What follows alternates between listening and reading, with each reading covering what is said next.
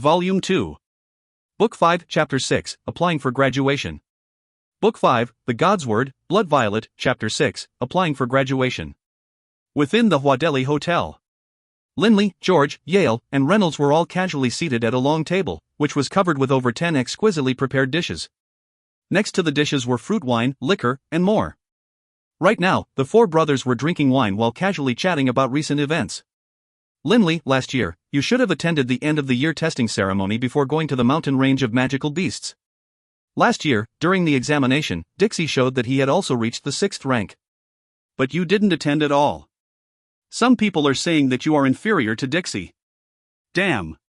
Only the four of us know that you reached the 6th rank long ago. Reynolds grumbled. Linley drank a cup of wine, chuckling. Magus of the 6th rank? Ever since he entered that rare state of oneness and carved out the sculpture, awakening from the dream, over the course of 10 days and 10 nights, his spiritual energy had increased tenfold, helping Linley to vault almost directly from the 6th rank to the 7th rank. In fact, just looking at spiritual energy, Linley would be an above-average magus of the 7th rank. 4th bro, you should know by now that 3rd bro doesn't care about this sort of stuff at all. If he cared, then he wouldn't have skipped the annual competition every year. Yale chortled. Right, 3rd bro, when this school semester just started, your Uncle Hillman came looking for you. Linley started. Looking at Yale, he immediately asked, what did Uncle Hillman want? In the past, Linley had always gone home for the new year. This previous year was the first and only year in which Linley spent the end of the winter and early spring in the mountain range of magical beasts. Nothing really. Most likely, he was wondering why you didn't go back for the new year and was worried something had happened to you. Yale said casually, then added, right. Something else we have to tell you. That same day your Uncle Hillman came to visit, the managing director of the Prue Gallery came as well. The purpose of his visit was to see sculpture of yours, awakening from the dream. Linley coughed in shock. The managing director? How did he know about awakening from the dream? Somewhat embarrassed, Reynolds said, it's all my fault. When Yale instructed people to carry your sculpture out of the mountain, I figured nobody knew how valuable it was, so I just had them leave it in our dormitory. That way, we brothers could admire it from time to time. But I didn't expect that Ostoni would come looking for you, and came directly to our dorm. He managed to catch a glimpse of awakening from the dream, and then he informed the managing director of the existence of this sculpture. Linley nodded slightly. Linley, the managing director wants to know if you'd be willing to auction off your sculpture within the Prue Gallery? If you aren't willing to auction it off, he still hopes that you would be willing to put it on display in the Prue Gallery. Will you agree? Yale looked at Linley. Without hesitating in the slightest, Linley shook his head. For now, I don't wish to publicize the existence of awakening from the dream. And I don't need money either. To Linley, awakening from the dream represented a period of love and loss. But of course, after completing this sculpture, Linley had mentally transformed as well. Especially during this period of time within the mountain range of magical beasts. He had experienced the siege of over 100 giant dragons, then watched 2 extremely powerful magical beasts battle to the death, and then nearly died himself before successfully drinking dragon's blood and transforming into a Dragonblood warrior. After having experienced so much, the affairs of him and Alice seemed to be nothing more than a distant memory. Linley had also learned to cherish the present. If father knew that I could now assume dragon form, how excited must he be? Linley thought of his father. Hogg's greatest lifelong desire was to see one of his sons become a Dragonblood warrior. Little Wharton's density of Dragonblood in his veins was sufficiently high, true, but Linley was capable of dragon form, and even of reaching the 8th rank of power in dragon form. If this news reached Hogg, that his son had become a Dragonblood warrior, he would be bursting with pride, no doubt. Linley could guess as to how much the sculpture, awakening from the dream, would be worth. He also knew very well that storing such an enormous sculpture in Wushan Township would not be safe. This was why he asked Yale to help him safeguard this sculpture. To the enormous Dawson conglomerate, this was nothing but a trifle. After leaving the hotel, Linley and his brothers were walking on the shady Grove Street. Boss Yale, 2nd bro, 4th bro. There's something that I must inform you about. Linley spoke after a period of silence. Seeing how serious Linley looked, Yale, George, and Reynolds all focused their attention on him. Within these next few days, I intend to apply for graduation. With difficulty, Linley forced out these words. Graduating meant leaving the Ernst Institute and leaving his 3 brothers behind. Linley had entered the Ernst Institute when he was 9 years old. He was now 17. He had spent 8 years here. Friends made during these innocent years, without any consideration of gain or ulterior motives, would always be true, genuine friends. Linley couldn't bear to part from his brothers. But in life, one must have some accomplishments. Upon graduating, he would have the chance to begin to gain titles, writs of nobility, a fiefdom, and perhaps an army. By then, he would be able to advance himself in leaps and bounds. Graduate? Yale, George, and Reynolds were all stunned. Yale was the first to recover. Third bro, why are you in such a hurry to graduate? What's the big deal about graduating from the Ernst Institute early anyhow? Isn't it great, we four brothers being together here? And the Ernst Institute is far more peaceful than the outside world. George and Reynolds also hurriedly tried to dissuade Linley. Linley shook his head. Nah. We can't always be hiding within the walls of the Ernst Institute and not interact with the outside world. Third bro, right now, you are only a magus of the 6th rank. Although a magus of the 6th rank is considered an expert in the outside world, there's many people who are stronger than you. How about, you wait until you reach the 7th rank, and then you graduate? George suggested. Based on what George knew, there were 2 major hurdles for a magus to overcome in his training. The biggest hurdle, of course, was crossing from the 9th rank to the saint level. But the second biggest hurdle was from the 6th rank to the 7th rank. From the 9th rank to the saint level, even if one had sufficient spiritual energy and had a powerful reserve of mage force, one could still spend countless years without being able to break through that last hurdle. It was something which required luck and opportunity, a stroke of luck which allowed someone to suddenly comprehend the way. And from the 6th to the 7th ranks, even geniuses would normally need 10 or so years. I am already a magus of the 7th rank. Linley told them directly. A magus of the 7th rank? The 3 brothers of Linley stared at him, seemingly thunderstruck. Even a genius such as Dixie only became a magus of the 6th rank upon turning 16. If he worked extremely hard, perhaps when he was around 30 years of age, he would reach the 7th rank. But Linley was only 17 years old. Third bro, did you just say that you've reached the 7th rank? Yale couldn't believe it at all. Third bro, you better not be tricking us. George was also in disbelief. Reynolds was silent. He only stared at Linley, not saying a word. Squeak squeak. Beebe, on Linley's shoulders, began to squeak excitedly towards Linley's 3 brothers while baring his fangs. Linley could hear Beebe's voice in his head. Boss, these 3 punks think you're lying. Boss, use a spell of the 7th rank on M, show M. Linley glanced at Beebe. Beebe, enough. A wronged look on his face, Beebe glanced at Linley then fell silent. Beebe's performing skills are pretty good, actually.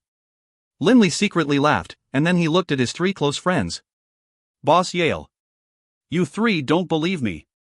When I go tomorrow to apply for graduation, you'll see. Yale, George, and Reynolds all knew what sort of person Linley was. Linley wasn't the type of guy to lie. Third bro, you really accomplished it? Linley nodded slightly. How about, I show you the soaring technique? Linley began to mumble the words to a magical incantation, while Yale and the others quietly watched. After a while, wind-type elemental essence began swirling around his body, lifting Linley into the air. Linley rose very slowly, hovering perhaps only 20 centimeters above the air. Someone looking from far away wouldn't be able to tell that he was in mid-air at all. This is the floating technique, Reynolds said. The floating technique only allowed one to rise up and down. Watch closely.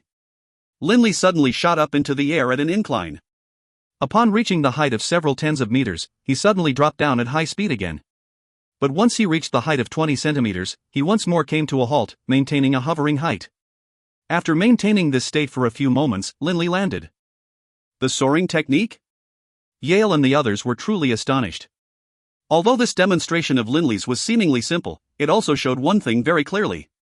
Being able to rise at an incline was definitely something only the soaring technique would allow. Hey, Linley. Long time no see. Didn't imagine that I'd find you here, showing off your jumping skills. From far away, a young man laughed as he walked over. From far away, Linley's movement did indeed seem like he was jumping in the air. To a very powerful warrior, jumping several dozen meters was not too difficult. And a large majority of the people at the Ernst Institute knew that this genius, Linley, was not only a magus, he was also a mighty warrior. There had been people who had seen him easily carry a 1,000-pound boulder inside his dormitory. Linley, Yale, and others exchanged pleasantries with the fellow, as he was a neighbor living next door to them. Third bro, you've really become a magus of the 7th rank. This can't be possible? But just now, George was the first one to say excitedly after the neighbor left. A 17-year-old magus of the 7th rank. My heavens! Has there ever been such a genius in the entire history of the Yulan continent? Reynolds was getting excited as well. Looking at Linley, Yale's eyes were shining. Even I am starting to look forward to Third Bro's graduation ceremony. I want to see the looks on the faces of those test givers. The next morning, on the empty magical ability examination fields of the Ernst Institute, 30 instructors were standing in a line. In truth, for Magus instructors were enough for a graduation test, but most instructors at the Ernst Institute had a lot of free time. Upon hearing that Linley was going to apply for graduation, they all came over to watch the fun. After all, generally speaking, most students would only apply for graduation after being confirmed as a Magus of the 6th rank. After spending some time at the 6th rank, only then would they apply for graduation. In a situation like that, there was no need for an actual graduation examination. Thus, a graduation examination was quite a rare event. 30 instructors, plus 3 students, Yale, George, and Reynolds. Amidst the 30 or so instructors, there was even Vice-Chancellor Deland, T.E., who came here out of interest. As Deland had put it, if one of the 2 greatest geniuses of our institute is applying for graduation, of course I must be here to witness it. Linley, utilize the Earth-style spell, Earth Spear Array. Based on the size and speed of the earthen spears, we will be able to assess your level. One of the test givers spoke. If his spell power had reached the 6th rank, then naturally he would be able to graduate. Linley slightly shook his head. All of the onlookers couldn't help but feel suspicious. Vice-Chancellor Deland spoke out. Linley, aren't you applying to graduate? What is going on? I want to use wind-style magic. Linley said with a smile. Vice-Chancellor Deland and the onlookers all laughed. They knew that Linley was a dual-element magus of wind and earth. But the test of magical strength was primarily a test of spiritual energy. It made no difference which element was tested, the underlying spiritual energy wouldn't change. Go ahead. Vice-Chancellor Deland and the 30-odd instructors all grinned at Linley. Linley immediately began to mutter the words to the 7th-ranked wind-style spell, soaring technique. After a while, a gust of wind began to swirl around Linley's body. Linley's body soared into the air, and then he began to agilely glide about in the air, sometimes turning, sometimes diving, sometimes flying straight at high speeds. So, soaring technique, The 30-odd Magus instructors were all shocked. They all knew what was implied by the usage of the soaring technique. A 17-year-old, dual-element Magus of the 7th rank. This, Vice-Chancellor Deland immediately understood that the Quiet Ernst Institute would perhaps no longer be quiet for a long, long time. If you find any errors, ads pop-up, ads redirect, broken links, non-standard content, etc., please let us know. Report chapter so we can fix it as soon as possible. Book 5, Chapter 7, Second in History. Book 5, The God's Word, Blood Violet, Chapter 7, Second in History.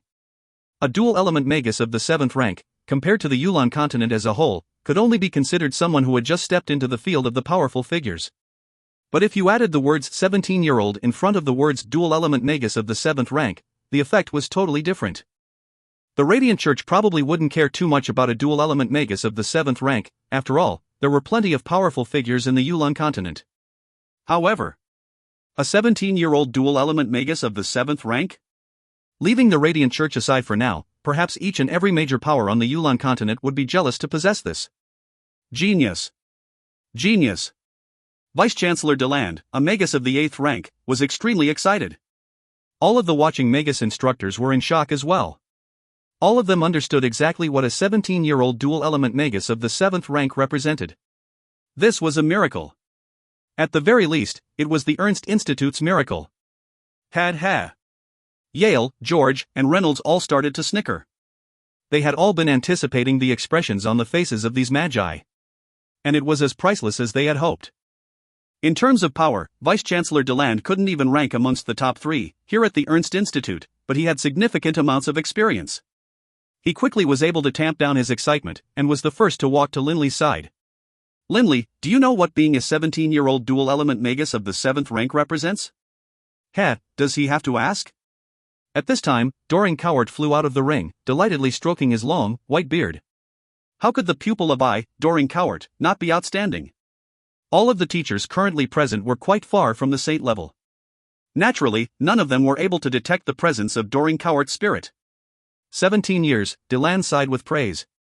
In the entire history of the Ernst Institute, based on age, amongst all of the students to attain the 7th rank, you, Linley, are the youngest.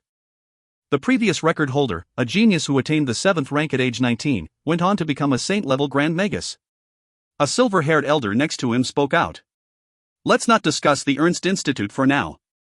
If we look at the Yulan continent as a whole, and look at the records of the continent as a whole, you are the second youngest genius in all of recorded history to reach the 7th rank. The Yulan continent as a whole had been around for countless years, and also covered a huge amount of territory. There was no way for the Ernst Institute to match it in terms of records. The second in history? Linley was rather surprised as well. How many countless geniuses had the Yulan continent produced over these years? For himself to be able to be the second youngest in history was a terrifying accomplishment. The youngest Magus in the entire history of the Yulan continent to reach the 7th rank was a saint-level Grand Magus who lived over 8,000 years ago.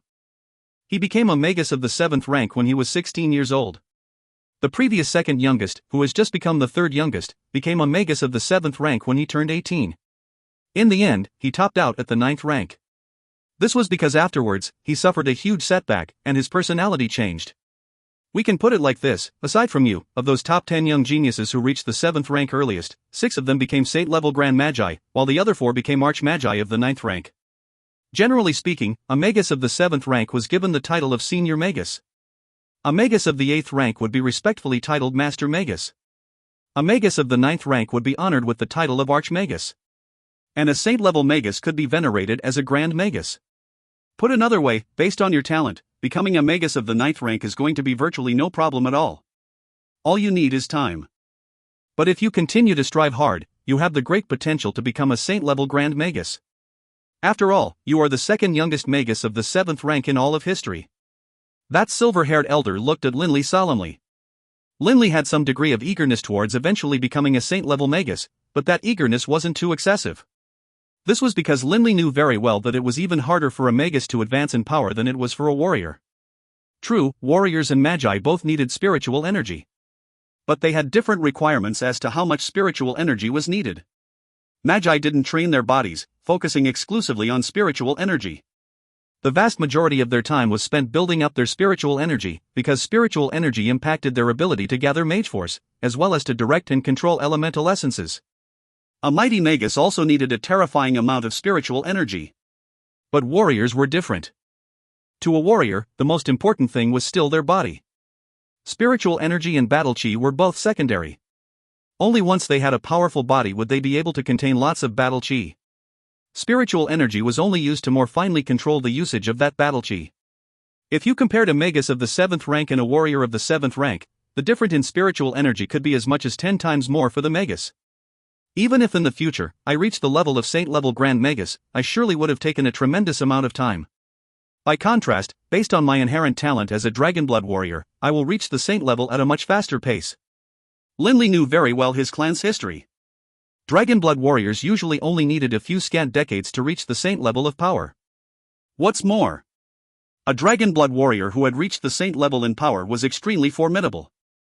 Even amongst saint-level combatants, a Dragonblood warrior would be considered an ultimate tier combatant. Linley, you are the most successful student in the entire history of our institute. For these next few days, we ask that you please remain here at the institute. We will invite some of the absolute best painters and sculptors to come and paint paintings and carve sculptures of you, which we will keep in the institute as mementos. Vice-Chancellor Deland immediately said. As the second youngest Magus to reach the 7th rank in the entire history of the Yulan continent, Linley naturally was the pride of the entire Ernst Institute. A painting? Linley was stunned. He realized that in front of these painters and sculptors, he would have to stand still for a very long period of time. As he realized this, Linley couldn't help but think to himself, becoming the second youngest Magus to reach the 7th rank in the entire history of the Yulan continent was perhaps not as wonderful as it sounded. The number 1 genius in the history of the Ernst Institute, and the number 2 genius in the history of the Yulan continent. A 17-year-old dual-element Magus of the 7th rank. This astonishing news quickly spread across the entire Ernst Institute. A 17-year-old dual-element Magus of the 7th rank? How is that possible? There's no way this news is fake. So many of the Institute's teachers were present at that time, and Vice-Chancellor Deland has even invited painters to come and paint pictures of Linley, with the intention of forever enshrining his image within our institute. My heavens, a 17-year-old dual-element magus of the 7th rank. Based on this speed, he should reach the 8th rank in 10 years, and the 9th rank in 20. He'll be 9th-ranked Archmagus in his 40s. Most likely, within a century, he will become a saint-level Grand Magus. I just flipped through some of the books in the library. Aside from Linley, of the top 10 geniuses in history, 6 became saint-level Grand Magi, while the other 4 all became Archmagi of the 9th rank. Linley is way too incredible. The entire Ernst Institute was shaken upside down by this news. If a student was perhaps just slightly better than his peers, perhaps he would be viewed with jealousy. But once a student's achievements reached a level as high as this, becoming the second youngest magus to reach the 7th rank in the entire history of the Yulan continent, they would only be filled with respect and veneration. In their eyes, Linley's future prospects were limitless. There was no way for them to compare with him. In the past, there were still some people who claimed that Dixie was the #1 genius of the institute. Now, no one said such a thing. Without question, the #1 genius of the Ernst Institute was Linley. And it wasn't just now, Linley was the #1 genius of the Ernst Institute in all of its 5,000-year-long history. Dixie was currently just a magus of the 6th rank. Who knew how long it would take before he could reach the 7th rank? Linley, a magus of the 7th rank? Having just completed his meditative training, Dixie fell silent upon hearing this news from his sister Delia. After having surpassed Linley when he became a magus of the 6th rank, Dixie had felt some sense of satisfaction. But this new bit of news seemed to push him into a deep abyss. Linley's speed of improvement was simply too astonishing. Even when he chased after Linley with all his might, it seemed like he was still being thrown farther and farther behind by Linley. "Big brother," Delia said in a soft voice. She was a bit concerned about her big brother. Delia knew all too well that ever since he was young, her big brother had been an extremely proud person. He was very cold to others, and also extremely strict with himself. Her big brother never submitted to anyone, but ever since Linley had rocketed up from the 4th rank to the 5th rank, her big brother had felt threatened. Her big brother had worked extremely hard, and in the previous year had managed to cross the threshold of the 6th rank. But Linley actually. "Don't worry. I'm fine." Dixie slowly shook his head. "Delia, I suddenly feel as though there's not that much point in remaining here at the Institute. I also plan to apply for graduation. In the upcoming days, I'll return to the Empire and return to the clan." Delia was startled. Within a private area inside the Huadeli Hotel, there were 4 bedrooms and 2 living rooms. It was quite large. Linley and his 3 brothers were currently living here. Ever since the news that Linley had become a magus of the 7th rank had spread out, Dorm 1987 hadn't had a single peaceful day. Huge amounts of people came to pay their respects to Linley, forcing Linley to hide here, within the Huadeli Hotel. Due to the deep background and connections possessed by the Huadeli Hotel, few people dared to trespass here. "Third bro, when you are quiet, you are very low-key, but when you finally make your move, by the heavens do you cause a ruckus." Yale sighed. Linley chuckled. Actually, this was a decision which he had arrived at after serious discussions with Doring Cowart. After all, currently, the Baruch clan was still weak. If they wanted to strengthen it rapidly, the best way to do so was to quickly spread the word that he already possessed the might of a magus of the 7th rank, but a 17-year-old dual-element magus of the 7th rank. This would cause every organization in the continent to send people inviting him to join them. Naturally, they would offer exceptional conditions as well. And thus, Linley would do better and better in the future. "Third bro, I'm no longer going to hide this information from you. The Dawson Conglomerate, one of the 3 great trading unions in the Yulan continent, belongs to my clan. Are you interested in joining the Dawson Conglomerate?" Yale looked at Linley. In all honesty, Yale was very much hoping that Linley would become a member of the Dawson Conglomerate. The #2 genius in the entire history of the Yulan continent. If a genius like this entered the Dawson Conglomerate, his future status would unquestionably be very high. Naturally, this would also be hugely beneficial to Yale's status within his clan. "The Dawson Conglomerate?" Reynolds let out a startled yelp. "Wow, Boss Yale, I always knew you were a member of the Dawson clan, but there are way too many clans with the name Dawson." "But the Dawson clan you belong to is actually the Dawson clan behind the Dawson Conglomerate?" "The Dawson Conglomerate. My goodness, you are rich." George also looked at Yale. "Boss Yale, Linley hesitated. "Don't worry. You are my bro, first and foremost. I won't force you." Yale laughed. "I can't guarantee other things, but what I can guarantee is that if you do decide to join the Dawson Conglomerate, then money will not be an issue.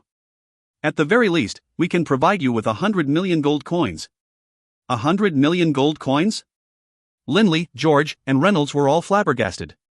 100 million gold coins. What a terrifyingly large sum that was. Perhaps all of the combined assets of the richest clan in Funlai City wouldn't add up to 100 million gold coins. Linley, the clan of this bro of yours is really too wealthy. 100 million gold coins, damn, even Doring Cowart was stunned. Even a master sculptor's most famous, legacy-making sculpture would only be worth 1 million gold coins at most. This was already a terrifying sum of money, and how many master sculptors were there? Third bro, I can honestly tell you that aside from the other two trading unions, in the entire Yulan continent, not even the four great empires or the two major alliances would be able to produce such a vast amount of money at once. As for those kingdoms, Yale was very certain of his words. The four great empires and the two major alliances both had their own saint-level combatants. But the four great empires and the two major alliances had to pay the upkeep for their huge armies as well as provide for the entire country. Although they were wealthy, asking them to produce 100 million gold coins all at once would be very difficult for them. At the very least, it would require lengthy, complicated internal deliberations. For someone who wasn't, yet, a saint-level combatant? They wouldn't be willing to do it. Only the three major trading unions, with their terrifying amount of wealth, would. Although they possessed a staggering amount of money, in terms of military power, although they were strong, they were much weaker than the four great empires and the two major alliances. Thus, they all urgently needed experts to join their ranks. Knock. Knock. Knock. Suddenly, the sound of their door being knocked on could be heard. Yale frowned and walked over to the door. Opening it, he said, "I thought I gave instructions for us not to be disturbed?" The manager of the Huadelhi Hotel said awkwardly, "Young Master Yale, a cardinal of the Radiant Church, along with 3 clerics and a troop of knights of the Radiant Temple, have arrived outside the hotel." Yale started. One of the cardinals, whose position and authority in the entire Radiant Church was second only to the Holy Emperor himself. The rank of each and every cardinal was much higher than that of one of the kings of a kingdom. If a cardinal had personally come, leading a troop of people, there was no way that he, a young master of the Dawson conglomerate, could possibly block the way. Looks like Third Bro has quite a powerful appeal.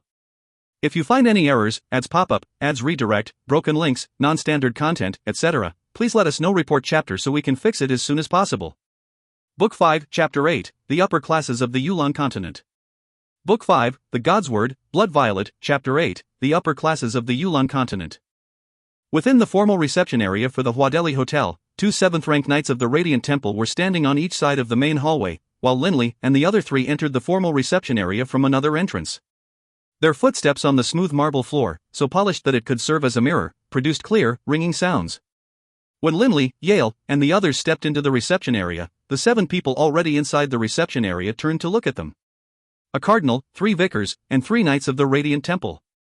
Linley immediately could tell each person's status, and could also immediately sense that all 7 of these people were extremely powerful. Based on what Linley already knew. Within the Radiant Church, the position of the cardinals was second only to the Holy Emperor himself. In order to become a cardinal, one needed to not only have sufficient fame, but also have the power of an archmagus of the 9th rank. An archmagus of the 9th rank? Linley couldn't help but carefully scrutinize this cardinal in front of him. This cardinal appeared to be a middle-aged man, with a head full of curly silver hair. His nose was high and sharp, while a hint of a smile played about his lips. He seemed quite amiable. "Hello, Linley. And you, young Yale." The cardinal smiled as he rose to his feet. "Let me make some brief introductions. These 3 vicars are my assistants, while these 3 knights of the Radiant Temple belong to the Glory Division. They are, respectively, Commander Marcus, Makuasai, and his 2 deputy commanders. As for myself, you can just go ahead and call me Guillermo. Cardinal Guillermo." Linley had previously heard that the Holy Union had a total of 8 ace regiments of knights. One of them was the Glory Division. Each of these 8 ace regiments was extremely powerful and possessed astounding offensive ability. Lord Guillermo, Lord Marcus. All the other lords present. "Might I ask why you have come?" Linley said with humility, while at the same time, Linley began to check out Marcus. Marcus was an extremely powerful-looking bald man. Sitting there, the impression he gave was that of a mountain at rest, immovable by any outside force. In the 7-man delegation from the Radiant Church, Marcus and Guillermo held the highest ranks. Marcus, in his capacity as the commander of one of the 8 ace regiments, most likely was not any weaker than Guillermo, and his personal status was roughly on the same level as well. Marcus' lips cracked open, and his deep, weighty voice rang out. I heard Guillermo say that our Holy Union has produced an incredible genius. A 17-year-old dual-element magus of the 7th rank. I was very much curious what this genius looked like. Today, now that I've had a chance to see for myself, I like what I see, but... Based on Marcus' experience, at a glance, he naturally could tell that Linley was a warrior as well. Kid, what rank are you as a warrior? Marcus asked directly. Guillermo just sat there obediently, seemingly not at all displeased by Marcus' interruption. Linley modestly said, this year, I just reached the 6th rank as a warrior. Oh. Marcus' eyes lit up. A 17-year-old warrior of the 6th rank. That's already extremely impressive. I, Marcus, rarely am in awe of anyone, but I must admit that you definitely are a genius. Not only have you become an incredibly talented magus, you are an excellent warrior as well. Linley smiled very humbly. The two knights seated to each side of Marcus also had looks of surprise on their faces. Guillermo chuckled. Enough, Marcus. Yes, it is quite impressive that Linley is a warrior of the 6th rank at age 17, but let's be honest, we can find one or two of those in virtually every single warrior academy. His true worth still lies in his talent as a magus. The training difficulty for a warrior was somewhat lower than that of a magus to begin with. For those who trained hard and worked out since they were young, and, if they came from good families, trained in battlechi since youth, becoming a warrior of the 6th rank at age 17 wasn't too difficult.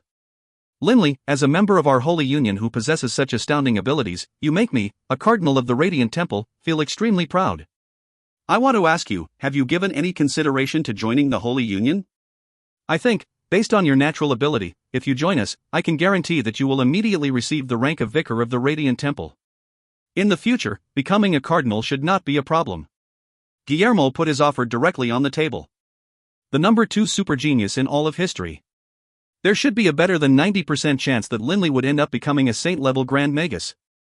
The 10% chance only existed because it was possible that due to suffering some sort of mental setback, Linley would decide to stop improving. A potential saint-level combatant. Even if Linley didn't train very hard, becoming an Archmagus of the 9th rank should be guaranteed. A talent like this had to be absorbed. Lord Guillermo, to me, this news is a little too sudden. A modest, shy smile had appeared on Linley's face. I'm only 17 years old this year. I haven't given a lot of thought to these affairs. A high rank and great power also symbolize heavy responsibilities which I'm currently afraid to take on. Could I wait a few years? Linley was declining. Guillermo frowned. The number 2 genius in the entire history of the Yulan continent, a person who most likely would be a saint-level combatant in the future. Even if they couldn't make use of him, they wouldn't allow enemies to make use of him either.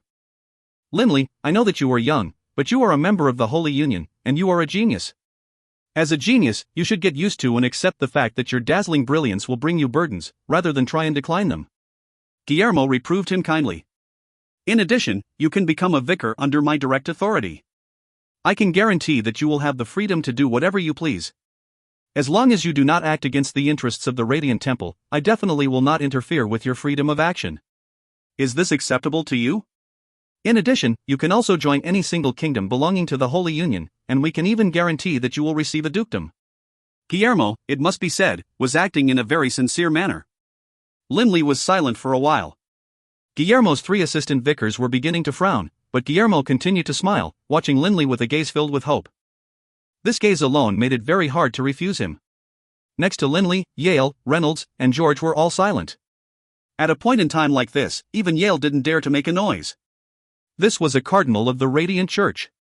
In the pyramid-like hierarchy of the Holy Union, the cardinals stood at the very apex. Their power exceeded that of any king, and even Yale's father wasn't comparable to them. How would he, a young master of a trading union, dare to butt in?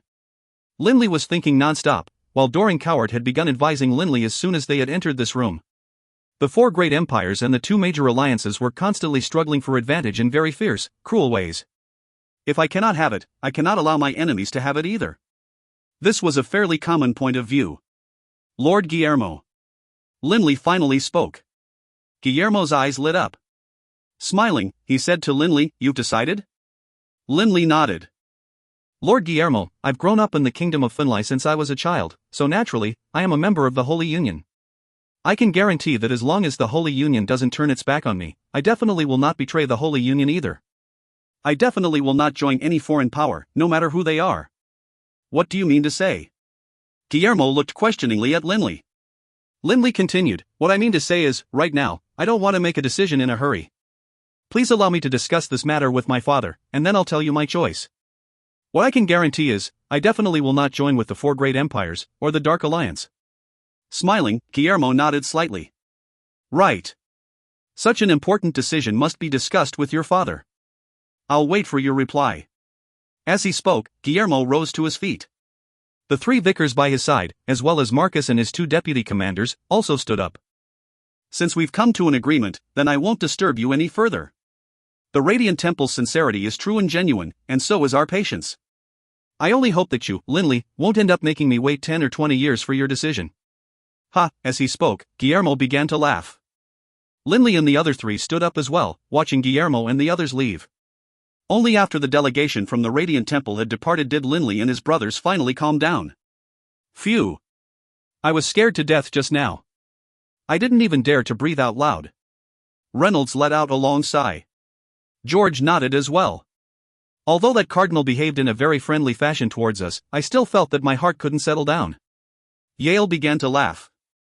Naturally. After all, he is a cardinal, one of the most powerful people in the entire Holy Union.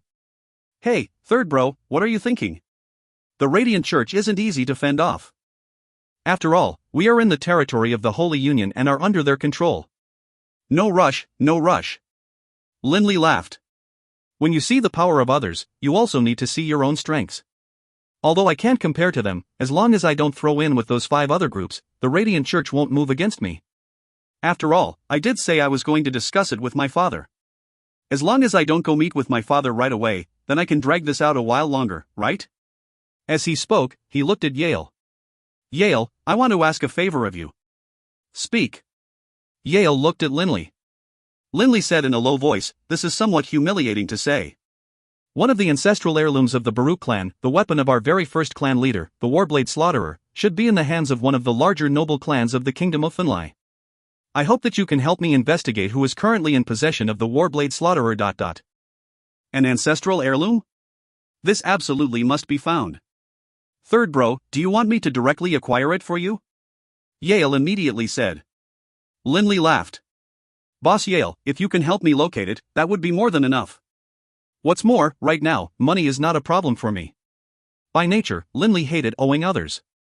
2 days later. Early morning. Part of Linley's room was covered with a layer of earth-colored light. This earth-colored light did not cover a very large area, only perhaps a circle with circumference of 2 or 3 meters. Anyone who stepped into that area would sense a tremendous gravitational force. Earth-style magic, supergravity field. Having reached the 7th rank as a Magus, the power of Linley's supergravity field was now much stronger than before. The strength of the local gravity field within the circle was 4 times normal gravity. Under 4 times the normal gravity, even the blood vessels in one's body would suffer severe damage, to say nothing of the rest of the body. Linley wasn't using any earth magic to counteract the force of this gravity field. Instead, he was using his body's physical strength alone to resist that terrifying gravity. Right now, his entire body was upside down, and he was holding himself up with his fingers alone, constantly exercising his finger strength and wrist strength. 725. 726. Drip. Drip. Beads of sweat were constantly rolling down from Linley's temples, falling onto the ground. The door to the room suddenly banged open, and Yale excitedly charged into the room. Hey, third bro, I have news regarding the search for the slaughterer that you entrusted me with. As he spoke, Yale accidentally entered the area of the supergravity field. Yale! Slapping the floor with his palms, Linley immediately flipped himself upright and immediately pulled Yale out of the supergravity field. Huff, puff, Yale was breathing heavily. Staring at Linley in surprise, he said, Third bro, you created a supergravity field within your bedroom? I got caught by it. That feeling just now was absolutely terrible. It felt like my heart was about to stop. Fortunately, the time he had spent within the field was minuscule, as otherwise, Yale's body would indeed have suffered negative consequences. Right, Boss Yale, didn't you just say something about the slaughterer? Linley's attention was totally fixated on that mention of his ancestral heirloom. For his father's entire life, his father's greatest desire was the recovery of this ancestral heirloom which had been passed down from 5,000 years ago. Yale nodded slightly. Oh. I just received word that your clan's warblade, Slaughterer, is in the hands of a large clan within Funlai City itself. That clan is called, Yale couldn't help but frown, as he momentarily couldn't recall the name of the clan.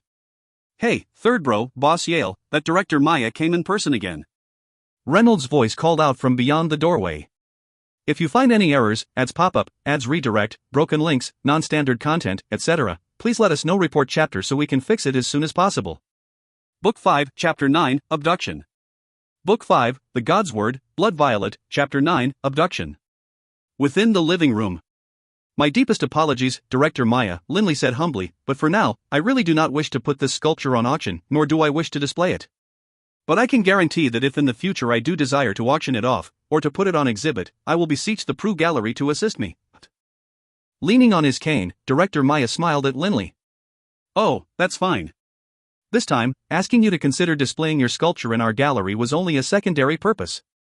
My primary purpose was to come see this sculpting genius, the likes of whom we might see once in a trillion years.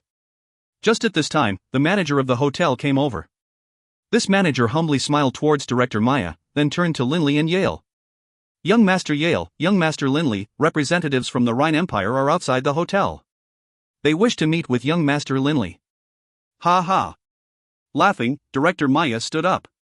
Linley, seems like you're quite busy nowadays. Then I won't disturb you for now. I'll take my leave. As he spoke, Director Maya led his attendants out of the hotel. Linley looked at the hotel manager. Please help me block them. Right now, I do not wish to meet with representatives of the four great empires or the Dark Alliance. Linley very bluntly refused to meet with any of the people who had come to see him. Linley knew very well that if he were to meet with representatives of the four great empires or the Dark Alliance, that would cause great dissatisfaction with the Radiant Church. After all, as soon as he met with them, even if he refused their offer in the end, the Radiant Church would still be suspicious of him, as they would have had no one present during the meeting. And the Radiant Church had tremendous power throughout the Yulan continent. It was no weaker than any of the four great empires. There was no need for Linley to join with the four great empires or the Dark Alliance. 3 days later.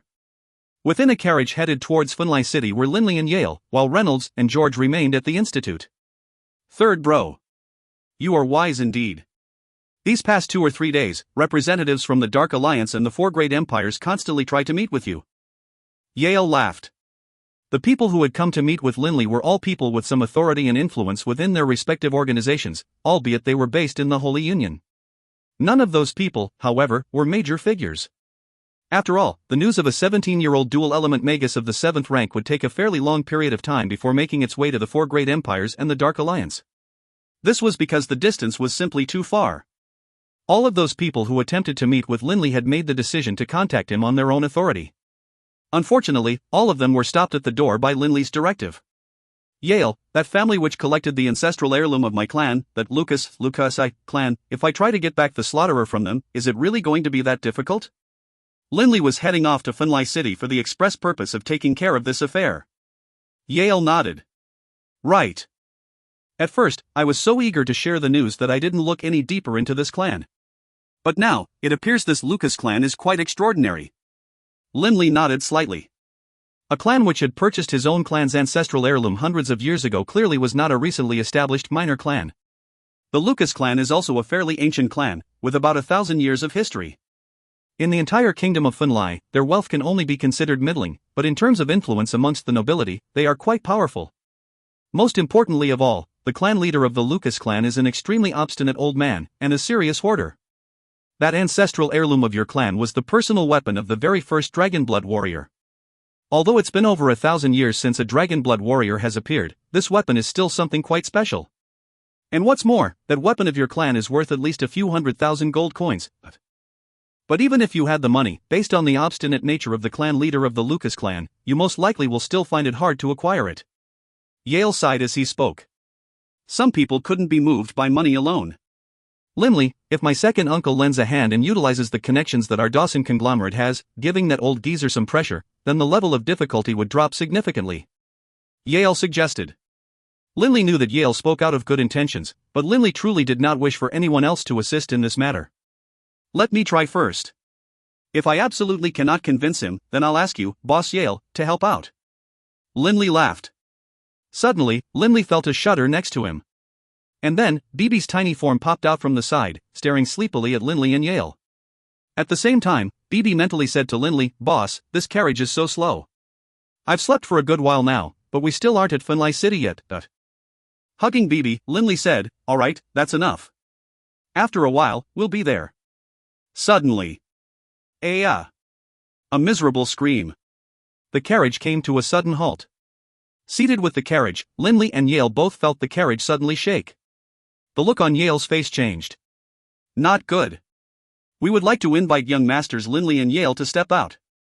A rather piercing voice emanated from outside. Linley and Yale exchanged glances. For their opponent to be able to surround and stop them without them even knowing demonstrated that the opponent clearly was more powerful than them. Without any resistance, they stepped out of the carriage. Right now, their two bodyguards of the 7th rank had both collapsed onto the ground, staining it with their blood. Even the carriage driver had collapsed. For a warrior of the 7th rank to be killed without even being able to react was a clear indication of their opponent's strength. "Young masters Linley and Yale, we come without any ill intentions. We just want to invite Linley to come be our guest for a little while. As far as you, young master Yale, naturally we won't harm you." Not far away, 3 men were standing in greenish-black clothes. Their leader, a man covered in knife scars, was the one who had spoken. Yale was furious at the deaths of his bodyguards of the 7th rank, but he didn't give vent to his rage. After all, he could tell how much stronger these opponents were. The scarred man smiled towards Linley. "Linley, don't resist. My subordinates can easily capture you, let alone myself. Right now, the only thing you have to do is to obediently follow us. Are you willing? Or must we use force?" Linley glanced alongside at Yale. Linley really did not want to cause Yale any misfortune. "Third bro, don't go with them," Yale said frantically. In his heart, Linley knew very well that these 3 combatants were either from the Dark Alliance or the 4 great empires. Based on their strength, even if he and BB went all out to resist them, it most likely wouldn't be enough. What's more, the purpose of these people in seeking him out was to have him join them, so they probably wouldn't go so far as to harm him. "All right, I'll follow." Linley nodded. The knife-scarred man couldn't help but grin. "That's great to hear. Young Master Yale, we hope you'll forget all about what just happened here." As he spoke, the knife-scarred man glanced at the 2 next to him. Those 2 instantly scurried at high speed next to Linley. "Let's go," the knife-scarred man instructed. Holding on to BB, Linley began heading southeast under the escort of those 2 men by his side. "Boss, let's kill these 2 guys. I'm confident in my ability to kill the 2 surrounding you. But as to that knife-scarred guy, I'm not so sure," BB said mentally. Linley knew that BB's senses were usually extremely accurate. He, too, was able to extrapolate that these 2 people by his side were most likely warriors of the 8th rank. And that knife-scarred leader of theirs was most likely a warrior of the 9th rank. An organization capable of sending out a warrior of the 9th rank and 2 warriors of the 8th rank was no ordinary organization. "BB, don't be rash." Linley held him back. Where on earth did all these experts start popping out from? Linley felt helpless. Doring Coward appeared by his side, grinning as he glanced at Linley. "Right now, your status is different from the past. Naturally, the experts you encounter will now also be at a higher level. I told you long ago that only upon attaining the 7th rank will you be considered to have entered the countless ranks of the strong. In each and every one of the 4 great empires, there might only be a few saint-level combatants, but there will be at least a few dozen combatants of the 9th rank. Mobilizing one of them for the purpose of dealing with you is no big deal. An empire or one of the major alliances would have hundreds of millions of citizens. For there to be a few dozen combatants of the 9th rank amongst hundreds of millions of people meant that for every 10 million or so, there was one combatant of the 9th rank. In honesty, combatants of the 9th rank were still quite rare. Where are they heading to? Linley stared questioningly at Doring Cowart. If my guess is correct, these 3 should belong to the Dark Alliance. Most likely, they are trying to first enter the mountain range of magical beasts, and then change directions from within to go directly south, hurrying towards the border with the Dark Alliance. Doring Cowart said quite confidently. Linley thought for a while, then agreed. The 4 great empires and the Dark Alliance both had stationed some military units in each other's territory, but none in the mountain range of magical beasts. After all, to most magical beasts, the ordinary soldiers were nothing more than food. To an ordinary warrior, the mountain range of magical beasts was extremely vicious. But to a warrior of the 9th rank and 2 warriors of the 8th rank? It was a very easy path to traverse. As long as the three of them didn't enter the central areas of the mountain range of magical beasts, there shouldn't be any danger. Where the battle had occurred just now, Yale remained, staring at the corpses of the three men. Letting out a long sigh, he began to head towards Finlay City. But just as he left, a man dressed in black suddenly appeared. The man in black glanced in the direction where Linley had been taken, then immediately withdrew a vertical black flute from his clothes. Swyish. A strange, piercing sound emanated from the flute. This sound was extremely strange. If 4 people in 4 different locations were to hear it, the one standing in the direction of Finlay City would hear it 1,000 times more loudly than the one standing on the opposite side, away from Finlay City. This flute seemed to concentrate all sound in one direction, and it in fact didn't seem to rely on sound, rather, it relied on a unique vibratory mechanism. Holding BB, Linley very obediently followed those 3 men. The knife-scarred man was very satisfied with Linley's cooperativeness. But once they reached a location approximately 3 kilometers away from the mountain range of magical beasts, the expression of the knife-scarred man changed. Ha! The knife-scarred man instantly retreated to Linley's side, and then icily stared at his surroundings. Come out! Instantly, 6 men in tight black clothes.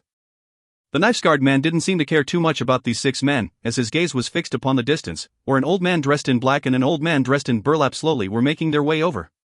Linley is a member of our Holy Union.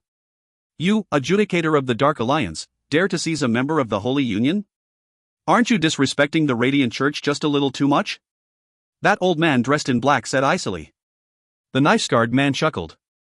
I didn't expect to draw your personal attention, Deputy Arbiter. Oh, and you've even invited an ascetic to come as well. And several judicial executors. Looks like you fellows really value this Linley very highly. The knife-scarred man was very clear as to the power of his opponents, but he didn't seem frightened at all. All I wanted to do was invite Linley to come have some fun with us in the Dark Alliance, but since all of you have come to prevent that, then forget it. The knife-scarred man looked at the black-robed elder. Deputy Arbiter, I want you to agree to something. I'll spare Linley, and you spare my 2 subordinates. What do you say? The black-robed man knew very well that the knife-scarred man in front of him was adjudicator of the Dark Alliance, someone with tremendous power which would be extremely hard to kill by himself. But this time, he had also invited an ascetic of the Radiant Temple to come along with him. To kill this opponent wouldn't be too hard. But, Linley was in the opponent's hands. Fine. I guarantee by my own personal honor that you and your subordinates will be permitted to leave. But Linley must stay behind. The black-robed old man didn't really want to get into a major fight with these opponents right now either. Fine.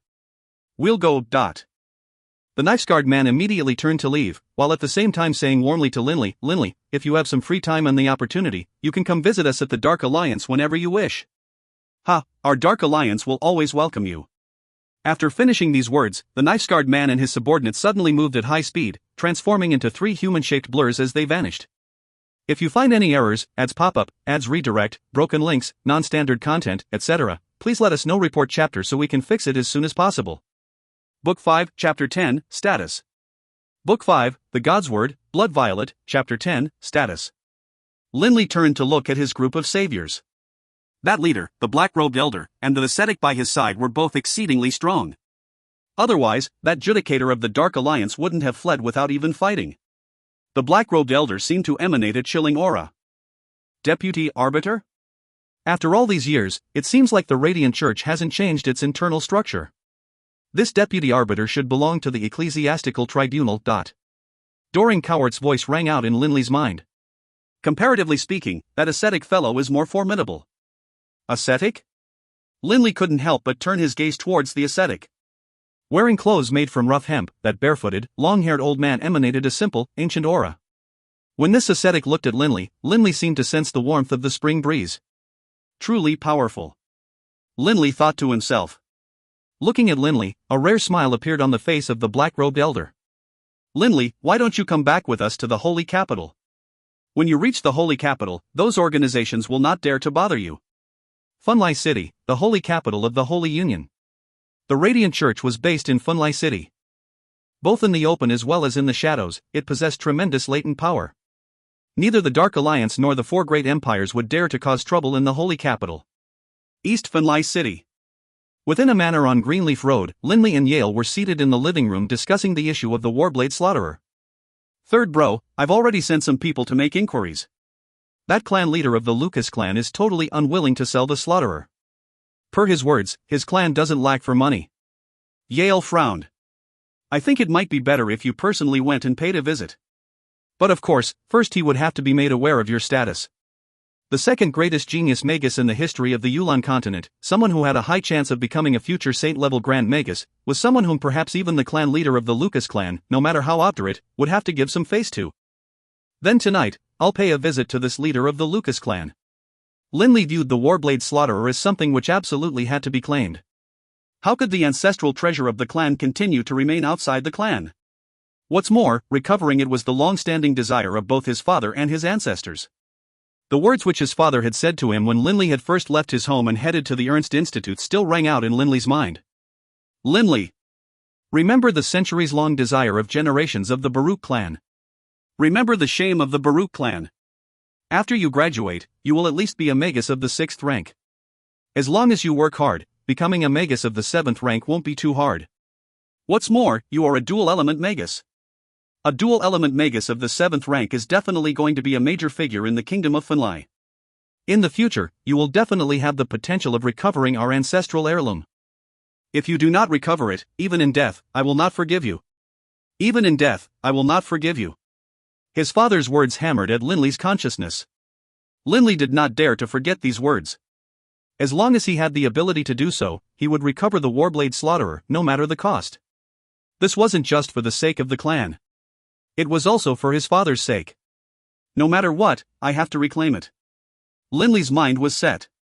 If soft persuasion didn't work, he would take harder measures. But of course, it would be better if he could reclaim his ancestral heirloom openly and above the board. He would do his best to have the current owners hand it back. Boss. How about you just have me act instead and just take it back? Bibi suddenly piped up in Linley's mind. Linley glanced at Bibi, napping on Linley's legs. He couldn't help but pat Bibi's little noggin. Don't make trouble. Bibi couldn't help but wrinkle his nose. With a humph, he laid back down on Linley's leg and went back to sleep. At this moment, footsteps could be heard from outside. A blue-robed middle-aged man entered and bowed.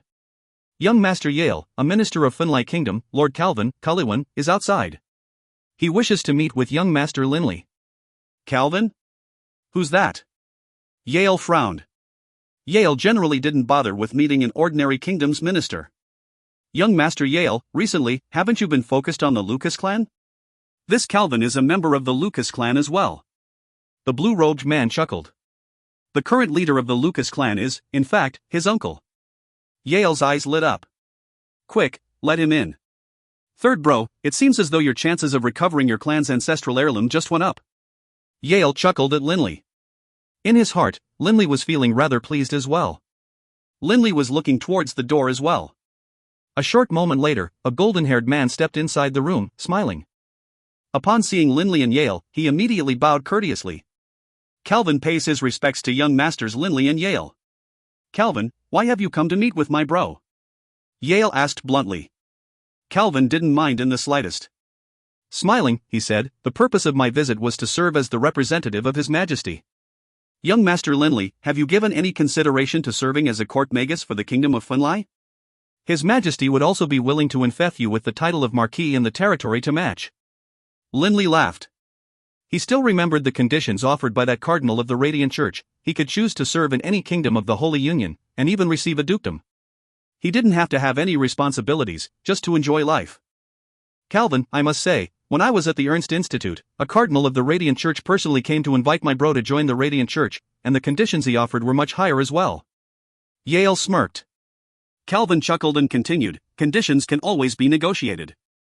His Majesty only hopes that Linley can remain within our Kingdom of Finlai. After all, each of the 6 kingdoms in the Holy Union had different amounts of power. If the Kingdom of Finlai acquired Linley's support, then in the future, Finlai's status within the Holy Union would be further solidified. After all, the Radiant Church had the authority to depose any king within the Holy Union, or even exterminate an entire royal clan. The power of the Church far exceeded the power of the royals. Thus, it was extremely important for a royal clan to have a powerful base of support. Calvin. Linley finally spoke. Calvin immediately bowed slightly, appearing to listen very carefully. You belong to the Lucas clan, correct? Linley immediately went to the principal topic for him. Calvin nodded. A trace of pride on his face, he said, correct. The clan leader is my uncle. I belong to the Baruch clan. Linley looked at Calvin. An ancestral heirloom of my Baruch clan, known as the Warblade, Slaughterer, has been lost to my clan for centuries now. Right now, I hope to recover this Warblade, Slaughterer. Based on what I know, my clan's ancestral heirloom is currently residing with your Lucas clan. After saying these words, Linley no longer spoke. Calvin couldn't help but frown. The Warblade Slaughterer, the weapon of the original Dragonblood warrior? Calvin looked at Linley. Calvin was silent for a while, then said, Young Master Linley, honestly speaking, the person with the most authority in the clan is my uncle, but my uncle is getting on in his years. He isn't responsible for most of the clan's affairs. His biggest hobby is being a collector. This Warblade, Slaughterer, is an item which he often shows off to visitors. This treasure, which is worth nearly 1,000,000 gold coins, is the most valuable item in our clan's collection as well.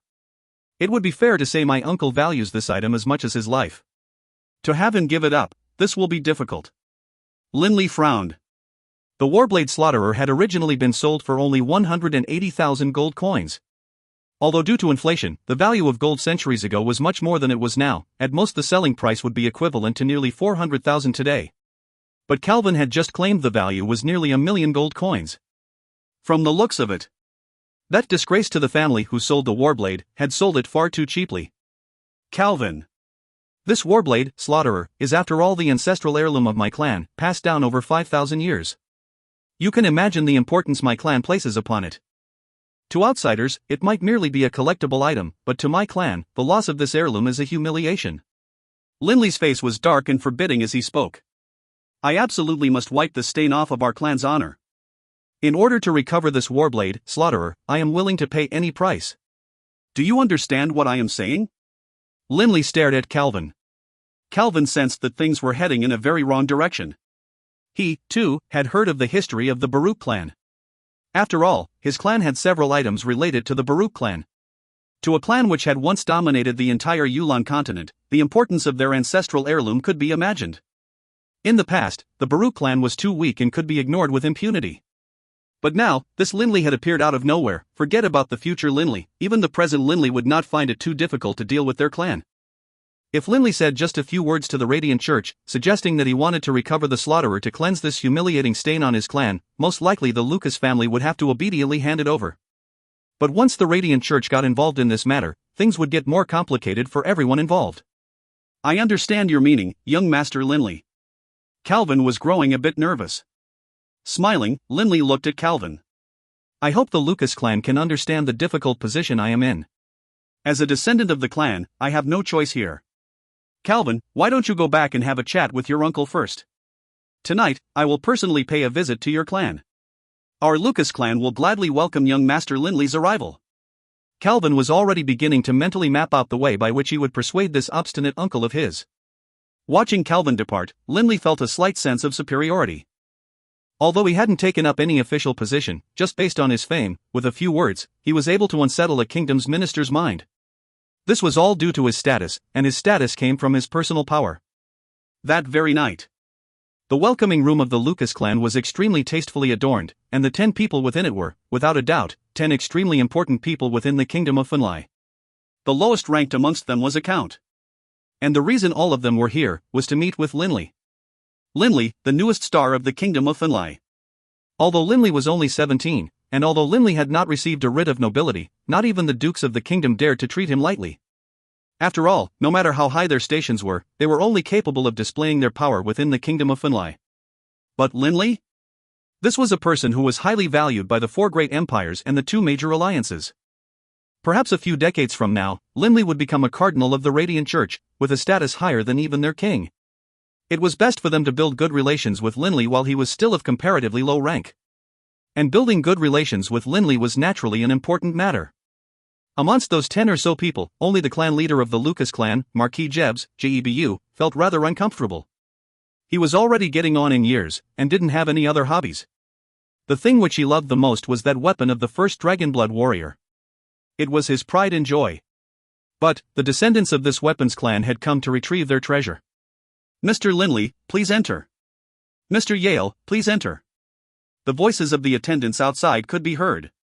Instantly, all of the 10 or so people in the room turned to smile at the door. Even the unhappy Marquis Jebs squeezed a smile onto his face. This was the first time Linley had been addressed as Mr., a title he was a bit unused to. He saw an old man with gleaming silver hair walk over to him, beaming as he said very courteously, "Very happy to welcome Linley and Yale to my clan's home. As the leader of this clan, I, Jebs, feel deeply honored." Linley couldn't help but show a hint of a smile on his face. Looked like there was a chance. If you find any errors, ads pop up, ads redirect, broken links, non-standard content, etc., please let us know. Report chapter so we can fix it as soon as possible. Book 5, Chapter 11, A Lack of Money.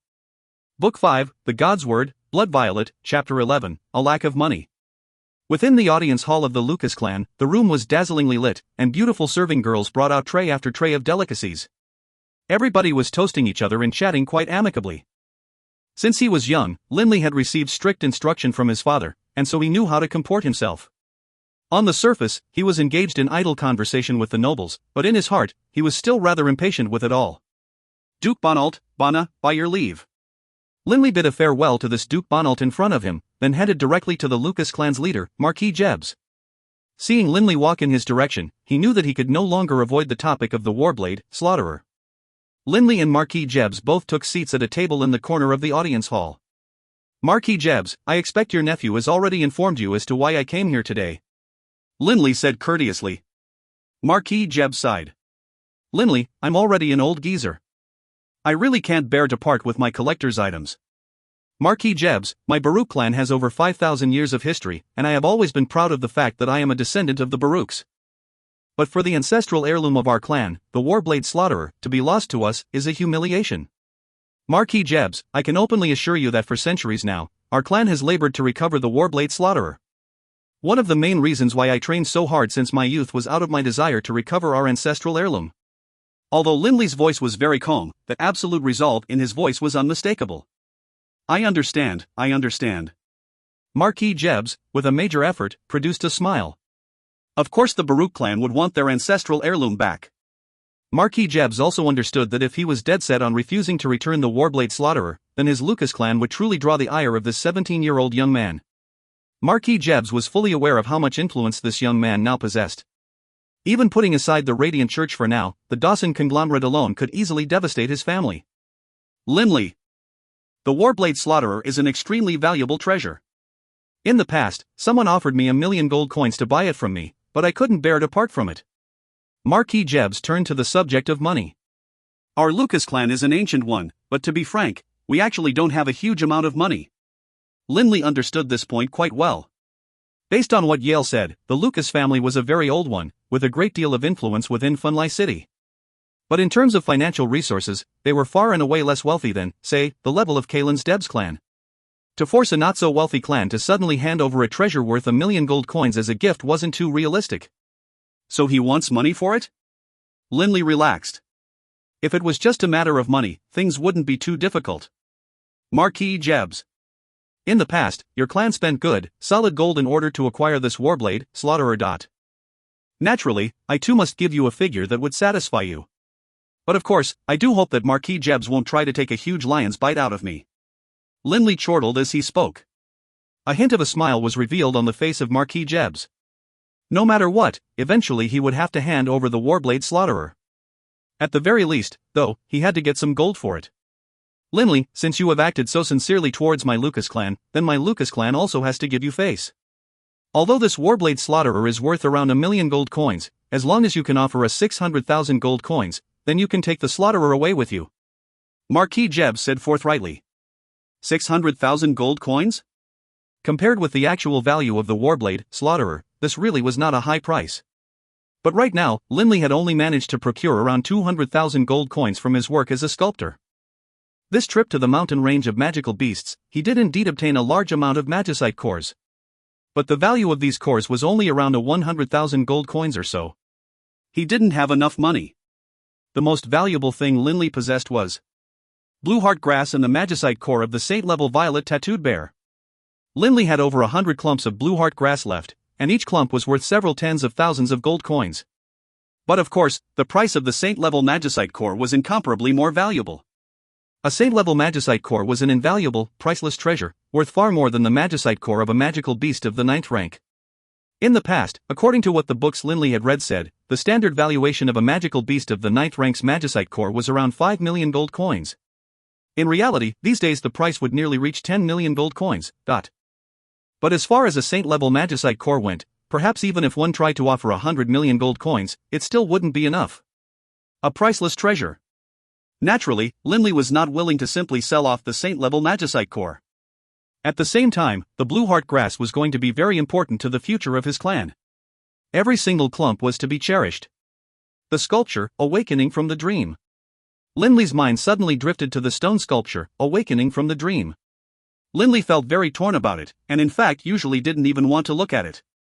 This was why Linley continued to let Yale safeguard it. Sell it. Linley suddenly came to this decision, and in fact, in the bottom of Linley's heart, this thought flashed by: I wonder what Alice would think once she sees this sculpture? Linley consulted with Doreen Cowart. Linley, it's best if you go ahead and sell off this sculpture, awakening from the dream, Doreen Cowart advised. You don't want to look at this sculpture, but if you keep it with you, you'll always have it on the back of your mind. Best to just sell it off. Also, this will serve to broaden the fame of the straight chisel school that I founded. Linley chuckled. Marquis Jebs, rest your mind. Very shortly, the 600,000 gold coins will arrive. I only hope that while you are waiting for me, you won't sell off this warblade, slaughterer, to anyone else. Linley said with sincerity. Marquis Jebs hurriedly replied, Linley, be at ease.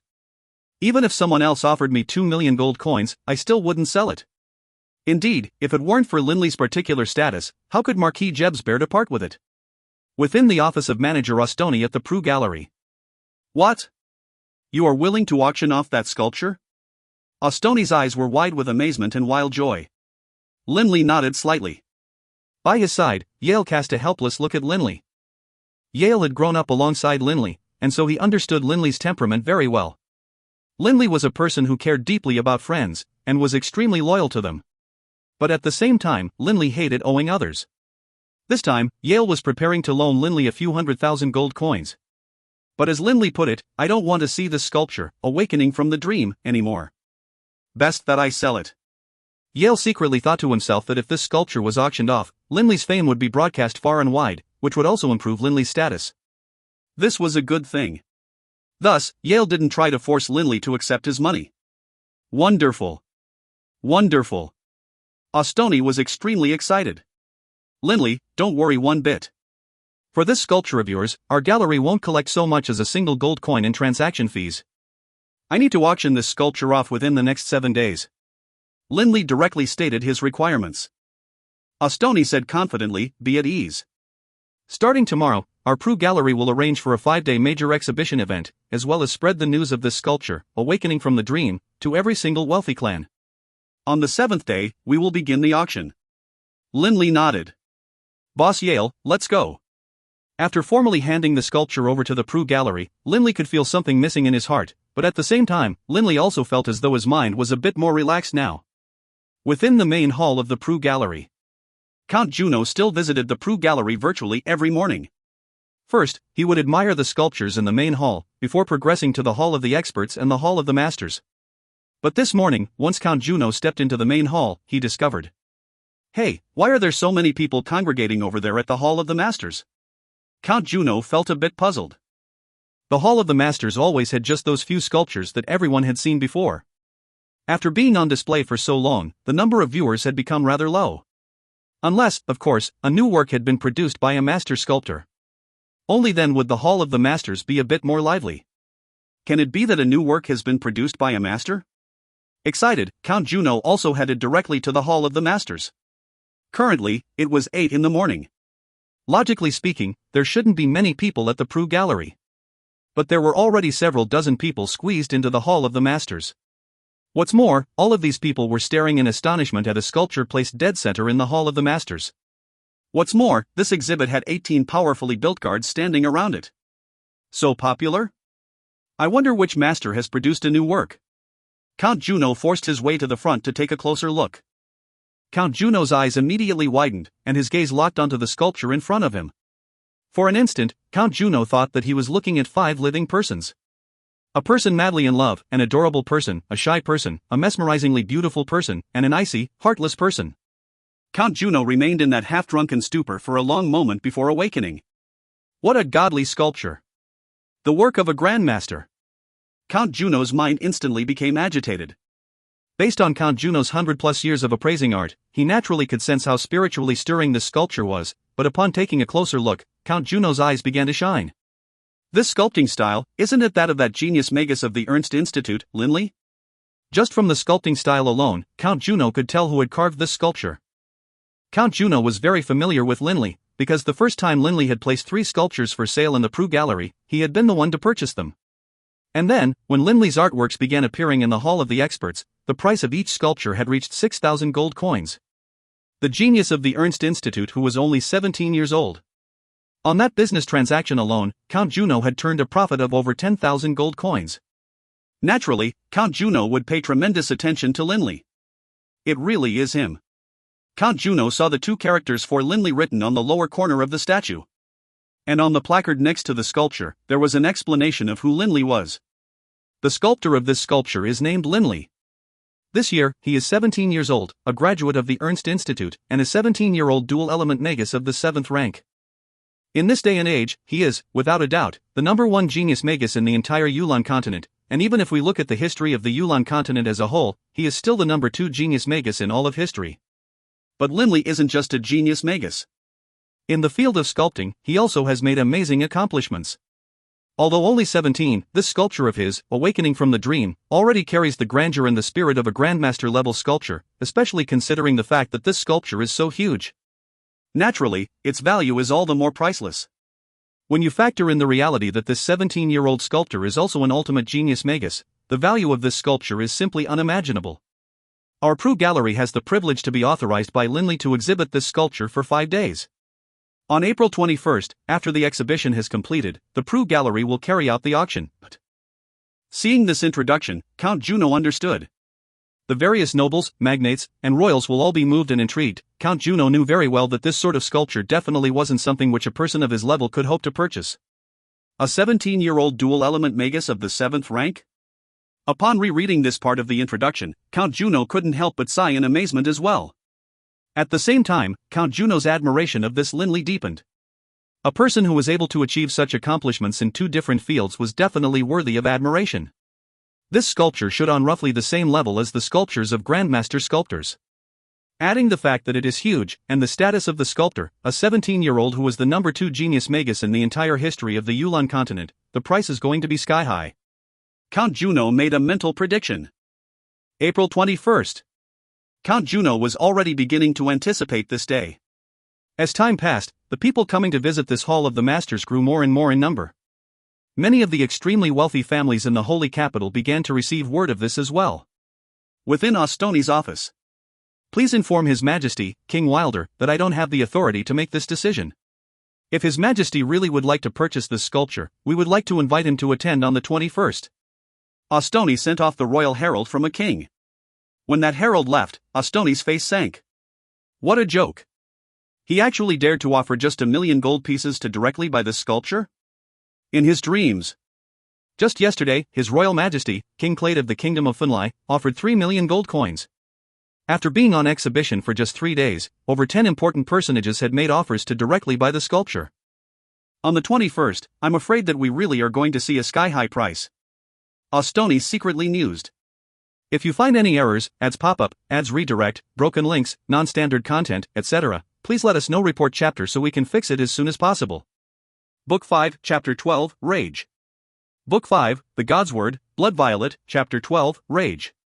Within the Debs clan's private garden, Alice and Kaelin were sitting together and discussing the question of marriage. Alice. Kaelin's face was all smiles. I've already discussed this with my father.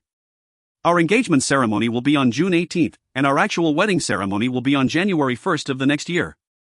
Which is to say, it will be on the Yulan festival day of next year. A hint of a smile appeared on Alice's face as well. Next year will be year 10,000 of the Yulan calendar, right? For us to hold our wedding on the Yulan festival of year 10,000 of the Yulan calendar, that'll be so perfect. The more she spoke, the happier she felt. Alice, too, began to beam. Seeing Alice smile so happily, Kaylin felt very content. Alice, hurry up and discuss this with your father, then prepare the list of guests from your family's side for me so I can make arrangements as soon as possible. Kaylin urged. Okay. Alice nodded slightly. Kaylin gently stroked Alice's soft hair, his heart content. But when he thought about the dire circumstances his clan was in, Kaylin's heart began to grow frantic. Not long after him and Alice started their relationship, the Debs clan suffered a painful blow like they had never suffered before. The Dawson conglomerate had cut them off. The current success and glory of the Debs clan was inextricably linked to their relationship with the Dawson conglomerate. But then, last December, the Dawson conglomerate publicly announced the dissolution of their business relationship with the Debs clan. What's more, they also reached out to every business union and trading clan within Funli City and informed them that they were looking for someone to replace the Debs clan in their previous position. Additionally, the Dawson conglomerate's actions weren't just limited to that. The Dawson conglomerate even began to suppress the business activities of the Debs clan, causing every single business operated by the Debs clan to suffer losses. Why is the Dawson conglomerate suppressing my clan like this? The Debs clan hasn't offended the Dawson conglomerate. Kaylin felt extremely vexed. As the next heir and successor to the clan, Kaylin naturally cared greatly about this affair. And because these issues occurred soon after Kaylin and Alice started their relationship, there were quite a few clan members who now believed that Alice was the bearer of disastrously bad luck. Otherwise, why would the Dawson conglomerate, whom they had worked alongside with for so many years, suddenly turn on them? Fortunately, over all these years, the Debs clan had managed to accumulate massive wealth. Although their losses were great, the foundation of the Debs clan was still intact. But the leader of the Debs clan was aware that, due to unclear reasons, the Dawson conglomerate was now suppressing their businesses. This was causing the Debs clan to have lost all hope in the business side of their activities. After all, no one was willing to offend the massive behemoth which was the Dawson conglomerate. Thus, the only choice the Debs clan had was to embark on a certain other route. Shaking his head and casting these thoughts aside, Kaylin laughed as he looked at Alice. Alice, I heard that yesterday, the Prue Gallery began to exhibit an extremely incredible work of art. Supposedly, it's on the Grandmaster level. Many people have gone there to take a look. Would you like to go with me? Alice was feeling bored as well. All right. Kaylin and Alice were riding in a carriage towards the Prue Gallery. This sculpture is supposedly extremely extraordinary. These past few days, I've been so busy arranging our engagement and wedding that I haven't had the chance to take you to check it out. Kaylin was the first to leap off the carriage, and then, in a very gentlemanly fashion, help Alice out as well. Side by side, Alice and Kaylin walked towards the Prue Gallery. Big brother Kaylin, look at all those people. Alice's eyes were shining as she pointed. Deep within the Prue Gallery, at the Hall of the Masters, there was a sea of people. But within the Hall of the Masters, everything was extremely orderly, entering from one door and exiting from another. Every person was only permitted 3 minutes or so of viewing time.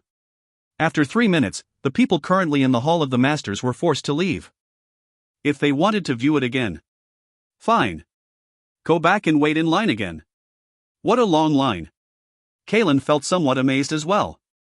In all these years, he had never seen the Prue Gallery so packed with people before.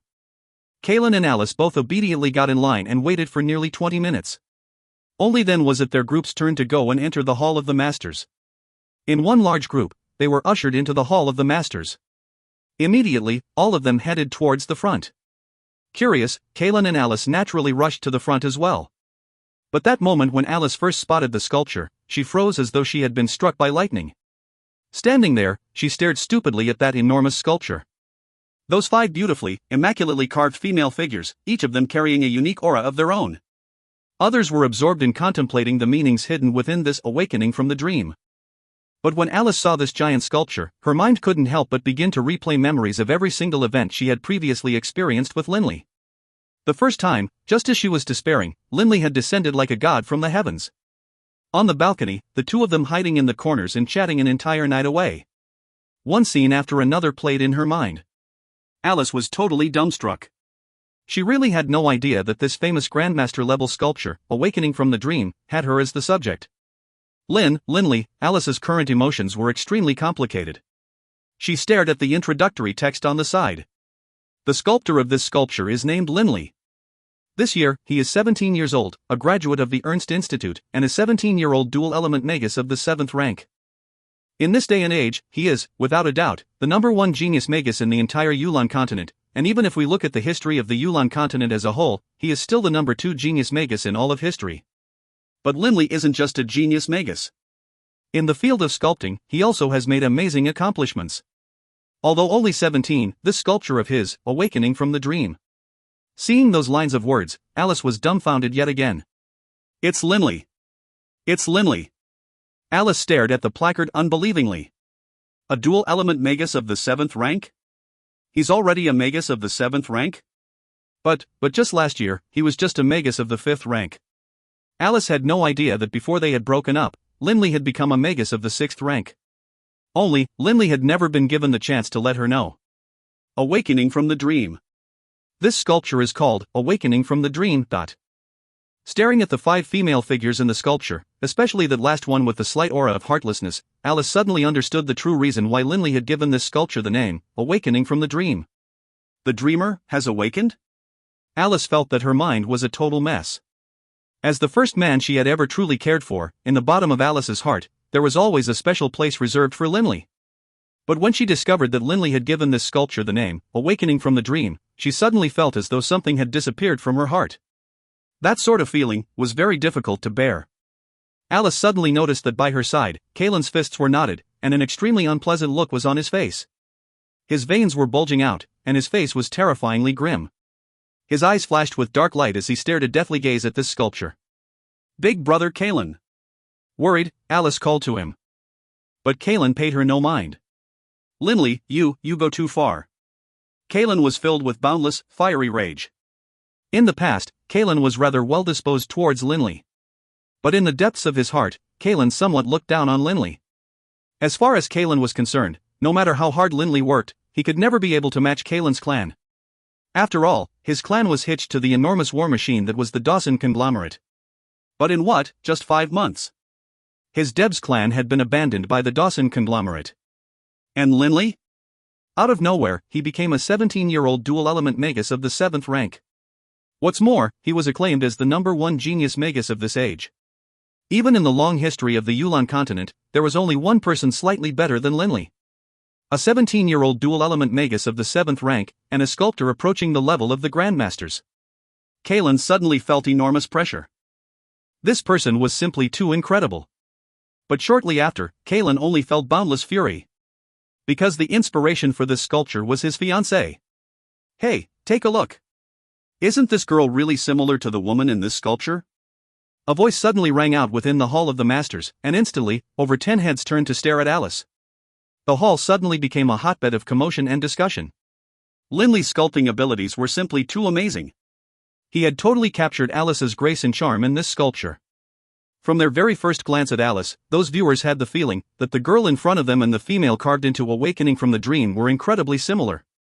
In fact, they could totally be considered the same person. That unique gaze. That slightly sharp, arched nose. Miss, dare I ask what your relationship is with Master Linley? An old man with a head full of white hair, at least a century old, asked very courteously towards Alice. In the field of sculpting, Linley had already reached the level of master. Linley's skill in sculpting was enough to cause these collectors who had decades or centuries of experience in sculpting to prostrate themselves in admiration. Respectfully addressing him as master was something which came from their hearts. Based on this old man's century-plus years of experience in appraising stone sculptures, he naturally could tell that the woman carved into the sculpture was most likely a person whom Linley had shared a period of turbulent love. Alice felt rather awkward, and couldn't help but turn to look at Kaelin. Oh, Kaelin, you are here as well. The old man looked at Kaelin. Old people naturally being as sly as a fox, the old man naturally could tell that Kaelin and Alice's relationship was not a simple one. Kaelin, who is this young lady? Although Kaelin felt extremely unhappy, he still modestly bowed and said, "Milord Duke Burner, Bana, this is Miss Alice, my fiancée." Fiancée? Duke Burner cast a meaningful glance at Kaelin and Alice, then laughed, asking no more. Pulling Alice by the hand, as through running for his life, Kaelin quickly fled back to the Debs clan's manor. The leader of the Debs clan, Kaelin's father, Bernard, stared at his son in disbelief. What did you just say? The inspiration for that sculpture being exhibited in the Prue Gallery is Alice? Bernard was generally rather doting towards his son. When his son said he was going to marry Alice, Bernard didn't object. But just a few days after his son had firmed up his relationship with Alice, the Dawson conglomerate had suddenly decided to break off relations with the Debs clan for no apparent reason at all. With regards to this affair, Bernard had been constantly begging to meet with the upper-level management of the Dawson conglomerate for a meeting. Over the past few months, Bernard had been busy dealing with this issue, and was so busy that he hadn't even had the free time to bother going about to viewing the sculptures at the Prue Gallery. Alice. The inspiration is Alice? The expression on Bernard's face immediately grew ugly. Kayla nodded. Yes, Father. Although Alice and I haven't yet gotten formally engaged, once we do, Alice will be formally introduced to many of the nobles in the Holy Capital. That sculpture of Linley's, Awakening from the Dream, will definitely make us the laughingstock of the city. Bernard was silent for a while, and then frowned as he asked Kaylin, how bad is it? Is there anything shameful or degrading about this sculpture? Father, in the past, between Linley and Alice, they had a period of, Kaylin explained in a fuzzy manner. And this sculpture is about the affairs of Linley and Alice. Bernard no longer spoke. He only began to frown severely. After a while, Bernard said to his son, Kaylin, if I ask you to give up Alice, would you be willing? Kaylin resolutely shook his head. After all, he was only 18 years old. Bernard nodded slightly. Don't worry about Alice. I will handle this matter. You don't need to worry about it. Kaylin nodded, then suddenly he gritted his teeth. Staring at his father, he said, Father, Linley is definitely unhappy at the fact that Alice and I are together. What's more, Linley's potential is too great. I think that we should perhaps consider if we can figure out a way to kill Linley. If you find any errors, ads pop up, ads redirect, broken links, non-standard content, etc., please let us know. Report chapter so we can fix it as soon as possible. Book 5, Chapter 13, The Old Master. Book 5, The God's Word, Blood Violet, Chapter 13, The Old Master. Kill Linley? Bernard looked at his son. Kaylin, why should we kill this Linley? He's just a master sculptor. Will he impact the Debs clan somehow? The news of Linley becoming a magus of the 7th rank hadn't been widely publicized in Funlai City yet. In addition, recently Bernard had been absorbed in dealing with the frustrating affairs of his clan, which was why he didn't know anything about Linley. Kayla nodded. Father, Linley is 17 years old this year, but he's already produced a Grandmaster-level sculpture. More importantly, he is currently the #1 genius magus of the Yulan continent. Even looking back at all of history, he is still the #2 genius magus of all time of the Yulan continent. Because he is a 17-year-old dual-element magus of the 7th rank. A 17-year-old dual-element magus of the 7th rank? Bernard sucked in a cold breath of air. His intuition was telling him that this Linley would be a threat to his clan. This Linley cannot be permitted to live. Bernard immediately said. Hearing these words from his father, Kaylin couldn't help but smile. But then, a heartbeat later, Bernard frowned. Wait. The #2 genius magus of all time will definitely be an extremely incredible person in the future. How could the Radiant Church, the Cult of Shadows, and the 4 great empires possibly let someone like this slip through their fingers? It's quite possible that Linley has already struck up a relationship with the Radiant Church. Kaylin, this Linley cannot be killed by us. Looking at Kaylin, Bernard spoke in a serious tone. Father, he's just a dual-element magus of the 7th rank. Kaylin's face was a mask of urgency. Suddenly, he lowered his voice. Father, we don't need to necessarily dirty our own hands to get rid of Linley. We can spend some money to invite others to do the deed. Just like when we killed that court minister. Bernard was silent for a moment. Kaylin, you don't need to interfere in this matter anymore. I will handle everything, but... Bernard wasn't saying that he would kill Linley. This made Kaylin extremely irritable and unable to be at ease. The dark of the night. Bernard had arrived at a pre-reserved deluxe room within a hotel, and there was a white-haired old man there waiting for him. Mr. Bernard. Upon seeing Bernard, that white-haired old man couldn't help but grin at him. Bernard nodded. Mr. Bayonet. This time I have come to see you for the purpose of asking your assistance. Speak, speak. You are an old customer. The white-haired old man was still beaming. Bernard spoke bluntly. 2 things. First, I hope you can destroy for me that Awakening from the Dream sculpture currently on display within the Prue Gallery. Bernard was quite clear that actually spiriting this sculpture out of the Prue Gallery was an impossibility. But destroying it was a task of much lower complexity. Destroy the sculpture, Awakening from the Dream? The white-haired old man said, startled. What, is your organization, Saber, not capable of carrying this mission out? Bernard laughed lightly. Of the 4 major assassins guilds of the Yulan continent, each was unique in their own way. This one, saber, possessed an exceedingly strong force. As long as the price was enough, they would even dare to assassinate a cardinal. But of course, if the contract was to assassinate a saint-level combatant, that was perhaps a level of difficulty that was a bit too high. Could it be that even you are afraid offending the Preux Gallery? Bernard was somewhat suspicious. No. Of course we don't care about a branch of the Preux Gallery. Go ahead and advise us as to your second requirement. The white-haired old man suddenly said. An assassin's guild, by its very nature, was going to offend people. They even dared to offend the Radiant Church. Who wouldn't they dare to offend? Bernard suppressed the curiosity in his heart. The second matter is, I hope that you can assassinate Linley. The white-haired old man finally laughed helplessly. Shaking his head, he said to Bernard, Mr. Bernard, please forgive us, but we won't be able to accept either of your two missions. My deepest regrets. Unable to accept? Bernard rose to his feet violently, staring at the white-haired old man in disbelief. Mr. Bayonet, I know how much strength your organization has.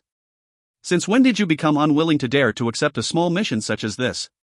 Bernard totally could not accept that this was the end result of his trip here. After all, this organization dared to even assassinate senior ministers of the four great empires and cardinals of the Radiant Church. But they didn't dare assassinate Linley? It isn't that we don't dare, it's that we don't wish to accept this mission. As for the reason why, our organization has no need to tell you, right? The expression on the white-haired old man's face had turned cold. Bernard hurriedly smiled. Forgive me, Mr. Bayonet. Since you are unwilling to accept this mission, then I must take my leave. The white-haired old man nodded. After Bernard departed, the white-haired old man slowly rose to his feet, mumbling to himself, this Bernard. Out of all the missions he could ask us for, why did he have to try and destroy a sculpture? And he even wants to assassinate Linley? I absolutely must report this affair to the old master. I imagine once the old master learns that we turned this mission down, he will be quite pleased. The white-haired old man was one of the founding elders of the Saber organization.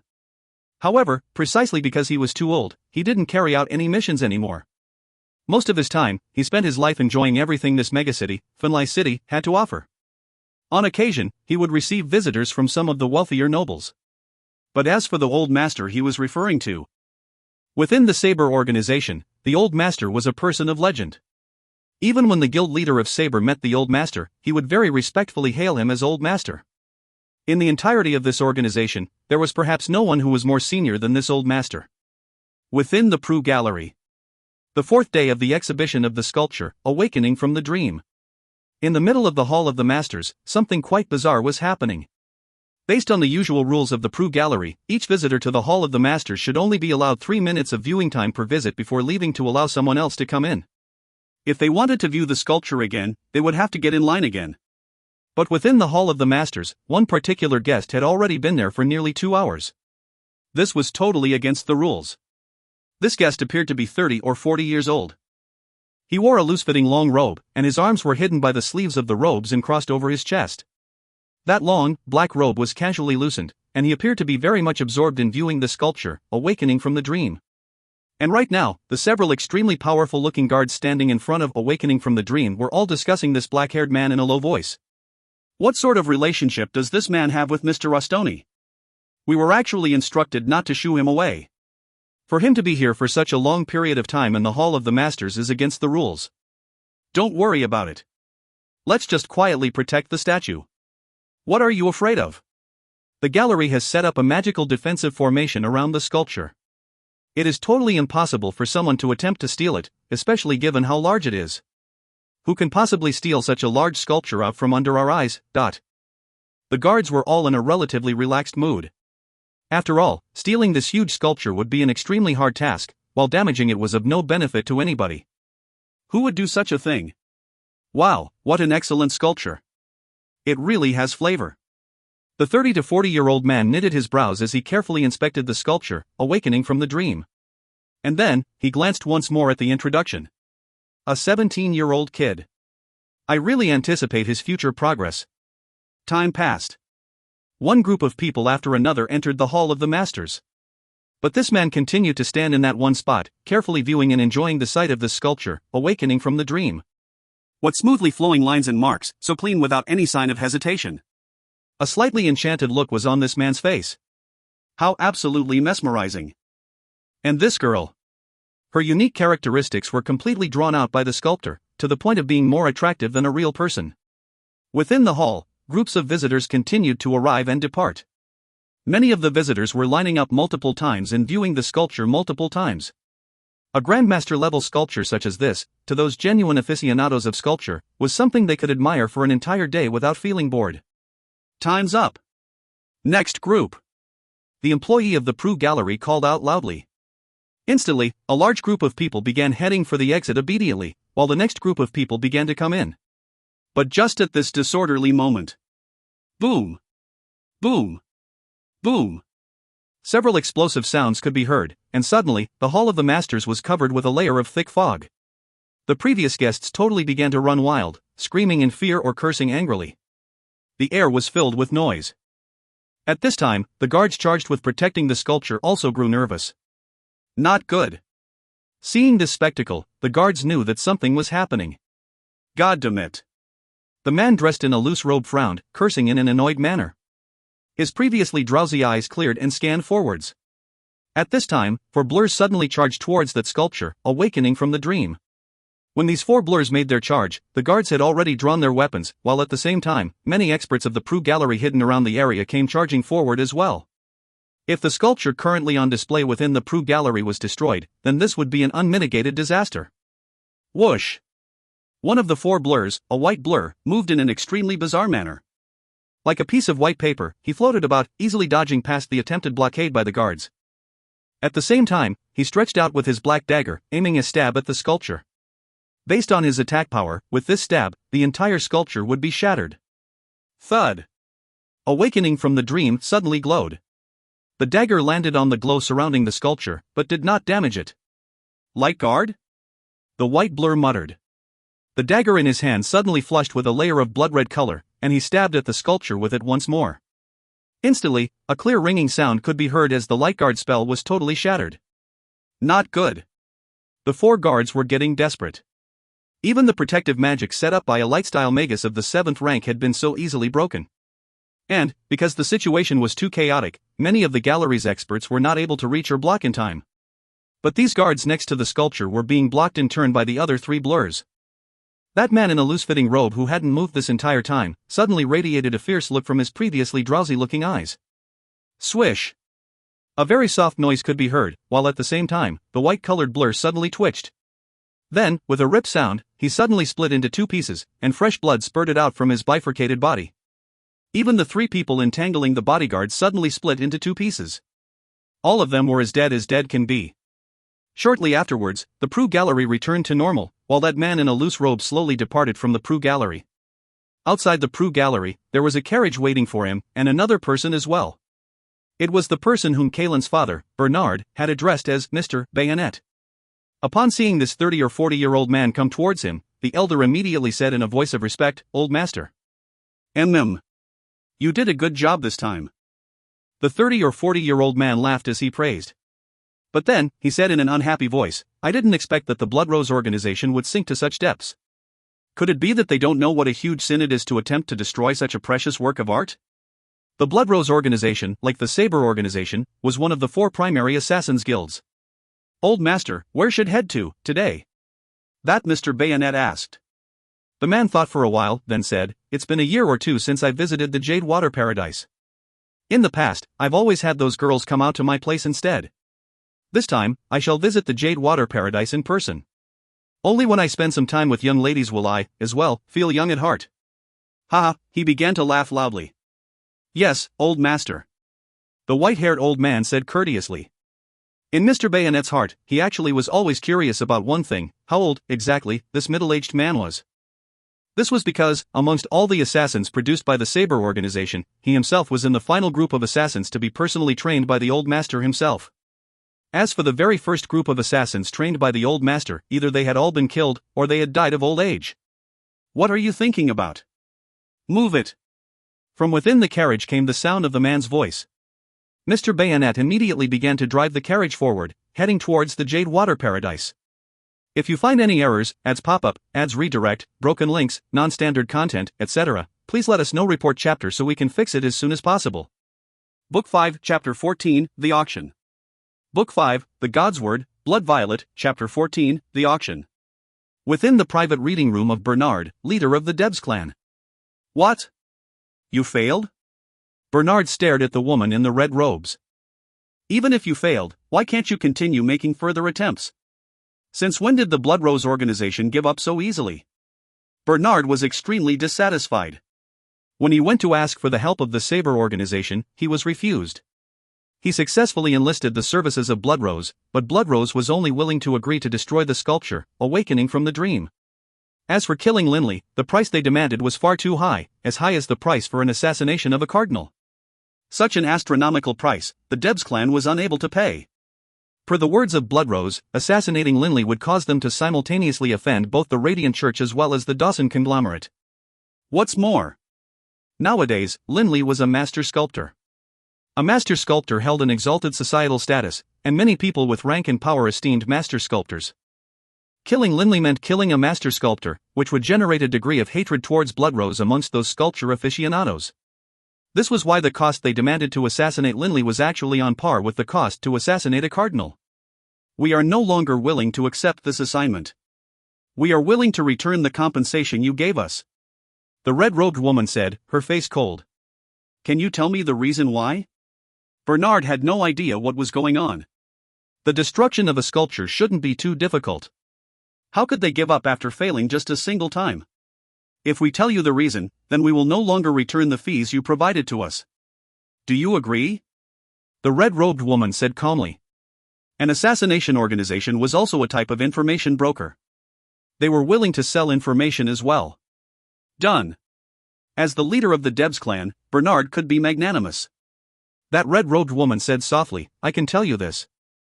Amongst the admirers of that sculpture, awakening from the dream, there is a person whom our organization definitely does not wish to offend.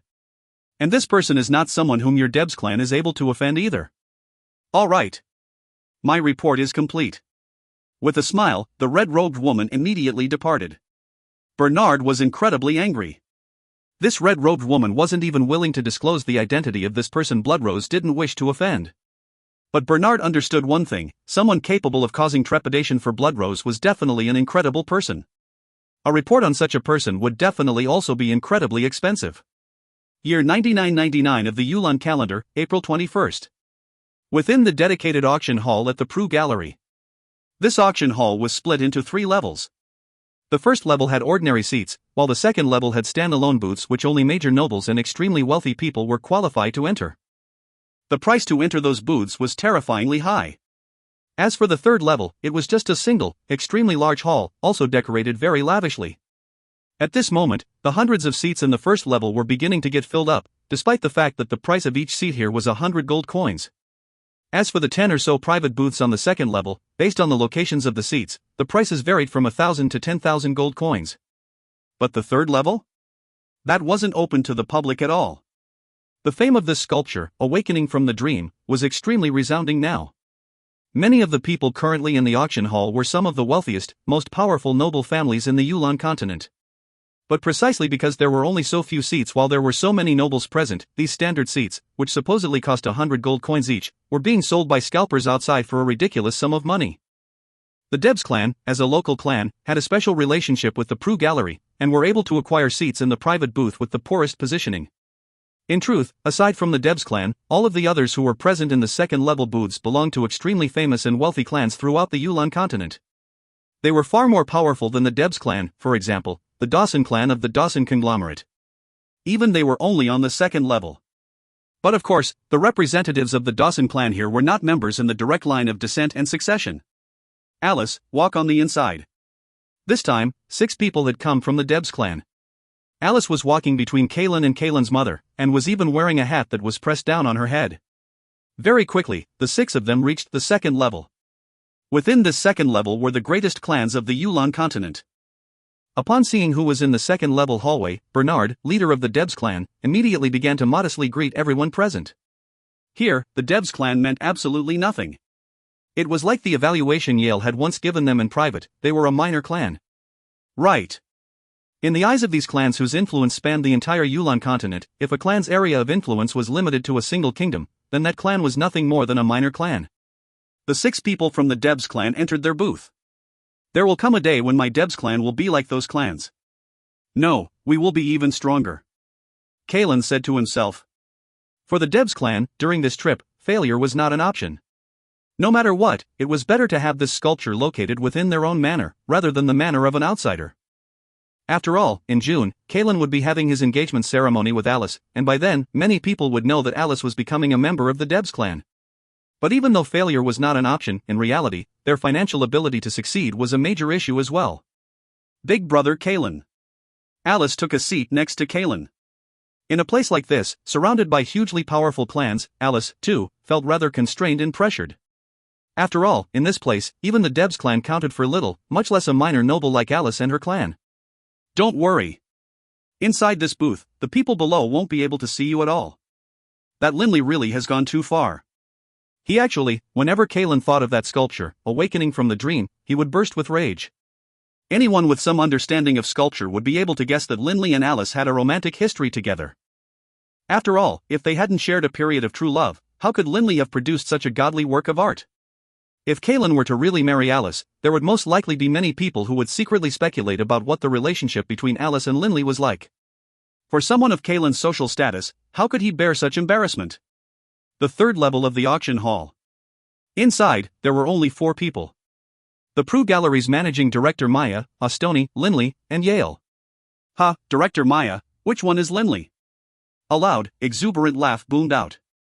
Leaning on his cane, Director Maya went over to welcome the man, while Linley and Yale both immediately went to welcome him as well. Your Majesty. The person who had come was the king of the kingdom of Funlai. He was the pride of the kingdom, the Golden Lion, King Clade. Being both the king of Funlai as well as mighty warrior of the 9th rank was indeed something worthy of admiration. Linley carefully inspected this Clade. This king was built extremely muscularly, and his head of long, golden hair billowed about him wildly, giving off the aura of a lion with enormous explosive power. His entire person naturally radiated a domineering aura that made hearts quail in fear. Clade looked at Linley. If my guess is correct, this one must be Master Linley. Your Majesty, please, just call me Linley. Linley immediately said. As a matter of fact, Linley felt quite helpless. Ever since the sculpture awakening from the dream had been put on display, many people, upon seeing Linley, would humbly address him as Master Linley. This was not feigned courtesy. Even Marquis Jebs of the Lucas clan, who really was not willing to part with the Warblade Slaughterer, was still filled with the utmost admiration for Linley. Good enough. Clade was extremely blunt. And this must be Yale, right? Yale, how's your father doing? My father is doing very well. Unfortunately, he isn't currently within the Holy Union, as if he was, he definitely would have come in person. Yale said modestly. Clade nodded slightly. Director Maya, who else has come today? Clade called out casually. Director Maya smiled. Let's wait a while longer. I expect that Cardinal Lamson, Lon Piusin, and Cardinal Guillermo will be arriving as well. Generally speaking, the third level was only used for welcoming guests which the Prue Gallery held in the highest regard. The windows of the third level were made with a special type of glass. Those on the outside were unable to see inside, but those on the inside could clearly see the outside. This sort of glass was specially designed and produced by alchemists, and was extremely expensive. Most places weren't able to afford such materials. Lords Guillermo and Lamson have arrived. Director Maya's position allowed him to see the outside hallway. Linley, Yale, and even King Clade all went to welcome these 2 men with great warmth and enthusiasm. In a group, they went to greet these 2 cardinals of the Radiant Church. Cardinal Guillermo and Linley had met once before, while Cardinal Lamson was rather pudgy. When he laughed, his eyes turned into a thin slit. He seemed very adorable. Linley. Right? Lamson immediately gave Linley a big, warm hug. Lord Lamson. Linley said respectfully. And then, the 7 people within the third floor, being Cardinal Lamson, Cardinal Guillermo, Maya, Yale, Ostoni, King Clade, and Linley all sat down together, peering out of the windows at the spectacle below. From their vantage point, they could even see into what was going on in the booths on the second level. Third bro, look. Yale lightly nudged Linley by the arm and nodded below. Following Yale's gaze, Linley looked over as well. Suddenly, he discovered that within one of the second-level booths, Kalen and Alice were both present. Right now, Alice and Kalen were holding hands while seated together on a sofa, engaging in conversation. I didn't expect her to come. Yale said softly to Linley. Linley only smiled calmly. Linley, what are you guys talking about? The pudgy Cardinal Lamson chortled at Linley. Nothing. Linley shook his head. Guillermo patted Clade on the shoulder. Clade, I must say, your management of the Kingdom of Finlay has been stellar. You've actually managed to produce an incredible talent like Linley. Before this, I really had no idea that this genius magus, Linley, also had reached such an incredible level of achievement in the art of stone sculpting. Yale, Linley, Clade, Guillermo, Lamson, and director Maya continued to engage in idle conversation while watching the activities below. All of the seats on the first floor of the auction hall were now filled. On the main platform, the sculpture Awakening from the Dream was placed, covered with a piece of cloth. On the platform, a beautiful serving girl stood on each side of the sculpture, while a golden-haired gentleman walked onto the platform with a smile. Looking around himself, he said in a bright voice, "Ladies and gentlemen, I would like to welcome all of you to this auction for Master Linley's sculpture, Awakening from the Dream." But this middle-aged man behaved extremely leisurely. Slowly, he said, "Every single guest who has come today has a grand reputation. In particular, our gallery was fortunate enough to be able to invite Lord Cardinal Guillermo to attend as well." This middle-aged man bowed slightly towards the third level. Instantly, everyone below rose to their feet, filling the auction hall with the sound of their applause. "We also have Lord Cardinal Lamson present." Another round of energetic applause. "His Majesty, the ruler of our Kingdom of Finlay, has arrived as well. Additionally, the genius magus and genius sculptor, Master Linley, is present today." This auctioneer rattled off one name after another, and each time he did, there was a storm of applause. To these nobles, a cardinal of the Radiant Church, the ruler of a kingdom, and that genius of a level which the Yulan continent would rarely seen in its entire history, all were worthy of their admiration. Master Linley? Within her booth, Alice stared out of the window at the third level, but unfortunately, all she could see was black glass. But on the third level, Linley could clearly see Alice's face, and the slightly lost look in her eyes. If you find any errors, ads pop up, ads redirect, broken links, non-standard content, etc., please let us know. Report chapter so we can fix it as soon as possible. Book 5, Chapter 15, A Sky-High Price. Book 5, The God's Word, Blood Violet, Chapter 15, A Sky-High Price. Standing in the middle of the platform, that golden-haired, middle-aged man continued to boast, when discussing the 10 masterpieces. In this day and age, the lowest valuation of one of the 10 masterpieces is 5.28 million gold coins, while the highest is the bloody-eyed maned lion, which recently was auctioned off in the Prue Gallery branch at the Yulan Empire for a price of 13 million gold coins. All of the nobles and wealthy merchants below grew silent. These prices were downright terrifying. The materials for the sculpture, Bloody-Eyed Maned Lion, were collected from an actual, saint-level bloody-eyed maned lion, while the sculptor was Grandmaster Hoover from over 100,000 years ago. In the past 10,000 years, our Yulan continent has produced just 2 Grandmaster-level sculptors, Master Prue and Master Hope Jensen. These two both reached the level of Grandmaster. The golden-haired man let out a sudden laugh. However, from what I know, every single Grandmaster sculptor in history— no, let's not discuss Grandmasters for now, even the vast majority of Master sculptors were only acclaimed as Masters after their first century of life. Even if they hadn't reached 100, they were at least in their 70s or 80s. Has there ever been anyone who became a Master before the age of 30? The golden-haired man looked at his audience. In the past, no. But now? There is. The incredible Master Linley is a genius. He is 17 years old. He is a 17-year-old dual-element magus of the 7th rank. In the field of magic, he is the number 2 genius in the entire history of the Yulan continent. But his accomplishments in the field of sculpting, despite only being 17 years of age, is well known by everyone here as well. As he spoke, the golden-haired man turned to stare at the sculpture, Awakening from the Dream. The 2 female attendants stepped forward and removed the covering cloth, revealing the actual sculpture, Awakening from the Dream. This is the sculpture produced by Master Linley.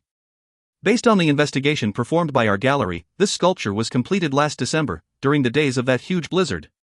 In other words, it was completed when Linley was still 16 years old. The golden-haired man laughed. At the time, I had been wondering why that blizzard was so unnaturally fierce. But now, thinking back, I imagine it must have had something to do with the impending birth of this sculpture of Master Linley's. Instantly, all of the nobles and magnates below laughed. "Alright, enough with the small talk." Pointing at the sculpture, Awakening from the Dream, the golden-haired man said, "This sculpture has absolutely reached the Grandmaster level. More importantly, this sculpture is extremely large. To be absolutely honest, we could actually chop it into 5 pieces and auction each piece off separately." The wealthy nobles below all roared in laughter as they began to chatter. "I'm just joking, of course. Each of the figures pictured in this sculpture has its own aura and charm. When put together, they seem to form a wondrous love story. I believe many connoisseurs of stone sculpting who are present can sense the sad but beautiful love story behind this sculpture. The golden-haired man sighed. Each of these 5 figures have been carved at the Grandmaster level. When put together, they will give the viewer a very unique, very special sensation. I am absolutely unable to guess what the price for this sculpture will be. And most importantly of all, when Master Linley finished this sculpture, he was 16. Just 16 years old. The golden-haired man's voice began to boom. I have never, in my life, found myself at such a loss for words. I have no way of verbally expressing the admiration I feel for Master Linley. He is a true genius. These words caused yet another commotion amongst the watching nobles. For a 16-year-old to complete a sculpture like this was nothing short of a miracle. But in their booth, the Debs clan was totally silent. That detestable bastard. Kalen was filled with rage and hatred towards this golden-haired auctioneer. After that little speech of his, the bidding war for this sculpture was sure to become even more extreme. I simply cannot imagine Master Linley's future accomplishments. And that is precisely why this sculpture, the first sculpture made by Master Linley to shock the world, is so valuable. Alas, unfortunately, I myself don't have much money, as otherwise, even if I had to sell off all my family's possessions, I would still buy this sculpture. The golden-haired man said with a laugh. All right, let's start the auction. Bids will start at 1 million gold coins. I trust no one will object. 1 million gold coins. That was the starting point for this auction? Many of the lesser nobles who had been hoping to get lucky were suddenly brought to their senses. If they weren't members of an extremely wealthy, powerful clan, they shouldn't even think about trying to fight over this sculpture, awakening from the dream. Each bid must be at least 100,000 gold coins higher than the last. The golden-haired man added. All right. The auction for Master Linley's sculpture, Awakening from the Dream, now officially begins. Immediately, the auction hall fell silent. 1.5 million. A noble seated in the bottom row immediately made a bid. Linley was watching the bidding going on below from the 3rd floor. From Linley's clothes, the little shadow mouse, Bibi, also stuck his head out to watch the proceedings. Boss, in the future, I can eat all the roast chicken and roast duck that I want, and drink all the wine I want as well. Bibi's voice rang out in Linley's mind. No problem. Linley rubbed Bibi's little head. As far as he was concerned, Bibi was just like a brother to him. Yeah. In the future, life will be sweet. Bibi was so excited that his eyes gleamed. Craning his neck, he leaned over to look down. Whoa. 2 million gold already. Higher, higher please. Bibi constantly urged the price to go higher. Watching Bibi, Linley couldn't help but laugh. King Clade, the king of the kingdom of Funlai, warmly clapped Linley on his back. Linley, let me help give you a boost. Ostoni, 5 million gold coins. Clade instructed Ostoni. Ostoni walked over to a speaking platform, then said in a bright voice, His Majesty, Clade, bids 5 million gold coins. Thank you, Majesty. Linley immediately said. No worries. Clade put his arm around Linley's shoulders in a friendly manner. Linley, regardless of whether or not you choose to join me, there's no reason for us to constantly maintain decorum as ruler and subject. Clade spoke very casually and freely. Linley was beginning to feel well-disposed towards Clade. He truly was a very magnetic, charismatic leader. Your Majesty, please forgive me, but I would like to go back and consult with my father first. If nothing out of the ordinary happens, I intend to remain in the kingdom of Funlai. Linley said with a smile. Yes, you absolutely should talk this over with your father. Clade frowned very slightly. But Linley, from what I hear, your father has left Wushan Township. I spent some time investigating, but couldn't figure out where your father has gone to. It is as though he's disappeared. As soon as Linley's fame had exploded, as part of his plan to pull Linley to his side, Clade sent some people to meet with the family of Linley. But Hogg was no longer at Wushan Township. My father isn't currently at Wushan Township? Linley felt a bit suspicious, but then he laughed. Perhaps my father has gone somewhere else for a while. Father can't always be at Wushan Township. Perhaps. Clade didn't continue with this topic. Hogg truly had hidden himself quite well. Otherwise, if the ruler of a kingdom wished to find someone, how could they fail to? Within a private booth on the 2nd level. 5 million gold coins? Dogs hit. Kalen swore foully, something he rarely did. Bernard, clan leader of the Debs clan, had a gloomy look on his face. He said in a low voice, Kalen, you should know what sort of situation the clan is currently facing. Right now, the clan's future is uncertain. We can't waste too much money on this affair. Based on our clan's deliberations, at most we can spare 8 million gold coins for you. This is our bottom line. Kalen nodded. Kalen knew very well that his clan's entire total net worth was only around 100 million gold coins, and most of that net worth was bound up in illiquid assets. Their liquid assets were, at most, around 20 million gold coins or so. The clan couldn't possibly waste all of their liquid reserves on a single sculpture. It was already very kind of the clan to not force Kalen and Alice to separate. 5.3 million gold. Someone in another second-level booth made a bid. That golden-haired, middle-aged man began to grow excited. 5.3 million gold coins. The lowest valuation of one of the 10 masterpieces was 5.28 million gold coins, but now, the list of the 10 masterpieces has changed. I can formally announce that the sculpture, Awakening from the Dream, has officially joined the ranks of the 10 masterpieces. Young Master Yale of the Dawson conglomerate bids 6 million gold coins. Ostoni once again announced from the third level. Upon hearing this price, Kalen's face was beginning to turn black. The price had reached 6 million gold coins so quickly. This truly had exceeded Kalen's expectations. Based on Kalen's predictions, given that the cheapest of the 10 masterpieces was valued at 5.28 million gold coins, the 8 million gold coins he had prepared should have been more than enough. But Kalen wasn't a true collector. He didn't have a deep understanding of the field of stone sculpting. Those true connoisseurs could totally sense the unique, soul-stirring aura of this sculpture, Awakening from the Dream, especially when viewing all 5 images together. Such a thing was extremely rare. In the entire history of the Yulan continent, there had never been a case of 5 figures carved into a single sculpture, especially in such a manner as to evoke a sad, beautiful feeling in the viewer. What's more, the sculptor was only 16 years old when this was completed. And he was a genius magus. I cannot allow the price to continue rising like this. Kalen frowned. He knew that if the price continued to rise slowly, his chances of winning the auction would grow slimmer and slimmer. 8 million gold coins. Kalen's loud voice announced his bid. From 6 million gold coins to 8 million gold coins. A sudden increase of 2 million gold coins. This sort of explosive increase was enough to stun everyone present. After all, even the 10 masterpieces were only worth so much. Even those 3 precious sculptures by Prue were only worth around 7 million gold each. True collectors didn't collect just for the sake of collecting, they had a keen eye for value as well. Otherwise, if they just wildly threw their money around, they would bankrupt the clan. The golden-haired, middle-aged man immediately shouted loudly, the Debs clan bids 8 million gold coins. Such a nice, tidy, neat increase to 8 million gold coins. From this, one can tell that they are determined to win this auction for this sculpture. I can already imagine how, in the future, once Master Linley becomes a saint-level combatant, this sculpture's price will no longer just be 8 million gold coins.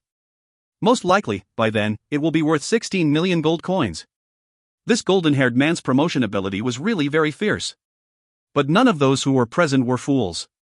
All of them were pondering, after all, even if they had money, it had to be spent in a meaningful way. On the third level of the auction hall, Linley, Yale, King Clade, Cardinal Guillermo, and Cardinal Lamson were all engaged in idle chatter and laughter as they watched the below events. Third bro, that Kalen has made his bid. Yale said in a low voice. Linley couldn't help but turn to look at Kalen's booth. He could clearly see Kalen holding hands with Alice inside their booth.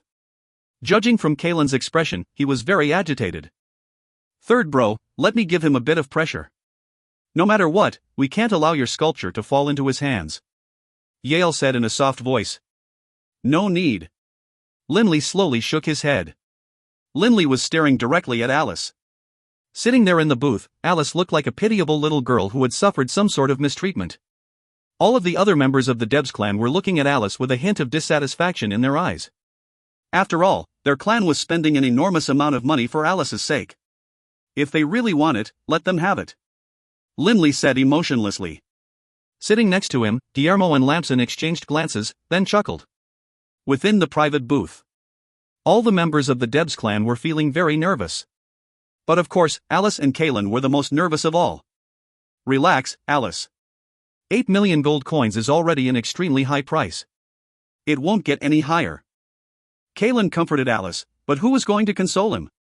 Because the clan had only authorized him to bid up to 8 million gold. That golden-haired middle-aged man lifted up a small hammer. The Debs clan has bid 8 million gold. Is anyone going to outbid them? If not, I am going to begin the countdown. 10 million gold. A rather lazy voice sounded out from one of the seats in the middle of the first level. Up till now, virtually all of the bids for this sculpture, Awakening from the Dream, had come from those extremely powerful clans seated in the second level. They were the ones who were really engaged in this bidding war. Those nobles sitting below were just there to watch the excitement. Nobody expected one of them to make a bid as well. None of you have any insight. From what I can tell, this Awakening from the Dream can be considered to be the start of an entirely new style of stone sculpting. Its carving style is totally different from every other sculpture, and what's more, it has 5 images with totally unique yet connecting auras. It definitely is worth 10 million gold coins. That man who bid 10 million gold coins said casually. From the loose, baggy long robes of this 30 to 40-year-old man, everyone could sense his lazy, indolent nature. 10 million gold coins? Within their private booth, Alice and Kaylin were both stunned. If you find any errors, ads pop up, ads redirect, broken links, non-standard content, etc., please let us know. Report chapter so we can fix it as soon as possible. Book 5, Chapter 16, An Owner Found. Book 5, The God's Word, Blood Violet, Chapter 16, An Owner Found. Big Brother Kaylin. Alice called out in a low voice, while looking at him with urgency in her eyes. Perhaps others would feel pride at being the inspiration for a Grandmaster-level sculpture.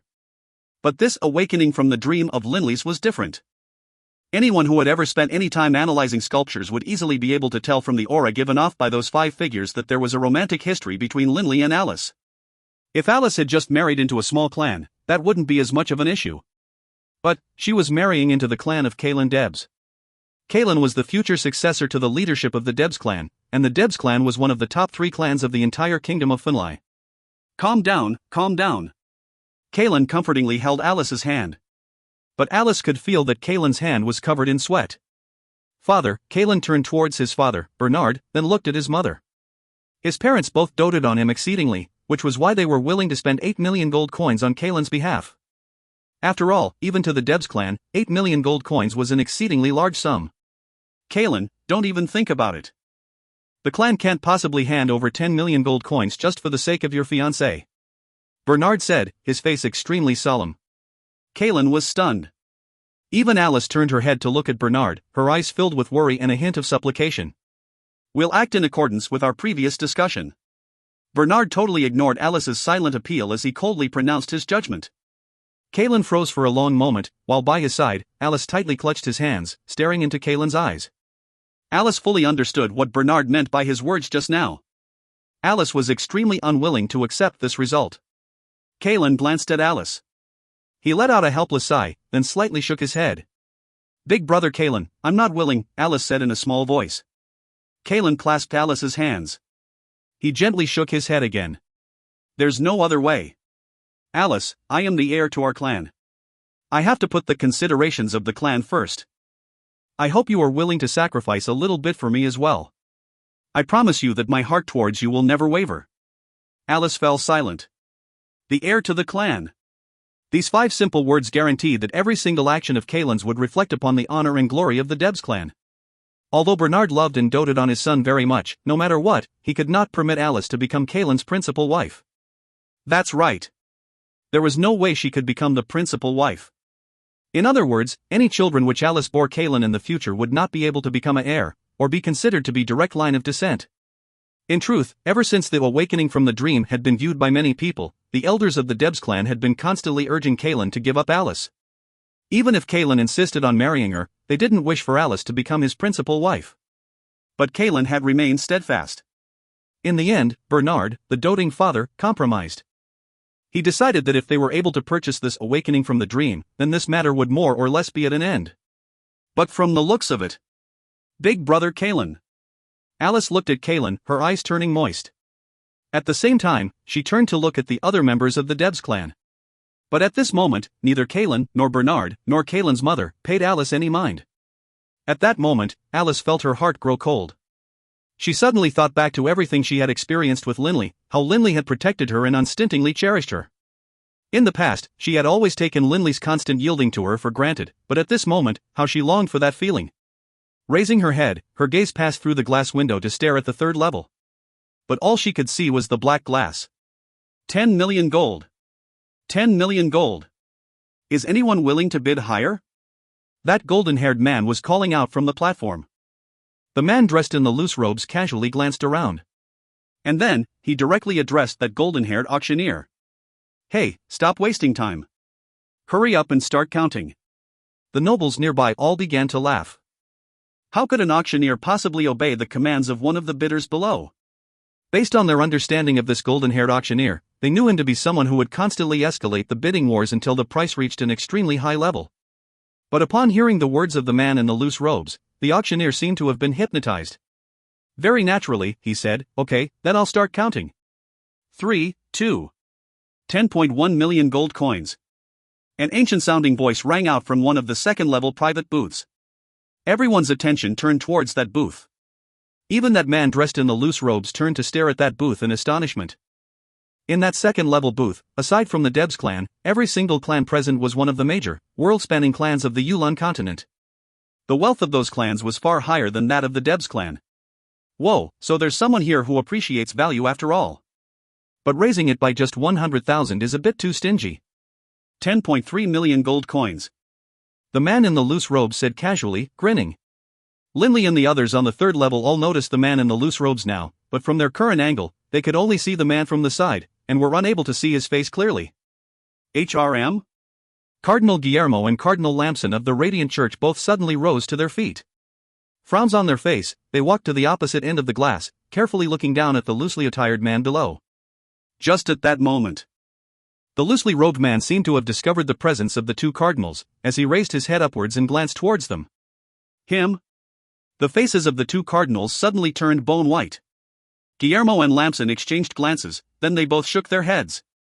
In truth, the Radiant Church had already come to a decision about this auction. They had decided to spend a very large sum of money to purchase this sculpture, and thus improve the relationship between them and Linley. But upon seeing this man, both Guillermo and Lamson silently decided to change their course of action. It's best that we not get into a bidding war with this madman, Cardinal Guillermo said softly. Cardinal Lamson nodded as well. I definitely don't want to agitate that madman either. Although they both referred to this person as a madman, the fear they felt towards him was fear which was etched into their bones. Both Lamson and Guillermo were very much aware as to how terrifying that 30 or 40-year-old man could be. Lamson, in particular. Because if it wasn't for this madman, Lamson probably wouldn't have had the opportunity to be promoted to the rank of cardinal. There were only 5 cardinals at any time within the Radiant Church. Precisely because this madman had casually killed one of the previous cardinals, Lamson had the opportunity to be promoted to his current position. But even though he had killed a cardinal, the Holy Emperor was still unwilling to be enemies with this madman. 10.4 million gold coins. That old voice rang out once again from the second level. The loosely robed old man raised his head up, glancing up with a frown. You really are irritating. 11 million gold coins. 11 million, this gentleman is willing to bid 11 million gold coins. Is anyone willing to bid any higher? That golden-haired auctioneer was growing excited. After all, even the bloody-eyed main lion sculpture, the greatest of the 10 masterpieces, was only worth 13 million. On the third level, Guillermo asked Lamson quietly, Lamson, do you know which clan is situated in that booth? They actually dare to struggle with that madman? Are they tired of living? Director Maya. Lamson called over Director Maya, seated not too far from them. Director Maya immediately came over. Director Maya. Do you know which clan is located within that booth? Lamson asked. The one where the leader is a young woman, I believe. Being on the third level, Lamson naturally could see the people seated on the sofas in the second level booths. As for that elderly man, he seemed to be that woman's servant. Director Maya took a glance, then laughed. Lord Lamson. Lord Guillermo. This young lady is a female in the principal line of inheritance for the Leon clan of the Yulan Empire. This booth was reserved under the name of the Leon clan, but... The Leon clan? Lamson and Guillermo were both startled. In the Yulan Empire, the most ancient empire in the Yulan continent, the Leon clan was ranked 5th amongst the major clans. A clan which could rank in the top 5 of the Yulan Empire was capable of easily destroying the Debs clan. What's more, the majority of the descendants of the Leon clan all lived within the Yulan Empire, and thus in the Yulan Empire, they had an enormous web of influence. Guillermo, I believe that in our Ernst Institute, there was someone formerly known as the #1 genius of the institute by the name of Dixie. He seems to be from the Yulan Empire's Leon clan, correct? Lamson asked. Guillermo was comparatively more familiar with the affairs of the Ernst Institute. Right, and not just Dixie. He has a sister as well, whose name I can't recall. These two siblings both requested to be allowed to study at our Ernst Institute. Just a few days ago, though, this Dixie applied to graduate. Guillermo directly revealed what he knew. Lamson nodded as well. Seems like this girl is Dixie's younger sister. Lamson looked towards that booth. Within the Leon booth in the second level, dressed in violet and blue, and seated on the sofa, Delia had a tranquil expression on her face. Through the window, she stared down at the sculpture, awakening from the dream. Miss, stop fighting. That person below isn't someone that you can afford to anger. The old man was beginning to grow frantic. As one of the elite clans of the Yulan Empire, the Leon clan was very clear as to the various super experts as well as hidden powers. They knew very well that although they were an elite clan, there were some people whom they simply could not afford to offend. For example, that 30 or 40-year-old man below. The old man knew very well that although he himself was already 400 years old, even before he had been born, the loosely attired man below looked the way he currently did. Don't worry, Grandpa Shio. Just help me send this letter to him, okay? Delia took out a pen and quickly wrote a few words down on a piece of paper, before handing it to this old man. The old man received the piece of paper. Upon seeing its contents, he was stunned. "Miss, the old man was totally flabbergasted by this letter. Don't worry about it. Just hand this letter to him. Delia didn't hesitate in the slightest. The old man did, but after a moment, he still left the booth and headed to the first floor. 12 million gold coins. Delia's clear voice rang out from within the booth. The loosely attired man below frowned, and a baleful aura seemed to gather between his furrowed brows. But just at this moment, the old man named Shaw walked over to the loosely attired man. Upon reaching his side, he respectfully bowed. "Milord, I am a servant of the Leon clan. This is the letter my young mistress has sent to you." Furrowing his brows with surprise, the loosely attired man accepted the letter with some curiosity. Upon seeing the contents of the letter, the loosely attired man's eyes lit up, and then he began to laugh. Fine, I won't fight it. The letter in the loosely robed man's hands turned directly to dust, and then he sat back down again, grinning. He even raised his head to look up at Delia, seated on the sofa within her booth on the second level. At this moment, within the third level of the auction hall. Upon hearing that clear voice call out the words 12 million gold, both Linley and Yale were stunned. That voice was simply too familiar. Linley had known the owner of that voice since the first day he had entered the Ernst Institute. "It's Delia," Yale said with amazement. Linley immediately walked forward towards the glass, to a vantage point where he could look into Delia's booth. Indeed, Delia was dressed in a conservative violet outfit and seated on a sofa, staring at the sculpture, awakening from the dream. 3, 2, 1, bang. The golden-haired man slammed the mallet down, then excitedly called out, "Congratulations to the Leon family for using 12 million gold coins to win this auction and acquire this sculpture of Master Linley's. I now have the honor of announcing that this sculpture, awakening from the dream, has the third highest price amongst the 10 masterpieces. Only Master Hoover's bloody-eyed maned lion and Master Prue's hope have valuations surpassing that of awakening from the dream." The entire auction hall began to be filled with commotion, and a raucous applause could be heard as well. But Linley continued to stand there, next to the window on the third level, staring at Delia. And then, he turned to look at Alice, seated in the other booth. Both of these women were seated on sofas, but on Delia's face, there was a hint of a smile, while Alice's face was drained of all color. If you find any errors, ads pop-up, ads redirect, broken links, non-standard content, etc., please let us know. Report chapter so we can fix it as soon as possible. Book 5, Chapter 17, Going Home. Book 5, The God's Word, Blood Violet, Chapter 17, Going Home. Both sides of the auction hall were filled with wealthy nobles. The groups of nobles separated into two sides in order to open a corridor for the departure of the Cardinals Guillermo and Lamson of the Radiant Church, King Clade of Funlai, Director Maya of the Prue Gallery, young Master Yale of the Dawson Conglomerate, and of course, the genius Magus and genius Sculptor, Master Linley. These people walked in the middle corridor, chatting and laughing amongst themselves as they headed towards the exit of the Prue Gallery. "Lord Guillermo. Lord Lamson. Your Majesty. Master Linley." All of the surrounding nobles and magnates were smiling and greeting them with modesty and goodwill. The Debs clan, however, had been squeezed into a corner. Her head covered firmly by her hat, Alice couldn't help but to raise her head and take a peek at Linley, who was buried within a sea of well-wishing nobles and magnates. In this day and age, Linley had become a legendary genius. A 17-year-old dual-element magus of the 7th rank whose achievements in the field of sculpture rivaled that of Prue, Hope Jensen, Hoover, and the other grandmasters. A genius such as he was would naturally be viewed as the most glittering star in the sky, worthy of everyone's admiration. Slowly, the 2 cardinals, Kincaid, Linley, Yale, and the others disappeared in the distance. Only then did all of the nobles and wealthy moguls leave as well. You must be Alice. A clear voice suddenly rang out. Several members of the Debs clan looked behind them into the hall. A beautiful, golden-haired woman walked over to them, while by her side was an old man with a warm smile on his face. But both this woman and the old servant had an aura of nobility that emanated from their bones, naturally making others feel inferior to them. Seeing her, Bernard immediately said modestly, "Lord Shaw, this must be Miss Delia. I've long heard that the Leon clan's legendary Miss Delia is so devastatingly beautiful that she can cause the downfall of a kingdom. Today, upon seeing her, I must say that she is even more beautiful than the legend." The influence of the Debs clan was limited to the kingdom of Funlai. Compared to the continent-spanning Leon clan, they were incomparably minute. Oh, clan leader Bernard of the Debs clan? Delia glanced at Bernard. Bernard modestly nodded. And this must be your son Kaelin's fiancée, correct? Delia looked at Alice, who was hiding behind Kaelin. Bernard immediately smiled. Her? No, she's not the principal wife of my son Kaelin. Not the principal wife? A cold smile appeared on the face of Delia, and she slowly walked towards Alice. Bernard didn't dare to block her way. When Delia neared Kaelin, Kaelin actually puffed out his chest and tried to courageously block her path. But when he met Delia's frosty gaze, Kaelin suddenly felt his heart grow cold. When he reminded himself that this was a young mistress of the Leon clan, Kaelin felt all the more uneasy.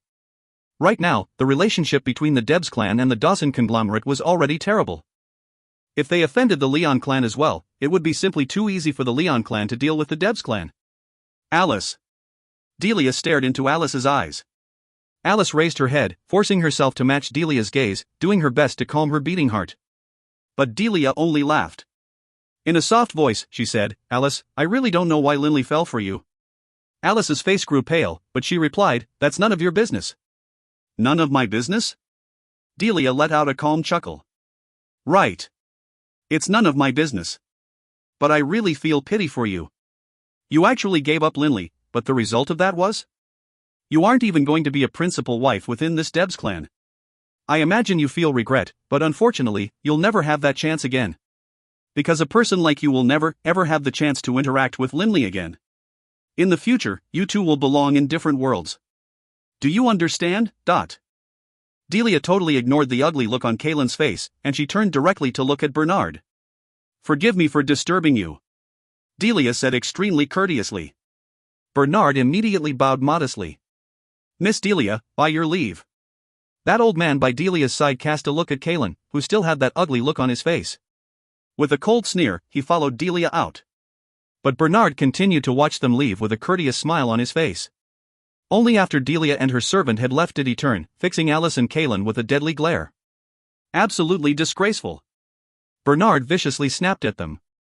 Neither Kaelin nor Alice dared to make a sound. Under this aura of oppressiveness, the Debs clan returned home. Within the Lucas clan's mansion in Funlai City. Master Linley, no, there's no need. Marquis Jebs was hurriedly trying to refuse Linley. There's really no need for the 600,000 gold coins. Master Linley, I am so incredibly sorry. I really had no idea that you had reached such an incredible level in the field of sculpting. Jebs, that obstinate old man. Right now, when he looked at Linley, his eyes were filled with something akin to veneration for an idol. Marquis Jebs didn't have many hobbies. The one thing he loved to do was collect items. Naturally, he felt deep veneration for those grandmaster-level artisans of each field. Perhaps even if the king of Funlai was present, he wouldn't feel as much awe as he did now towards Linley. How about let's just name the price at 180,000 gold, is that fine? My clan originally bought it for 180,000 gold coins, so that would still be fair. Master Linley, I really am not willing to make money off of you. If I took advantage and earned money from you, Master Linley, I wouldn't be able to sleep well at night. That adorable old man, Master Marquis, was extremely stubborn. Marquis Jebs, in the past, when your Lucas clan bought this Warblade Slaughterer from my clan, the price you paid was 180,000 gold coins, true. But after all these centuries, due to inflation, the 180,000 gold coins you paid then is worth much more now. Linley wasn't willing to take advantage of the Lucas clan either. But Marquis Jebs only stubbornly stared at Linley. "Ha, you guys are just so next to them." Yale was laughing so hard that he was clutching his belly. "The seller is frantically trying to lower his product's price, and would rather give it away for free. But the buyer is trying to raise the price higher. I have never seen something like this before." Linley let out a helpless laugh as well. "Marquis Jebs, how about this? Centuries ago, that 180,000 gold coins had a purchasing power comparable to around 360,000 gold in this era. Let's just go with 360,000 gold coins. Don't refuse any longer. If you do, I'll just throw down my magic crystal card and leave." Linley withdrew his magic crystal card from his breast pocket. Marquis Jebs looked unhappily at Linley, but finally nodded. "Fine, then." Linley couldn't help but laugh. Marquis Jebs suddenly laughed a bit shyly as well.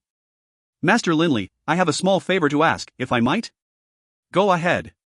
Linley laughed, looking at the Marquis. Marquis Jebs gestured at his servants, who quickly carried over an erect stone tablet from deeper within his mansion. "Master Linley, I only hope that you can put your signature on this tablet.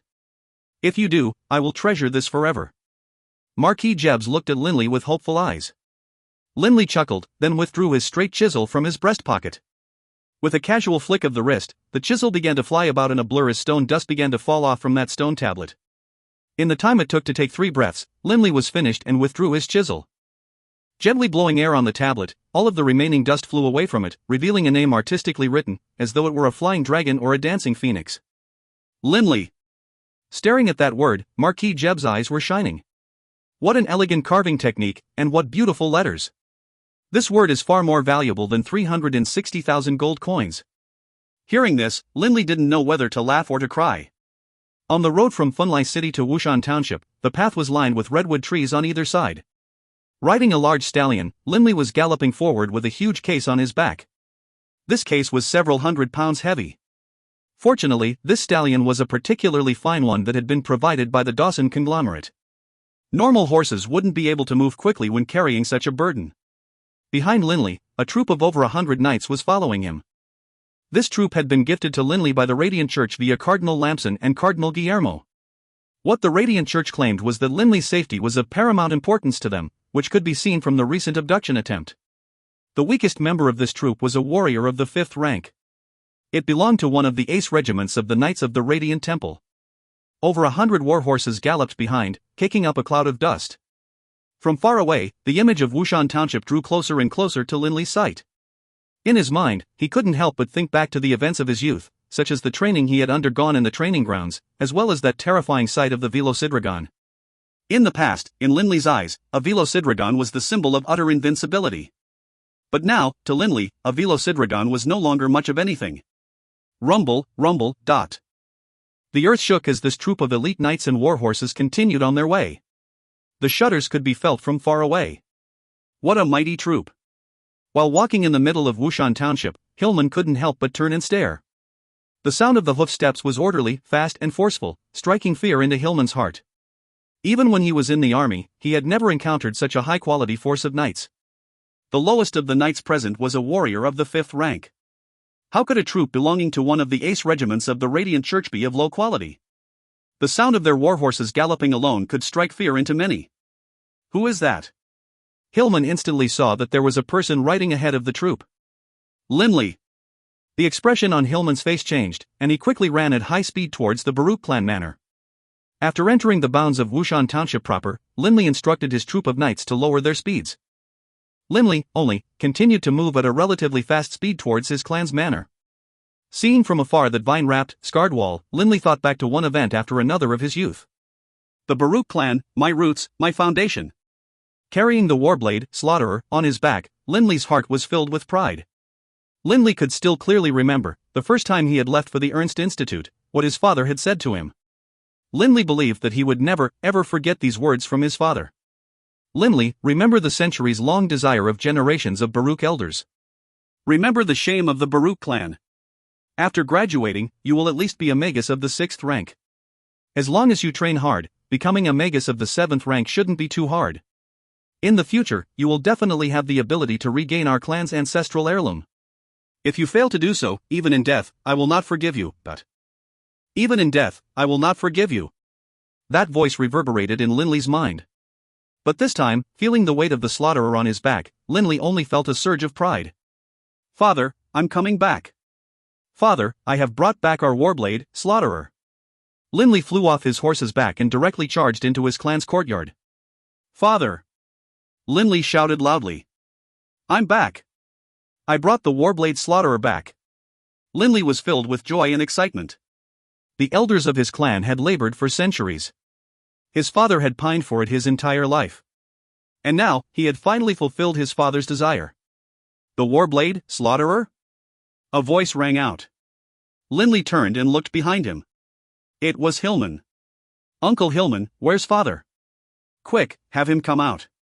Ha, I've finally brought back the warblade Slaughterer. Honest. I have the ancestral heirloom of our Dragonblood warrior clan. I've finally brought it back. Quick, tell me where my father is.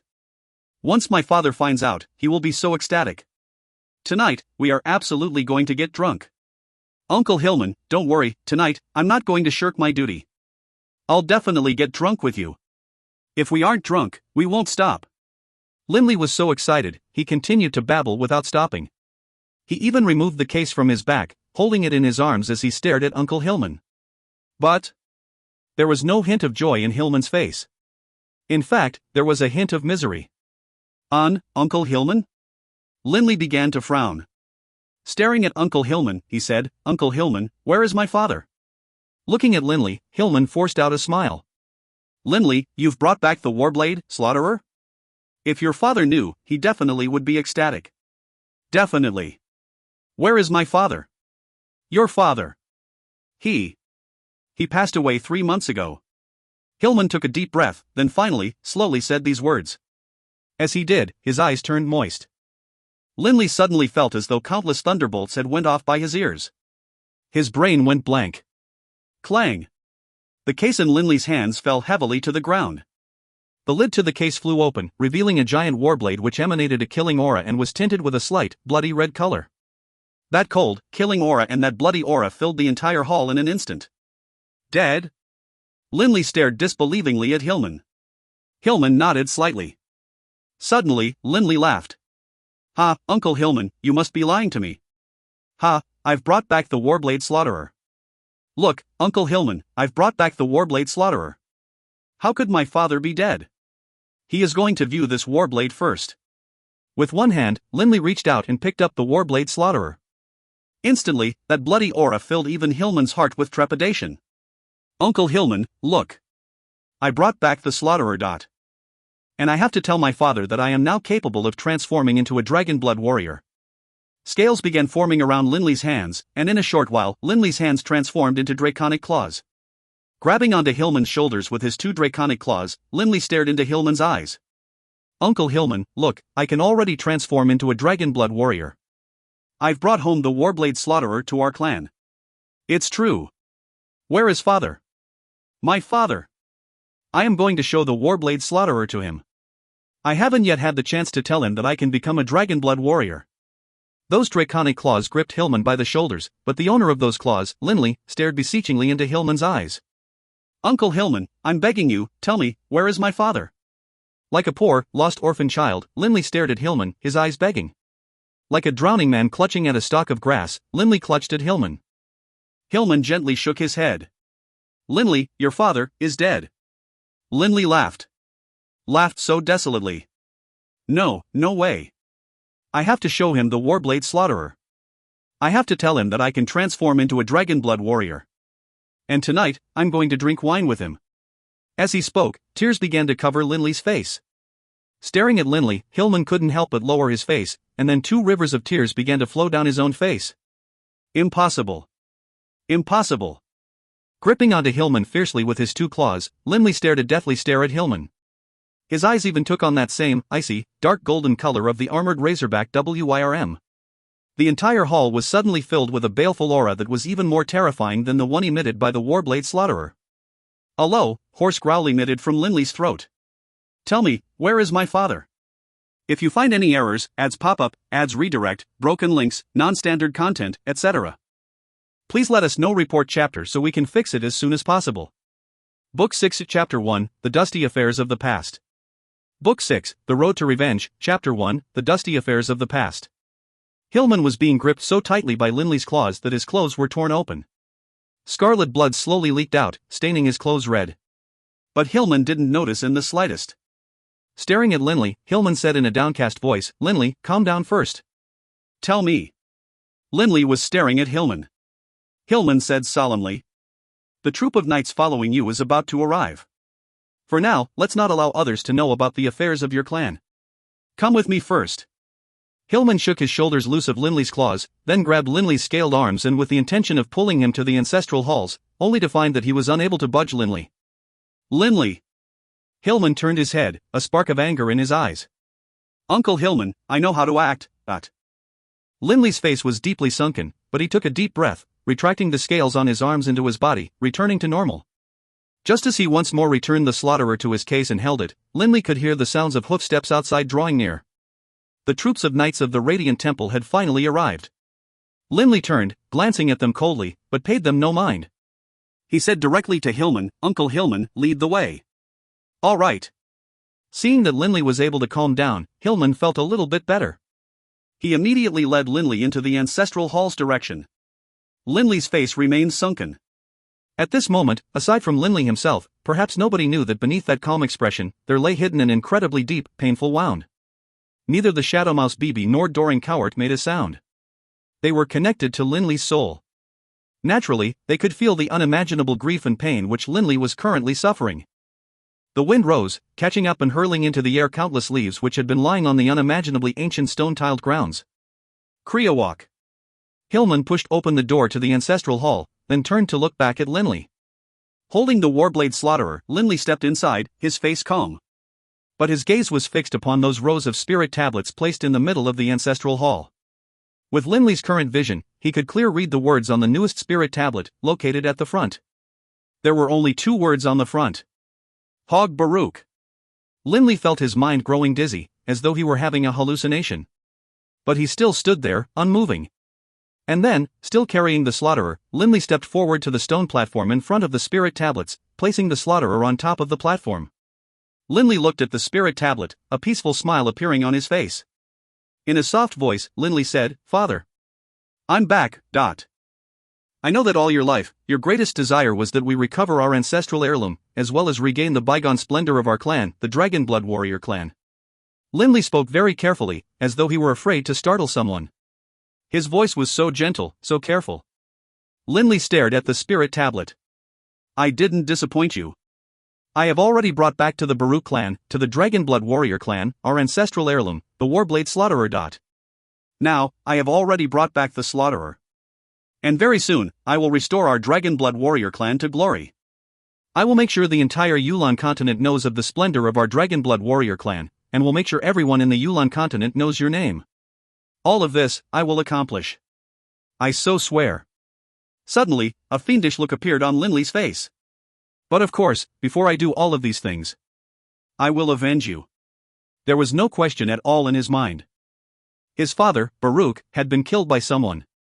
Otherwise, based on his father's prowess as a warrior of the 6th rank, as well as a man in the prime of his health, he couldn't have died due to any ordinary illness. And what's more, if he had died of illness, Hillman wouldn't have acted so secretively. Linley's intuition was telling him that his father's death was no ordinary death. "The person who caused you to die. I will make sure he dies as well." Within Linley's eyes, once more there seemed to be a hint of that cold, dark gold color of the eyes of the armored razorback WIRM. That terrifying dark golden color. Linley fiercely turned to stare at Hillman. "Uncle Hillman, tell me. How did my father die, exactly? In addition, where was my father buried? Also, you said my father died 3 months ago? Why didn't you tell me?" Hillman opened his mouth, but did not speak. "Linley, first calm down," Hillman finally said slowly. "Calm down? How could he calm down, Dot? I wish so much that my father could be here and personally see this Warblade, Slaughterer, with his own eyes. I long to tell my father that I have become a Dragonblood warrior. I deeply desire to see my father smile, hear his gratified laughter. See the pride on his face when I assume the dragon form. However, all of this is now impossible." Linley felt as though his heart had been sliced by knives. And Hillman was asking him to calm down? Linley wanted to angrily rebuke Hillman, but he restrained from doing so. Taking in a deep, unwilling breath, he swallowed his rage.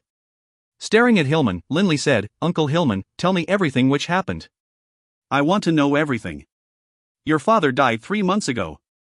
But before he died, his instructions to me were that only after you had the power of a warrior of the 7th rank could I tell you.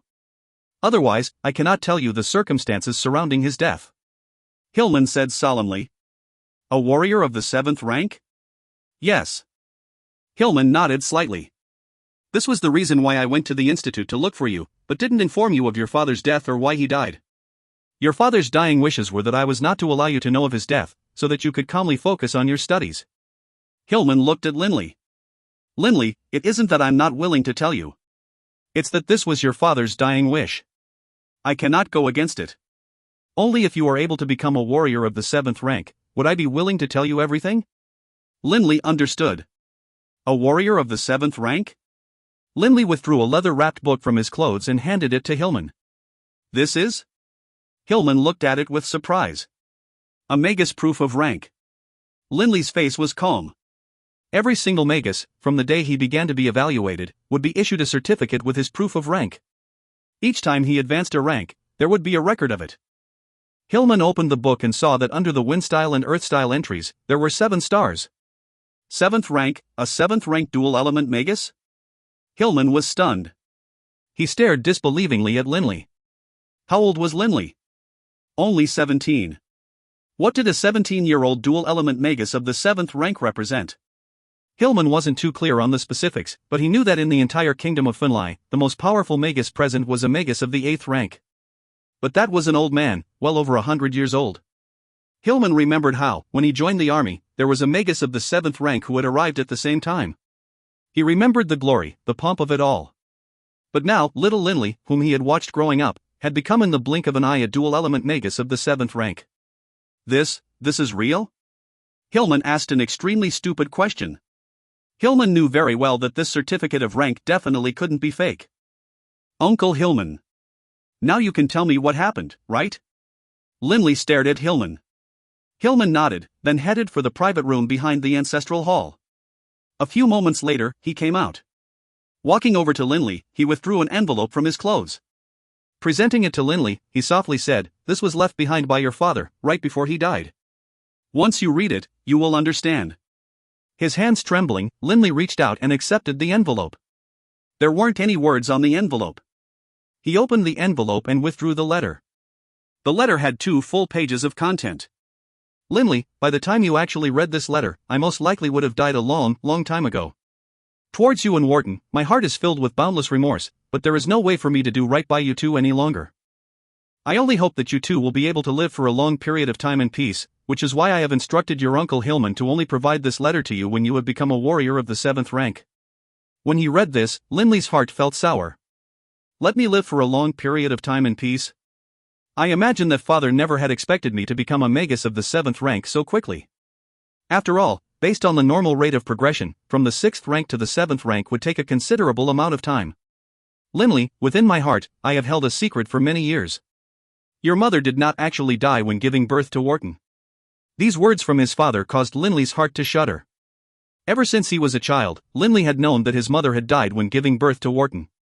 But apparently, that was a lie. That year, when your mother was pregnant with Wharton, both of us were very happy. But the medical facilities at Wushan Township were simply too poor, so I went with your mother to Funlai City. Within Funlai City, your mother safely gave birth to Wharton.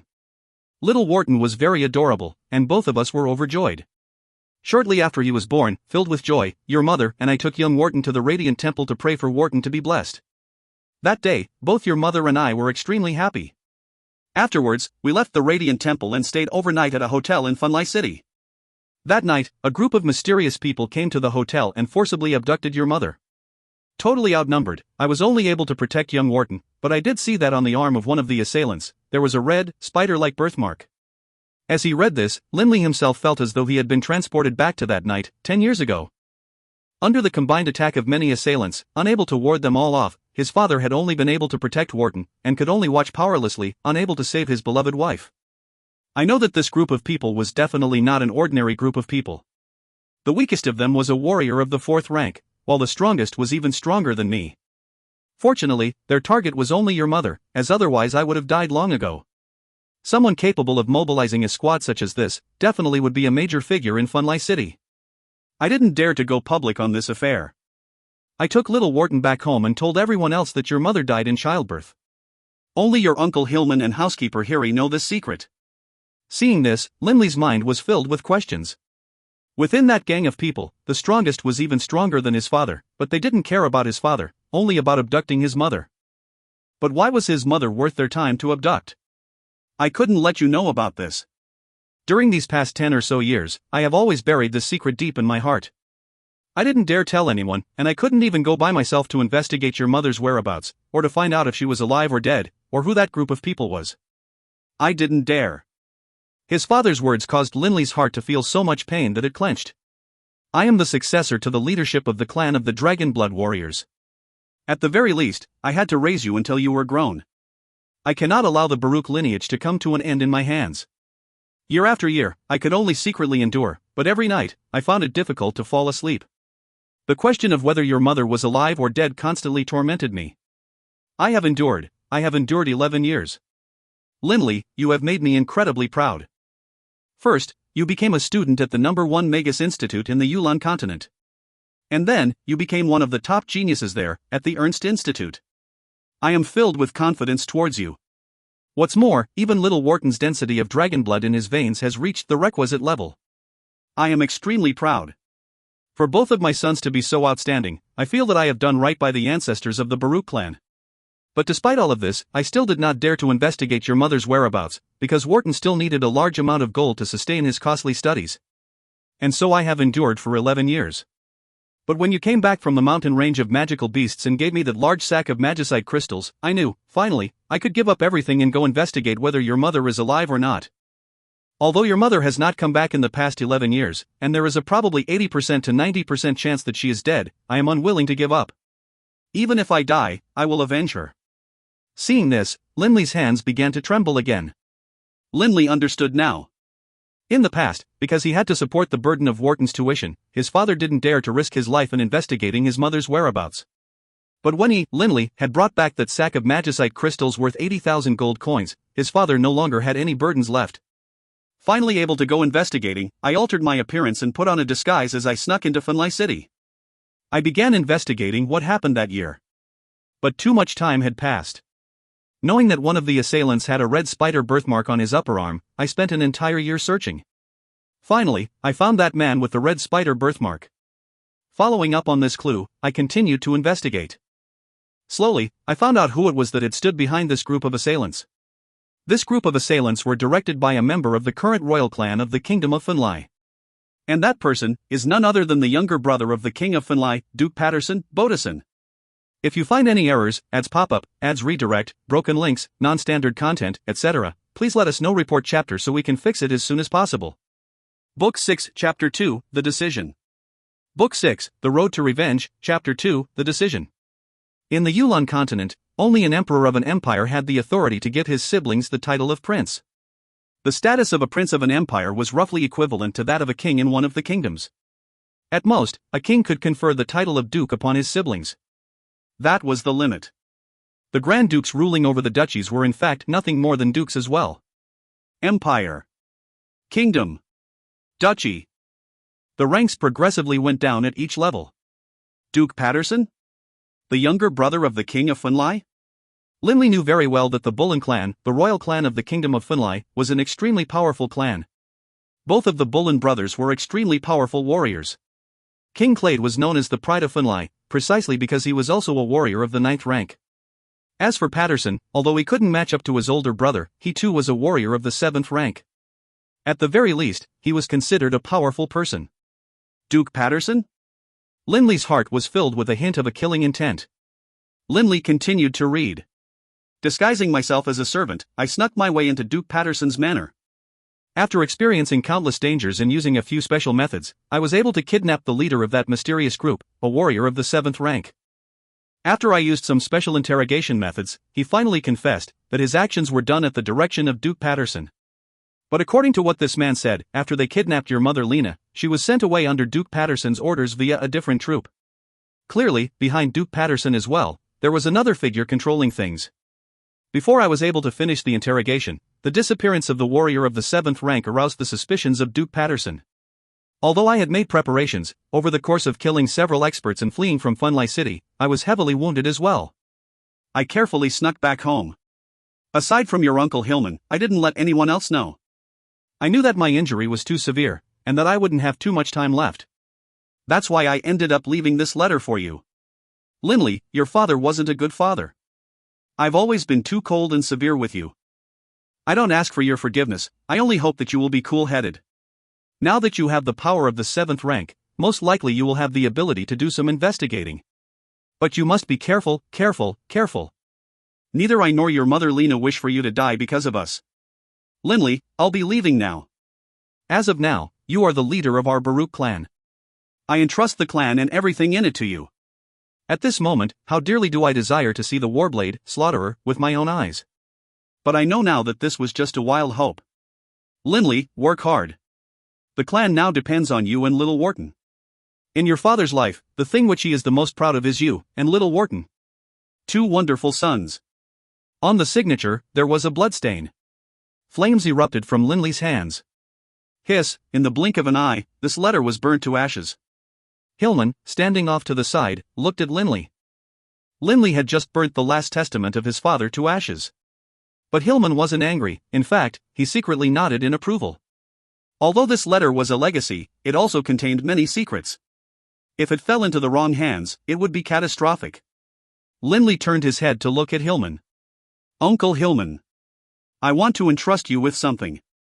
Go ahead. Hillman looked at Linley. Hillman had already made up his mind to assist Linley in getting vengeance.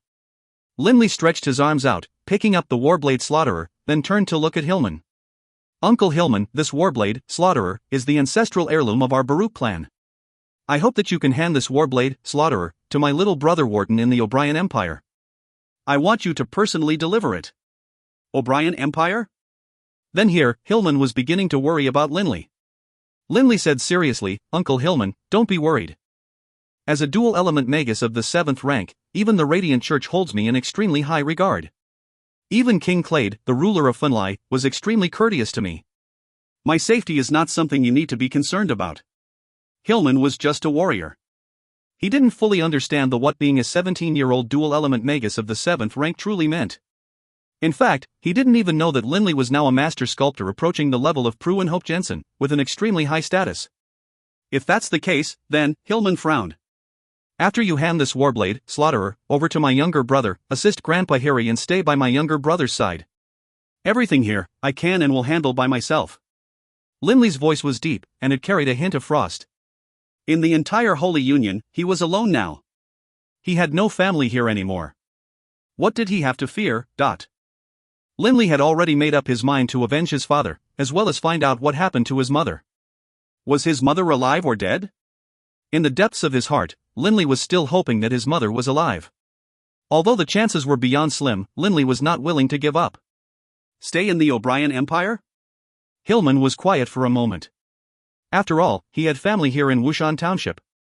But for him, as a warrior of the 6th rank, anywhere in the world he went, he would be able to make a living for himself. Uncle Hillman, you can take your entire family with you. In addition, take this magic crystal card with you. This magic crystal card has not been imprinted yet, and has 1,000,000 gold coins within it. Take this magic crystal card with you, all the way to the O'Brien Empire. From within his clothes, Linley withdrew a single magic crystal card and handed it to Hillman. 1,000,000 gold coins? Hillman stared at Linley in astonishment. 1,000,000 gold coins was an absolute fortune. When Hogg was still alive, for the sake of a few thousand gold coins, he had to sell off his clan's possessions. Even if he sold off the entire ancestral home, he might not be able to come up with much more than 100,000 gold coins. But now, in the blink of an eye, Linley was handing over a magic crystal card with 1,000,000 gold coins on it. Linley, where did you get this money from? Hillman had to ask. Uncle Hillman, you don't need to ask. In the future, you will know. Linley's heart, at this moment, was filled with grief and rage. He was in no mood to brag about his accomplishments as a sculptor. Hillman nodded slightly. Linley, wait a moment. Hillman once more ran into the private room, then came back out with an urn, handing it to Linley. Linley's gaze couldn't leave the urn. He seemed to have already guessed what this urn contained. Hillman instructed, Linley, these are your father's ashes. When your father died, we didn't dare to publicly announce it. We didn't even dare to bury him. Our only choice was to place his cremated ashes within the private room as we awaited your return. Linley accepted the cremation urn. He felt that it was heavy. So heavy. The desolate wind howled. Not too far from Wushan Township, there was a cemetery filled with countless tombs. At this time, though, an extremely lavish tombstone had just been erected. The short-haired Linley was currently quietly seated cross-legged in front of it. Linley had spent a full night erecting this tombstone. Based on Linley's current level of ability, carrying a few boulders was child's play. And, given that Linley already had reached the level of a master in sculpting, naturally he was able to carve the boulder into a lavishly beautiful tombstone. The desolate wind howled. Linley just sat there quietly. Linley! Hillman was carrying the Warblade Slaughterer on his back in the case. He appeared in front of Linley. Linley didn't open his eyes. He only said, Uncle Hillman, I've entrusted the Warblade Slaughterer to you. I entrust my younger brother, Wharton, to you and Grandpa Harry as well. Be safe on your way there. I won't send you off. Hillman looked at the back of Linley, still seated cross-legged. Then he took another look at the tombstone. Finally, he nodded, then silently departed. Hillman left.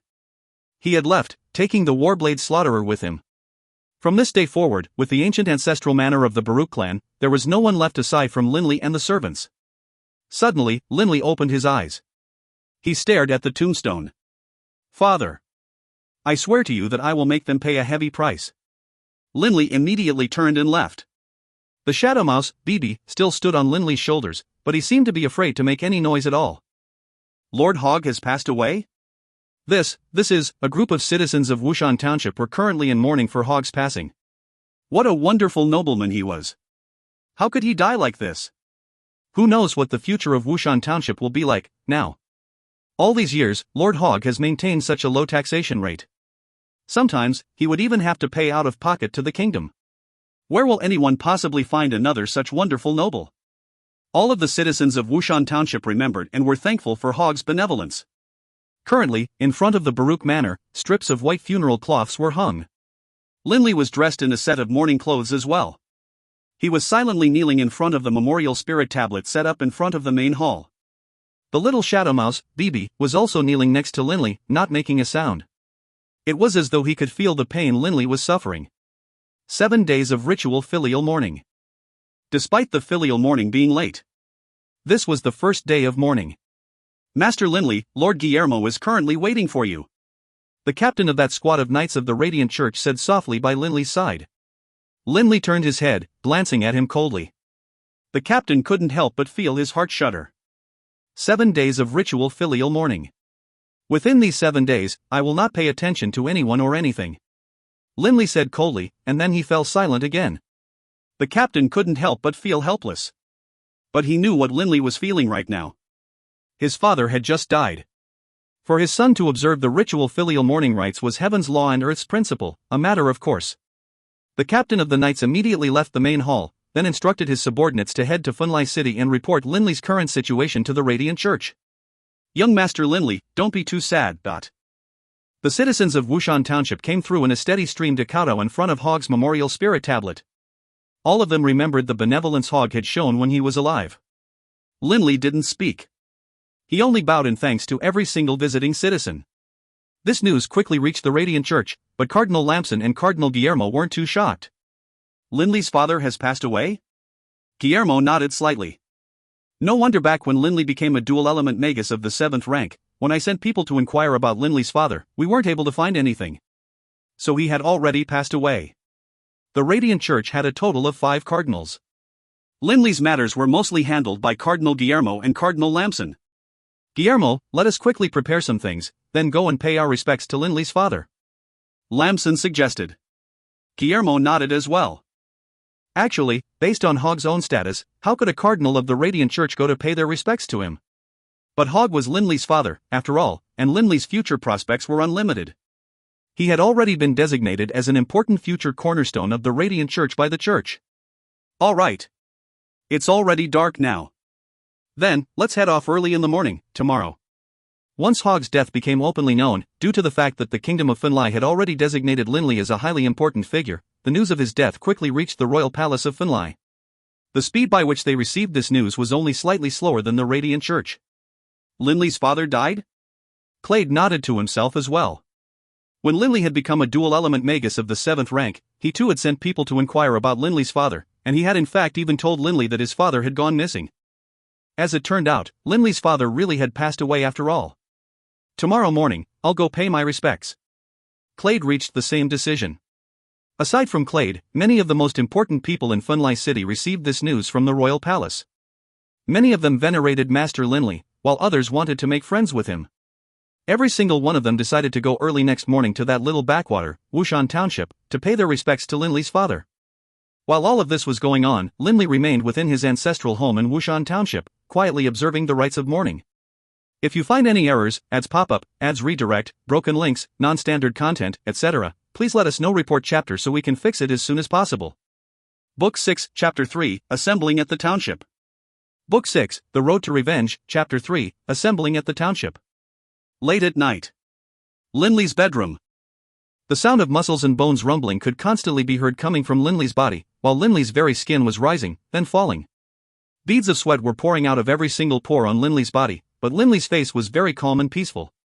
At this moment, Linley was training in accordance with the secret Dragonblood manual. The first time Linley activated the Dragonblood in his veins, he was vaulted directly to the rank of warrior of the 6th rank.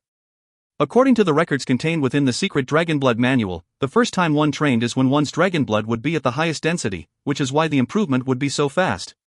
The further down the road the training continued, the harder it would become. Especially upon reaching the 9th rank, if one wished to break through to the Saint level, the amount of time that would be needed was probably more than all the other time spent combined.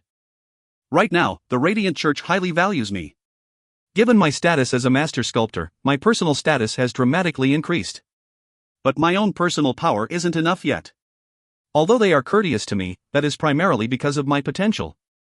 If I am to gain revenge, I don't yet have enough personal power. Linley knew full well that he currently didn't have enough power. After all, he couldn't afford to assume the dragon form and transform into a Dragonblood warrior when he wanted to kill someone. Unless the situation was critical, Linley definitely did not want to enter the Dragonblood warrior forms.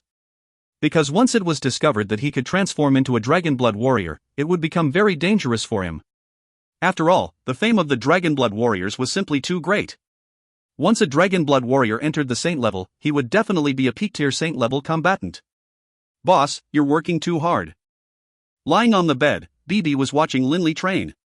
Aside from Bibi, Doring Cowart was also watching from the side. Doring Cowart could clearly tell what sort of mental state Linley was in. His father had suddenly died, and he had also found out that his mother hadn't died in childbirth after all, and had been abducted. These two pieces of news had suddenly descended upon Linley. This sort of mental blow was far more vicious than Alice's change of heart. Doring Cowart could feel the boundless hatred and murderous desires in Linley's heart. Doring Cowart knew very well that if Linley didn't find an outlet for that hatred, he could very well turn into a murderous demon. I hope that Linley will be able to get his vengeance quickly. Otherwise, if he remains in this state for too long, the changes to his heart will become greater and greater. Doring Cowart was beginning to worry. The next morning. Within the Baruch clan's manor, many servants were preparing all sorts of edibles. As soon as Linley stepped out of his bedroom, he saw them bustling about. Linley, the people who are coming today are most likely important people. Is this how you intend to receive them? Doring Cowart appeared by Linley's side. Linley and Doring Cowart had both guessed correctly. The important people of Finlay City and of the Radiant Church had quickly received word of Linley's father's death. 80% to 90% of them had come to pay their respects to Linley's father, so naturally, Linley would have to receive them. The materials that Linley had prepared could be considered not bad, but the skill of the chefs was too poor. There were only 2 chefs in the entire Wushan Township whose cooking skills could be considered adequate. You are going to have these 2 chefs of this small township receive these major personages? Doring Cowart laughed. Let them taste some of the local dishes of my homeland. This is already quite enough. After speaking, Linley immediately went to eat breakfast. After breakfast, Linley continued to kneel in front of the memorial spirit tablet, observing the rites of filial mourning. By 7 in the morning, footsteps could be heard from outside the Baruch clan's manor. An extremely lavish carriage parked itself outside the manor. Third bro. A familiar voice called out. Still kneeling in the main hall, Linley turned his head and saw Yale, George, and Reynolds rush inside. Having suffered 2 heavy blows, Linley was currently feeling extremely depressed. But upon seeing those 3 brothers whom he had grown up with at the Ernst Institute, a hint of a smile appeared on Linley's face. Upon entering the main hall, Yale, George, and Reynolds all knelt down on prayer mats in the middle. "Third bro, I got the news last night about your father's passing. Overnight, I called over second bro and fourth bro to come along with me. I guess that today, there are going to be many nobles present, so I also brought along several chefs from Funlai City to come overnight as well," Yale said in a soft voice. "Thank you." Linley could imagine how busy his 3 brothers must have been in the past few hours. Recruiting chefs, preparing the carriage convey. Most likely, Reynolds and George had hurried over to hear directly from the Ernst Institute, meeting Yale on the road at night and then arriving here together. "Third bro, don't be too heartbroken." George gently patted Linley on the shoulders. Reynolds was also by Linley's side. "Linley, no matter what happens, you will always have us 3 brothers. No matter what happens, don't allow yourself to be struck down. Remain strong." Linley looked at Reynolds, a hint of a smile appearing on his face. Linley felt very warm in his heart upon hearing Reynolds, normally the most mischievous of them all, saying such words. No matter what or when, he would always have these 3 brothers. "Thank you all." Linley looked at Yale. "Boss Yale, I'd like to hand over the responsibilities of hosting these nobles to you. I have no experience in this area." Yale nodded. "Don't worry. I've brought quite a number of people over. They will definitely do a good job of receiving them." The quiet little Wushan Township was not quiet at all this day. Time after time, the citizens of Wushan Township would gather together and discuss the nobles who had just passed by. That group in the morning had at least 4 horses, and that carriage was huge and magnificent. All of those brave knights, wow, I've never seen such an awesome-looking troop of knights. An old man sighed with praise as he stared at the troop stationed outside the Baruch clan's manor. The locals nearby also nodded in praise. In such an ordinary little town, how often would they have the chance to encounter a wealthy noble? That troop of knights which Linley had brought with him when he had returned, by itself, was already a source of endless discussion amongst the locals. What do you guys think? Is young Master Linley also a powerful nobleman in the outside world? A woman guessed. 2 days ago, I saw Linley lead that powerful troop of knights on his return. Wushan Township was filled with constant chatting and speculation. And then, in the middle of the day, around 11 or so, the earth began to shake again. All the denizens of Wushan Township could feel that dense, orderly sound of galloping hoof steps. This time, the density of the hoof steps was far heavier than when Yale came. Wearing brilliantly gleaming armor, an extremely powerful mounted unit first galloped through. Behind them were 2 extremely lavish carriages which were being pulled by 4 handsome stallions. The people driving the carriages were all extremely powerful-looking warriors. Behind these 2 carriages were a series of carriages filled with gifts, also under escort by a unit of knights. All of the citizens of Wushan Township craned their necks to watch. The majestic aura of the Ace Regiment of Knights of the Radiant Church charging through made all of the citizens of Wushan Township felt like a mountain was pressing down on them. All of the citizens felt their heart was trembling, and all of the beautiful, lavish carriages gleamed so much, it made them squint their eyes. What sort of people are these? The citizens of Wushan Township were filled with shock and surprise. This carriage procession finally came to a halt in front of the Baruch clan's manor. At the Baruch clan's manor, there were many people who were prepared to station and stable these horses and carriages. Lord Cardinals Guillermo and Lamson have arrived. That loud, high-pitched voice rang out from within the Baruch clan's manor, causing a huge commotion amongst the denizens of Wushan Township. It was actually 2 cardinals. In the eyes of the citizens of the Holy Union, the cardinals of the Radiant Church were all lofty figures. In their hearts, the cardinals were like the stars in the night sky, beautiful to behold, but untouchable. But today, 2 cardinals of the Radiant Church had actually come to Wushan Township. Clatter! Clatter! Clatter! Hoofsteps could be heard yet again.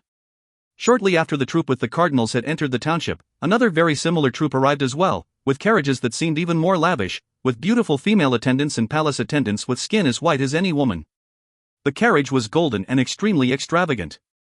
The mighty knights were exhibiting their top-notch riding skills. The hoofsteps were so much in lockstep, they sounded like a single great drumbeat, shaking the hearts of the citizens of Wushan Township. The denizens of Wushan Township were stupefied. Who are these people? Many denizens hadn't seen these people in their entire lives. When this new troop arrived outside the Baruch clan's manor, that voice once more rang out from within the manor. His Majesty, King Clade of Funlai has arrived. His Majesty the King. All of the citizens of the town looked at each other. To the citizens of a kingdom, the king of a kingdom was the brilliant sun shining in the sky, with the power over life and death. But His Majesty the King, who should have been in his palace, had actually come to the tiny little Wushan township. The non-stop clatter of hoof steps. One troop of soldiers came after another. One carriage after another pulled up in front of the Baruch clan's manor. Duke Bonalt of the Kingdom of Funlai has arrived. Marquis Jebs of the Kingdom of Funlai has arrived. Count Juno of the Kingdom of Funlai has arrived. Miss Delia of the Leon clan of the Yulan Empire has arrived. Lord Bernard of the Debs clan of the Kingdom of Funlai has arrived. That voice rang out again and again, causing the citizens of Wushan Township to be totally speechless. What was going on? Why were so many members of the upper class congregating here at Wushan Township? But the citizens of Wushan Township could guess the reason. The only major event which had occurred at Wushan Township was Hogg's death. But Hogg was just the noble of a minor township. Could his passing cause His Majesty the King as well as 2 cardinals of the Radiant Church to come? These citizens couldn't help but think back to the triumphant image from a few days ago of Linley returning with a troop of knights at his back. All of this must have something to do with young Master Linley, but although these common citizens didn't know the specifics of Linley's situation, they were able to guess.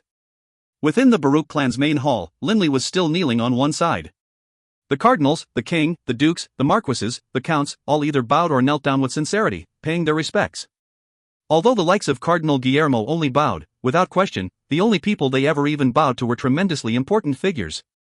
But today, they were bowing to the departed Hogg. Linley, don't be too heartbroken. Guillermo said softly by Linley's side. Thank you. Linley bowed fractionally. Linley, your father's passing truly fills us all with regret. King Clade also comforted Linley. After a while. Linley, don't be too heartbroken.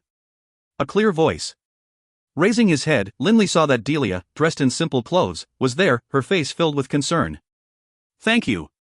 Linley said in a soft voice. Delia nodded fractionally before being led away by servants as well. One noble after another came in to pay their respects to Linley's father. Even that Bernard, leader of the Debs clan, had come to pay his respects. Master Linley, don't be too heartbroken. Bernard said courteously. Linley responded with the same courteous thanks. Thank you. Duke Patterson of the Kingdom of Funlai has arrived. Suddenly, the announcing voice rang out from outside. Linley frowned very slightly. His father's death was linked to this Duke Patterson. But Linley knew very well that his father had disguised himself before entering Duke Patterson's manor. Most likely, Duke Patterson had no idea that Linley's father was the person whom had succumbed to the severe injuries caused by his subordinates. Patterson looked extremely similar to Clade. Both of them had long, golden hair, with eyes that seemed hawk-like. His waist was straight as a ramrod, and he had the aura of a noble. Entering the main hall, Patterson bowed respectfully in front of Hogg's memorial spirit tablet. Master Linley, don't be too heartbroken. Patterson walked over to Linley and said with sincerity. Linley raised his head and glanced at Patterson. Seeing the sincere look on Patterson's face, he still responded with the same courteous, thank you. From the surface, one couldn't tell that Linley's treatment of Patterson was any different from his treatment of anyone else. If you find any errors, ads pop up, ads redirect, broken links, non-standard content, etc., please let us know. Report chapter so we can fix it as soon as possible. Book 6, Chapter 4, A Nighttime Chat. Book 6, The Road to Revenge, Chapter 4, A Nighttime Chat. Patterson. Linley silently uttered this name to himself. His mother had been taken away by Patterson's men years ago, and now, 11 years later, his father had been injured and killed by Patterson's men as well over the course of his investigating his mother's whereabouts. The murderous intention in Linley's heart was hidden, like the lava in the bottom of a primed volcano. But one day, it would erupt. Boss, let me kill this Patterson for you. Kneeling next to Linley, the little shadow mouse spoke mentally. Don't move. Linley shouted back mentally. Linley remained kneeling inside the main hall, while one noble after another came inside, paying their respects to Linley's father. That night's banquet, Linley didn't attend for a single moment. He remained kneeling inside the hall, observing the rites of filial mourning. Many of the nobles eventually left Wushan Township late in the afternoon, hurrying back to Funlai City. But there was still a number who remained behind at Wushan Township. For example, Cardinal Guillermo. For example, Delia. Ritual filial mourning had to last for 7 days. That night, Linley ate some random food, then returned to his bedroom, preparing to begin his training. Linley, do you plan to take revenge for your father? The white-robed Doring Cowart appeared by his side. Linley glanced at Doring Cowart. Grandpa Doring, I absolutely must take vengeance for the death of my father. Although I know that it was Duke Patterson who sent people to pursue and kill my father, aside from taking my revenge, I also need to investigate what happened to my mother, and find out if she is alive or dead. Killing Patterson was easy. But killing him in a way which would prevent anyone from finding out was much harder. After all, after killing Patterson, Linley needed to continue searching for his mother. Doring Cowart nodded slightly. You can make your own decisions in your personal affairs. Only, I hope you won't act rashly. After all, your current strength is still too weak, compared to the real top-tier combatants. Even Patterson, all of his soldiers combined are a force that you cannot handle. Linley nodded slightly. Patterson was the younger brother of Clade. How could he not have a large number of subordinates? I expect within a year or so, I should be able to reach the 7th rank as a warrior. I can't waste any more time. Linley sat cross-legged on the ground. The Dragonblood battle chi in his body once more began to circulate throughout his entire body, and all of his muscles and bones began to tremble. Linley could feel his muscles and his bones slowly rise in power, as the tiny Dragonblood cells also began to merge with his muscles and bones, raising their durability and toughness. Once one first began to train in accordance with the secret Dragonblood manual, the pace of improvement was very fast. In this training state, Linley didn't notice the passage of time at all. At roughly around 11 at night. Knock. Knock. Knock. The sound of knocking on the door. At the same time, a familiar voice. Linley. It's Delia. Can I come in? Linley was startled. Phew. Linley let out a deep breath. All of his trembling muscles returned to normal, and the Dragonblood battle chi in his body was once more retracted to his Dantian region.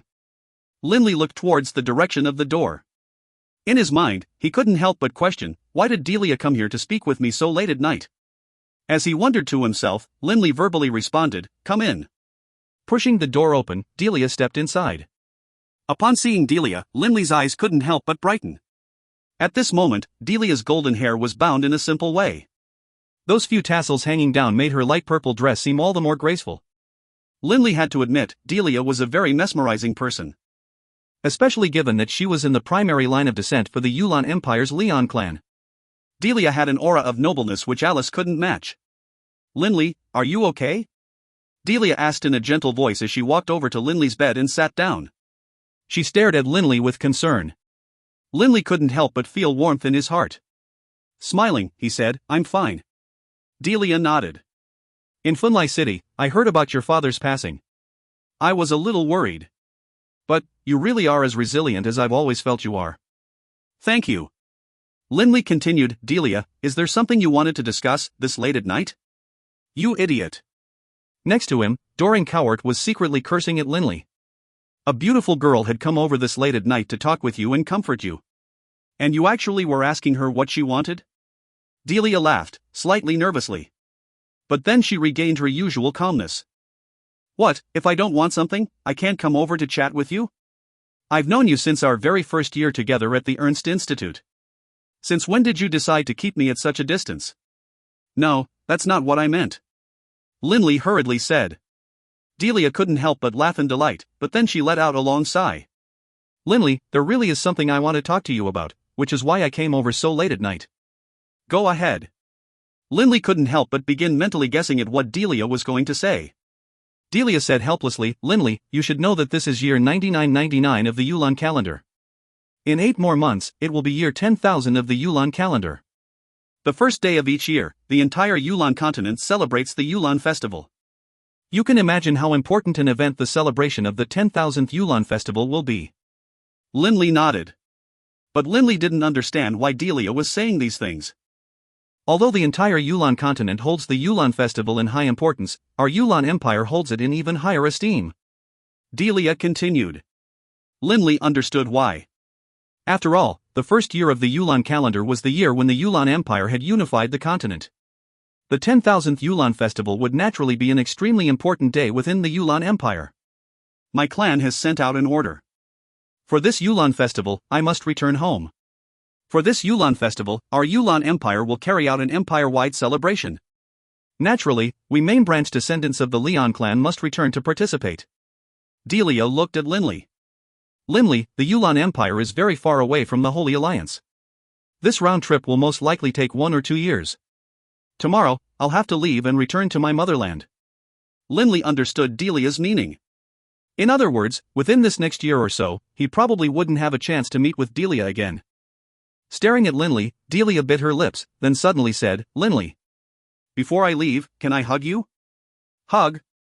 Linley was stunned. He stared at Delia. Linley knew very well how Delia felt towards him.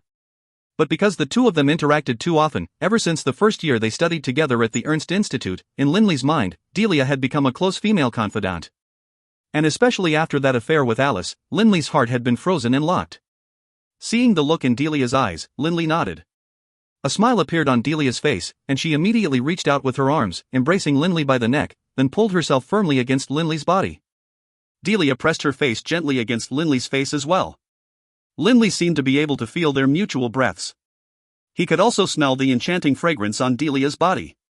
In particular, when their faces touched, he could feel the warmth of her skin. All of this caused Linley to feel a very unique sensation. "Linley. Thank you," Delia murmured into Linley's ear. Linley didn't make a sound. Releasing him, Delia slowly rose to her feet, her eyes still locked on Linley's. But halfway to her feet, Delia came to a halt. There was only 2 inches of distance between her eyes and Linley's. Suddenly, Delia bent down. Delia's lips just so happened to land and brush against Linley's, causing Linley to be stunned. Delia didn't give Linley the chance to react, as she then quickly stood up. Taking one last look at Linley, she quickly ran out of Linley's bedroom. "Boss, you just got kissed by force." From the opposite side of the blanket, BB popped his tiny head out, staring at Linley. "You. Go back to sleep," Linley mentally shouted at BB. BB let out a few disgruntled squeaks before returning to the blanket. But Linley still stared at the closed door through which Delia had left. His nose still seemed to be filled with the fragrant aura of Delia's perfume. His face seemed to still feel the warmth of Delia's face. Rubbing his lips, Linley felt a soft, warm feeling in his heart. The feeling was very similar to the feeling he had that night, when he had hidden with Alice on her balcony and talked the night away. "Delia." Shaking his head, Linley cast away all of these extraneous thoughts. "Linley." Doreen Cowart looked at Linley with interest. "When you were young and first entered the Ernst Institute, and first saw this Delia girl, didn't I say to you, then and there, that this was a beauty in the making? I told you from the very beginning to chase after her." "Feeling regretful yet?" Linley frowned as he looked at Doreen Cowart. "All right, I'll stop talking now." With a twirl of his beard, Doreen Cowart transformed into a beam of light and retreated into the coiling dragon ring. Linley didn't think about this anymore. Once more seating himself cross-legged, he entered the meditative trance to distill mage force. Early the next morning, Delia led the delegation from the Leon clan away from Wushan Township, but Linley didn't send her off. He continued to kneel there in the main hall, maintaining his vigil and observing the rites of filial mourning.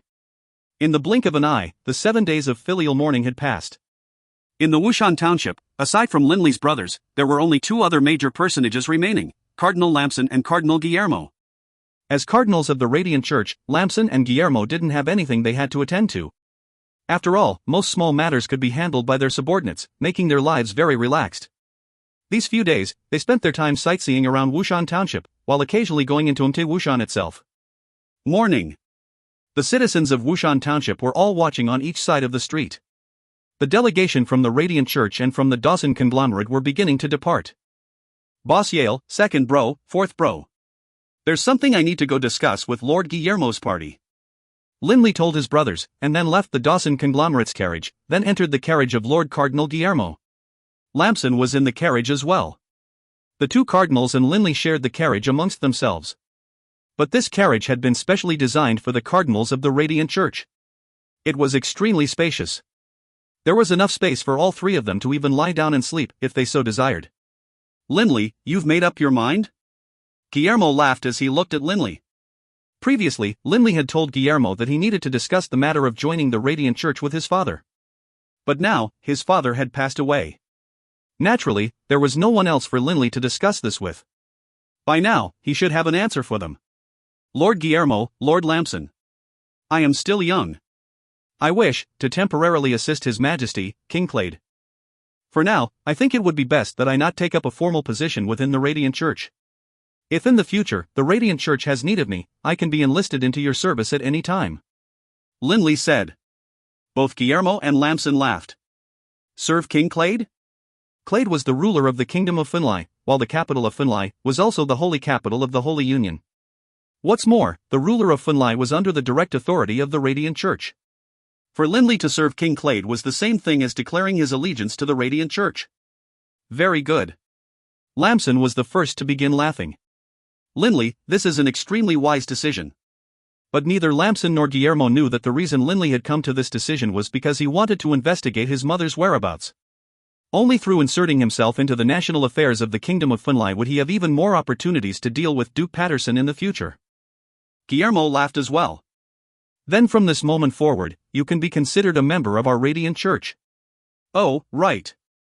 You don't have any incantations for earth and wind style spells of the 7th, 8th, or 9th ranks, or any of the forbidden spells, right? Correct. Linley nodded. I was only able to develop the incantation for the soaring technique through analyzing magical theory. Guillermo said with satisfaction, "It isn't too hard to extrapolate the incantation for the soaring technique, but it is still quite impressive that you were able to extrapolate it from the incantation of the floating technique." Linley, don't worry.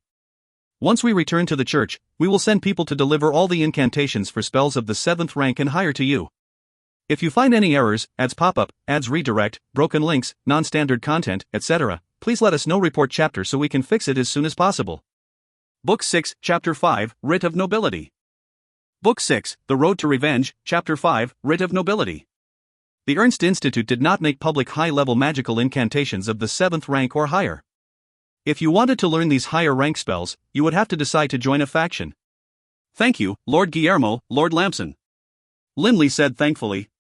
Linley couldn't help but think back to the power of the higher-ranked wind spells as described in the books he had read.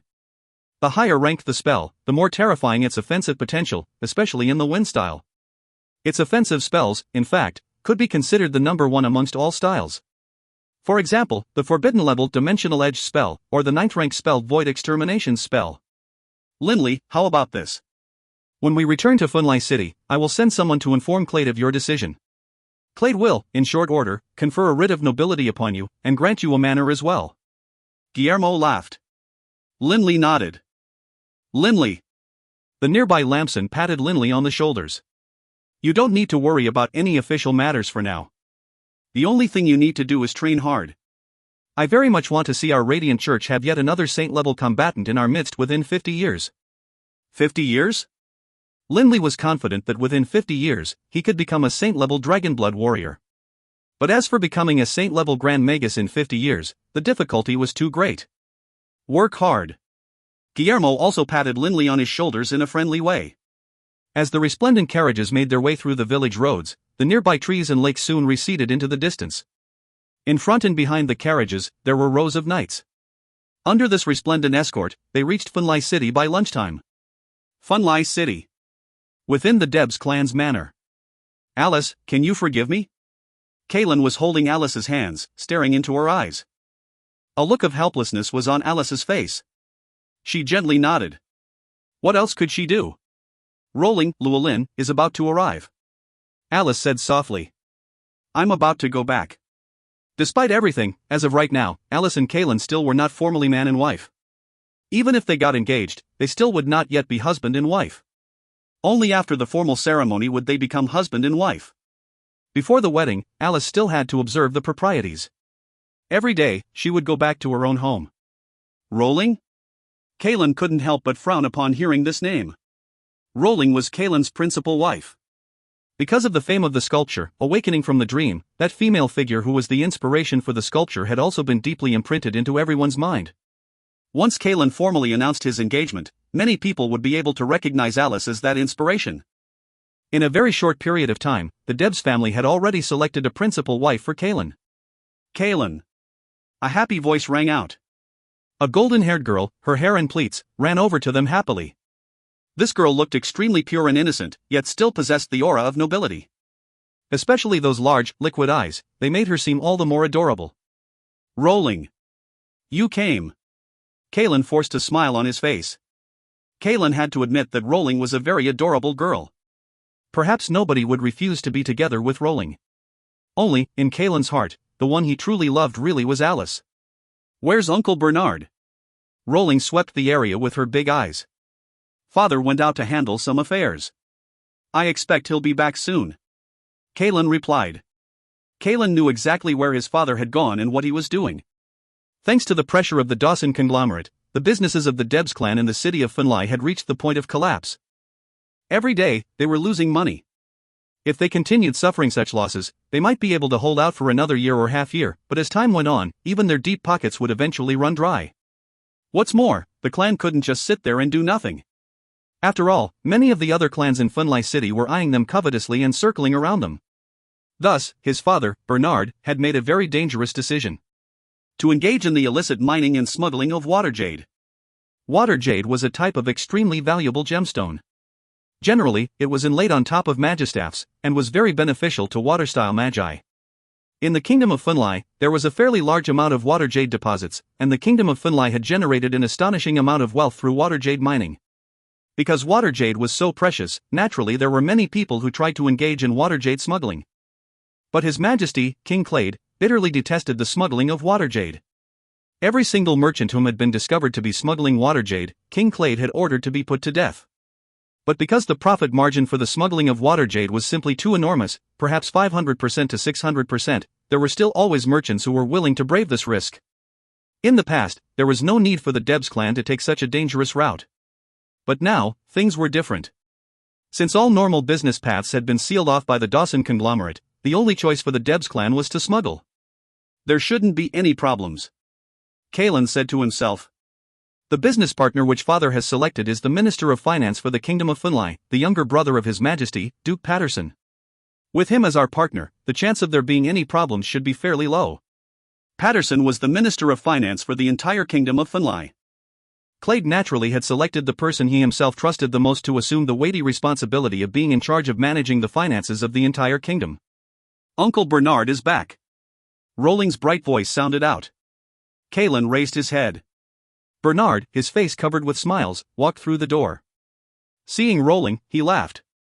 "Rowling, you are here? Have you had dinner yet?" "Not yet," Rowling replied. Bernard nodded.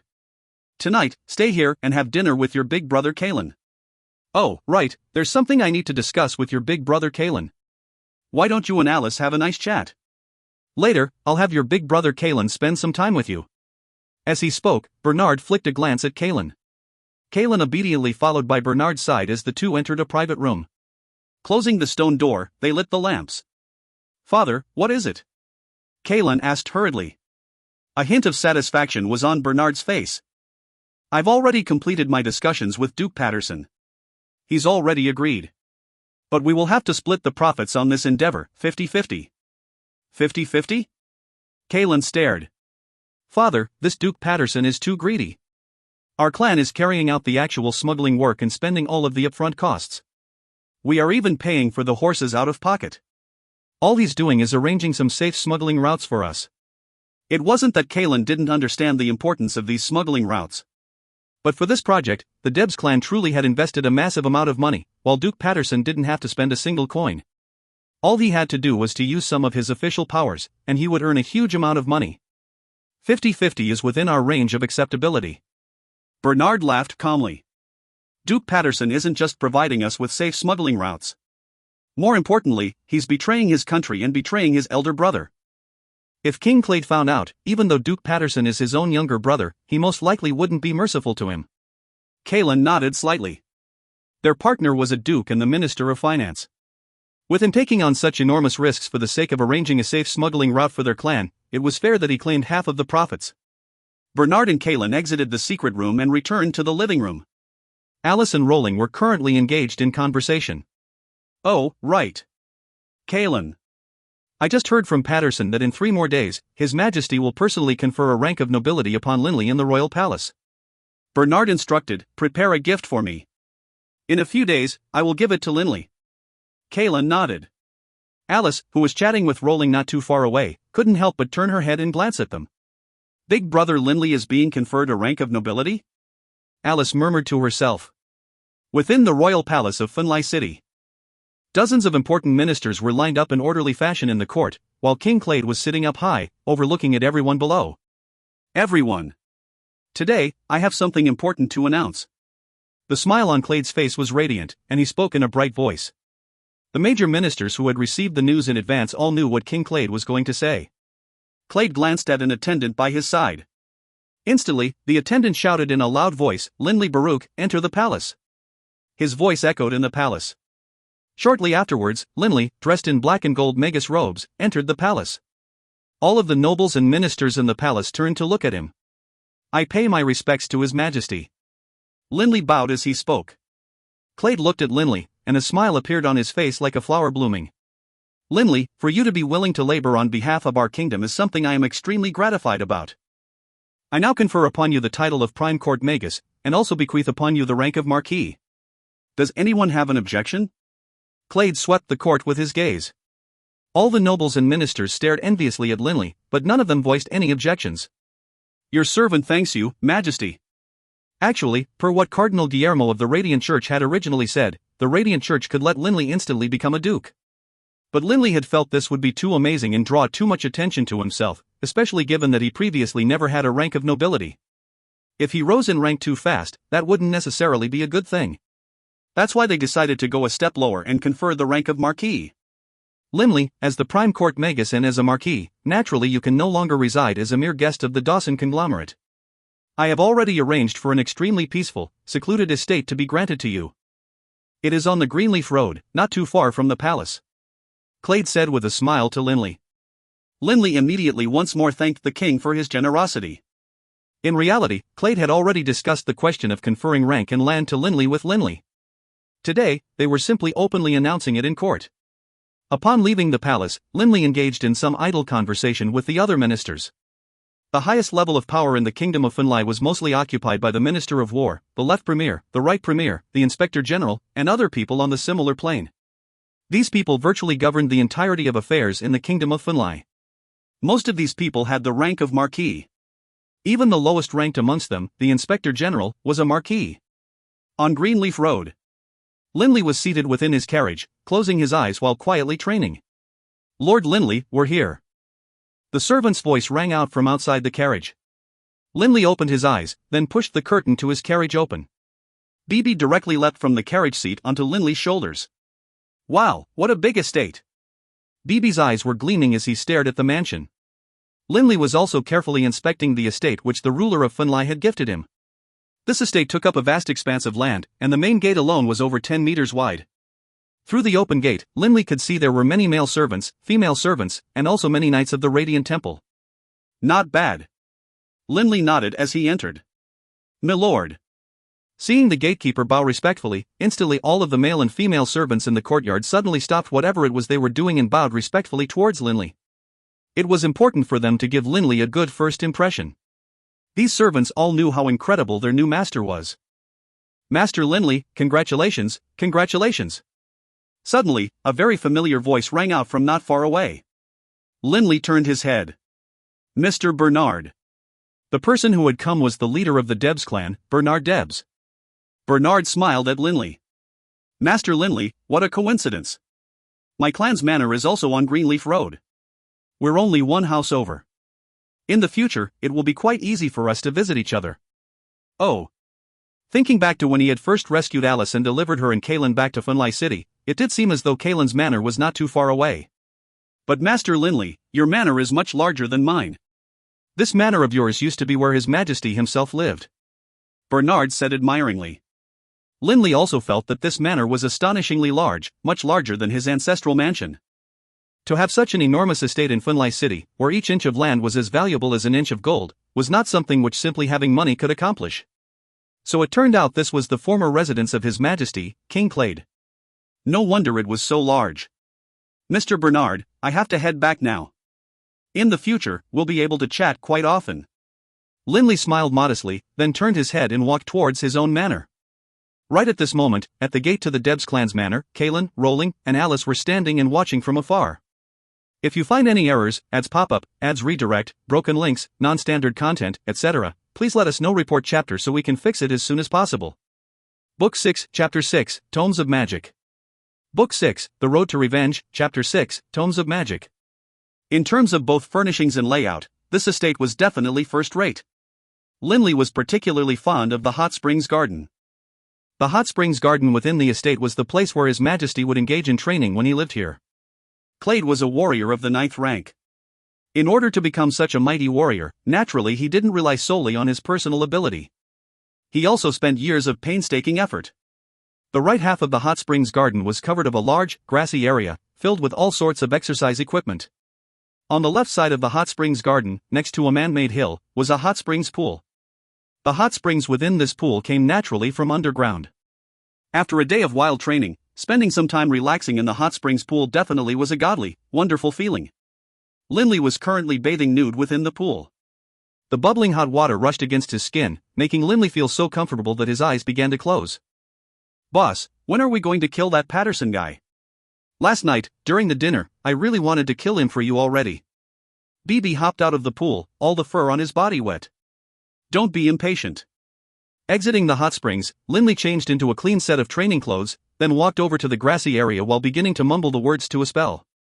After a few moments, an earthen glow began to cover the ground beneath Linley in a certain area as earth elemental essence began to swirl about him. Earth-style magic, super gravity field. Linley immediately leapt into the air, then inverted himself, head pointed down, feet pointing up. Using his 2 hands, he kept himself upright. Next, he moved to holding himself up with just 1 finger on each hand. Relying on just 1 finger, under the pressure of the supergravity field, Linley began to push himself up and down. 1. 2. Linley counted silently. Each time he reached 1,000, Linley would change to a different finger. The most important thing for a fighter was the quality of his body. Only a strong body would be able to accommodate a high amount of battle chi. Only through this method would he be able to quickly grow strong. Even though he was now a Dragonblood warrior, he still needed to maintain his daily training regime. HRM? After training for about half an hour, Linley returned to the normal upright position. Linley stared coldly at the attractive female attendant who had just entered the hot springs garden, carrying a tray with tea and fruit on top of it. My lord, this is your tea and fruit." The female attendant was made somewhat uneasy by Linley's stare, and she stammered a bit. "Who instructed you to come in?" Linley said coldly. The female attendant started. Stammering, she said, "Me lord, I was worried that you were thirsty." "Thirsty?" Linley glanced at her expressionlessly. "Attend to me," Linley shouted. Instantly, 4 burly warriors rushed in from outside the hot springs garden. These 4 warriors all belonged to the Radiant Church. After all, the Radiant Church had dispatched over 100 knights to safeguard Linley. "Mercy, my lord." The attendant was so scared, she fell to her knees. In the Yulon continent, nobles had a much higher status than commoners, especially high-ranking nobles, who could casually kill a commoner without repercussion. As for Linley, whom even the king of the Kingdom of Funlai treated courteously, without question Linley was one of the highest-ranking nobles in the Kingdom of Funlai. Linley glanced at the attendant. In a cold voice, he said, "Remember, in the future, when I am in the hot springs garden, no one is permitted entry. Anyone who does enter will be punished with 20 strikes of the military rod." 20 strikes of the rod? The attendant's face turned pale. Military rods were extremely heavy. Even most muscular warriors would not be able to move for 10 days or half a month after receiving 20 strikes of a military rod. A physically weak female attendant might very well die from such a beating. "Mercy, my lord, mercy," the female attendant hurriedly pled. Linley continued, "Since this is your first time committing this offense, I sentence you to 20 lashes of a rattan whip. If you make this mistake again, I definitely will not be merciful." "Thank you, my lord." "Thank you, my lord." The female attendant felt relieved. In terms of pain, the strikes from a rattan whip might even be more painful than that of the military rod, but it would cause nothing more than a superficial wound. It wouldn't cause any harm to the bones or to the organs. It would hurt, but it wouldn't kill. "Remove her," Linley ordered the 4 warriors. "Yes, Lord Linley." 2 of the warriors stepped forward, pulling the attendant away and frog-marching her out. As for the tea and the fruit on the tray, those were all left on the floor. Linley turned and once more returned to the grassy area. The blood-violet Godsword was one of Linley's secret weapons. Although whenever he trained with it, Linley usually made sure to keep it straight and hard, on occasion, Linley would also let it remain flexible and wield it in a bizarre, flowing manner. Linley had to make certain that this secret of the blood-violet Godsword was not discovered by anyone, Naturally, he could not allow anyone to watch him train. With his right hand, Linley stroked his waist. Instantly, with a cold, violet flash, an extremely thin, violet blade appeared in Linley's hands. Swish! From within the hot springs garden, one ray of violet light after another began to appear, while Linley roved back and forth within the garden like a wandering dragon. Having totally merged the support of the wind-style supersonic spell with his own power, not only was Linley's movement speed fast, it was also extremely agile. Through the usage of the secret Dragonblood manual, Linley trained his body. When he was relaxed, he would engage in the carving of sculptures to raise his spiritual energy, while he would enter the meditative trance in the middle of the hot springs to refine his mage force. His training permeated his every daily activity. Only, Linley still had not been able to find the best time to make his move against Patterson. After all, he had relatively few encounters with Patterson.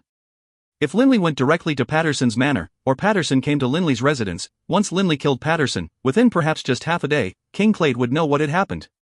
No matter how great Linley's potential was, if he murdered King Clade's own brother, Clade definitely would not be gentle with him. Within the main hall, Linley was gracefully eating lunch. After he finished his lunch, Linley once again began thinking about Patterson. This Patterson fellow hasn't come to visit me at all. Seems like I'll have to personally pay a visit. Linley decided to no longer be the hunter setting a snare for the rabbit. He would head directly to the Patterson manor. "Milord." Just at this moment, an attendant ran over from outside. "Milord, Lord Cardinal Guillermo of the Radiant Church has arrived." "Guillermo?" Linley's body trembled, and then he immediately headed for the door, going out to personally welcome Guillermo. Within the main hall. "Linley, I hear that recently, your life has been leisurely and carefree. Every day, either you are training, resting in the hot springs, or engaging in stone sculpting. This sort of life really makes one envious of you," Guillermo said with a laugh to Linley. Linley nodded and laughed as well. "But Linley," Guillermo said solemnly, "I must remind you that although your sculptures are worth money, the thing which truly determines a person's status is power. Just look at that nearby Debs clan. Don't they have money? But in terms of status, they are inferior to you." Linley understood this rationale as well. True, money was a useful thing. But when one's power reached a certain level, the uses of money would grow fewer and fewer. For example, to a saint-level combatant, money was nothing more than a worldly possession. This was also why the Dawson conglomerate had been willing to offer 100 million gold coins to acquire Linley and have him join them. To these trading unions, the support of a super combatant was simply too vital. "Lord Guillermo, I thank you for your reminder," Linley said with a smile. Linley didn't say, of course, that it was stone sculpting that was the true reason behind him becoming a 17-year-old dual-element magus of the 7th rank. "I'm just making small talk. After all, when you need to rest, you should." Guillermo glanced at one of the vicars behind him, who immediately opened the package he had been carrying on his back. After opening the silver-white package, a stone case was revealed within. The vicar then placed this stone case between Linley and Guillermo. "Lord Guillermo, this is?" Linley already had an idea as to what this was. Guillermo laughed with self-satisfaction. "Linley, open it up yourself." Linley slowly opened the stone case, lifting up the lid. Within the stone case, there were 2 tomes made from silk thread. Both of these 2 tomes appeared to be colored a dark gold color. "This is," Linley looked towards Guillermo. "Linley, didn't I previously say that I was going to give to you books regarding magical incantations for wind-style and earth-style spells? That's what these 2 tomes are." Guillermo laughed. Linley couldn't help but feel excited. Magical incantations and the proper method by which one cast the spell were both very important. Otherwise, even if one had enough spiritual energy and mage force, one still wouldn't be able to cast more powerful spells. Linley immediately withdrew one of the 2 books and opened it up. Wind-style. Upon reading the first page, Linley saw that the first page was a general summary regarding this tome. After the summary, it began to describe one wind-style spell after another. This tome explained everything in great detail, and also clearly explained what to focus on for every single spell. Linley flipped directly to the section on spells of the 7th rank. Linley felt astonishment as he read about one powerful, intricately designed spell after another. Linley had to admit, the bygone people who had invented these spells in the past were, without a doubt, absolute geniuses. Spell of the 9th rank, Wind Shadow Technique. It was derived from a combination of the supersonic spell and the air wing spell. It possesses the special effects given by the air wing spell, great speed, and great agility. It can be described as perfect. Seeing the deep, in-depth explanation of the wind shadow spell within this tome, Linley felt all the more excited. A brand new world of magic was beginning to open up in front of him. In the future, with his prowess in earth-style and wind-style magic, as well as the power of a Dragonblood warrior, his future offensive potential would be enough to cause anyone to shudder in their heart. Seeing how Linley had become totally absorbed with these magical tomes, Guillermo didn't make a sound as he quietly left by himself. Within the hot springs garden, Linley was seated cross-legged on the grass, all of his muscles and bones quivering as that special Dragonblood battle chi was permeating every part of his body with its force, causing Linley's entire body to experience a constant strengthening. Boss, Patterson will be arriving tonight. You still are in the mood to train? BB mumbled, lying next to Linley. Linley opened his eyes and looked at BB. In the mood? Linley felt bitter in his heart. Early this morning, that Duke Patterson had sent word via messenger that tonight, he wanted to come have a one-on-one visit with Linley. As the Minister of Finance, naturally Duke Patterson felt the need to have good relations with all the other important nobles. These past few days, he had been handling and worrying over the issue of illegally mining and smuggling water jade, which was why he hadn't had the time to visit Linley yet. I'm not in the mood, no, but I must train. Only when I have enough strength will I have confidence, Linley said to himself. Per his current plans, within the next half year, he would kill Patterson as well as find out who the person behind Patterson was. After finding out who the person behind Patterson was, Linley would, before the next anniversary of his father's death, find out what happened to his mother, or kill the person behind Patterson. Swish! Swish! Ah! Outside the hot springs garden, a miserable scream. With a leap, Linley jumped atop the man-made hill within the hot springs garden. Standing on the top of the hill, he could clearly see that the bodies of those 10 or so knights of the Radiant Church had begun to decay. They screamed in agony non-stop as their blood began to stain the ground. At the same time, from every direction, a dense black fog began to billow at high speed towards the hot springs garden. Wherever this black fog passed, everything, be it animal or human, would begin to corrode, then die. Linley looked up into the sky. The sky above him, as well, was now covered with that dense black fog. The surrounding black fog swept towards him at high speed. Someone's here. Linley could sense that within that dense black fog, there were several black blurs that were charging towards him at high speed. At this moment, there was nowhere for Linley to flee. Hararg! At a high speed, Linley descended from the man-made and, as though he were a fish, jumped into the hot springs pool. If you find any errors, ads pop up, ads redirect, broken links, non-standard content, etc., please let us know. Report chapter so we can fix it as soon as possible. Book 6, Chapter 7, Heavy Casualties. Book 6, The Road to Revenge, Chapter 7, Heavy Casualties. The hot springs water bubbled about. By now, Linley was at the bottom of the hot springs. This hot springs pool wasn't very deep, at most around 2 meters or so. Right now, Linley was pressing his body against the bottom of the pool. The water of the springs was very clear, and Linley could vaguely see what was going on outside. Who are these people? Why were the warriors of the Radiant Church outside unable to take a single blow from them? Linley's mind was full of suspicions. No matter what, at the very least the warriors of the Radiant Church outside were of the 5th rank. Every one of them possessed the ability to use battle chi. Could it be that for some reason, these warriors were not able to use battle chi to block that black fog? Linley didn't understand what was going on, so for now, he did not dare to come out and directly resist the black fog. Linley, that black fog should be a fairly common darkness-style spell known as the corrosive fog. You can definitely use battle chi to resist its effects. Doran Cowart's voice rang out in Linley's mind. But those warriors of the Radiant Church, They should have been attacked by a different sort of spell that bewilders the mind, preventing them from utilizing their battle chi in time to defend against the spell. This was Doran Cowart's deduction. Gurgle, gurgle. From around Linley's body, a gust of wind began to billow outwards. It was the wind-style spell, Wind Scout. Linley could totally sense everything which was going on outside. Quick, no matter what the cost, we have to kill Linley. The leader in black said coldly. The other 5 black-robed men all nodded, charging towards the hot springs at high speed. Right at this moment. Swish! Like an arrow, Linley shot out of the pool into the air, splattering beads of water everywhere. And then, Linley descended from above them like a fierce tiger leaping down from the mountains, his 5 fingers formed into claws as he ripped towards the head of one of the black-robed men. Hoof! That black-robed man's body quivered slightly, as he prepared to use his left arm to forcibly block Linley's claw attack, while stabbing out with the sharp knife in his right hand.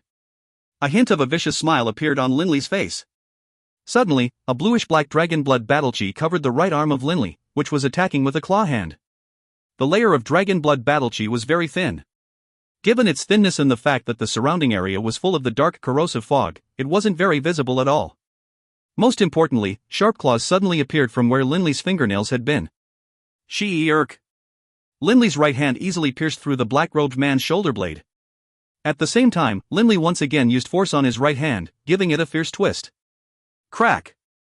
The entire left chest of the black-robed man exploded, casting fresh blood everywhere. The black-robed man instantly died, but right before his death, he stared in disbelief, because his knife had stabbed Linley's body but didn't leave a mark at all. A 7th rank Earthguard armor is made out of jadestone. Do you think jadestone is so easily overcome? Linley said to himself. Much less, aside from the layer of jadestone armor, the skin on my body can instantly transform into the Dragonblood warrior's scales. Right now, when under the full Dragonblood warrior state, Linley had the power of a warrior of the early 8th rank. And when using the dragon form, Linley had inherited the hallmark property of the armored Razorback WIRM, incredible defensive powers. Linley's black scales were much stronger than the jadestone armor. Judging from the power of that stab by the black-robed man, he had most likely been an expert of the 7th rank. Unfortunately, the defensive abilities of that expert of the 7th rank were totally unable to defend against this claw attack by Linley. Those were the draconic claws of a transformed Dragonblood warrior. And what's more, this was only the demi-dragon state. How is that possible? The other 4 black-robed men were stunned. Based on their information, Linley was a dual-element magus of the 7th rank, and his warrior abilities were far weaker. They didn't expect that an assassin of the 7th rank couldn't withstand a single blow from him. Our intelligence was wrong. The leader of the black-robed men standing in the very back cursed in his heart. But Linley only nodded mentally to himself. It seems that when using a partial transformation, one can catch the opponent off guard and make them suffer a serious loss. You cult of shadows bastards. Furious roars could be heard ringing out from outside, traveling at high speed towards the hot springs garden.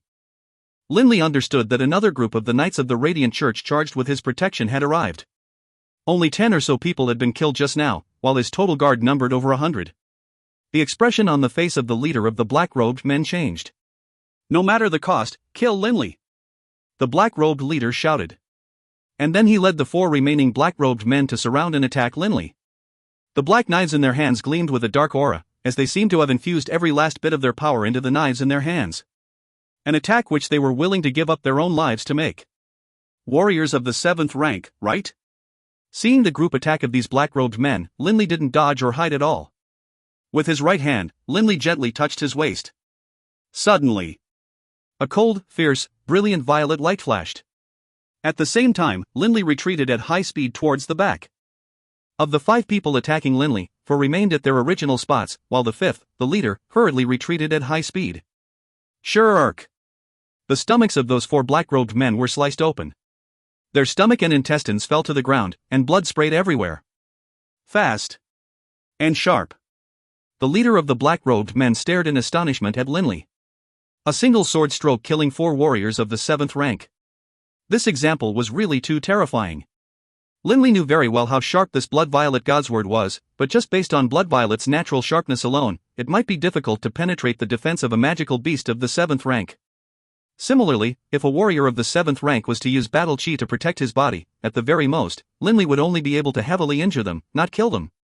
But just then, those 4 black-robed men had been using all of the energy on their attacks, but they didn't expect Linley to have such a sword on him.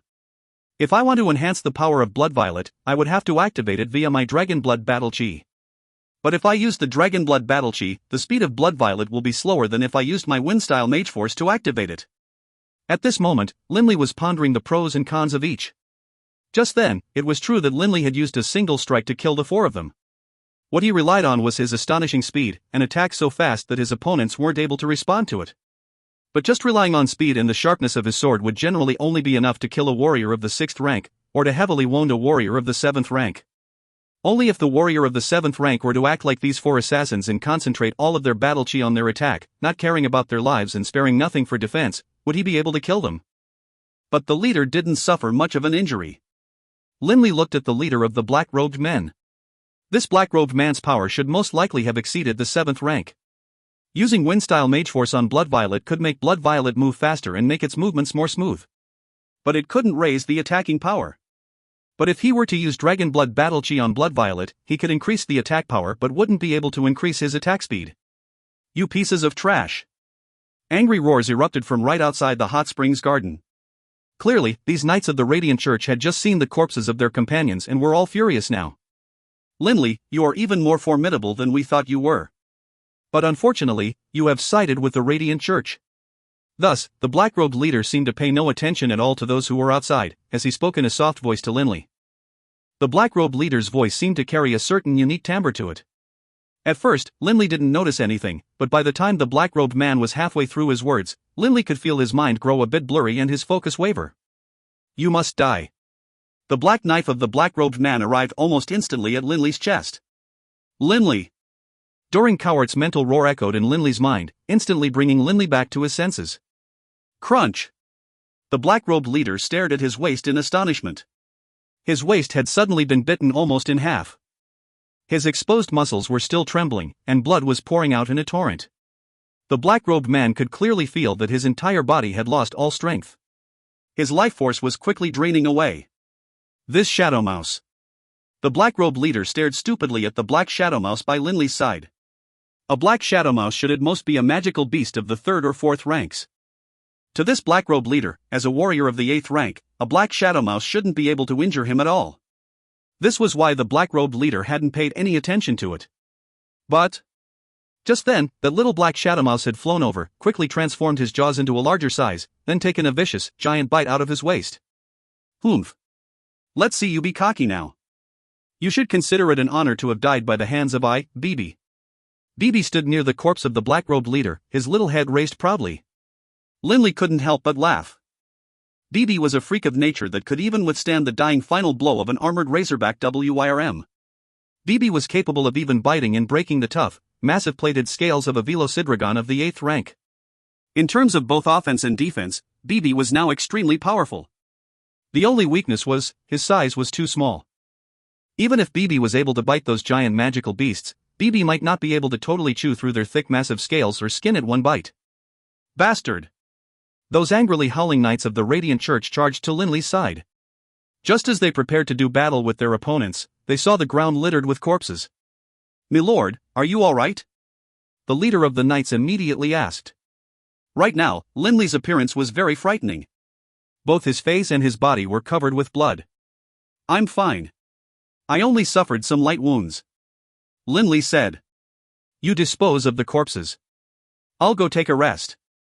As he spoke, Linley immediately walked out of the hot springs garden. And now, when the knights lowered their head to stare at the corpses, they couldn't help but begin to frown. The corpse of the black-robed leader was missing half of his waist, as though it had been bitten off, or perhaps cut off by claws. The other 4 black-robed assassins had been cut cleanly in half, while for the last one, it seemed as though his left chest had entirely exploded, revealing his bones. What? How? The group of knights stared dumbly, their jaws slack. They didn't imagine that Linley, a magus, could cause his enemies to die like this. At the top level of the Radiant Temple, the long, skinny form of the Holy Emperor was covered by a long, whitish-silver robe. He reclined on a chair, leisurely flipping through some books. His bald head shone dazzlingly like the sun. Holy Emperor. The red-robed Guillermo bowed obediently in front of him. HRM? The Holy Emperor twitched his eyelids, glancing at Guillermo. Being watched by the Holy Emperor was like being under pressure from a 30,000-pound boulder. Guillermo respectfully said, "Holy Emperor, just now, the Cult of Shadows made an assassination attempt against Linley. But fortunately, Linley's abilities as a warrior are quite profound. He managed to kill all of the attackers, suffering only a light wound." Killed them? The Holy Emperor looked at Guillermo with his jade blue eyes. With a light laugh, he said, "Guillermo, the Cult of Shadows is aware that Linley is a dual-element magus of the 7th rank. Could it be that they didn't send a sufficiently competent force? Holy Emperor, this group of assassins was quite powerful. The lead assassin should also have been a specialist at using mind-bewitching darkness-style magic," Guillermo hurriedly said. The Holy Emperor didn't say anything else, only faintly smiled as he looked at Guillermo. "Guillermo, are you proposing?" Guillermo nodded. "Right. Linley is an important individual who needs to be trained well by the Radiant Church. More importantly, not only does Linley possess high natural talent, he is also an extremely hard worker. I believe that after another 50 years, it is very likely that Linley will become a saint-level combatant. And in 100 years, Linley will be one of the ranked saint-level combatants of the Yulan continent. If a man did not prepare for the future, his present would be filled with problems. Both the Radiant Church and the Cult of Shadows had existed for many years now. Even back when the Yulan Empire had unified the Yulan continent, they had existed. The reason they were able to last for so long was because they both understood the importance of one thing: cultivating talent. Constantly expanding, constantly converting believers, constantly cultivating talent. Perhaps right now, Linley wasn't too powerful, but a century later? Perhaps he would be an individual approaching the level of the Holy Emperor. To a saint-level combatant, 100 years was nothing at all. That's why I wish for Linley to receive even better instruction, as well as better protection. In other words, I wish for Linley to go train alongside Lord Fallen Leaf. Guillermo said. Fallen Leaf. The Holy Emperor was startled, but then he nodded. Fine, then. But first, you must go seek his approval. I certainly am not able to make a decision on behalf of Fallen Leaf. Yes, Holy Emperor. Guillermo paid his respects and left. The Holy Emperor glanced at the departing Guillermo with his jade blue eyes, and then stared at the sky outside the window. He killed all of the attackers? Baruch, HRM. It seems as though the Baruch clan was one of the clans of the four supreme warriors. The Dragonblood warrior clan. If you find any errors, ads pop-up, ads redirect, broken links, non-standard content, etc., please let us know. Report chapter so we can fix it as soon as possible. Book 6, Chapter 8, An Excessive Desire to Kill. Book 6, The Road to Revenge, Chapter 8, An Excessive Desire to Kill. During the recent assassination attempt, Linley's side suffered the losses of 18 Knights of the Radiant Church, 4 female attendants, and 2 male attendants. As a result of this, the Radiant Church further strengthened and enlarged the security detail within the estate. That same night of the assassination, within the manor. Linley, are you okay? King Clade asked solicitously. I'm only slightly wounded, Your Majesty. Linley's arm was wrapped with medical gauze. Actually, Linley hadn't been injured at all during this attack, but he didn't want others to know exactly how powerful he was. Thus, he lightly injured himself on purpose, using his straight chisel to cut himself on his arm. To Linley, who had previously suffered the pain of the initial dragon form transformation, this sort of pain was nothing. As long as you are fine, Linley. Duke Patterson, who was by King Clade's side, laughed. Linley looked at Duke Patterson. Tonight should have been the night for the meeting between Linley and Duke Patterson, but because of the assassination attempt, the two of them no longer would have the chance to have a private conversation tonight. Second brother, it's best that we don't disturb Linley any further. Let's allow him to have a good rest. Clade turned his head and said. Yes, Your Majesty. Patterson glanced at Linley, and then followed King Clade out. Linley felt as though there were a hint of helplessness in the look Patterson had given him. Clearly, per Patterson's original plan, there were some things he wished to discuss with Linley in private during their scheduled one-on-one meeting. But clearly, this was no longer an appropriate time. In the next few days, the estate once more returned to normal. Boss, today is May 18th, right? Bibi, who was enjoying lunch alongside Linley, suddenly spoke mentally to Linley. Right.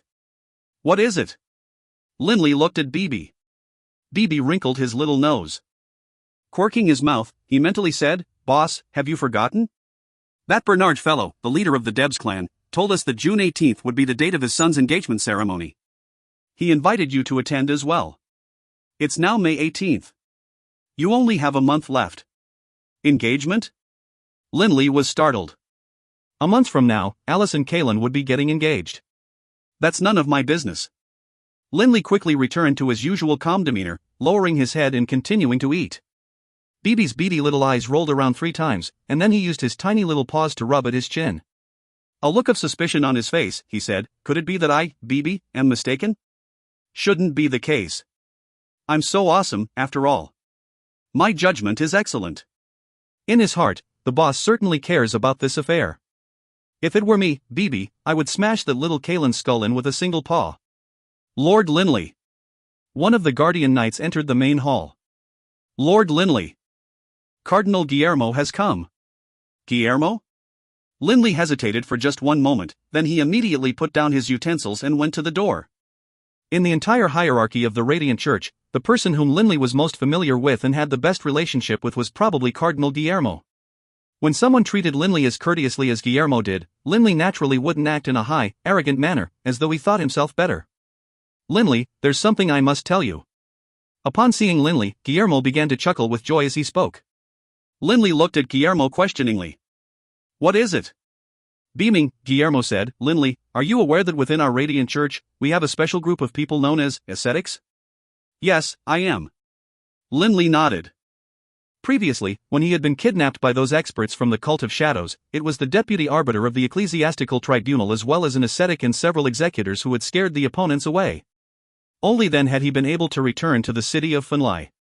Within our Radiant Church, there have been many people obsessed with magic or fighting skills who have enlisted within the ranks of the ascetics. Put another way, neither the Knights of the Radiant Temple nor the ecclesiastical tribunal have as many experts amongst their ranks as the ascetics do. Guillermo beamed as he patted Linley on the shoulders. "What I am about to tell you is that you have the chance to become the disciple of a legendary ascetic." "A legendary ascetic?" Linley frowned. Guillermo smiled faintly. This legendary ascetic is considered to be at the highest levels, even amongst the ascetics. He also possesses an extremely high status within our Radiant Church. As for his power, even if we look at the Yulan continent as a whole, there are perhaps only those 3 freaks of nature who can surpass him in power. 3 freaks of nature? Linley instantly grew curious. "Lord Guillermo, who are these 3 freaks of nature that you speak of?" While chatting, the two of them walked back to the main hall. Guillermo didn't reply right away. He glanced at the vicar next to him, and the vicar instantly escorted everyone present away, then obediently stepped out himself, closing the door. In the entire main hall, only Linley, Guillermo, and Beatty were now present. "Linley, in the future, it's possible that you will meet with these people, so it isn't a big deal if I tell you about them now," Guillermo said, putting on a mysterious air. Linley looked at Guillermo curiously. Guillermo sighed. "Here in the Yulan continent, there are 3 individuals who have surpassed the existence of the saint-level combatants. The 3 freaks of nature I talked about are precisely those 3 freaks. Those who ascended past the level of saints? That would make them gods?" Linley was shocked. "Right. You can refer to them as gods." Guillermo nodded. Linley immediately perked up his ears to listen closely. Guillermo slowly said, "Across the entirety of the Yulan continent, there are only 3 such freaks. The first freak is the High Priest of the Living Temple of the Yulan Empire. Many people simply refer to him as the High Priest. I, at least, have no idea how old the High Priest is. He has been alive for simply too long." Linley nodded. This second freak has been alive an extremely long time. He is the true ruler of the 3rd most dangerous place in the Yulan continent, the Forest of Darkness. This freak is supposedly a magical beast in nature, but he has already reached the level of being able to transform into a human. Linley, you should already know that when a magical beast reaches the saint level, he can transform his body enough to speak in human tongues, but is not able to transform into a human form. You can imagine for yourself how terrifying a magical beast who can transform into a human must be." Linley nodded slightly. He had previously heard Doran Cowart speak of these 2 individuals. Even back when Doran Cowart was alive, these 2 had been invincible presences. "And the 3rd person?" Linley asked. Guillermo sighed. "This 3rd person is also someone who I revere greatly. He was the founding emperor of the O'Brien Empire, the most militarily powerful empire in the Yulan continent. People call him the war god O'Brien. O'Brien? Linley memorized this name. Given that the O'Brien Empire was named after this person, one could imagine how amazing he was. 5,000 years ago, the war god quickly rose to prominence, defeating one saint-level combatant after another. In that era, there were many super combatants, such as the 4 supreme warriors, who appeared during that time period. Guillermo smiled at Linley. Linley thought back to his own ancestor, Baruch. The first leader of the Baruch clan had appeared almost exactly 5,000 years ago as well. Back then, the 4 supreme warriors were extremely powerful, but their brilliance was totally eclipsed by the war god. The war god defeated one powerful saint-level combatant after another, and in the end, even engaged in a great battle with the high priest, in the air above the Yulan River. During the course of their battle, the shockwaves alone killed over 10,000 people. In the end, both the O'Brien Empire and the Yulan Empire gave up a large amount of territory, allowing it to form into 3 independent kingdoms which served as buffer zones between these 2 great empires. Guillermo sighed emotionally. Linley, in the minds of many, the high priest is the most powerful human alive. But the war god was actually able to fight to a stalemate with the high priest. But how few years had the war god been alive for? This is why so many people are in awe of him. Who knows what level of power the war god is now at, after 5,000 years of training? Guillermo sighed with praise. Linley secretly nodded as well. This war god. He fought the high priest to a stalemate? Doring Cowart's voice rang out in Linley's mind. How is that possible? Back in Doring Cowart's era, the high priest's brilliance eclipsed everyone in the world. In Doring Cowart's heart, the high priest was invincible and undefeatable. Grandpa Doring, every era will see super combatants emerge. If you, Grandpa Doring, hadn't died back then and had continued to train, perhaps one day you would have also broken past the Sate level and become an expert on the same level as the high priest. Linley mentally said. Doring Cowart let out a low sigh and no longer spoke. Enough talk about those three freaks. The person I am about to have you meet is only inferior to those three. If you can become his disciple, it will be of great benefit to you as you attempt to increase your power in magic. Guillermo said. Linley laughed inside. As far as someone who was only inferior to those three freaks, wasn't his own Grandpa Doring someone who was at the peak of the saint level? What is the name of this ascetic? Linley asked. His name is Fallen Leaf. Within one of the slums of Funlai City. Only now did Linley realize that within Funlai City, one of the largest, most prosperous cities in the Yulan continent, there was such an impoverished, desolate place. It was far worse off than even his own hometown of Wushan Township. At this moment, Linley and Guillermo were walking shoulder to shoulder within a foul, dirty alley. Lord Guillermo, the Lord Fallen Leaf that you spoke of lives here? Linley couldn't believe it. Right. Guillermo nodded. Linley, remember, this Lord Fallen Leaf detests those nobles who think themselves better than others. Thus, you must be modest and courteous, even towards these poor people. Linley glanced at the poor people lining the streets. Not too far away, he saw a 7 or 8-year-old child, malnourished to the point of being skin and bones, who wore a foul, oily black rag as his clothes. This child was staring at Linley with fear in his eyes. Due to his skinniness, his sunken eyes seemed particularly large. Those innocent eyes made Linley's heart tremble. Linley didn't do anything, just continued to walk forward alongside Guillermo. On the road, Linley saw one poor child after another. None of them wore any proper clothes, and all of them were extremely poor. Here we are. Guillermo suddenly said. Linley couldn't help but turn his head to look. They were standing in front of a casually erected metal frame-like dwelling. An old man who looked like a beggar sat in the middle of the building. The old man was so skinny that it made one's heart quiver, and all the skin on his body was sagging down. His hands were like the claws of a chicken, only skin and bone. This old fellow was looking at Linley with curiosity. Lord Fallen Leaf. Guillermo said respectfully. He really is Lord Fallen Leaf? Linley wasn't sure in his heart, but seeing Guillermo behave in such a manner, he was forced to believe it. But could this old man in front of him, who looked like a beggar that could be blown down by a good gust of wind, really be the high saint-level combatant, Lord Fallen Leaf? Guillermo, this is the one you mentioned to me, the so-called kid with talent? The old beggar asked. Yes, Lord Fallen Leaf. Guillermo said respectfully. Grandpa Fallen Leaf, quick, help save my mother. She was beaten and injured by someone. A youthful voice rang out, then a girl came running in, carrying her skinny mother on her back. The old beggar immediately turned around and stretched his right hand out. Surrounded by a holy light, that heavily wounded woman began to heal at an astonishing speed. The old beggar turned back to look at Linley. I will only teach those with kind hearts and pure souls. But you, your heart is filled with an excessive desire to kill. I will not teach you. Guillermo couldn't help but be astonished by these words. An excessive desire to kill? A hint of a smile appeared on Linley's face. The need to seek vengeance on behalf of his parents had caused unspeakable pain and torment to Linley. Every minute, he desired to kill Patterson, but he continued to force himself to be calm and to not be rash. But this sort of constant self-repression did indeed cause Linley's killing urge to only grow greater and greater. Then, Lord Fallen Leaf, I take my leave. Linley bowed slightly, then turned and left. The old beggar had originally wanted to say a few extra words. Upon seeing Linley turn and leave so cleanly and bluntly, he couldn't help but be startled. But then, a hint of a smile appeared on his face. If you find any errors, ads pop up, ads redirect, broken links, non-standard content, etc., please let us know. Report chapter so we can fix it as soon as possible. Book 6, Chapter 9, The Engagement. Book 6, The Road to Revenge, Chapter 9, The Engagement. Lord Fallen Leaf. Seeing how impolite Linley had been, Guillermo hurriedly apologized. Lord Fallen Leaf, this Linley is only 17 years old this year. Lord Fallen Leaf, please forgive his discourtesy. Guillermo knew very well what a great amount of influence this Fallen Leaf had within the Radiant Church. This Lord Fallen Leaf could be considered the spiritual leader of the entire ascetic branch. Even the Holy Emperor himself didn't have the ability to force him to go against his own will.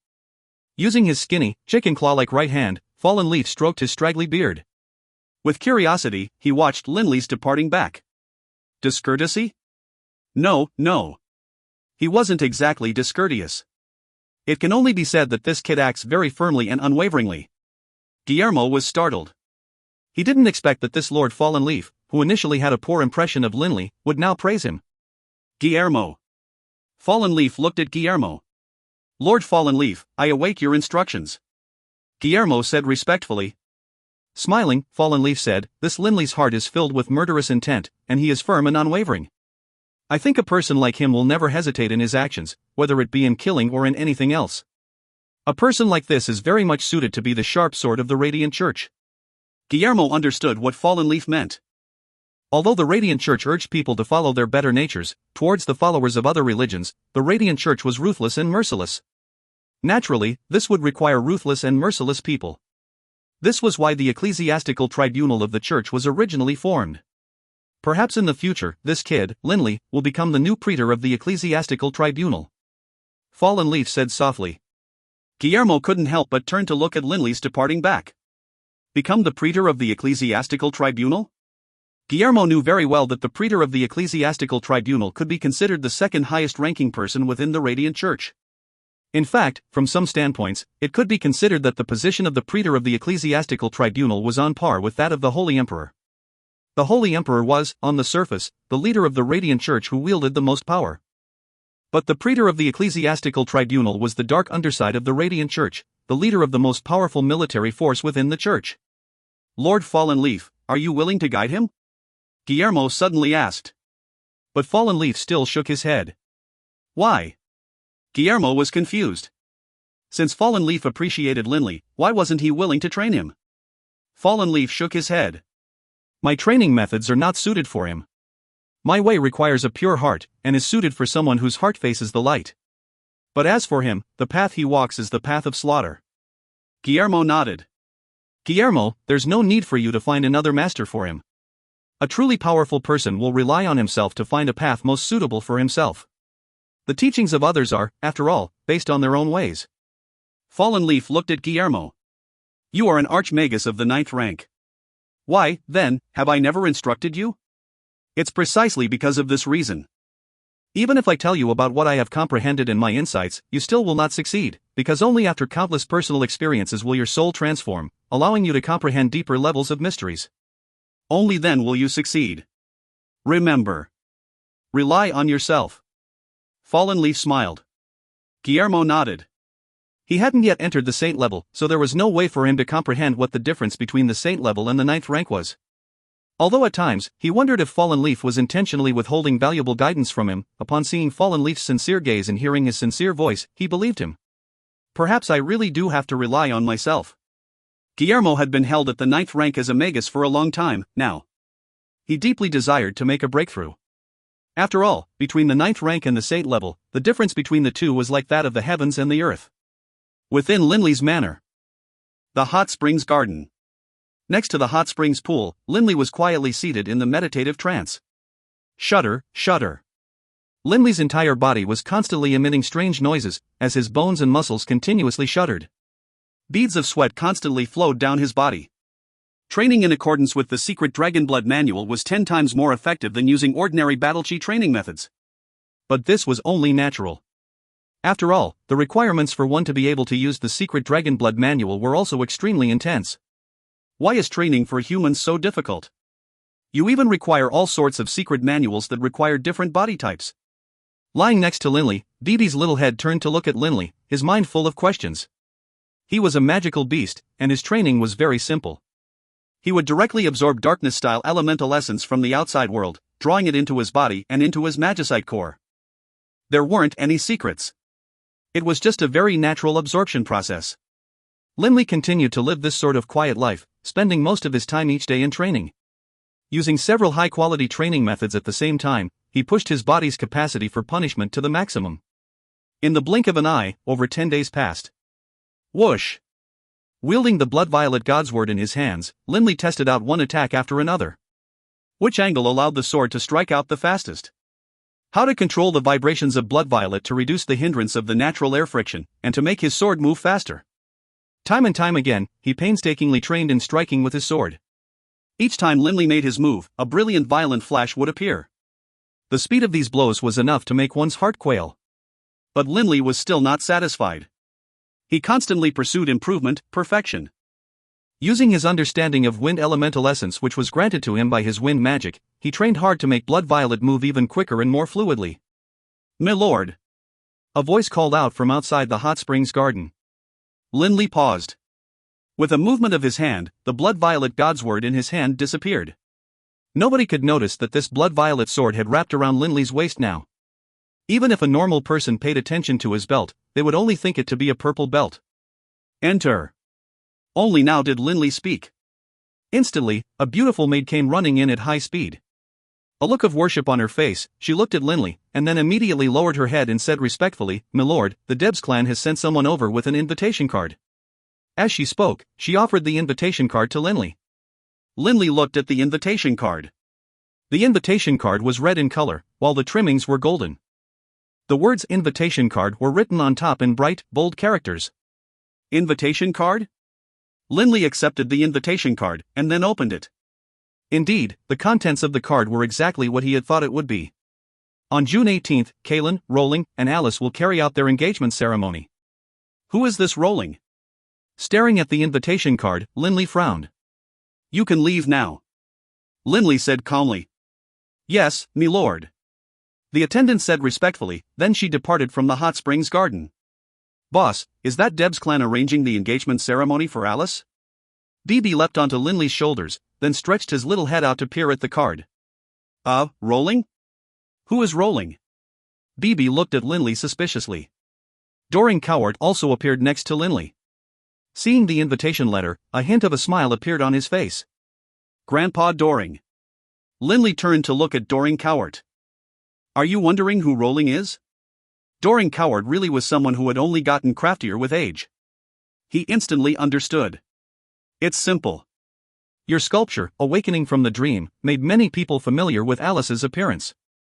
Although they don't know who Alice is, once the engagement ceremony is publicized, many people will see Alice.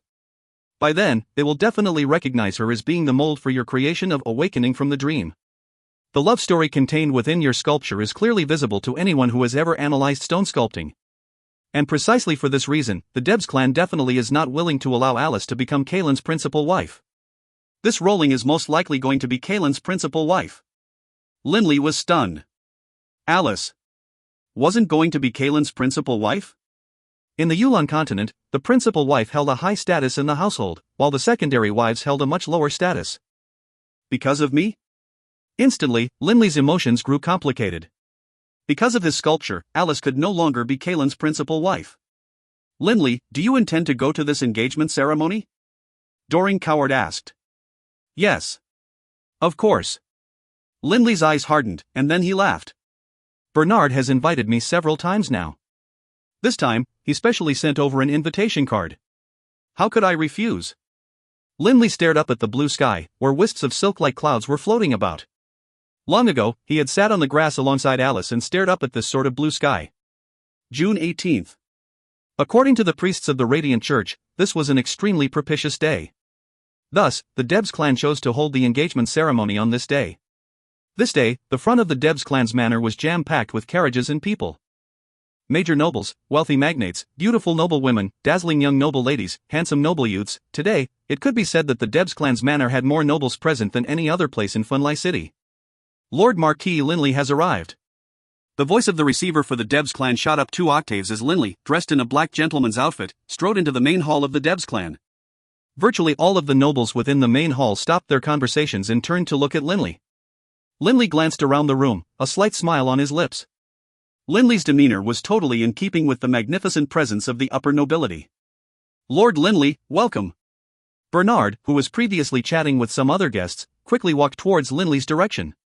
Kaelin, who was the leading role for this event, came by as well at Bernard's side. "Mr. Bernard." Linley smiled. Congratulations on your son's engagement, to two beautiful women, no less, but. Thank you, Bernard said warmly. Kaelin also said respectfully, Lord Linley, welcome to our home. I hope you will enjoy yourself today. Linley glanced at Kaelin, but only nodded. Without speaking to him, Linley looked back at Bernard. Lord Bernard, please feel free to take care of your other guests. I'll just find a place to stand. The main hall of the Debs clan was extremely large.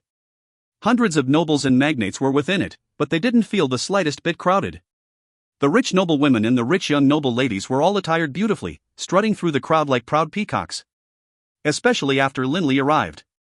Many of the rich young noble ladies unconsciously drew closer to him. Lord Linley, you are so amazing.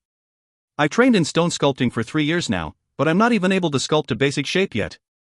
A young noble lady with a head of beautiful brown hair said warmly to Linley. Lord Linley, you are really so incredible. You are only a bit older than us, but you've already approached the level of Prue and Hope Jensen. Lord Linley, can you help teach me? This young noble lady looked hopefully at Linley with her big, beautiful eyes. Stone sculpting requires sufficient wrist strength. For such soft, beautiful ladies like yourself, it's actually better if you just learned how to paint. Linley said with a superficial smile. As he spoke, Linley felt helpless. Perhaps it was because all of these young noble ladies all knew that Linley was not yet married, but they all came to bother Linley, one after another. And of course, the parents of these young noble ladies were more than happy to just sit and watch. Because virtually all of the nobles within the kingdom of Finlay knew that if someone could become in-laws with Linley, their clan would rise in stature by leaps and bounds. What sort of a figure was Linley? He was already the prime court magus, but virtually all of the nobles knew that he was only serving the kingdom of Finlay in name. In the future, he would definitely become an important figure within the Radiant Church. In the future, his position might be higher than that of even the ruler of Finlay. Linley! A bright voice rang out. Linley turned around. Your Majesty! The young noble ladies surrounding him all made their curtsies, no longer daring to entangle him. Only now did Linley secretly let out a breath as he headed towards Clade. When he was alongside the king, at least those young noble ladies wouldn't dare to bother him. Linley, see anyone you fancy? Clade whispered teasingly into Linley's ears as Linley drew near. Linley couldn't help but cast a helpless glance at Clade. Your Majesty, there's no need to tease me like this, is there? Ha! Clade couldn't help but break into a loud laugh. Suddenly, the entire main hall fell silent. Clade also turned his head to stare at the door to the main hall, his eyes shining. Hey! There's the leading females for tonight. Linley turned to look as well.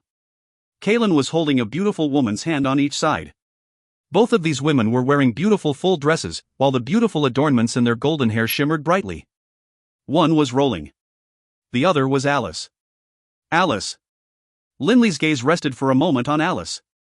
Alice was more beautifully made up today than she had ever been before. But this time, the person holding her hand was Kaelin. Oh, my goddess! Isn't this the goddess which Master Linley carved into Awakening from the Dream? Suddenly, a noble let out a startled shout. The main hall was instantly filled with clamorous discussion. Aside from the few people who already knew what Alice looked like, the vast majority of the people present had no idea what Alice's appearance was. But they had seen the sculpture, Awakening from the Dream. Many of the people had even designated the woman within the Awakening from the Dream as the goddess of their dreams. But at this moment, their goddess of their dreams suddenly appeared before them at this engagement ceremony. If you find any errors, ads pop up, ads redirect, broken links, non-standard content, etc., please let us know. Report chapter so we can fix it as soon as possible. Book 6, Chapter 10, Captured. Book 6, The Road to Revenge, Chapter 10, Captured. The main hall of the Debs clan was in an uproar. This. Many nobles were absolutely stunned upon seeing Alice. Linley's extremely high level of sculpting abilities, unfortunately, was to blame for them to so easily be able to recognize Alice as the inspiration for Awakening from the Dream. Linley had already surpassed the level of skill. Through his sculpture, he totally was able to bring out this woman's charm and mesmerizing qualities. All of these nobles, at the very first glance, were able to be absolutely certain that Alice was the goddess of their dreams. Many nobles looked at Alice, then turned to stare at Linley. Silence. All of a sudden, the entire main hall became deafeningly quiet, as though all of the nobles present suddenly understood something, while also understanding that now was not the time to discuss this. But this silence made Alice all the more embarrassed and frantic. From the corner of her eyes, Alice glanced at Linley. Linley, who was standing right next to the King of Finlay, still as calm as ever. He was just quietly looking at her. Towards Linley. Alice's emotions towards him were very complex. There was regret. There was hatred. Hatred for the fact that Linley's sculpture had prevented her from being the principal wife, and also for making her feel so embarrassed now. But at the same time, that sculpture had also let her truly understand how Linley had felt towards her. Kaelin felt extremely awkward as well. Everyone, let me make the introductions. Bernard's voice rang out, his face all smiles. My son Kaelin is now becoming formally engaged with Miss Rowling and Miss Alice. As he spoke, Bernard walked over to Kaelin's side. Pointing at Rowling, he said, "This is Miss Rowling, the principal wife of my son Kaelin. And this is Miss Alice." Instantly, the main hall became filled with quiet murmurs. Every so often, someone would sneak a furtive look at Linley. Everyone, let's begin the banquet. Bernard laughed merrily. All of the nobles in the main hall entered the banquet area. During the banquet, the members of the Debs clan were extremely friendly and warm to everybody. But nonetheless, there were still many nobles who would continue to glance at Alice, then glance at Linley. Holding a glass of wine, Linley walked over to a secluded corner of the main hall, casually seating himself in a sofa. Boss, I can hear so many people chatting about you. Bibi leapt onto Linley's legs. Linley gently sipped the wine in his glass. Let them talk if they wish to. I'm fine with it. Only, Alice most likely is suffering. Nowadays, towards Alice, Linley's emotions were calm and peaceful. Only now did he understand what a huge influence this sculpture, awakening from the dream, had upon Alice's life. Seated in that corner, Linley quietly watched as Kaelin, Alice, and Rowling moved from table to table, meeting with guests. He quietly drank his wine by himself. Lord Linley, why are you here drinking wine all by your lonesome? A beautiful young lady with jade hair and snow-white skin walked over, sitting down quite naturally next to Linley while extending her glass of wine towards him. Linley clinked glasses with her. My name is Sasha, Shasha. Before the banquet began, I had been hoping I would have a chance to chat with you, Lord Linley. But it seemed as though you attracted quite a lot of attention from the girls. I didn't have a chance at all. Sasha laughed. Linley looked at Sasha. Sasha was very tall and slender, and her laughter was rich and vibrant. Her eyes also held a bewitching, intoxicating gaze. Compared to those young noble ladies, a female like this had a more feminine charm. The girls? Can it be that yourself aren't a girl, Sasha? Linley asked with engrossed curiosity. Sasha took a light sip of wine, then laughed. A girl? I've been married for 8 years now. How could I be a girl? Linley couldn't help but be startled. However, my husband died on the day of our wedding. Sasha glanced at Linley as she spoke in a soft voice. Linley stared at Sasha in astonishment. Seeing the look on Linley's face, Sasha couldn't help but begin to laugh a charming laugh, and then she raised her glass and had another sip of red wine. Smiling, she said to Linley, Lord Linley. You really are too cute, but. Linley couldn't help but laugh as well. This Sasha really was an interesting person. Sasha. What are you doing here? Duke Patterson walked over with a laugh. Sasha glanced back at Duke Patterson. Feigning anger, she said, Lord Duke, I just started chatting with Lord Linley. Fine, fine. Go ahead and have your talk with him. As she spoke, she winked at Linley, then left. Duke Patterson stared at Sasha's departing silhouette for a moment before sitting down next to Linley. Linley, what do you think? Duke Patterson said to Linley. What do I think about what? Sasha, of course. Duke Patterson looked at Linley suggestively. Linley, amongst the circle of nobles, Sasha is a beautiful lady who is chased after by many. Look at Sasha's figure, her eyes, her little mouth. Oh. Linley could only laugh. Let me tell you, Sasha should be very interested in you. If you seize this opportunity, you should be able to get her into your hands. Patterson patted Linley on the shoulders. Linley glanced at Patterson. Not interested. Patterson stared at Linley in surprise. Linley. Patterson lowered his voice as he spoke to Linley. Tonight, after this banquet is over, don't leave in a rush. There's something I wish to discuss with you. Linley was startled. As secretive as that? You wouldn't not give me face, right? Patterson feigned anger. Linley glanced at Patterson, musing to himself, I want to see what you are up to. Linley rather wanted the chance to get a bit closer to Patterson as well. Lord Duke, don't worry. Tonight, I will wait a while for you. Linley smiled as he replied. 8 o'clock that night. Many of the nobles had already left, but Linley was in no hurry. He still remembered his appointment with Patterson. I want to see what you are up to. Linley waited quietly in the main hall.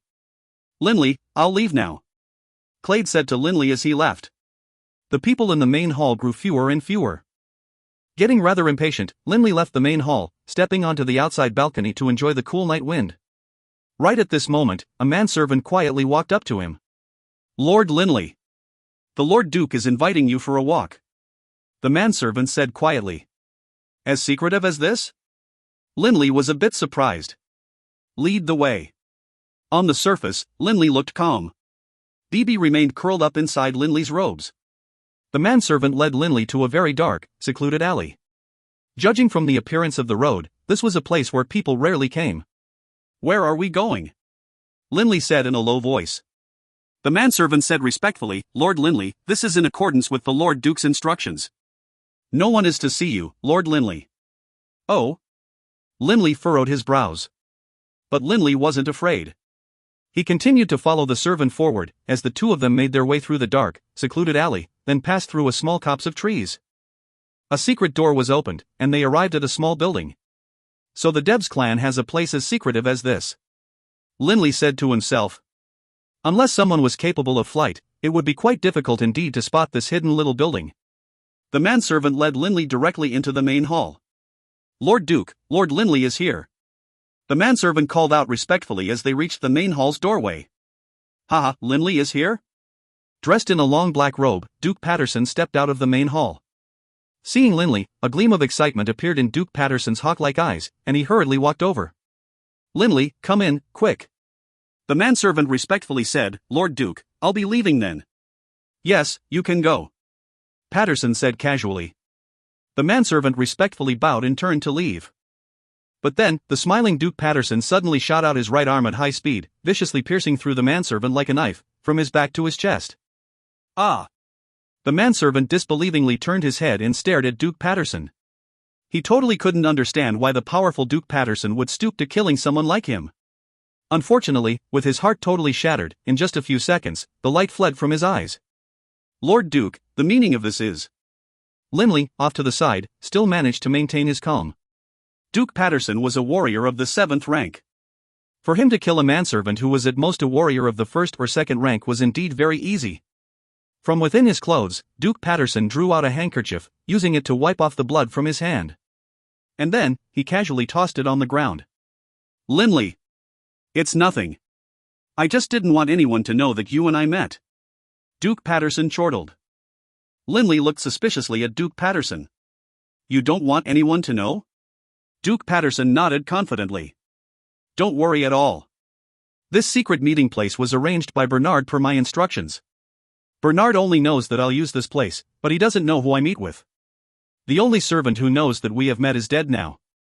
Thus, no one will know that we have met. Linley made up his mind. He stepped into the main hall. Duke Patterson. This matter seems to be quite important. Linley smiled at Duke Patterson. Patterson nodded. Of course. And, I have arranged for a decoy as well. In the eyes of others, I have returned to my estate long ago. Aside from Bernard and my housekeeper, I'm afraid you are the only one who knows I am here. A decoy?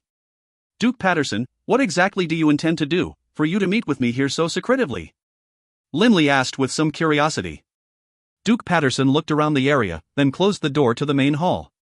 Come. Let's chat inside. Pulling Linley by the hand, Duke Patterson headed for a room within the main hall. After entering the room, Duke Patterson activated a mechanism.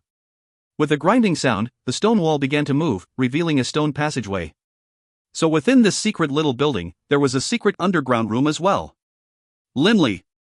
Come in. Patterson smiled at Linley. Linley nodded and stepped inside. The inside of the underground room was pitch dark.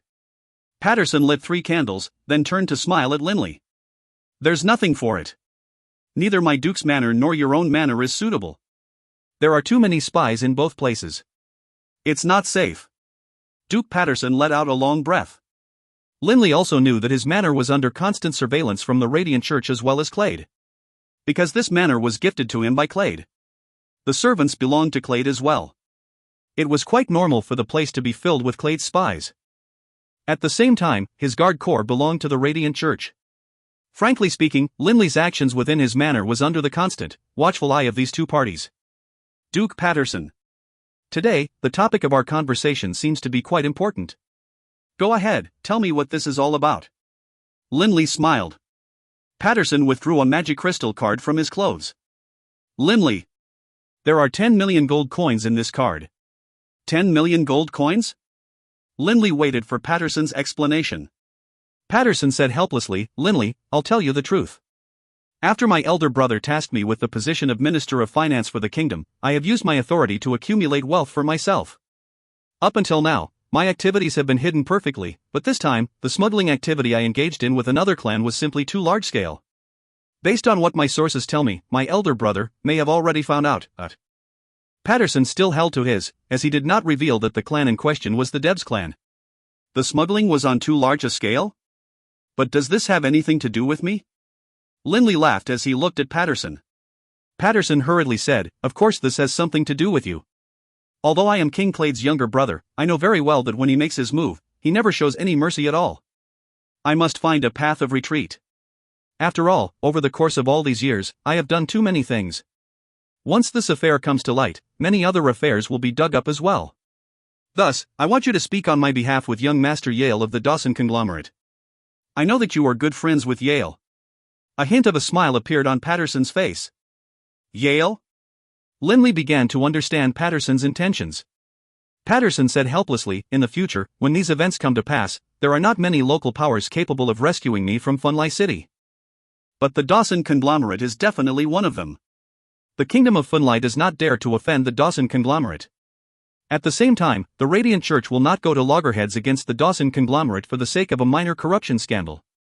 As long as the Dawson conglomerate is willing to act, they can easily rescue me.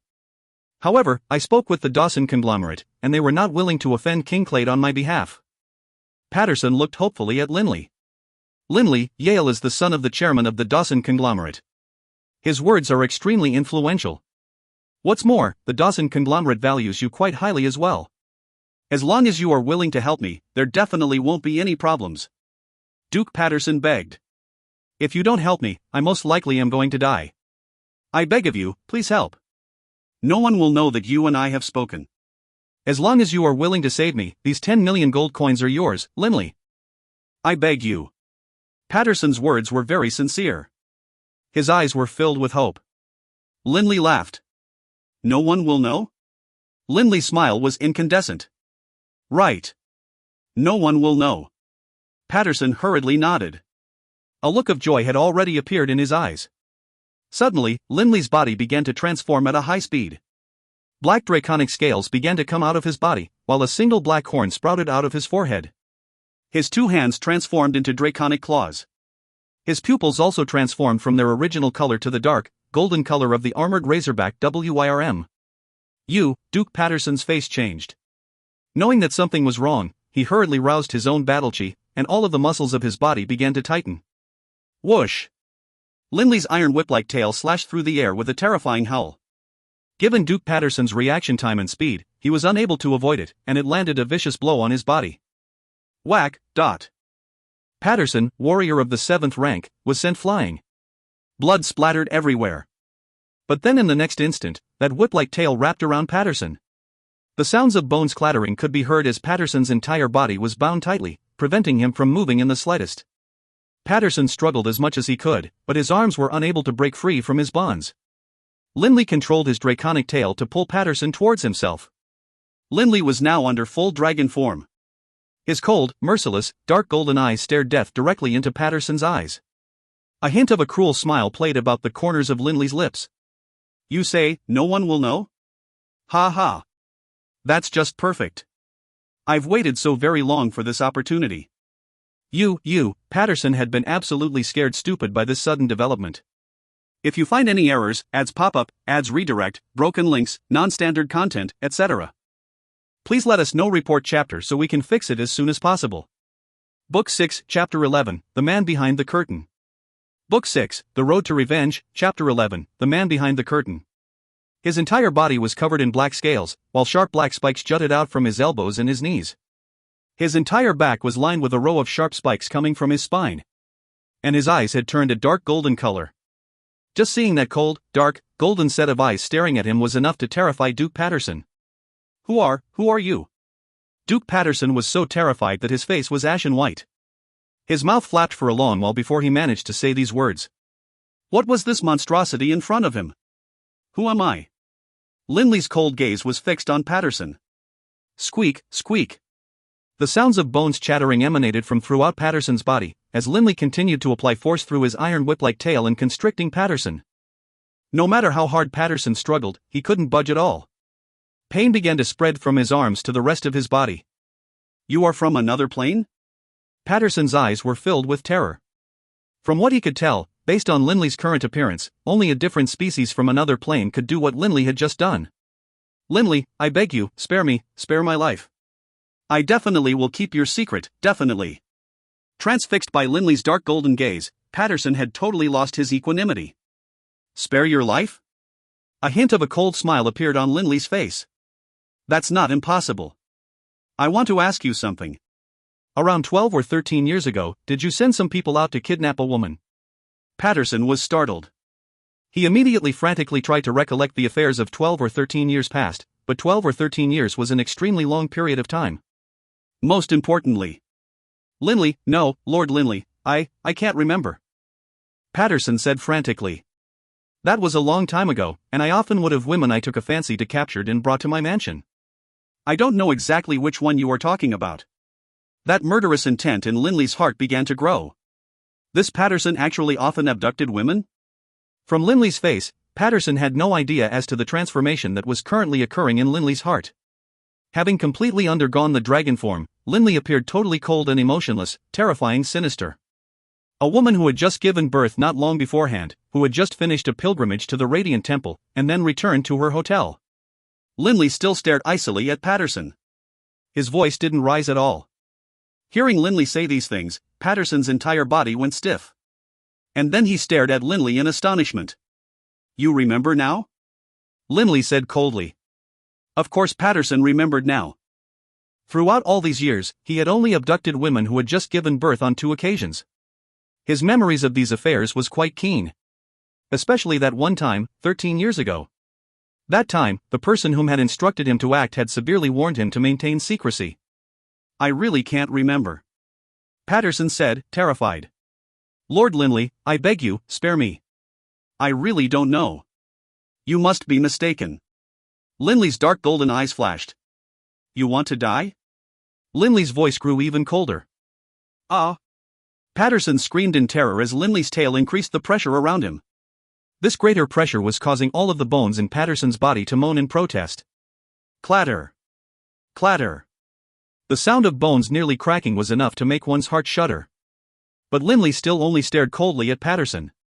Crunch! Aha! The crisp sound of a bone snapping, mixed with the tortured screams of Patterson. His left arm bone had actually been snapped clean by this terrifying pressure. Not bad. Linley's lips quivered slightly. As though he were smiling. But Patterson didn't view it as a smile. Under the dragon form, the slight curve of Linley's lips only filled Patterson's with even more fear. You know what matters and what doesn't. The vast majority of your battle chi has been used to protect your vital organs. Only a small amount of battle chi was used to protect your arm. It's true. A broken arm isn't a life-threatening condition. But if your organs were to rupture, then you really will lose your life. Linley's voice was very calm. Patterson felt his throat go dry. He had never imagined that Linley would have such a terrifying side. Now, do you remember yet? Linley asked again. Patterson really wanted to answer him, but when he thought about the punishment which would await him if he spoke, he couldn't help but shudder. His face growing still more pitiful, he cried out miserably, Lord Linley, I beg of you, don't torture me. I really don't know. Even if you kill me, I still don't know. Patterson firmly believed that, with this affair having been over 13 years ago and Linley being so young, there was no way Linley could be certain about what had happened. Most likely, Linley had received some sketchy details and was not absolutely certain. As long as he clenched his teeth and refused to speak, perhaps Linley would believe him in the end. Lord Linley, if I knew, I would have told you long ago, and avoided all this suffering, Lord Linley, I beg of you, please investigate this matter clearly. Tears began to pour out of Patterson's eyes, and his face was a picture of sincerity. If it weren't for the fact that Linley had read that letter from his father, he might really have hesitated. Staring at Patterson, Linley's lips began to curve upwards even more. Patterson's heart felt a sudden chill. Good. Wonderful. Linley's tail was still wrapped around Patterson. Suddenly, the draconic tail sent Patterson smashing directly, viciously into the stone floor. Fortunately, though, Linley smashed Patterson feet first, rather than head first. Linley gave full rein to the power of his draconic tail. Patterson's two legs smashed against the stone floor. Crush! The sound of bones splintering instantly, mixed with Patterson's terrifying, high-pitched howls of agony. On Patterson's left knee, the shattered white bone was visible to the eye, piercing both through his leg and his pants.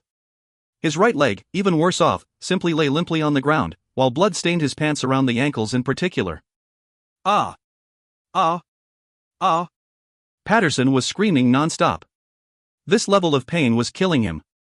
Fortunately, though, his organs had been protected by his battle chi, and so his life was not yet in danger. Demon! Demon! Patterson was cursing non-stop in his heart. He knew what a tremendous force Linley was using. Based on his strength as a warrior of the 7th rank, he was only just barely able to protect his internal organs with his battle chi, and couldn't protect the rest of his body.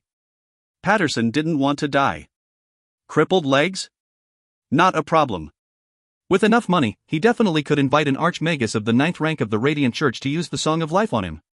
As long as he didn't already die, any wound, no matter how serious, could be healed. Do you remember yet? That woman you abducted?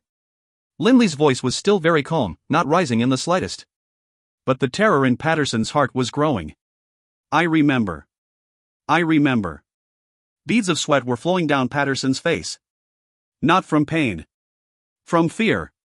Patterson knew very well that in this sealed underground room in which he and Linley were currently in, nobody outside could hear anything, no matter how loud the screams.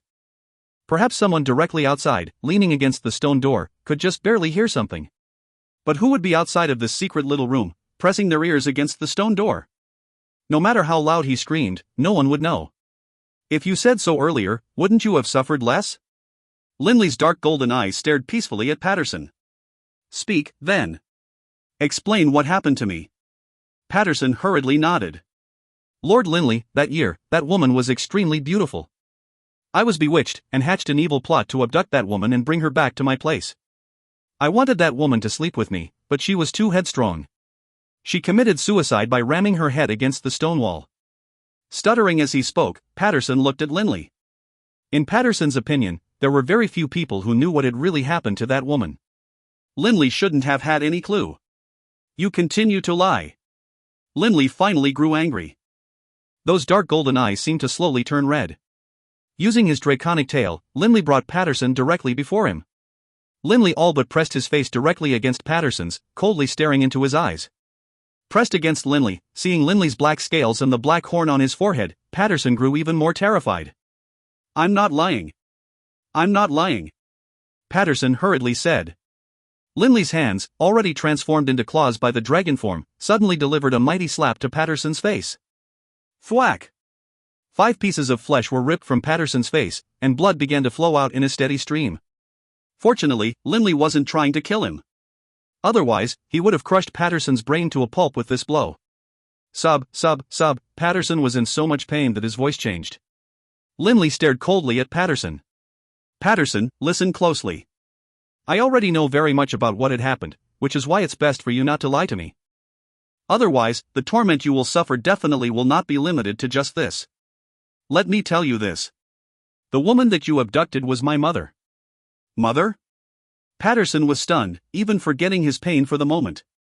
I am very clear about what happened that day with my mother, and I have been investigating this entire time.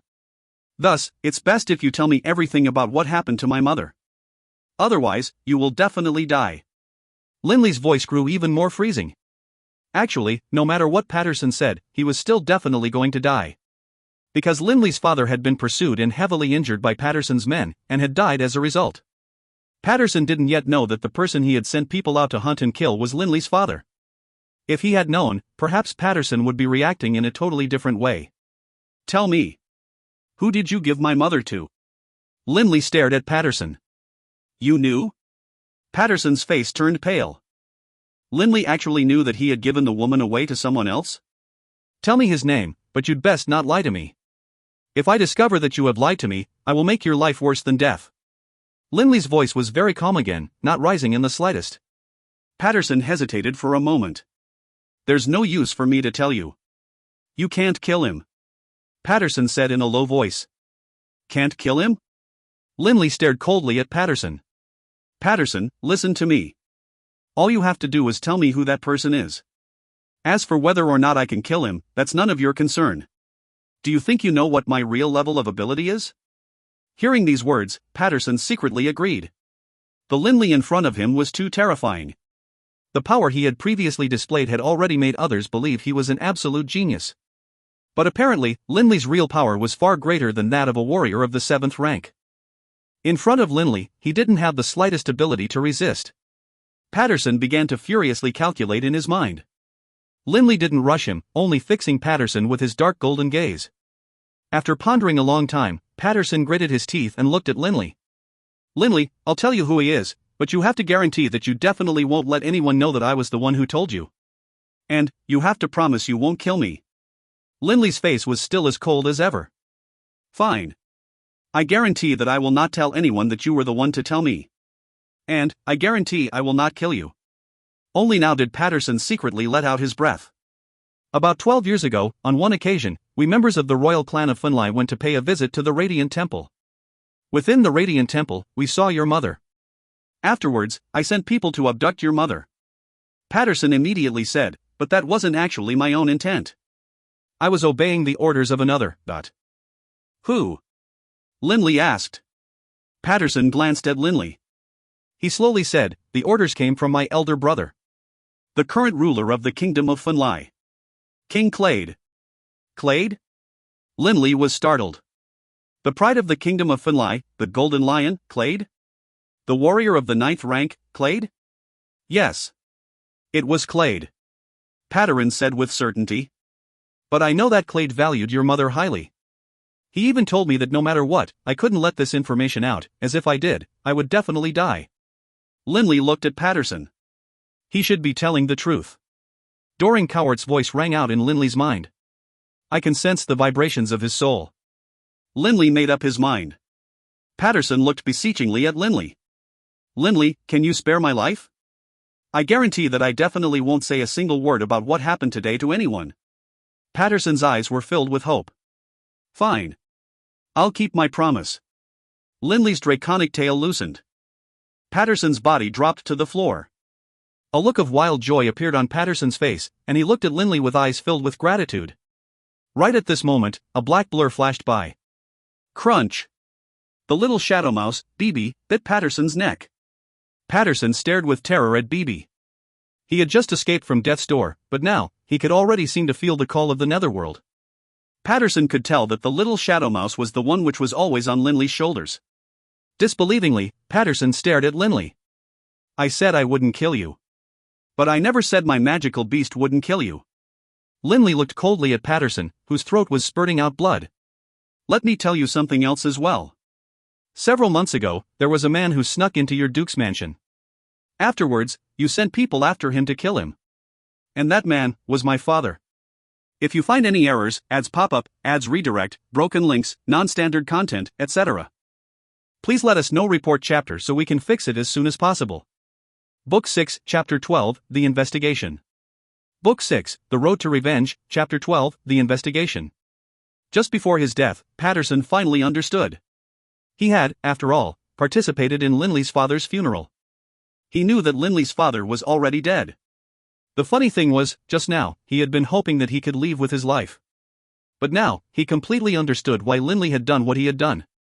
Deep in Patterson's heart, he was unwilling to be resigned to dying like this. Based on his prowess as a warrior of the 7th rank, it wouldn't be too hard to live for another 200 or 300 years. His life should still be long. I'm dying, but Clade, your life won't be much better. As Patterson's soul was drawn to the netherworld, it contained a thread of hatred for his brother Clade. After watching Patterson die, Linley returned to his normal form. Clade.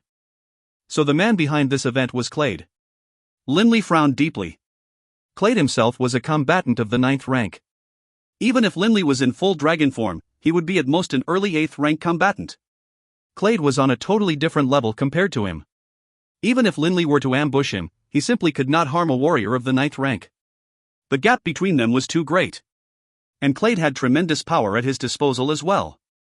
As the revered ruler of Finlay, how could he not have many fighters under his banner? And, having been the ruler for many years of the Kingdom of Finlay, the leading kingdom amongst the 6 kingdoms of the Holy Union, he had a very close relationship with the Radiant Church. His roots were extremely deep. In terms of both strength as well as forces available, Linley could not compare to Clade. Perhaps my only advantage right now is that I am operating hidden in the shadows. Linley constantly pondered how to deal with Clade. Doran Coward appeared from within the coiling dragon ring. He immediately urged Linley, don't waste any more time here. What you need to do right now is to destroy anything that might reveal you were here. Get back to your own estate immediately, otherwise, if you return too late, when they begin investigating who killed Patterson, they might suspect you. Linley was startled awake. Right. His only advantage was that he was operating from within the shadows. No matter what, he couldn't allow Clade to be on guard against him. Time to burn the evidence to ashes. Linley immediately generated several dozen fireballs which surrounded Patterson's body. Based on his current spiritual energy, the temperature of his fireballs was quite high. Patterson's body quickly began to burn, while at the same time, an extremely foul odor began to fill the air. After a while, only a few charred yellow bones and ashes remained. That foul odor made Linley frown. Linley, your clothes. Doran Coward reminded. Linley looked down at his clothes. Indeed. After having gone through the dragon form transformation, his clothes had been totally ripped apart. Linley retrieved his things, and then removed his outer jacket and pants without the slightest hesitation. Instantly, he burnt his clothes to ashes as well. Linley immediately activated the mechanism. Rumble rumble. The stone door once more opened, and Linley hurriedly walked out, then closed the door again. No matter what, it was best for the stone door to be closed. Otherwise, with the door open, that smell of burnt flesh would quickly draw people's attention. There should be clothes within this room. Linley glanced down at his underwear. Clearly, he couldn't walk out just in his ruined underwear like this. That would definitely arouse suspicion. Linley immediately went to another room on the side, opening up a dresser. The dresser was filled with sets of clothes. Linley selected a set of black clothes, rather similar to the outfit he had worn to the engagement ceremony. Putting the clothes on, Linley then once more used his wind-style spells to blow away the nearby specks of blood as well as that foul odor of burning flesh. Best to go back early. Can't let anyone notice anything? Moving at high speed, Linley leapt straight through the courtyard, arriving at the front courtyard in a matter of minutes. At this point in time, there were still a few nobles remaining, engaging in idle conversation. Oh, Lord Linley. You haven't left yet? Count Juno was heading out as well. Seeing Linley not too far away, he warmly greeted Linley. Linley smiled.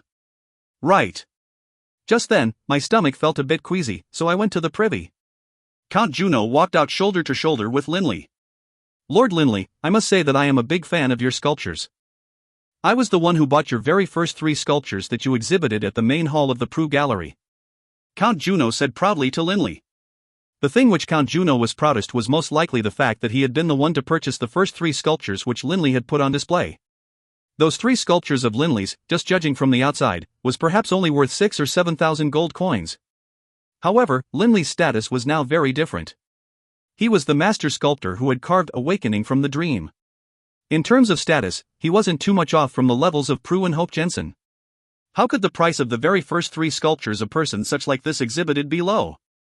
Based on his calculations and the implicit value, these 3 sculptures which Count Juno had collected were most likely each worth at least 100,000 gold coins, but this was perhaps the collection which Count Juno was the most delighted over, ever. Count Juno had decided that these 3 items needed to be kept in his collection. He believed, as Linley's future accomplishments became greater and greater, the value of these 3 sculptures would rise as well. Lord Linley, have a safe trip. The housekeeper for the Debs clan said respectfully at the gate for the Debs clan's manor. Linley nodded. Bidding farewell to Count Juno, he entered his own carriage. Go back. Linley gave a calm command upon entering the carriage. Yes, me lord. The radiant church warrior of the 7th rank who served as a driver bowed in acknowledgement, then immediately began driving the carriage towards Linley's manor. I probably spent around 15 minutes or so with Patterson. Linley took out his pocket watch and took a glance. This was one of the gifts that the many well-wishers of his had sent him upon him being conferred the rank of Marquis. 15 minutes or so. Count Juno and the rest were amongst the last pack of guests to leave. If they don't investigate extremely carefully, it shouldn't be possible for them to suspect me, Linley said to himself. The other problem is, Patterson said that his housekeeper knew that he was going to meet with someone, but not exactly who. Linley frowned. But I can't totally trust his words. Perhaps his housekeeper did in fact know he was going to meet me, but Patterson wanted me to relax and trust him and thus claimed no one else knew. Linley had considered this possibility. Patterson's housekeeper. This definitely was a flaw. What's more, if there really was an investigation, people might discover that Linley had disappeared for 15 minutes at the end. But during that period of time, all the nobles were engaged in casual conversation and were leaving haphazardly. It would most likely be extremely difficult to clearly investigate a single person, given those circumstances. At least no one personally witnessed my meeting with Patterson. The one attendant who did see was killed by Patterson, Linley said to himself. At most, others might suspect him. But there was no actionable evidence against him. Boss, what are you thinking about? Beebe was lying on Linley's legs. Raising his little head, he looked at Linley. Nothing. Linley rubbed Beebe's little head, having totally calmed down. Milord, we have arrived. Linley pushed open the carriage curtains, then raised his head and stared up at the boundless sky. Right now, the night sky was filled with stars. Linley couldn't help but feel a carefree joy in his heart, while at the same time, his resolve to kill Clade grew still more firm. Patterson died today. Next one up is Clade. Patterson had disappeared for a day or two. Aside from Patterson's housekeeper, no one noticed that something was amiss. Within the Debs clan's manor, there was only Bernard and a jade-haired middle-aged person. Bernard, on the night of Kaelin's engagement, did the Lord Duke depart from your manor? The jade-haired middle-aged man asked. This man was Duke Patterson's housekeeper, named Luodi. Bernard was forced to hold in his aggrieved feelings and refrain from saying, "Your Duke disappeared, and you are asking me about it?" That night, Patterson hadn't even told Bernard whom he was going to meet, nor did he say a word when he left. How would he, Bernard, know anything? The Lord Duke left. The Lord Duke is not in my manor, Bernard replied directly. The very day after the engagement ceremony, Bernard had sent someone over to dispose of the servant's corpse. His servants didn't find any trace of Patterson within that small building. Oh. Lodi frowned, then stared at Bernard. Bernard, if you find any trace of my Duke, you must let me know immediately. This affair might be minor, or it might be major. If it becomes a major affair, even the smuggling affairs of your Debs clan might come to light. Bernard's face changed. All right, I'll go back now. Lodi left with a heavy mind. Seeing Lodi's departing back, Bernard felt somewhat unsettled, and made the decision to immediately go visit that building which Patterson had used. Within that secretive building inside the Debs clan's estate, Bernard had entered alone. The corpse of that dead servant had long since been removed and disposed of by the people Bernard had sent. Looking at the building, Bernard frowned. Duke Patterson said he was going to meet with a guest, but in the end, he didn't return home. Could it be? Bernard suddenly thought of one possibility. Very few people even in the Debs clan knew about the secret underground room. Naturally, those people he had sent to dispose of the corpse wouldn't know either, nor would they go investigate. But Bernard had told Duke Patterson of the secret underground room. He had also told the Duke that there was definitely no one who could eavesdrop on any conversations within. Impossible. There's no way something like that could have happened. Bernard hurriedly ran into the main hall, then directly went to the mechanism and activated it. Rumble, rumble. That wall-like stone door slowly opened, while at the same time, a foul, bloody odor that smelt like burnt flesh wafted out. The look on Bernard's face grew ugly. Hurriedly walking into the secret room, he saw that on the granite floor, there were still traces of blood and scratches. To the side, there was a pile of charred human bones as well as ashes. Someone died here. Bernard was absolutely certain. And then, the person who died had been burnt to ashes. But there was no way for Bernard to tell who it was for certain. Ring. Bernard suddenly saw within the pile of ashes a dirty, grayish-silver ring. Upon seeing the ring, Bernard felt that it looked extremely similar to the ring which Duke Patterson liked to wear. Instantly, all the blood fled from Bernard's face. Patterson is most likely dead. Bernard's thoughts were a chaotic mess. The Debs clan had spent over half of their capital and a large amount of manpower in order to carry out this water jade smuggling operation with Duke Patterson's help. This was an extremely important business operation for the Debs clan. But if the smuggling became exposed, it wouldn't just be a problem of losing money. Most likely, the entire Debs clan would be exterminated by the furious King Clade. The entire Debs clan was quite possibly finished. No, not possible. Duke Patterson was a warrior of the 7th rank. How could he die so easily? Given his careful personality, there is no way that he would meet in private with someone who was more powerful than him. Bernard couldn't accept what he was seeing. It was true. Patterson was an extremely cautious man. Sadly, Patterson didn't have an accurate understanding of Linley's power. The entire city of Finlay was peaceful. Linley continued to train quietly at his manor every day. But then, after Duke Patterson had disappeared for half a month, the previously calm and sedate King Clade finally began to issue orders. The first step was to capture the Duke's housekeeper, Lodi. The next was to investigate the Duke's whereabouts on a wide scale. Within the main hall of Linley's manor, Lord Linley, per His Majesty's decree, he would like Lord Linley to pay a visit to the palace. Staring at the royal decree brought by the palace attendant, Linley felt a bit unsettled. Why was King Clade summoning him? Please wait a moment. Allow me to change my clothes, and I'll head to the palace immediately afterwards. Linley smiled as he replied. If you find any errors, ads pop-up, ads redirect, broken links, non-standard content, etc., please let us know. Report chapter so we can fix it as soon as possible. Book 6, Chapter 13, Secrets Exposed. Book 6, The Road to Revenge, Chapter 13, Secrets Exposed. The night was pitch dark. The sound of the carriage could be heard on the quiet road leading to the palace. Linley was sitting alone in the carriage, with Bibi on his legs. Next to the carriage, there were over 10 knights on fine stallions, and leading them was the palace servant who had come.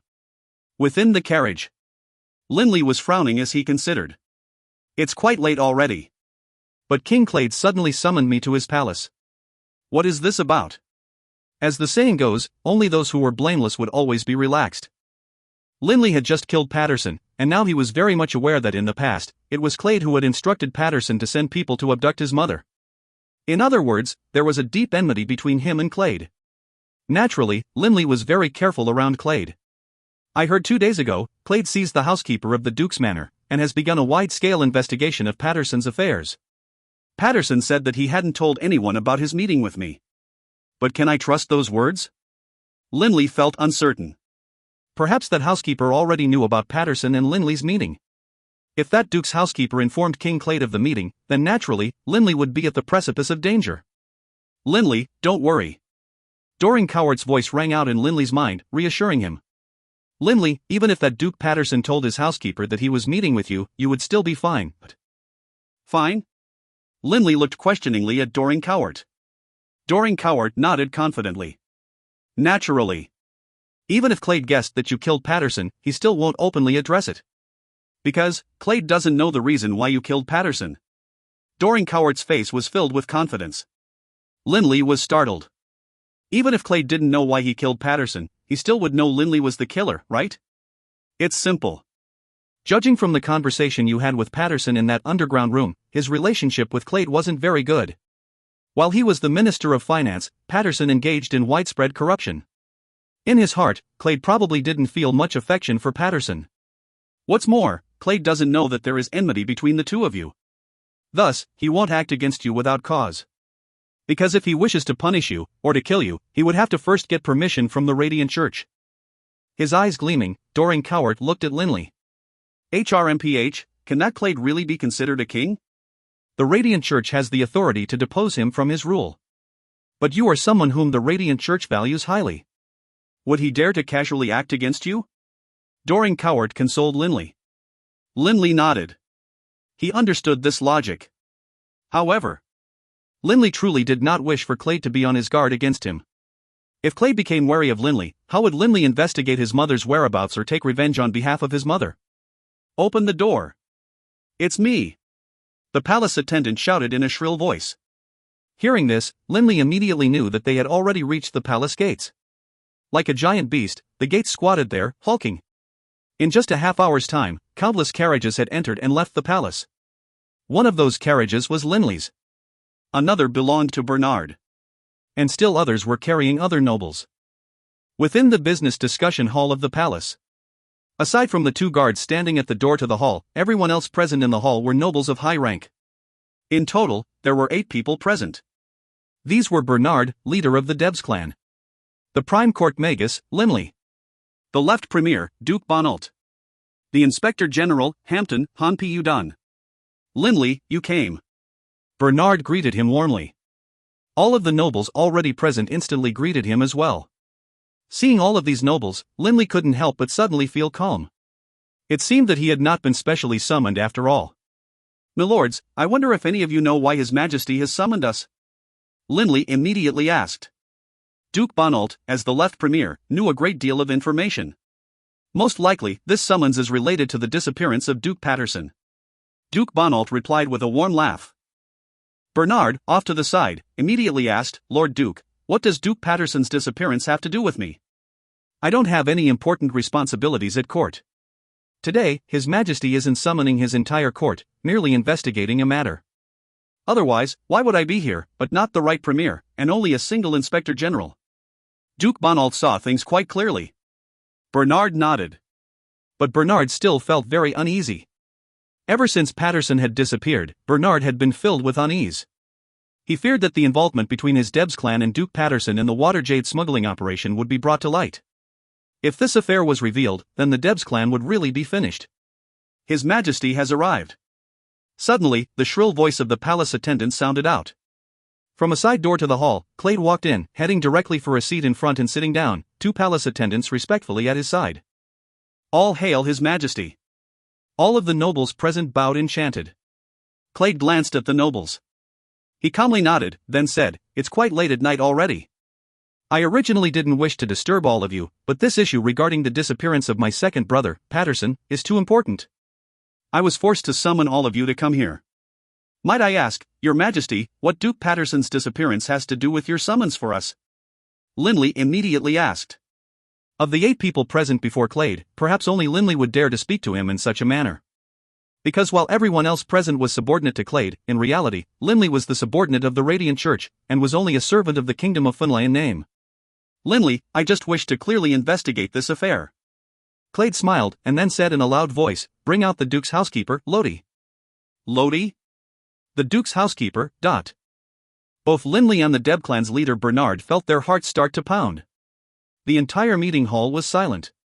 Everyone quietly awaited Lodi being brought forward to testify. Linley still stood there, with the Shadowmouse BB on his shoulders. After a short while, under escort by palace guards, a middle-aged man with jade-like hair walked in. This man looked very fragile, with mussed hair and a bewildered look on his face.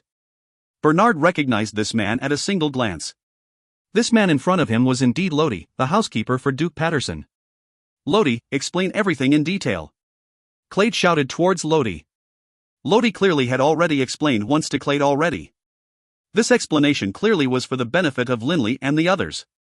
Lodi said very honestly, "Your Majesty, on June 18th, when the Debs clan held that engagement ceremony, the Lord Duke also went to attend. But after the ceremony, the Lord Duke never came back." Lodi, stand to one side. Clade said coldly. "Yes, Your Majesty." Lodi clearly was terrified. He hurriedly scurried off into a corner. Clade swept the 8 nobles with his gaze. "Based on the information from my investigations, the night of the engagement ceremony at the Debs clan, you all were amongst the last to leave. What I want to ask is, did any of you encounter Duke Patterson?" Clade's question was very simple. Right after the banquet, Patterson departed. The Left Premier, Lord Bonalt, said in a loud voice. Linley nodded as well. "I, too, saw Patterson departing quite early." The others either said they didn't see him, or that Patterson left very early. Hearing everyone speak, Clade smiled and nodded, and then turned to Lodi again. "Lodi, continue." "Yes." Lodi continued. "That night, before going to the Debs Manor, Duke Patterson told me that he was going to be meeting with an extremely important person, but to the importance of the discussion topic, nobody could know about it. Thus, he ordered me to arrange for a double to impersonate him and leave the manor. In truth, the Lord Duke would remain within the manor. The Lord Duke also said that the Debs clan would arrange for a safe, secret place for his meeting." Lodi added. Upon hearing these words, Bernard Debs' face immediately turned white. "Your Majesty! Your Majesty!" Bernard hurriedly said, "This has nothing to do with me. The Lord Duke told me he wanted to meet with someone, so I arranged a meeting room for them. I couldn't refuse him." Bernard. Don't be hasty. I won't wrongly blame someone. Clade smiled. Thank you, Your Majesty. Bernard quickly stepped back, but his face was still pale. Clade turned to look at Linley and the others. If Patterson was going to meet with someone, the person he was going to meet with should have some status. Who would that person be? I think it must have been one of the last guests to leave. Linley's heart trembled. Duke Bonalt, Count Juno, Marquis Hampton, and the others all stared at Clade in astonishment. By now, they could guess why the king had called them here. His Majesty was suspicious of them. Your Majesty, I definitely did not meet with him. Count Juno, Marquis Hampton, and the others hurriedly said. Clade smiled. I only have my suspicions. If none of you did anything to be guilty of, why be so nervous? Look, Linley's the calmest one here. Linley smiled but didn't make a sound. Clade glanced at this group of people, laughing coldly in his heart. I couldn't give a damn about who made Patterson disappear. In fact, I'd rather thank that person for giving me such a wonderful opportunity to eradicate all the secret connections Patterson has built up. As the longtime Minister of Finance, Patterson had erected an enormous, dense web of connections. His influence was extremely large. Clade didn't dare to casually investigate Patterson either, as he didn't want to cause too many problems in the kingdom. This was also the reason why the Debs clan had decided to work alongside Patterson. But now, Patterson had disappeared. The group of dragons no longer had a leader. Acting as fast as lightning, Clade used various ruthless techniques to quickly clip off Patterson's wings and shatter the web of influence which Patterson had spent so long building up. Without Patterson's guidance, those collaborators of his naturally would be in for a terrible time if they resisted. There was no way they could resist the pressure exerted by King Clade. Clade looked at Linley and the others. Laughing, he said, the disappearance of my second brother, Patterson, is something I must look into. But what surprised me was, I ended up discovering quite a few things. Lodi, in particular, spilled many secrets. Linley couldn't help but look at Lodi. Lodi, tell them. Clade smiled at Lodi. Right now, Clade was feeling extremely satisfied. The death of a brother, to Clade, was no big deal at all. More importantly, all of the power within the kingdom of Finlay finally rested with him again. Lodi respectfully said, Your Majesty, that day, when Duke Patterson attended the engagement ceremony at the Debs clan, the reason he needed to meet with that mysterious person was that he wanted to start a relationship with the Dawson conglomerate. Thus, the person he went to see absolutely has to have some sort of connection to the Dawson conglomerate. The Dawson conglomerate? Linley felt his heart shudder violently. Does everyone want to know why it was that my second brother wished to start a relationship with the Dawson conglomerate? Clade laughed as he looked at the people present. Lodi, continue. Yes. Lodi clearly had been totally cowed by Clade, saying whatever he was told to. Over these years, Duke Patterson had betrayed his country in many ways for his own profit and for his own selfish motives. In these past few months in particular, he initiated a large-scale water jade smuggling program with the Debs clan. In the entire history of our kingdom, this is the largest water jade program that has ever existed. Smash! The leader of the Debs clan, Bernard, immediately knelt down, his knees smashing into the ground. He hurriedly said, Your Majesty, I am being framed. Our Debs clan has always operated our businesses in an open, above-board manner. We've never acted in a way which was against the best interests of the kingdom. Our Debs clan is being framed. Framed? Clade flicked a cold glance at Bernard. Bring in the Lancer brothers. Upon hearing the words Lancer brothers, the face of Bernard, clan leader of the Debs clan, lost all blood. If you find any errors, ads pop up, ads redirect, broken links, non-standard content, etc. Please let us know. Report chapter so we can fix it as soon as possible. Book 6, Chapter 14, Imprisoned. Book 6, The Road to Revenge, Chapter 14, Imprisoned. For the sake of this water jade smuggling operation, the Debs clan had paid a very high price. Bernard ordered his third brother to be responsible for this affair, and the Lancer brothers were his third brother's right and left-hand men. Standing in the middle of the meeting hall, Linley remained calm. The shadow mouse, Bibi, also quietly stood on Linley's shoulders. The man and the magical beast both just stood there as though nothing were happening, quietly watching it all. Even though he saw the begging look Bernard had trained on him, Linley didn't react in the slightest. After a while, the sound of heavy chains could be heard. Two golden-haired men in shackles entered the meeting hall, under escort from the palace guards. These two men were shackled by the feet and by the hands as well. Just judging from the thickness of those leg irons, the shackles must have been 100 or 200 pounds heavy. Such heavy shackles were used expressly for collaring those warriors with powerful strength. Milord Clan Leader. Upon entering the discussion hall and seeing Bernard, who was kneeling on the ground, strange smiles appeared on their faces. They actually called out to Bernard respectfully. Standing to the side, Linley understood. Most likely these Lancer brothers were two of the major leaders in the smuggling operation who most likely had some secret connection with the Debs clan. The Debs clan is going to be in trouble now. Linley just quietly watched. Seeing those two shackled golden-haired men, Bernard reacted with confusion. Lancer and Langmuir, Lonmore, why have the two of you been imprisoned by His Majesty? Didn't I give the two of you a 100,000 gold coins a few months ago and tell you to go enjoy life? Those two golden-haired men were briefly startled, then they laughed. Milord Clan Leader, are you jesting? Lancer laughed. Next to him, Langmuir snickered as well. What, Lord Clan Leader, do you still think that you can lie and hide? Forget it. You might as well admit your guilt. A look of rage appeared on Bernard's face. He suddenly rose to his feet, staring angrily at Lancer and Langmuir. Lancer, Langmuir, my Debs clan has raised you and cultivated you since you were little. The two of you should know very well how I have treated you. It's true, you have treated us brothers very well. But the two of us have also risked our lives for the Debs clan for many years now. The elder brother, Lancer, said coldly. Bernard's rage grew. With a trembling hand, he pointed at the Lancer brothers. The two of you truly forget favors and violate justice. True, you two have worked on behalf of the Debs clan for many years now, but all these years, you have been acting corruptly so as to gain money that belonged to the clan. After that event half a year ago, considering that the two of you had worked for us for so long, I spared your lives and even gave you a 100,000 gold coins and told you to go home and enjoy your lives. But you, not only are you not grateful, you've now participated in smuggling? And after getting caught, you sully the Debs clan? Lancer and Langmuir were totally caught off guard, and they stared at Bernard in bewilderment. We were corrupt? You gave us 100,000 gold coins? Lancer and Langmuir were totally flabbergasted. Bernard's rage exploding, he suddenly turned and knelt before Clade. His tears cascading onto the ground, he said, Your Majesty, these two are nothing more than a pair of insatiable wolves. When they were young, I saw that they were two pitiable orphans and so I took them in, and later gave them important positions. But they only acted to shovel my clan's wealth into their own pockets. Despite that, considering the many years of affection between us, I spared their lives and even gave them 100,000 gold coins.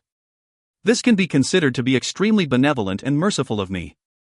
But now they actually come here to sully and frame my Debs clan. They want to destroy the Debs clan. How vicious. Your Majesty, my heart is broken. My heart is broken. Seeing the miserable cries of Bernard, many of the nobles in the meeting hall did indeed begin to wonder if Lancer and Langmuir really were framing the Debs clan. Bernard, you, Lancer and Langmuir were so enraged that their faces turned red, but they weren't able to say a single word. How much had these two brothers sacrificed for the Debs clan? They were even willing to engage in smuggling for the clan, precisely because the two of them didn't fear death. If it weren't for the fact that this time, the offer from King Clade was simply too enticing, they wouldn't have betrayed the Debs clan. But everything which Bernard was saying now was false. Oh? There's an event such as this? Clade glanced at Bernard. Clade could sense that Bernard had come prepared, as otherwise, he wouldn't have suddenly come up with all these lies. If he were to investigate, most likely he wouldn't be able to find any flaws. HRMPH. It's a pity the third brother of Bernard's leapt into the river. We weren't even able to find his corpse. Otherwise, with his third brother in front of him, Bernard would have nothing to say. Clade was furious. Smuggling water jade. Water jade mines were part of the national wealth of the kingdom. Which was to say, it was part of Clade's wealth. Illegally mining and smuggling water jade meant stealing from him, Clade. Naturally, Clade would feel furious. But that third brother of Bernard's had leapt into the river to commit suicide, while Bernard had seemingly been prepared for Lancer and Langmuir's betrayal. Bernard, I won't unjustly accuse an innocent man. Clade said solemnly. Thank you, Your Majesty. Thank you, Your Majesty. Bernard's face was covered with tears. But Clade announced coldly, however, I also won't forgive a person who has betrayed the interests of his kingdom. Based on the intelligence that I have, it seems that the person responsible for the smuggling operating was your third brother. My third brother? Bernard stared questioningly at Clade. Clade stared coldly at Bernard. What, do you have something to say? A wounded look on his face, Bernard said, Of course I do. Your Majesty, I really don't know why you said what you just said, but over a year ago, my third brother left the Kingdom of Funlai and began on a training excursion tour to various other countries. Just a few days ago, he sent a letter back to us. Clade's gaze grew colder. His men had personally reported that when they were in the process of apprehending Bernard's third brother that the man, being heavily wounded, had elected to throw himself into the river. They couldn't find any trace of him. Your Majesty. Your Majesty. You must deliver justice. Bernard cast a furious glare at Lancer and Langmuir. You simply cannot believe the lies of these two despicable men and cast aspersions on the heart of a clan which is loyal to the kingdom. Bernard, you. The furious and anxious Lancer brothers didn't know what to say. Clade suddenly rose to his feet, staring coldly at Bernard. I've already said that I will not unjustly accuse an innocent man, nor forgive a man who has betrayed the interests of his kingdom. Based on the evidence I have at hand, there is at least a suspicion that your Debs clan has betrayed the kingdom. Guards! Bernard's face instantly changed. Your Majesty! Your Majesty! I am loyal and faithful to the kingdom. 2 palace guards rushed into the meeting hall. Bernard! Clade smiled at Bernard. Bernard raised his head, looking beseechingly at Clade, as though he were a child looking at his parents. Whether or not your clan is loyal is a question that will only be settled by evidence. I will give you a chance. I will not exterminate your clan right away. In his heart, Bernard let out a sigh of relief. What he feared the most was that the Debs clan would instantly be exterminated. Fortunately, I found those ashes and those remains within the secret room. It gave me the chance to prepare. Ever since that day, Bernard had been preparing. He had in fact made multiple levels of preparations. Guards, deliver Bernard as well as the successor to the Debs clan to the Blackwater jails. As for this case involving the smuggling operations of the Debs clan, let the right Premier Merit, Meliti, investigate. Clade ordered. Immediately, those 2 guards took Bernard away. Your Majesty! I believe in your Majesty's wisdom. Bernard called to Clade, even while being dragged away. That night, the Greenleaf Road became a very energetic place. Hoof steps and shouts unabated. Hundreds of knights directly surrounded the Debs clan's manor, terrifying all of the members of the Debs clan present. What are you doing? What are you doing? Do you know what place this is? Kaelin's second granduncle, the second uncle of Bernard, immediately shouted at those palace guards. The leader of the knights said coldly, Do you dare to go against the dictates of His Majesty? But this second granduncle only raised his head proudly. The orders of His Majesty? Who knows if you are falsely claiming that you have an order from His Majesty? Speak. What do you want? Second granduncle, what's going on outside? By now, many of the members of the Debs clan had rushed over. Even Alice and Rowling had gotten dressed and rushed over. In the Yulon continent, after the engagement ceremony, the fiancé normally would begin to live with the fiancé. But generally speaking, only after the marriage ceremony would the 2 of them enter their bridal chambers. Naturally. There were cases of people sharing a bedroom prior to the wedding as well, as long as both were willing. Big sister Alice, what's going on outside? Rowling was holding onto Alice's hands. Alice was bewildered as well. I'm not sure. The hundreds of people within the Debs clan's manor all streamed out, and most of them seemed bewildered. Only the core members of the clan who knew the truth about the smuggling operations began to feel frightened. This smuggling operation of the Debs clan was an extremely large-scale one. Just to carry out the operation, they had used several tens of millions of gold coins. If they were successful, the profits would be several 100 million gold coins. What the Debs clan's elders' thoughts were, once would be enough. But it seemed this one operation had proved problematic. Big brother Kaelin, what's going on? Rowling asked Kaelin as well. Kaelin shook his head, indicating he didn't know. The squad of palace knights had assembled outside the manor. Their leader, the knight captain, upon seeing so many members of the Debs clan present, withdrew the tablet of command from his clothes, shouting in a bright voice, His Majesty orders that, as the Debs clan is under suspicion of engaging in the smuggling of waterjade, the leader of the Debs clan as well as his successor are to be immediately jailed within the Blackwater jails. Instantly, the faces of every member of the Debs clan changed. The faces of those core members of the Debs clan turned even more ashen, even paler. But Alice, Rowling, and those other members of the clan only felt astounded and bewildered. Several guards stepped forward and grabbed Kaelin. Take him away. The leader of the knights shouted. At this moment, Kalen felt as though his limbs had gone soft. He allowed those guards to march him towards the gate. But once he reached the gate, he suddenly woke up and, turning his head, frantically called out, "Second granduncle, Alice, you too have to save me, have to save me." Allowing Kalen to shout as much as he wanted, those palace guards emotionlessly escorted him off towards the jails. Alice, Rolling, and the other members of the Debs clan could only watch as Kalen was taken away, unable to help.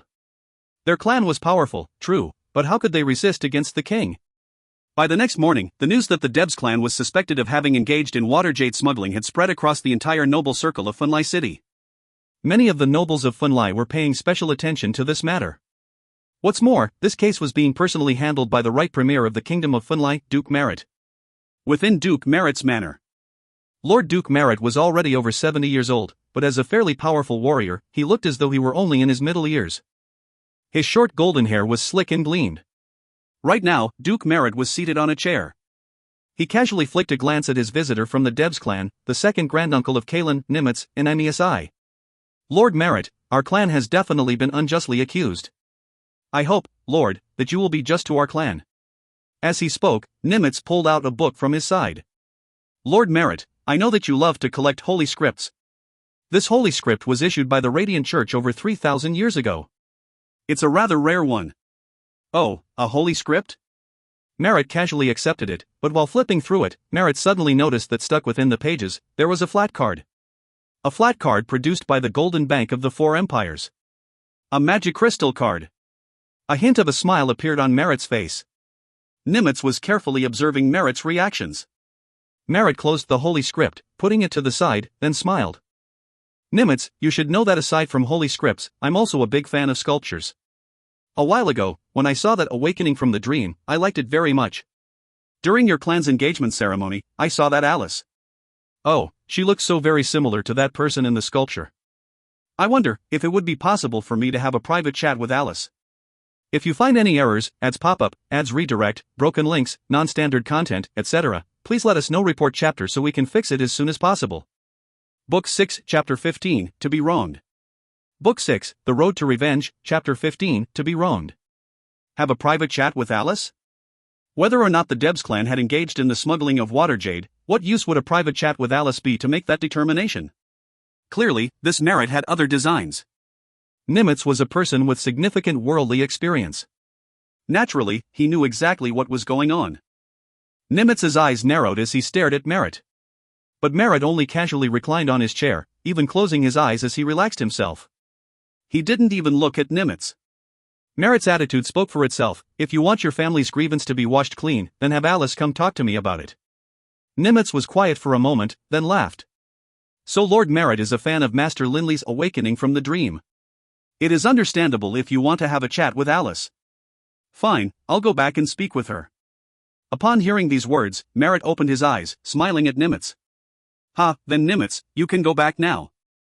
If Alice is willing to have a good chat with me, I think I will have a better understanding of your Debs clan."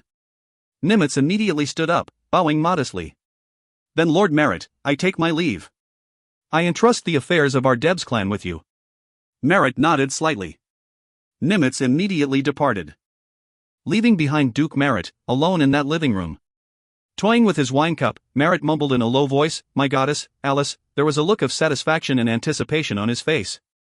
As the right premier of the Kingdom of Funlai, and as a duke, Merritt had an extremely exalted status. The number of people with a higher status than him in the Kingdom of Funlai could be counted on one hand. A person like him had experienced virtually any sort of woman he wished. Merritt really was a lecher, despite being in his 70s. Warriors of his level could live to be over 300. Right now, he was only in his 70s and in the prime of his life. Merritt publicly had 12 wives to his name, but there was a common viewpoint amongst nobles: one's own wives at home weren't as interesting as having lovers outside, but having lovers outside weren't as interesting as those you couldn't get. Those whom you couldn't get were the best of all. But given Merritt's status, there were very few women he was unable to get. At the same time, there were very few women who could truly move him. But Alice was definitely one. Ever since that sculpture, awakening from the dream, had become famous, in the hearts of many, the woman of the sculpture had become an untouchable, lofty goddess. For someone of Merritt's stature, naturally he would deeply desire to get a goddess like Alice beneath his thighs. But this was really too difficult. But now, an opportunity had come. Alice. The goddess? Merritt was unable to repress his smile. Turning his head up, he drained all of the red wine from his glass. Sitting within his carriage on the way home, Nimitz was frowning deeply. Alice was Kaelin's fiancée. If he were to ask Alice to meet privately with Merritt, then he definitely would be essentially pushing Alice into a disaster. In the future, when faced with Kaelin's questioning, it wouldn't be a big deal. But if word of this were to spread, the impact it would have on the Debs clan's standing would be tremendous. Ugh. If the clan is finished, then what will its reputation matter? Nimitz shook his head, sighing. Right now, the Debs clan had reached a critical juncture. If the Debs clan was found to have been guilty of smuggling, then the entire clan would be exterminated, and all of its possessions would be taken by the king of Funlai. Although the Debs clan had left behind some roots outside the kingdom, preventing it from being totally wiped out, almost all of its possessions were in the kingdom of Funlai. If it was all lost, who knew how many years it would be before the Debs clan would return to its former glory? Compared to the clan's future, a little bit of mockery and humiliation wasn't a big deal. After all, since when did the circle of nobles lack for embarrassing stories? But this has to be of Alice's own free will. Nimitz was a bit worried. I can't forcibly deliver her to the right premier's manor, after all. Nimitz didn't care at all about Alice's purity. She was just a woman, after all. But Nimitz knew. This Alice has a special relationship with Linley. If I were to force her, and then Linley found out, just thinking about it made Nimitz frightened. Linley had a very special status within the kingdom of Funlai. Although he had the rank of Marquis, in actuality, Linley belonged to the Radiant Church. In the past, when Clade had invited Linley to join the ranks of the nobles in the kingdom of Funlai, he had even said that between the two of them, there was no need to observe the normal protocols between king and subject. Clearly, Clade desired to pull Linley closer to him. And all of the nobles of the kingdom of Funlai knew that if Linley were willing, he could probably easily become a vicar of the Radiant Church. In a few dozen years, it would be quite natural for Linley to become a cardinal. The status of a cardinal was even higher than that of the king. Can't force her. Nimitz felt a headache coming. He was worried that Alice would refuse. He pondered things from Linley's point of view. Alice was, after all, previously Linley's first love. If he, Nimitz, were to force Alice to meet Merritt, and she were to lose her chastity, how could Linley not explode with rage? Within the Debs clan's manor. The clan hall was filled with many members of the Debs clan. Alice and Rowling were there as well. All of them were awaiting the return of Nimitz. They were all worrying about the future of the Debs clan. Second uncle is back. Second uncle is back. A middle-aged man standing in the doorway saw Nimitz and began to call out. Instantly, all of the members of the Debs clan rushed out towards Nimitz en masse. Alice and Rowling exchanged glances, then rose and went to welcome him as well. Second uncle, what's the situation? Nimitz looked at the group of people in front of him. Squeezing out a smile, he said, the situation isn't too bad yet. Everyone, go back to your residences. Alice, stay. I need to talk to you. Within the clan, Nimitz had a great deal of authority. Hearing his words, everyone departed. Alice was somewhat confused as to what Nimitz wanted to talk to her about. Big sister Alice, I'll go back to my room now. Rowling waved towards Alice and said in a quiet voice. A short period of time later, the person left in the hall was Alice. Nimitz stepped into the hall. Second granduncle, what's wrong? Alice stuttered. Nimitz looked at Alice. Suddenly, he smiled warmly towards her. Alice, don't be nervous. Sit down first. Let's have a good talk. As he spoke, Nimitz sat down as well. Why was Nimitz, who previously was so stern to her, who seemed to always look down on her, being so warm to her now? Alice couldn't help but feel suspicious. Come, sit. Nimitz's smile was so kind, so warm. Alice nervously sat down. Nimitz let out a long breath. Worry appeared between his brows. Alice, we didn't expect that this would happen so soon after you and Kaelin got engaged. I don't know who is secretly framing our Debs clan. If I did, I would kill him. A baleful aura appeared on Nimitz's face, but then it transformed into a look of helplessness. But right now, the most important thing is to cleanse this stain from our name, and rescue Kaelin and Bernard. Alice nodded. But in her heart, Alice was suspicious. Why is second granduncle saying these things to me? Staring at Alice, Nimitz said with sincerity, Alice, there is something I must beg of you. Beg me? Alice was so startled, she rose to her feet. Such as Nimitz is standing within the clan that even the clan leader would be respectful to him. But now, Nimitz was saying that he had to beg her to do something. How could Alice not be shocked? Alice, Lord Merritt is in charge of investigating this allegation that the Debs clan was engaged in the smuggling of water jade. Lord Merritt is very intrigued by you and wants to meet with you privately. Nimitz said urgently to her, Alice, this is a rare, wonderful opportunity to improve our relationship with him. Only by managing to have a good relationship with Lord Merritt would you be able to help our clan. Alice, you grew up alongside Kaelin. You don't want to see him in jail either, right? Alice was stunned. A private meeting? Alice was someone who had lived in a noble clan as well, and knew all too well about the shameful things which occurred amongst the nobility. She instantly could guess that this meeting with Lord Merritt would be more than a simple meeting. Alice stuttered. Nimitz begged, Alice, our entire Debs clan is relying on you. I can even guarantee that so long as you can pull Lord Merritt to our side, you will be Kaelin's principal wife, but... Alice felt as though her mind was in shambles. Alice was still pure and chaste of body. She had refused to cross that last barrier with both Linley and Kaelin. Even after getting engaged to Kaelin, Alice still insisted on being married before she would enter the bridal bed with him. But now she had to go deal with Lord Merritt. Alice, I'm begging you. Nimitz gritted his teeth, leaving his chair and falling to his knees before her. Alice, Kaelin's life is in your hands. Kaelin's life? Alice trembled. Kaelin had grown up alongside her. In recent days, in the face of ridicule and scorn from the other members of the Debs clan, it had been Kaelin who protected her. All right. I agree.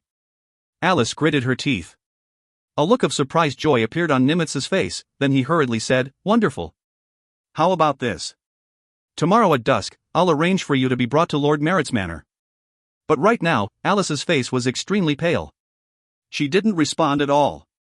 That next evening, escorted by 12 knights, a carriage departed from the Debs clan's manor, slowly rolling towards the manor of Lord Merritt.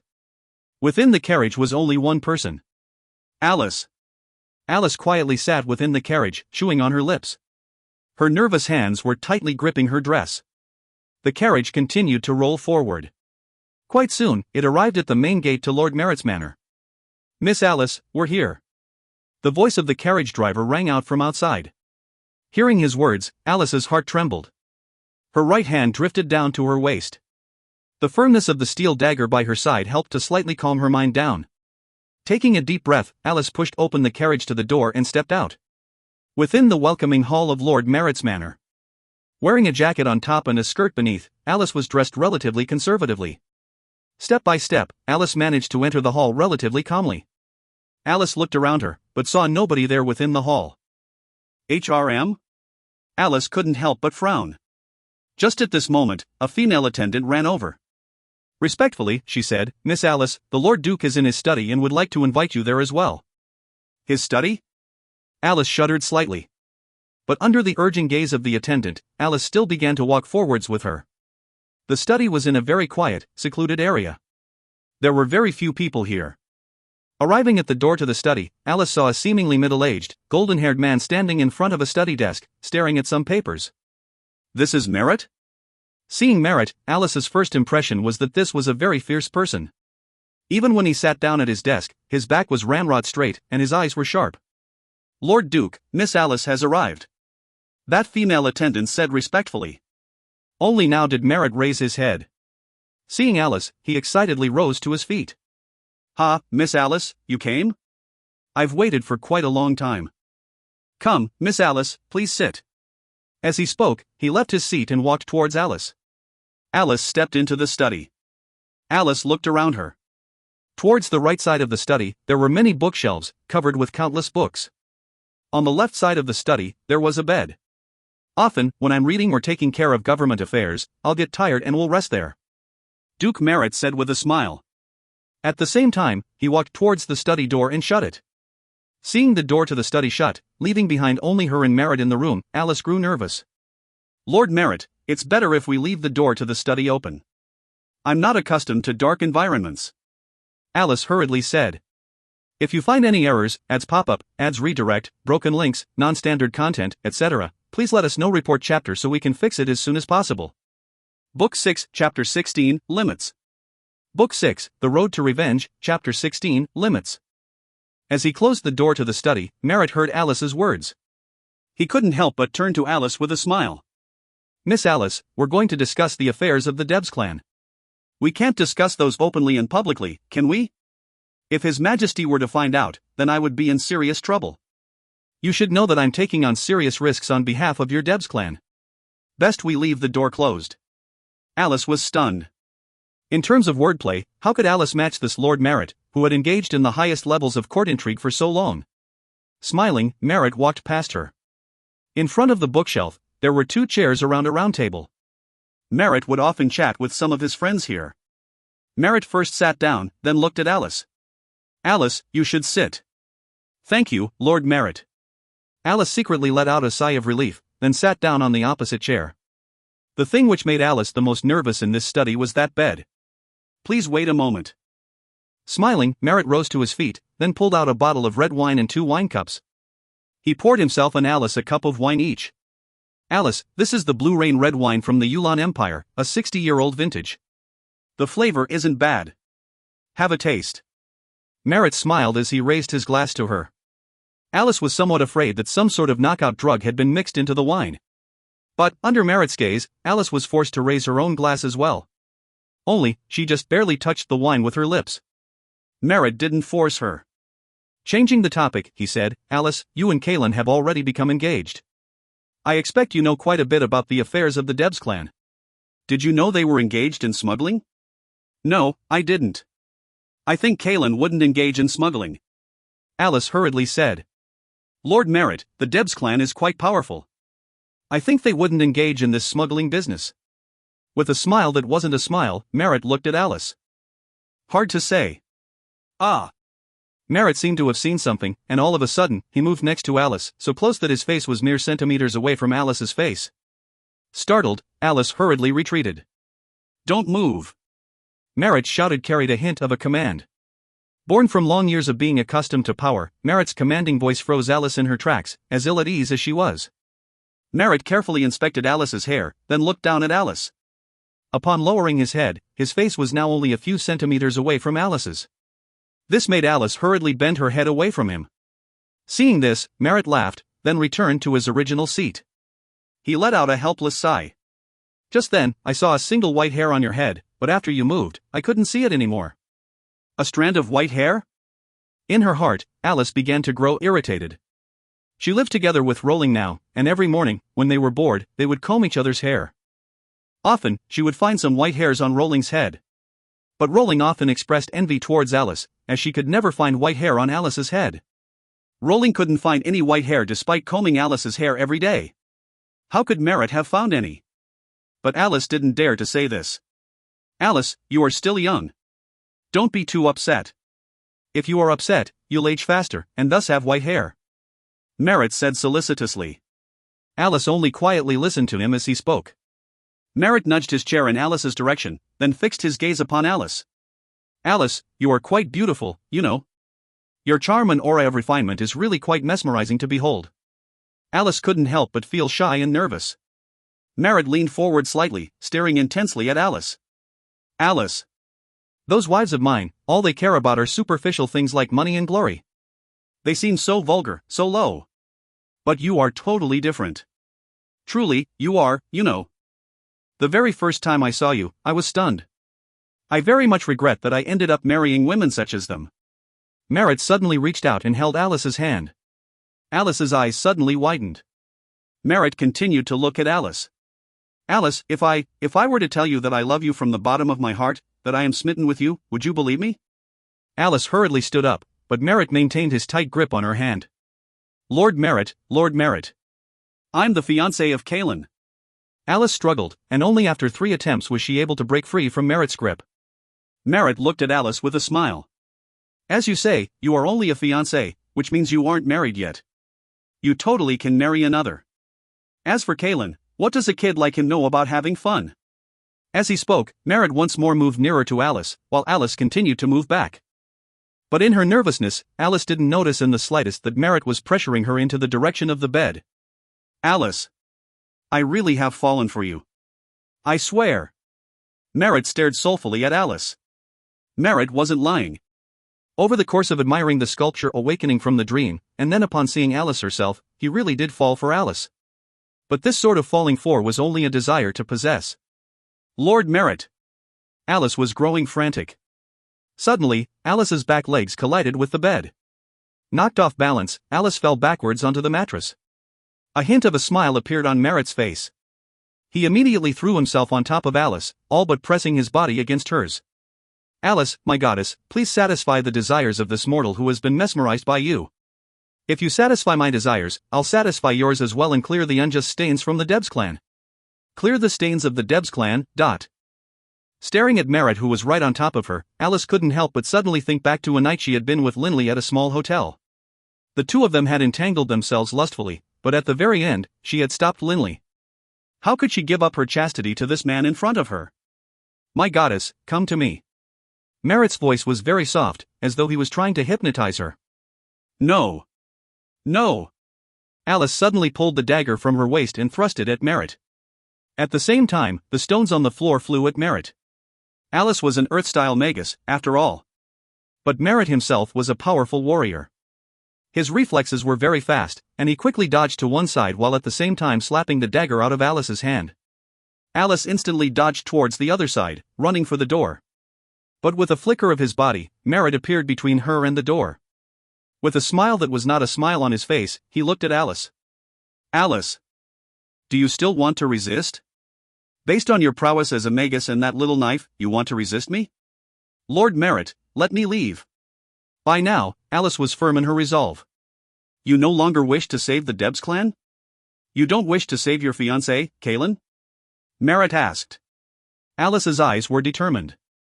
Gritting her teeth, she said, although I do wish to save them, this is not the way to do it.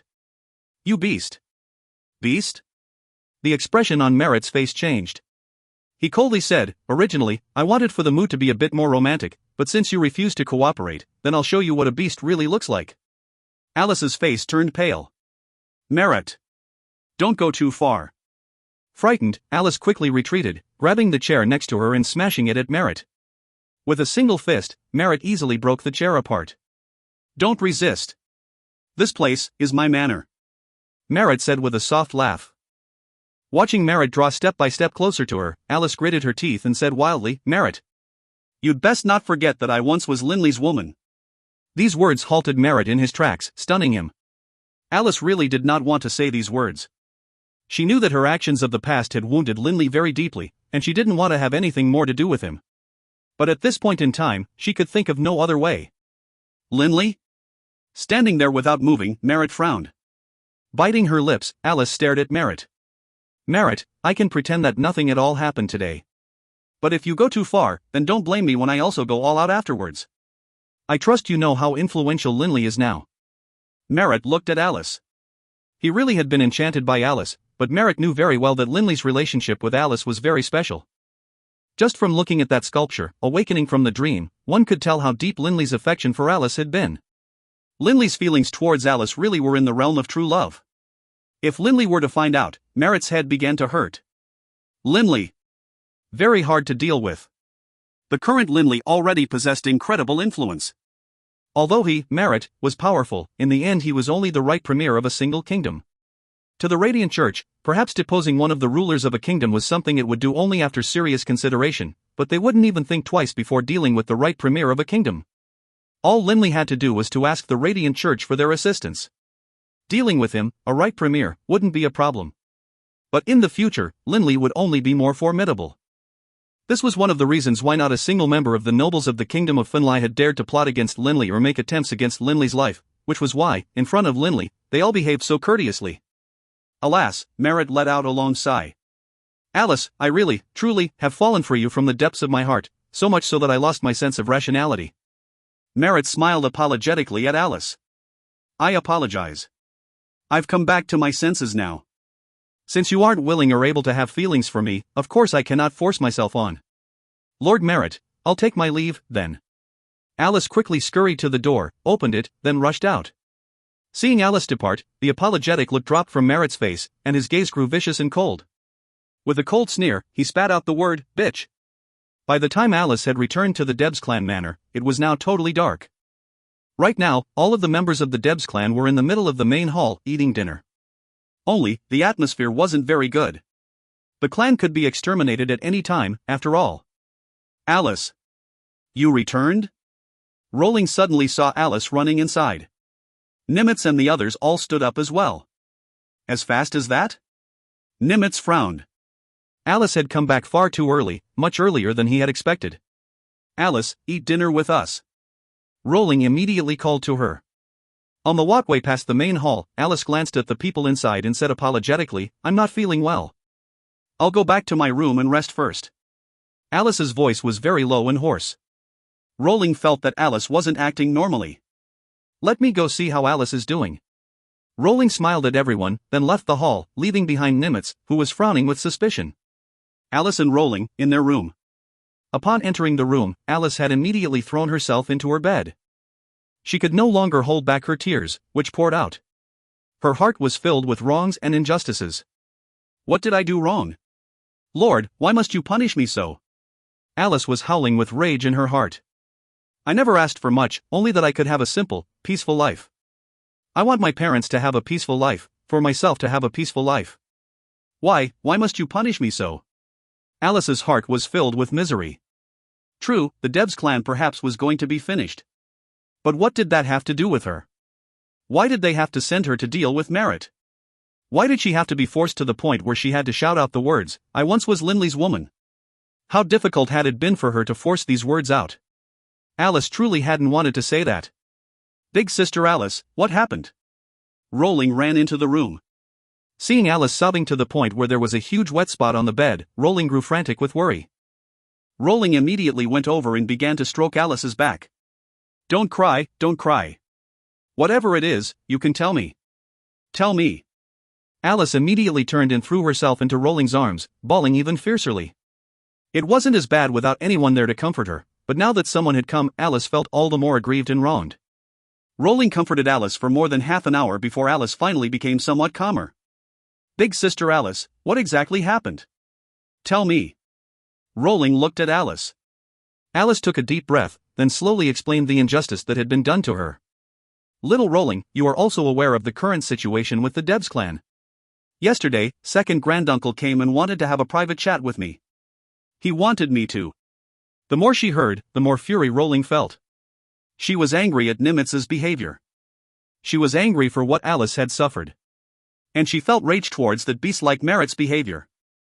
At the same time, she felt sympathy for Alice. I don't want to get involved anymore. I just want to live out a peaceful life. Alice said, sobbing sporadically. Over these past few days, Rowling had been considering what the best way to help the Debs clan was. But upon hearing Alice's story, she suddenly understood a few things. Big sister Alice, don't be sad. No matter what, you definitely cannot let that Merit destroy your chastity. Rowling comforted her. Alice nodded. But we still have to come up with a way to save Kaelin and the others. Rowling said. Big brother Kaelin is our fiancé, after all. Alice also wanted to save him, but she didn't know how. We still have an option. Rowling looked at Alice. But, I don't know if you would be willing to take it, Sister Alice. Rowling, looking at Rowling, Alice had already guessed what she was going to say. Rowling nodded. Right. Go ask Linley for help. Today, as soon as you mentioned his name, that Merit no longer dared to touch you. Clearly, Linley is extremely influential. Based on what I know, not only does Linley have a relationship with the Radiant Church, he also has a relationship with the Dawson conglomerate. Even His Majesty, King Clade, treats Linley as he would a friend, rather than an ordinary subject. If Linley is willing to speak out, we would have a much greater chance of rescuing Big Brother Kaelin. Currently, in the Kingdom of Funlai, without question, people were more willing to defer to Linley than to anyone else. Even the left premier and the right premier couldn't compare with him. Because, as one could easily tell, in the future Linley would be a high-level person within the Radiant Church.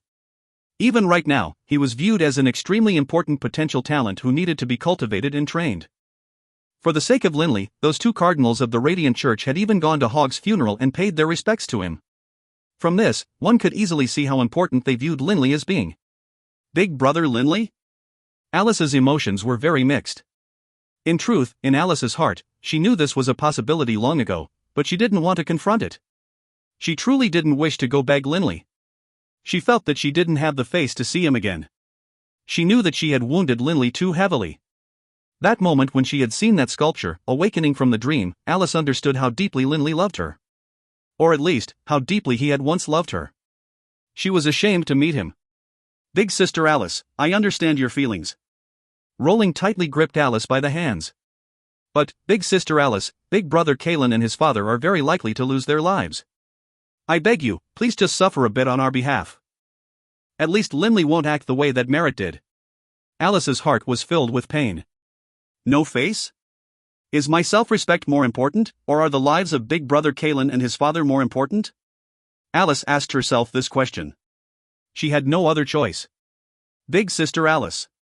Rowling stared beseechingly at Alice. Alice took a deep breath, forcing herself to calm down. Looking at Rowling, she nodded. All right. I'll go see Big Brother Linley tomorrow. If you find any errors, ads pop up, ads redirect, broken links, non-standard content, etc., please let us know. Report chapter so we can fix it as soon as possible.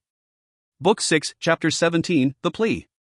Book 6, The Road to Revenge, Chapter 17, The Plea. At the manor of the Prime Court Magus. Within the hot springs garden. An earthen glow emanated from a patch of grass within the hot springs garden. Earth-style magic, supergravity field. Right now, Linley was dressed only in a pair of long pants, his upper body bare as he trained in the grass. Those muscles on his bare upper body rippled like water. There wasn't a trace of excess flesh.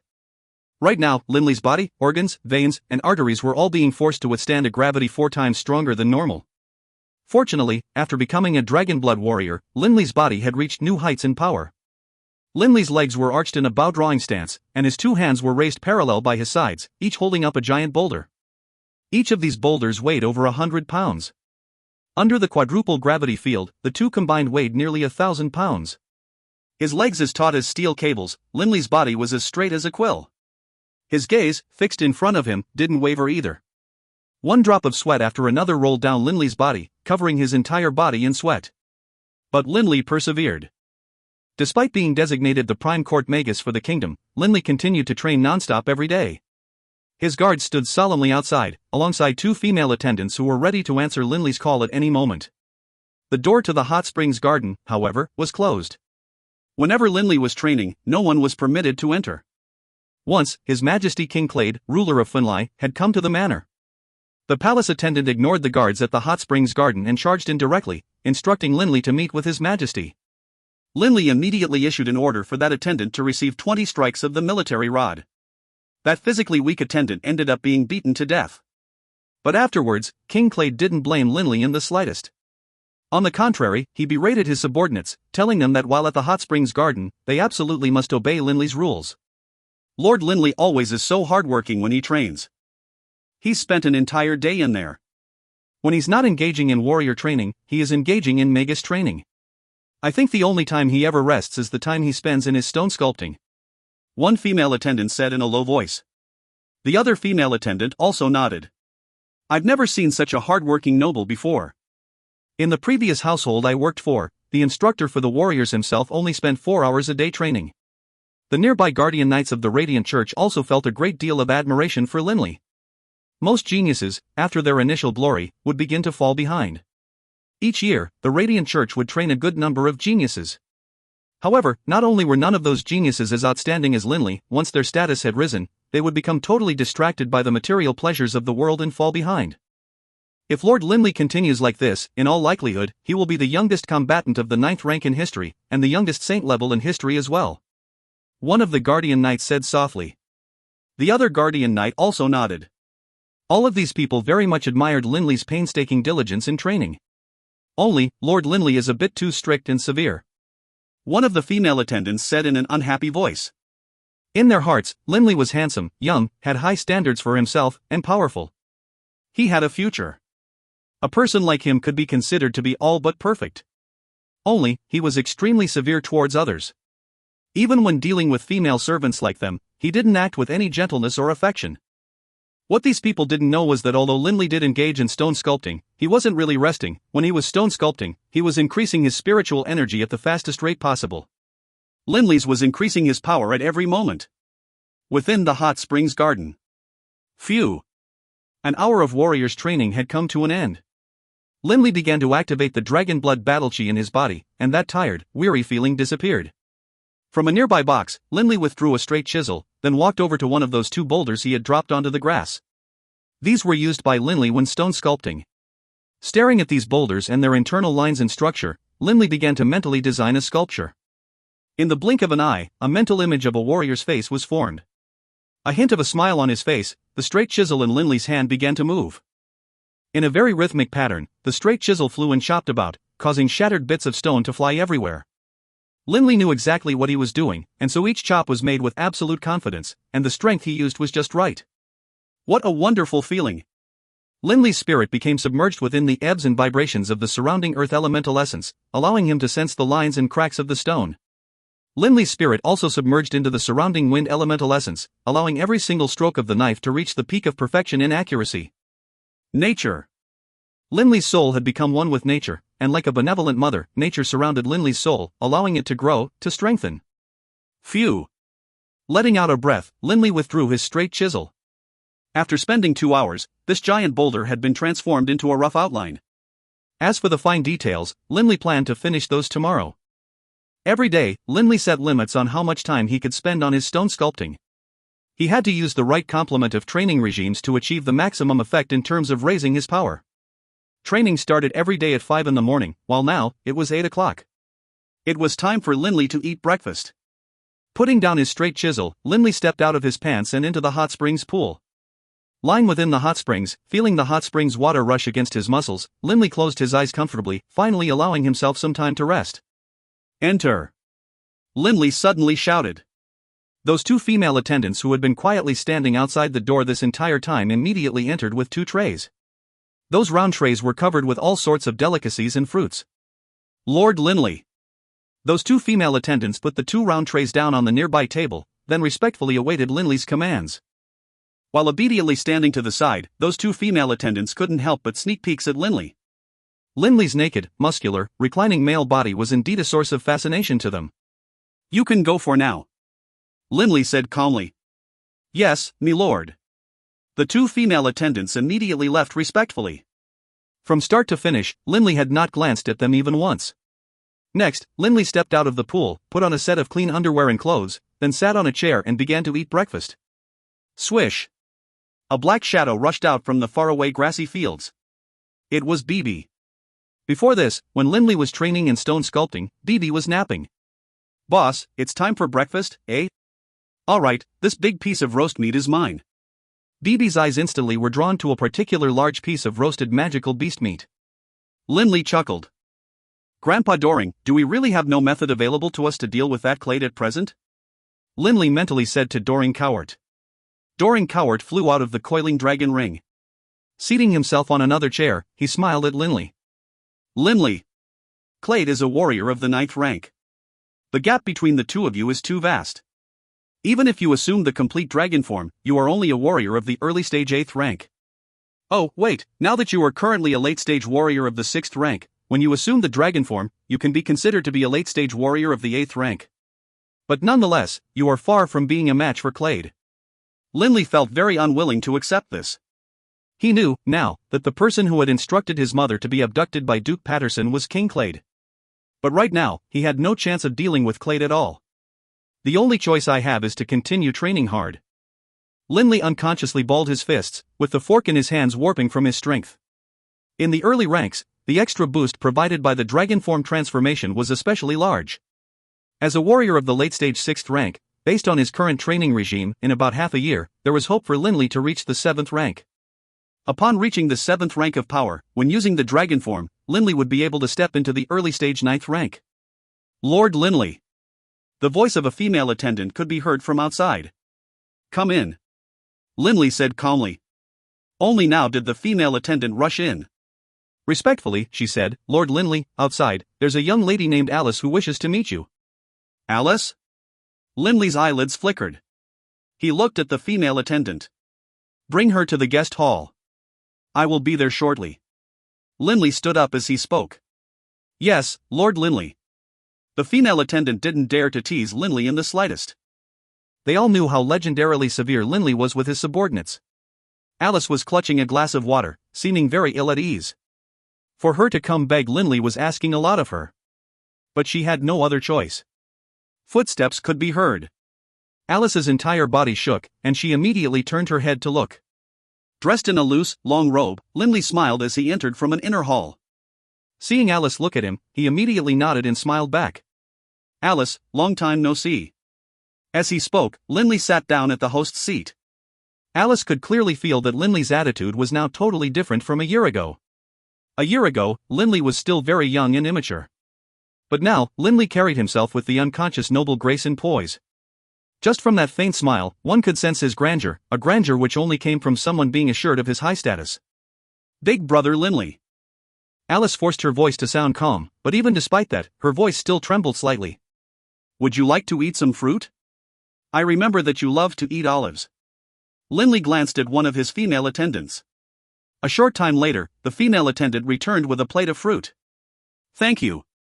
Alice picked up an olive and took a small bite. At this moment, Alice couldn't help but think back to when she and Linley had eaten olives together. Back then, Linley had fed them to her. Alice couldn't help but turn to look up at Linley, only to find that Linley was smiling at her. Big brother Linley. Alice put down the fruit, looking at Linley. There's something I want to ask your help with. You need my help? Linley had already guessed at the reason behind this visit of Alice's. Go ahead. Linley said directly. Alice took a deep breath, then looked at Linley seriously. Big brother Linley, you already know about what is happening with Kaelin's clan. I think Kaelin and the others are innocent. I hope you, Big brother Linley, can help them and say a few words on their behalf to His Majesty. I hope you can wash away these unjust accusations and return their innocence to them. I know that His Majesty will definitely give you face.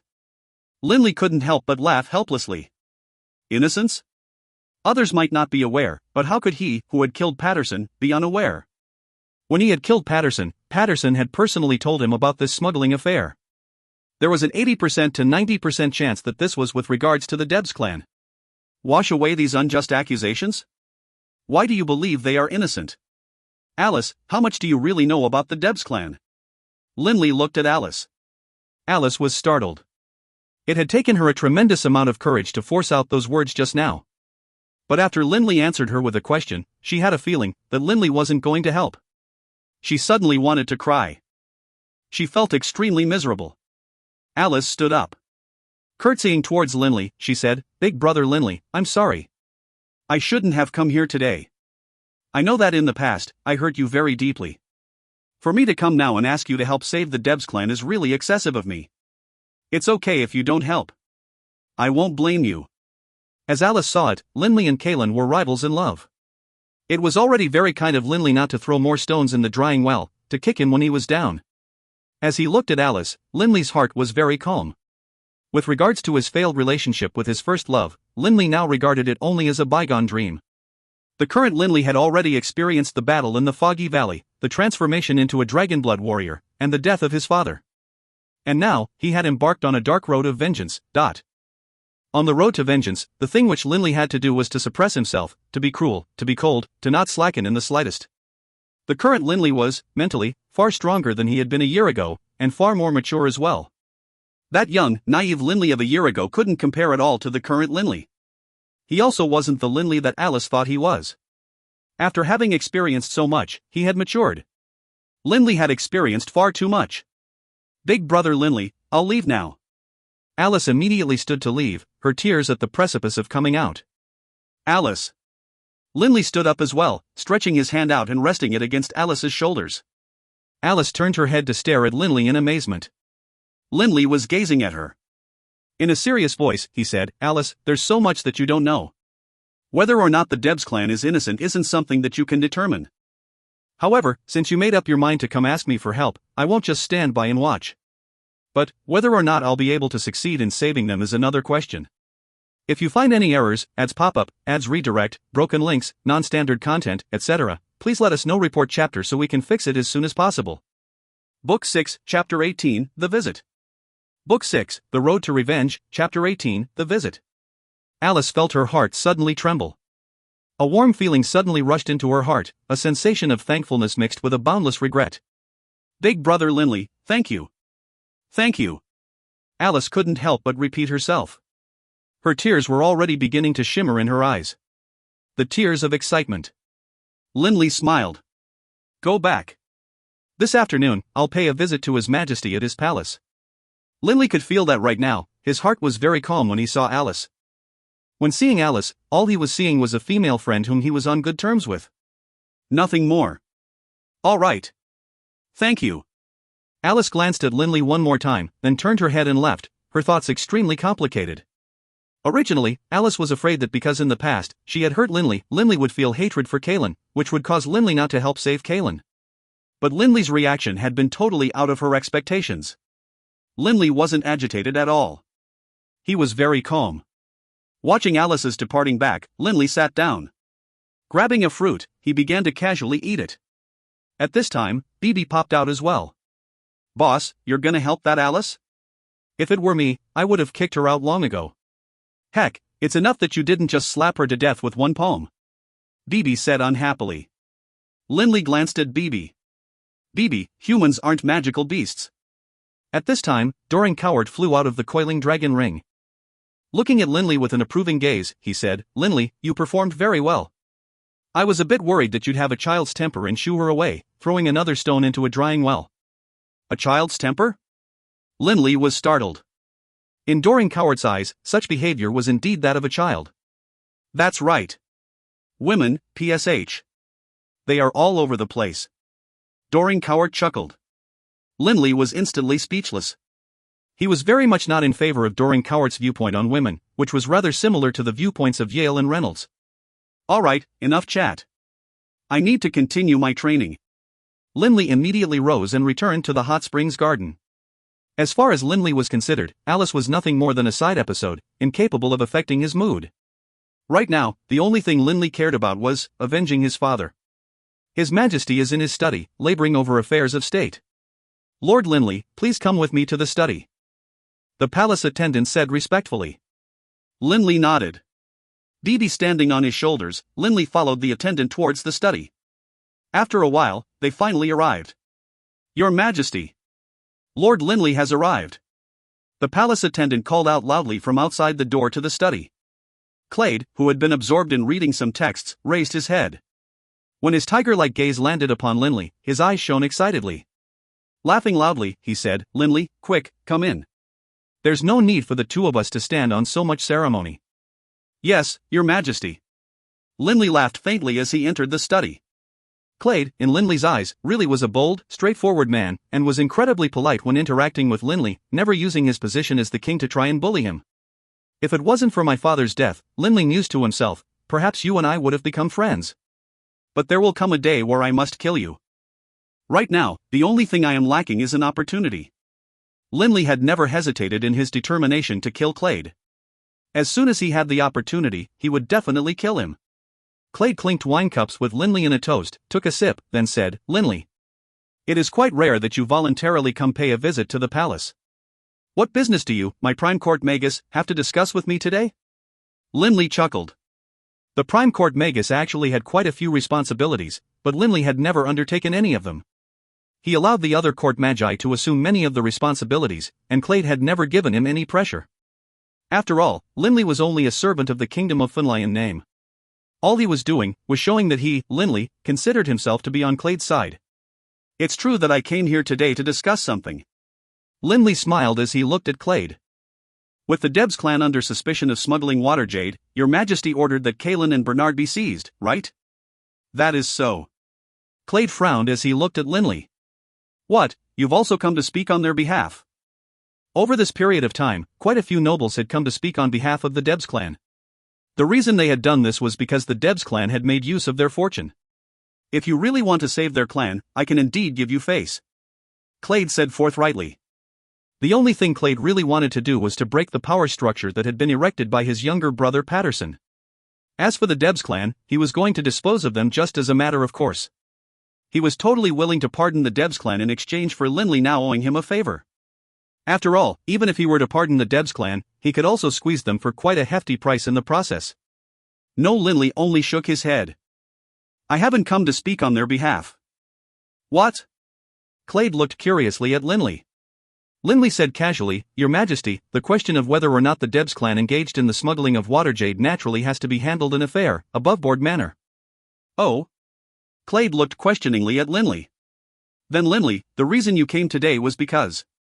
Linley laughed. I'm thinking that it's enough for you to have seized the clan leader, Bernard, due to your suspicion that the Debs clan engaged in the smuggling of waterjade. As for his son, there's no need to seize him. After all, what's the point of seizing a successor? If you seize the first one, they'll still have a second one. As long as their clan isn't exterminated, someone will continue the line. Linley, you mean to say? Clade looked at Linley. Linley looked back at Clade. Your Majesty, I hope you can release Kalen. Oh, release Kalen. I heard that you and Kalen. Clade had done a very thorough investigation on Linley. Naturally, he knew of the complicated history between Linley, Kalen, and Alice. Linley let out a helpless laugh. Your Majesty, that was a long time ago.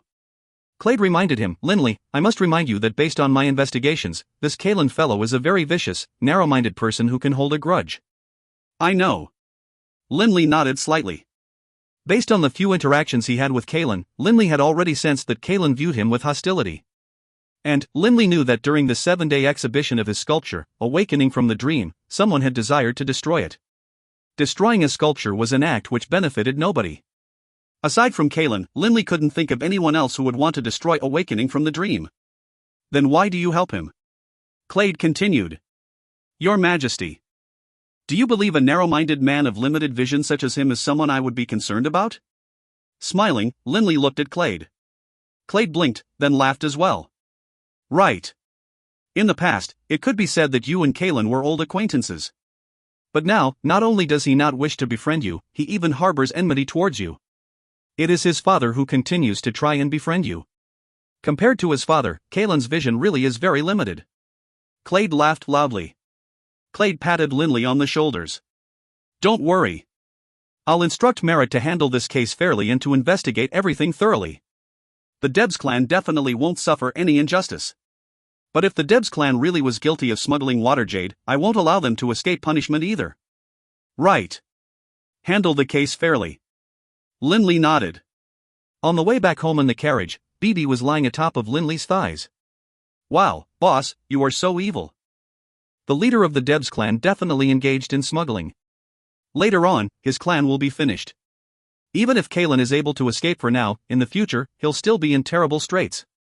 Bibi said excitedly. Bibi had wanted to destroy Kalen a long time ago. Linley shook his head with a laugh. Whether or not the Debs clan really will be finished is hard to say. For example, they could give the majority of their clan's fortune directly to King Clade, and perhaps Clade would give them a way out. But no matter what, now that they've fallen into Clade's hands, even if they don't die, they'll lose several layers of skin and flesh. Linley fully understood how dark the world of nobles could be. Although on the surface, they talked about handling things fairly, that was nothing more than a sham. Compared to Clade, the Debs clan is too weak. Linley shook his head. That puny little Kalen was someone Linley had never worried about. Kalen simply wasn't even close to being on the same level as Linley. The one Linley wanted to deal with was Clade. "Milord, we have arrived," the driver said respectfully. Linley pushed open the carriage door and stepped out. With a leap, Bibi hopped onto Linley's shoulders again. Just as Linley was about to enter his manor, a gate guard said respectfully, "Lord, a guest just came by. He's currently in the main hall waiting for you." A guest? In the main hall? Linley felt suspicious. There often would be nobles coming to visit Linley, but without his permission to come in, all of them would quietly wait outside. Only people with a very high status, such as Duke Patterson or King Clade, or Cardinal Guillermo, would directly head to the main hall, instead of waiting outside. Who is it? Linley couldn't help but ask. No clue, but in his hands, he was holding the medal of a cardinal. The guard said respectfully. As a knight of the Radiant Church, he was very familiar with the insignias of the cardinals. Each cardinal only had a single medal. Naturally, some extremely powerful ascetics had medals as well. Possession of a medal implied a certain status, representing that this person's position was no less than that of a cardinal. An insignia? Linley was startled. Without hesitating at all, Linley immediately went towards the main hall.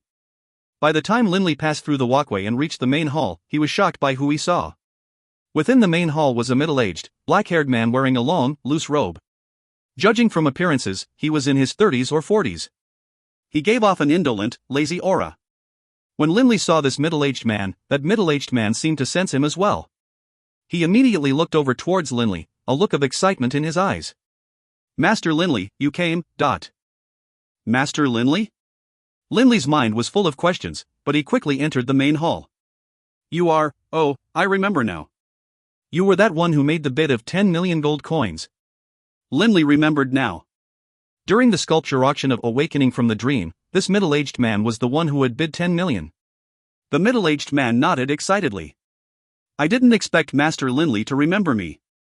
This makes me so excited." "Oh, right. Let me introduce myself. My name is Caesar," she sighed. "Caesar?" Linley had never heard this name before. "Caesar?" Doran Cowart's voice suddenly boomed out in Linley's mind. I didn't imagine that little freak Caesar would still remain on this plane, in the Yulon continent. Linley was startled. Grandpa Doring knew this Caesar? Grandpa Doring was from a long-gone era. If he knew this man, then how old would this Caesar be? Linley, this Caesar is a total freak. His rate of improvement in strength is extremely fast, and he kills without blinking. When I was alive, he had already entered the saint level. Although back then, he was only an early-stage saint level, after 5,000 years, based on his rate of improvement, he is most likely far more powerful now. Linley's heart clenched. The man in front of him appeared to be only 30 or 40, but was actually already a saint-level combatant during Doran Cowart's era. Doran Cowart had only lived for 1,000 years before dying, but this Caesar, if one were to count accurately, had been alive for nearly 6,000 years now. A 6,000-year-old freak. "Master Linley, what is it?" Caesar said with concern. "Your face seems to have a rather unpleasant look." "Nothing, Mr. Caesar. Please, sit."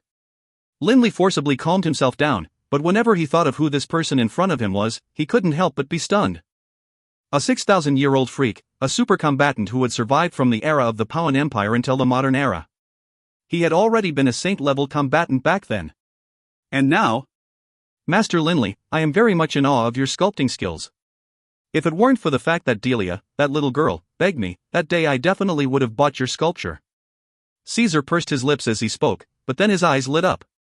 "So Master Linley, when are you and that Delia girl getting married?" "Married?"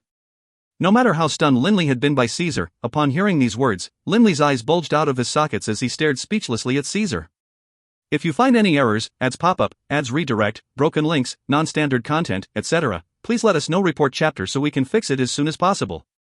Book 6, Chapter 19, The King of Killers. Book 6, The Road to Revenge, Chapter 19, The King of Killers. Caesar stared at Linley suspiciously. "What?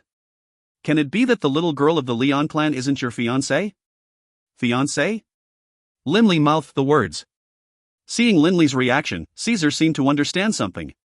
Laughing, he said, "Ha, how amusing, how amusing. Master Linley, I must say, that little Miss Delia of the Leon clan has spent quite a lot of trouble on your half. She spent a lot of time, a lot of effort, and also gold in order to buy that sculpture of yours, Awakening from the Dream. Linley stared questioningly at Caesar. "Mr. Caesar, can you perhaps tell me where you heard that Delia was my fiancée, and that we were going to get married?" Caesar stroked his goatee. Delightedly, he said, mustn't say. But in his mind, Caesar thought back to the contents of the letter which Delia had her servant deliver to him. He mused to himself, for a girl to have the courage to act in such a way shows that her feelings towards Linley are genuine. "Best I not say anything, lest I end up embarrassing that little girl, Delia." Caesar knew that when a girl told him certain things, it would be rather morally wrong for him to spread it to others as well. He, Caesar, was a very principled man. Linley buried his curiosity. After all, Caesar describing Delia as his fiancée was a small matter. This man in front of him was a 6,000-year-old freak. This was what mattered.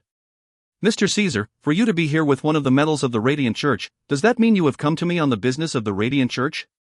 Linley intentionally tried to probe the reason the man had come. Caesar sat down with a dramatic gesture, then shook his head. "The Radiant Church? Don't lump me in with those fellows from the Radiant Church. Then this medal?" Linley stared questioningly at Caesar. Caesar casually said, "Oh. It's from back when I killed that cardinal. I figured this medal would eventually come in handy, so I took it from his corpse. On occasion, I'd take it out and present it. I've got to say, it really has come in handy over the years. Killed a cardinal, then casually swiped his medal? Linley's heart trembled, and he couldn't help but feel cold.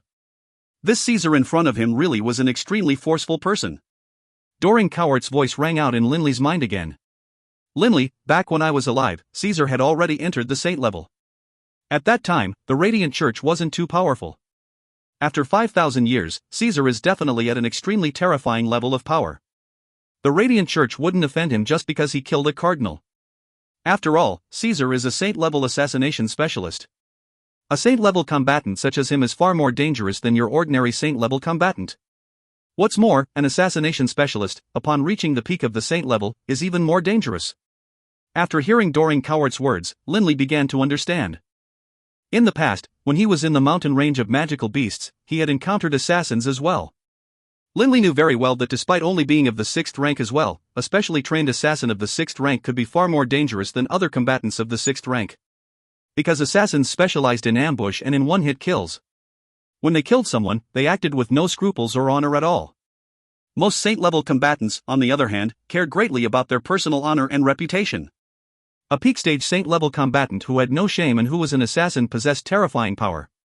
That's the reason why the Radiant Church has never tried to recover the medal from Caesar. This is also the reason why Caesar is able to live so openly in the holy capital, Funli City. Doran Cowart sighed. This Caesar is really living a rather comfortable life, but... Hearing these words from Doran Cowart, Linley couldn't help but feel admiration for Caesar. What, are you afraid? Caesar saw that Linley had fallen silent. He couldn't help but grin at Linley. Relax, that was a long time ago. It has been quite a while since I've last killed someone. Quite a while. How long a period of time was that? Remembering that the man in front of him was a 6,000-year-old assassin, Linley wasn't too sure. I'm fine. I'm just amazed by Mr. Caesar's prowess, that you could kill a cardinal of the Radiant Church, but still live openly here in the holy capital. Linley smiled. Caesar's eyes lit up, and he clapped Linley on the shoulders, nodding. Not bad, not bad. You really are a master sculptor. Your mental fortitude is far stronger than most others. Despite knowing my power, you aren't frightened in the slightest. Master Linley, I've come to pay you a visit because I wish to ask something of you. Caesar looked at Linley, speaking with sincerity. Linley quickly said, Mr. Caesar, please speak. As long as it is within my capabilities, I will definitely assist. But Caesar put on a stern look, saying, Master Linley, I, Caesar, have always hated owing favors to others. Since I'm asking a favor of you, naturally I will assist you with something as well. Linley felt joy in his heart. A favor of an assassin who had reached the saint level over 5,000 years ago was priceless. In Linley's mind, a thought quickly flashed by, kill Clade. This entire time, Linley had been bitterly trying to come up with a way to deal with Clade, or perhaps capture and interrogate him. Linley absolutely had to find out what happened to his mother. But in terms of both personal power and total forces available, Clade was far more powerful than Linley. He had no way at all to deal with Clade. But now, Linley had a way. If I were to invite this Caesar to go kidnap Clade, that shouldn't be too hard. Linley began to grow excited. This problem had already vexed him for a long time. It seemed as though he could resolve it now. Mr. Caesar, please tell me what you need. Linley said seriously. Caesar said boldly, fine, then I'll just say it outright. Rubbing his goatee, Caesar's attitude was that of chatting with an old friend. I don't have too many hobbies. Women, I like. In the past, killing was also a hobby. But after I got bored of killing, I began to take an interest in art. And naturally, I am most infatuated by stone sculpting, that highest of art forms. Master Linley, last time, I felt a great deal of regret for being unable to purchase your sculpture, Awakening from the Dream. When I went back, I couldn't even sleep well at night. After tossing and turning many times, I decided to come pay a visit to you in person. Mr. Caesar, what are you trying to say? Linley's brow was furrowed. He had already sold off the sculpture, Awakening from the Dream. Delia had been the one to buy it. I was hoping to ask you, Master Linley, to help me carve a sculpture. Caesar looked hopefully at Linley. Easily done. Linley quickly agreed. Every day, he spent a few hours training himself by carving sculptures. To spend some of that time carving one for Caesar was an easy task. I have a few secondary requirements for this sculpture. Caesar stood up, looking a bit embarrassed. Embarrassed? Right, the 6,000-year-old freak seemed a bit embarrassed. Mr. Caesar, feel free to explain. Linley looked at Caesar with curiosity. Caesar chortled. Master Linley, I hope this sculpture will be of me, and will capture my unique aura. Use you as my model? Your unique aura? Linley was startled. Seeing the look on Linley's face, Caesar quickly said, What, will that be hard? No. That isn't it. Linley shook his head, frowning. Using you as the model is very easy. Having seen you once, it's easy for me to remember what you look like. I can sculpt you without any problems. But it's a bit more complicated to imbue the statue with your unique aura as well. This is because every person has a different aura at different times, such as one aura for when they are angry, another when they are happy, still another when they are sad, or wounded, or both angry and sad. Caesar immediately laughed. Easy. The aura I want is the aura I have when I am at my manliest. Your manliest? Linley looked questioningly at Caesar. Mr. Caesar, when do you feel you are at your manliest? Linley was beginning to wonder if this 6,000-year-old freak had some mental problems. Caesar said confidently, I believe that I appear manliest when I am killing someone. My nickname is the King of Killers for a reason, you know. Caesar, the King of Killers. This was a very terrifying name in the Yulan continent.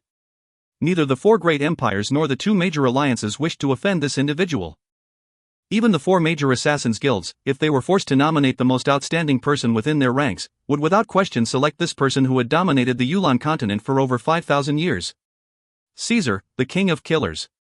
A peak-stage saint-level combatant, and specialized in assassination techniques. In terms of the numbers and complexity of assassination techniques he possessed, he had already reached the pinnacle of perfection in this field. Those people who had received some training from Caesar went so far as to say his assassination techniques had reached the field of artistry. The strongest assassin. The King of Killers. Although there were quite a few people in the Yulan continent who had become peak-stage saint-level combatants, such as the Holy Emperor of the Radiant Church, or the Dark Patriarch of the Cult of Shadows, or the Lord Fallen Leaf of the Radiant Church. And of course, the four great empires each had their own peak-stage saint levels. But without question, every single one of these combatants were wary of the King of Killers, Caesar. Because in terms of assassination, none of them could match him.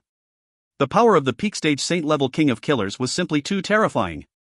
Even the four great empires and the two major alliances held fast to the principle of, do not offend him if it is at all possible to avoid doing so, much less the other major clans of the Yulan continent.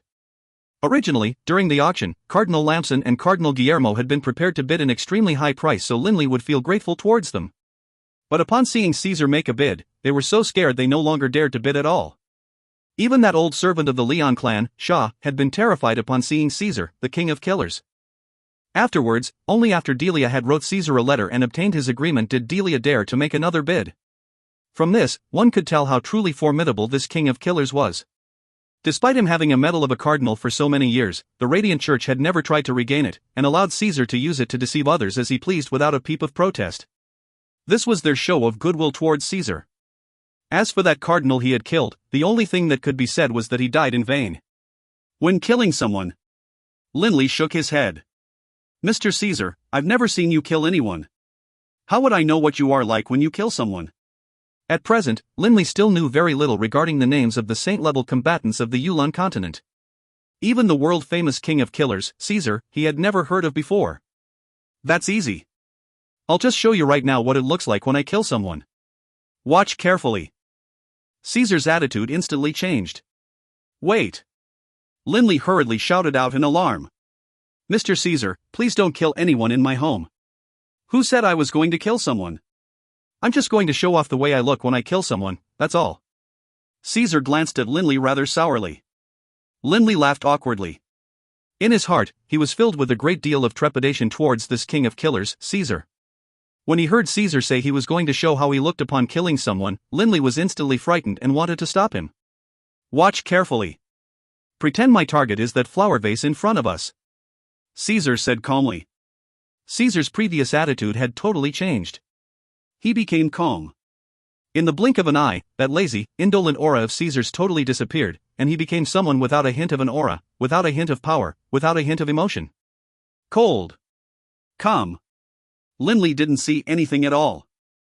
He only felt the air tremble slightly, and then the flower vase in front of Linley suddenly started to disintegrate, 1 inch at a time. Right. As clearly as can be, the flower vase had disintegrated, 1 inch at a time. This sensation totally stunned Linley. So this is the king of killers? In Linley's mind, he firmly memorized this moment.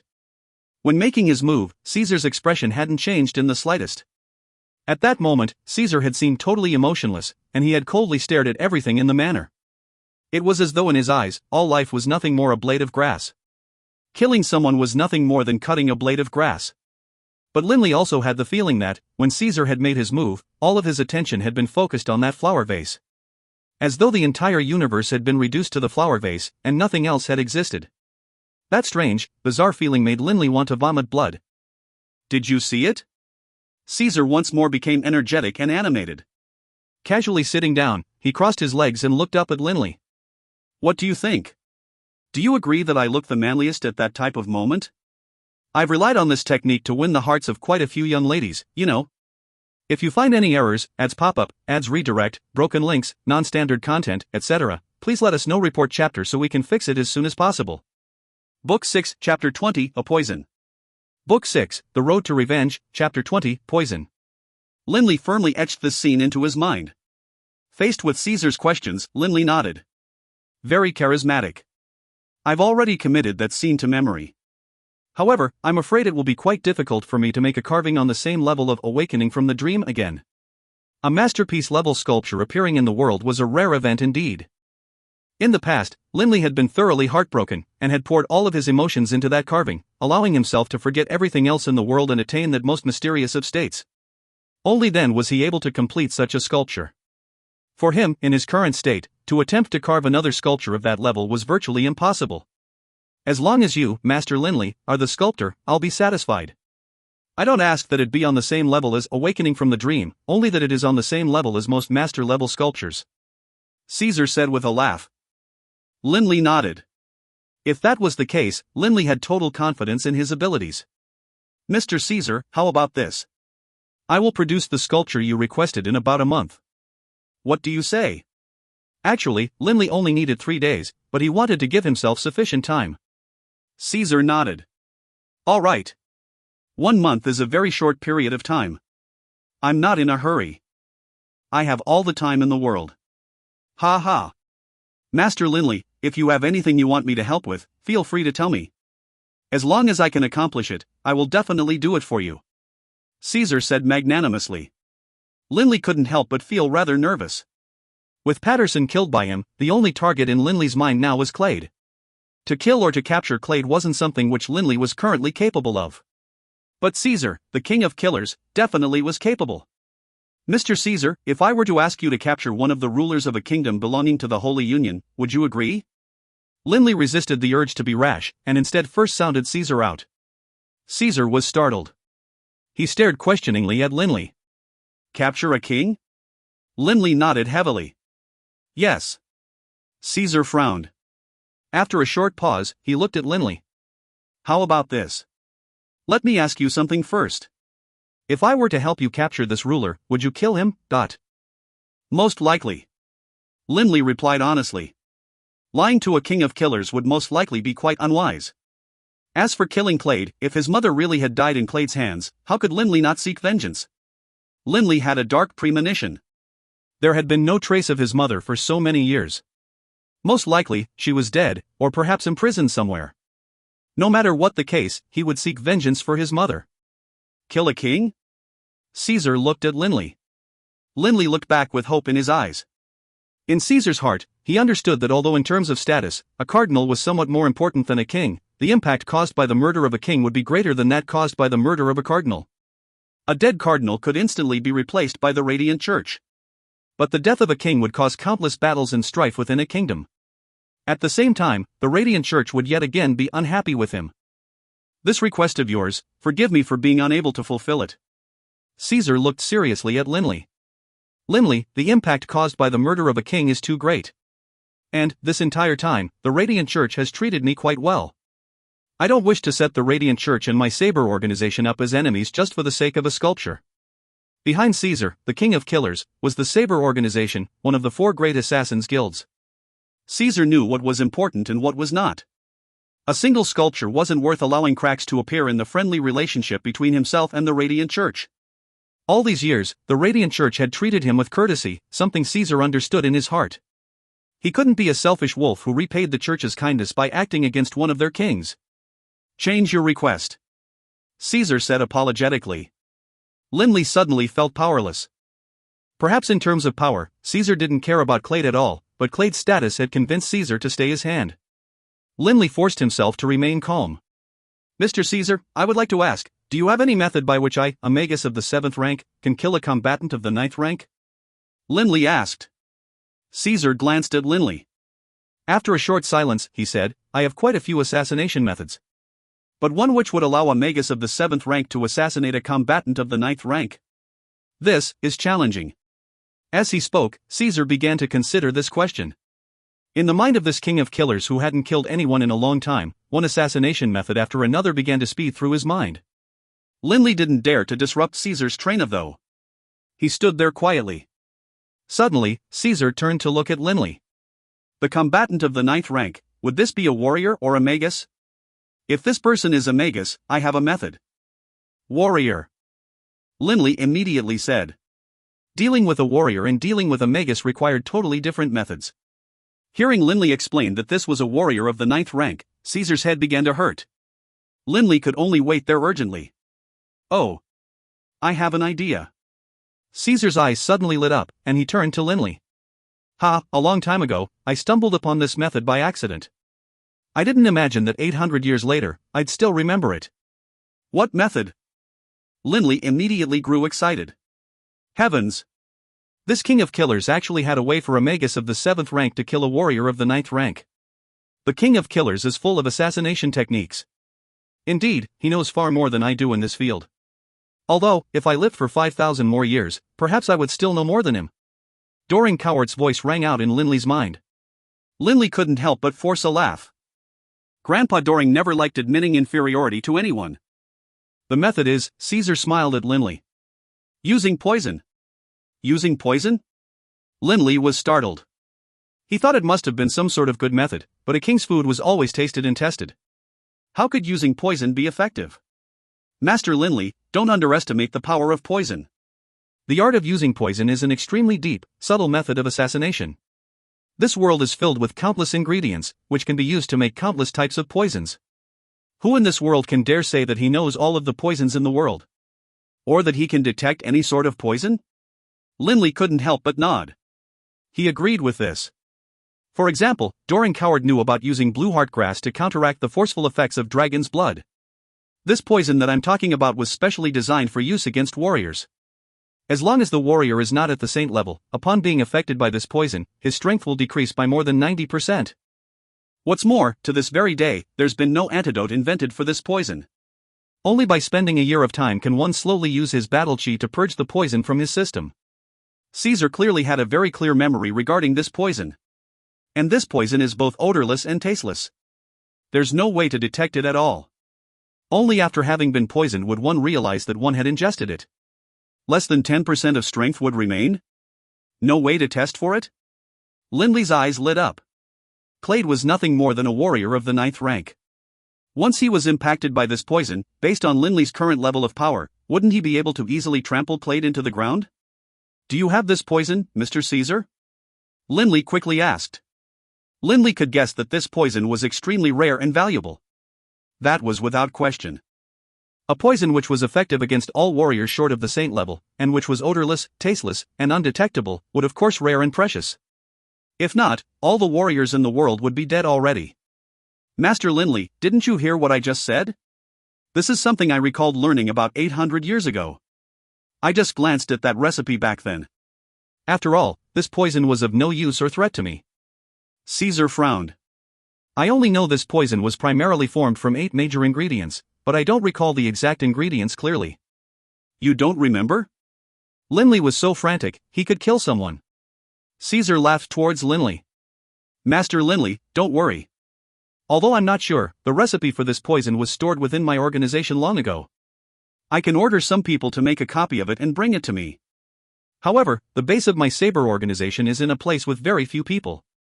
From here to there and back, most likely it would take a month or 2 of time. A month or 2. That was acceptable. Linley nodded towards Caesar. Mr. Caesar, might I ask if your organization has any of this poison already in stock? Lindley didn't want to waste time looking for ingredients to mix the potion. We do not. Caesar shook his head. In this entire world, perhaps only the Death God's Hands has this poison in stock. Death God's Hands? In the past, while chatting with Yale, the topic of conversation had turned to the 4 major assassins' guilds. These were known as Saber, Blood Rose, Scarlet Moon, and Death God's Hands.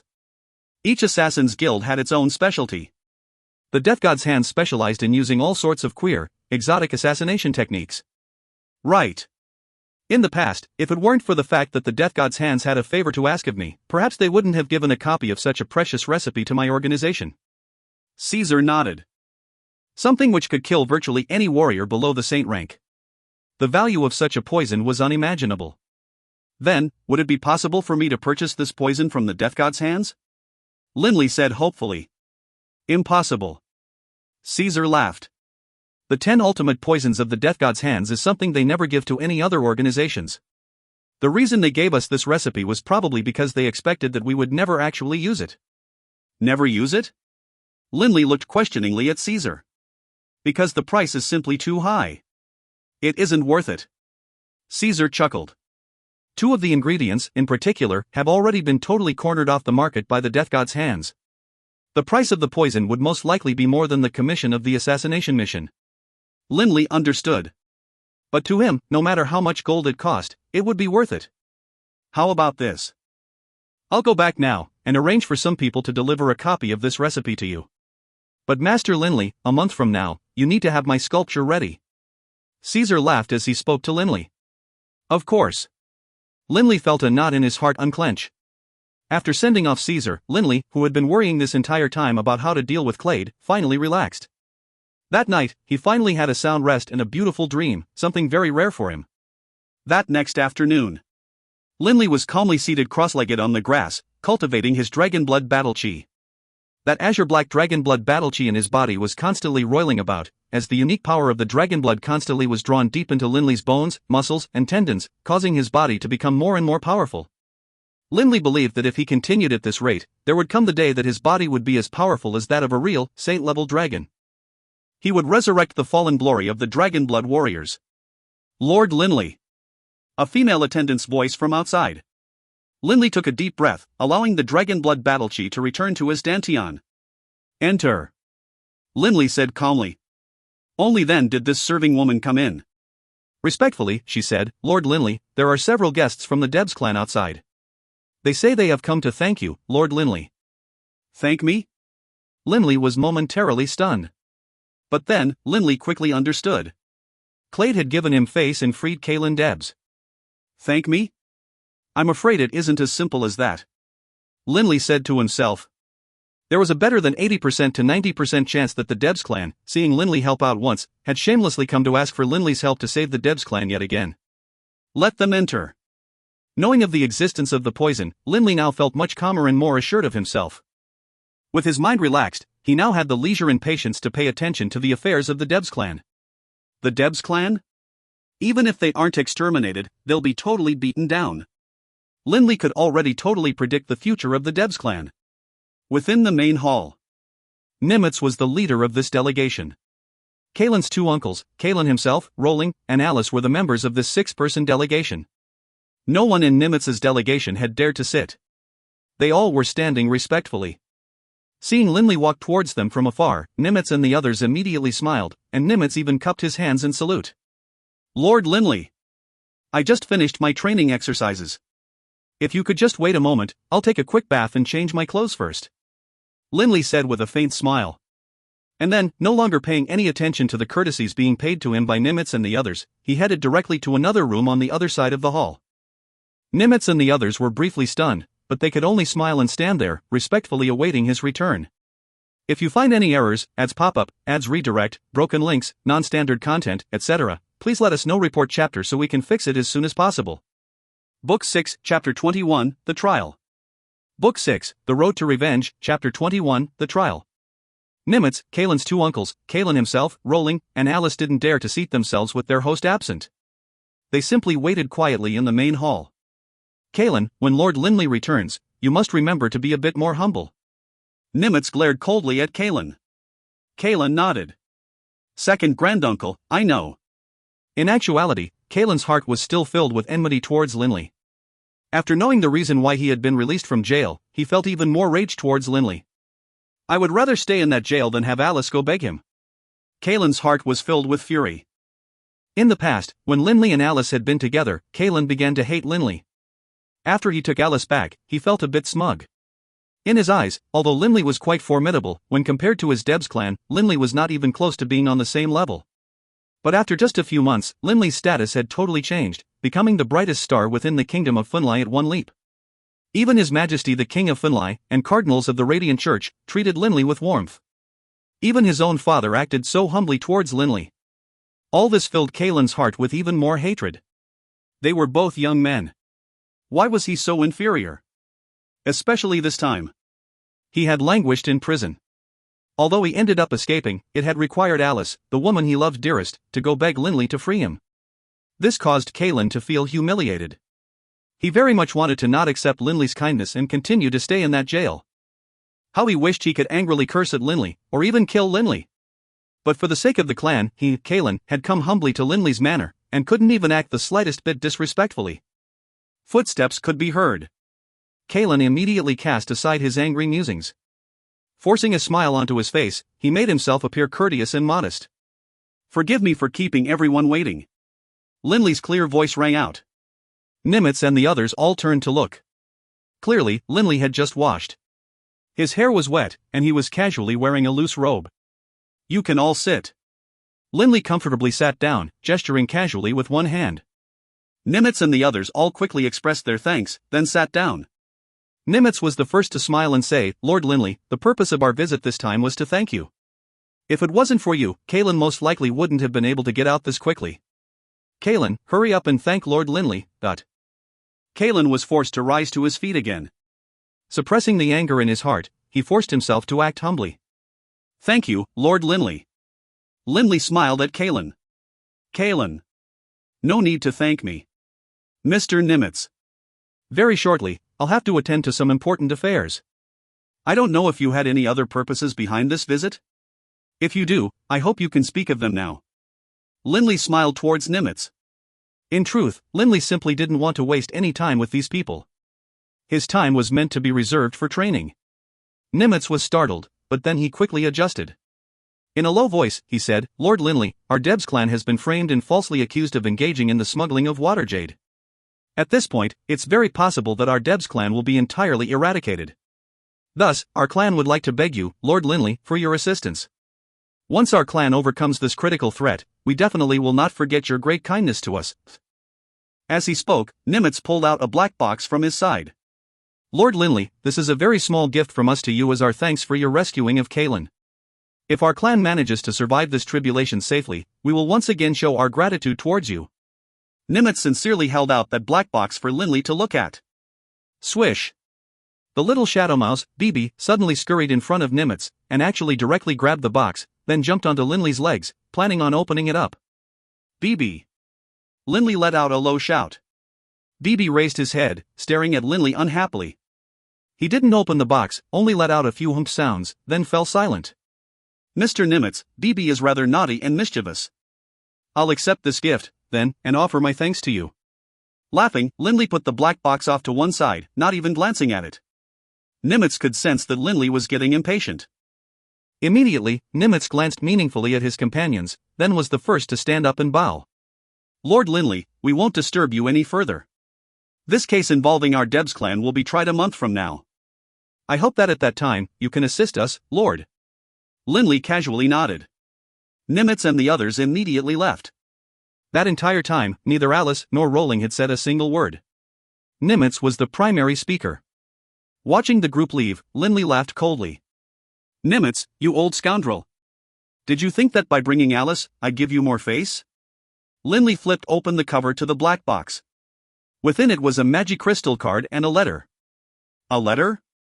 As he toyed with the letter in his hands, a burst of flame suddenly erupted from his palms, incinerating it and turning it to ash. Linley couldn't be bothered reading the letter. Time passed quickly. September arrived. This entire past month, Linley had focused on his training. his strength, agility, and other aspects of his body had all improved. The Dragonblood battle chi in his dantian had become more pure as well. Linley had the feeling that he had reached the late stage of the 6th rank. As far as his growth in spiritual energy, although Linley's advancement rate was extremely rapid, even a genius would normally need around 20 years of training to advance from the 7th rank to the 8th rank. Despite his rapid improvement, a few months of growth wasn't very noticeable. The path of the Magus was indeed a long, difficult one. Within the hot springs garden, the shadow of a chisel could be seen, and a human-shaped sculpture was become more and more clearly defined. Bits of rubble flew about in every direction, falling onto the grass. Suddenly, Linley came to a halt, withdrawing his chisel. Phew! Finally done. Looking at the sculpture in front of him, Linley nodded with satisfaction.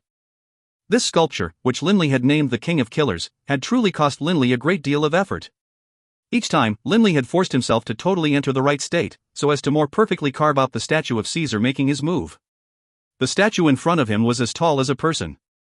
Those two cold, calm eyes in particular gave people the sensation of being watched by a god. The aura emanating from this sculpture was the aura of a god of death. Under the gaze of this sculpture, viewers would unconsciously feel a terrible, cold dread. Although this sculpture is incomparable to awakening from the dream, it is the most perfect statue that I can make while in a normal state. Linley was extremely satisfied with this sculpture. He had spent an entire month on it, carefully, attentively sculpting. At last, it was completed. Putting down his straight chisel, Linley soaked for a while in the hot springs, then put on a loose robe and sat on top of a chair. He was eating the breakfast which his attendants had brought him. Linley! Doring Cowart flew out by his side. Grandpa Doring. Linley looked at Doring Cowart. Laughing, Doring Cowart said, Linley, there's 2 days left before the trial of the Debs clan's case.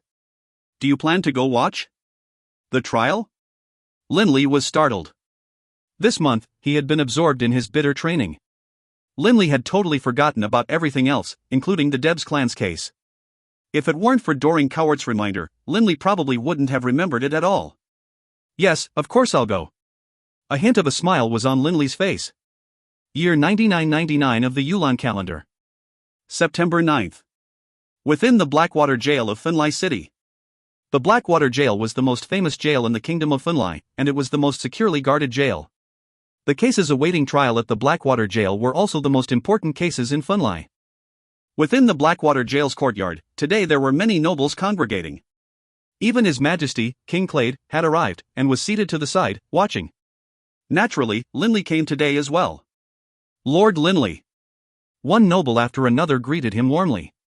Linley, come, sit with me. Seated in front, Clade gestured toward Linley. Linley smiled at Clade, then walked over. Linley sat down next to Clade. Merritt, his hair gleaming, sat at the judge's seat. His waist and back were ramrod straight. He really did give the impression of being fair and impartial. Everyone, please sit. Merritt nodded and smiled towards the noble spectators who had gathered here. In particular, Merritt smiled modestly towards the direction of Linley and Clade. The noble spectators all sat down quietly. Today, more than 10 people had come from the Debs clan. All of them were seated together, nervously watching the proceedings. Bring Bernard. Merritt ordered directly. Very soon, under escort by 2 soldiers, Bernard was dragged to the court, hands and feet both shackled. Merritt glanced at a nearby official, who quickly strode forward.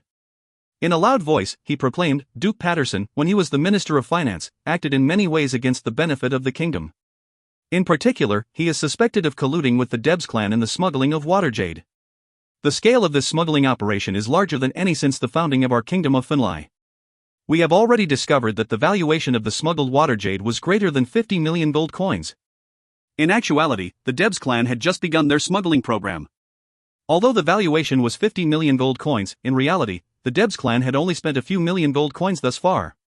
From this, one could tell what enormous profits lay in the smuggling trade. But just as their smuggling activities had begun, Duke Patterson had died, resulting in this being revealed.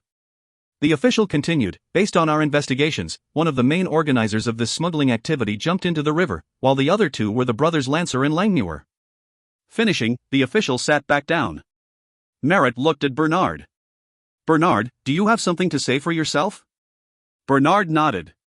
Yes, Lord, I do. First of all, it was not our Debs clan which engaged in smuggling. Secondly, the Lancer brothers had been expelled by our clan long ago. Thirdly, the primary mover behind this smuggling operation should have been that person you said jumped into the river. There is no link to our Debs clan at all. Merritt nodded and laughed. The organizer of this smuggling operation was your third brother. And you say this has nothing to do with you? Third brother? My third brother is still adventuring in the wilds. How would he have the chance to engage in smuggling? Bernard continued to insist on this point. Your third brother is engaging in adventuring? Merritt's face grew cold. Then let me ask you, if your third brother is outside adventuring, then why, despite me ordering your Debs clan to summon him back, hasn't he returned after such a long period of time? Bernard said confidently, my third brother is adventuring in other kingdoms. Most likely, he's traveled too far. It is normal for us to need more than a year to find him. Merritt glanced at Bernard, chuckled, then said coldly, bring in Catson, Catison, and the other two. Catson? Bernard was suspicious. Who was Catson and who were the other two? Very shortly, three very cowering youths entered the court, falling to their knees immediately as they said respectfully, greetings, Lord. These three youths clearly were peasants who had seen very little of the world before. Merritt said calmly, Catson, clearly explain what you saw happen. Yes, Lord. The leader of the youths said respectfully. On June 28th, we three brothers were fishing on the river, but suddenly, we saw a richly dressed noble lord clutching onto a dead tree trunk float by us. This noble was covered in blood and had already passed out. Upon hearing these words, the expression on Bernard's face changed. The day that we pursued the leader of the smugglers was June 28th as well. As it just so happened, the leader jumped into the river. Merritt looked at Bernard. Bernard, are you willing to admit guilt yet? My third brother is adventuring in distant lands. He definitely wasn't organizing any smuggling activities. My Debs clan is definitely innocent. Bernard still held his head up high and maintained his innocence. Merritt laughed coldly, then said, bring Cantor, Cantii, Debs, Dut. Hearing the name Cantor Debs, the faces of Bernard as well as the members of the Debs clan present all immediately turned white. If you find any errors, ads pop-up, ads redirect, broken links, non-standard content, etc., please let us know. Report chapter so we can fix it as soon as possible. Book 6, Chapter 22, The Enormous Fine. Book 6, The Road to Revenge, Chapter 22, The Enormous Fine. This Cantor Debs should be that third brother of the Debs clan. Clade laughed softly towards Linley, and Linley nodded. Linley and Clade merely watched these proceedings, while the Debs clan's members all felt terror. All of those viewers from the Debs clan were now so nervous that they were trembling. Clatter! The sound of shackles rattling could be heard, as under the escort of two soldiers, a thin, ashen-faced, golden-haired middle-aged man entered the court. The gazes of everyone in the court were drawn towards him, including Bernard, Kalen, and Nimitz. Seeing that golden-haired man appear, Bernard let out a long sigh, then shut his eyes. It really is the third brother of the Debs clan, Cantor. From the watchers' gallery, the sound of discussion could be heard. Many of the nobles present recognized and knew Cantor Debs, due to his position within the Debs clan. By now, the Debs clan had no further hope of trying to dissemble. Seated up in the magistrate's chair, Merritt looked towards Clade, who nodded. Bernard. Merritt looked at Bernard. As things stand, do you still have something to say for yourself? But Bernard didn't look at Merritt. He turned his head to look at his third brother, Cantor, fixing Cantor with his gaze. Cantor, too, was staring at his elder brother Bernard. The gazes of these two brothers met. Third bro, why did you do this? There was disbelief in Bernard's eyes, as pain and rage caused his entire body to shake. I'm sorry. Cantor said softly. Bernard laughed bitterly, then shook his head. In a solemn voice, he said, it isn't me you should be sorry to. It's the entire Debs clan. How many years has the Debs clan existed? It was only thanks to countless generations of hard work and effort by our ancestors that we enjoy our current level of success. But Bernard was in so much pain that he couldn't speak. Thud. Cantor fell to his knees within the court, and two streams of tears began to flow. Big brother, I deserve to die. He slapped his face severely with his shackled hands. Crying miserably, he said, Big brother, I'm sorry. This is all my fault. I was greedy and wasn't satisfied with that little bit of authority and wealth I had within the Debs clan. That's why I used the clan's gold to engage in this smuggling operation. This is all my fault. Big brother. This is all my fault. This scene startled everyone present. Linley and Clade both raised an eyebrow, while the sentencing magistrate, Merritt, frowned.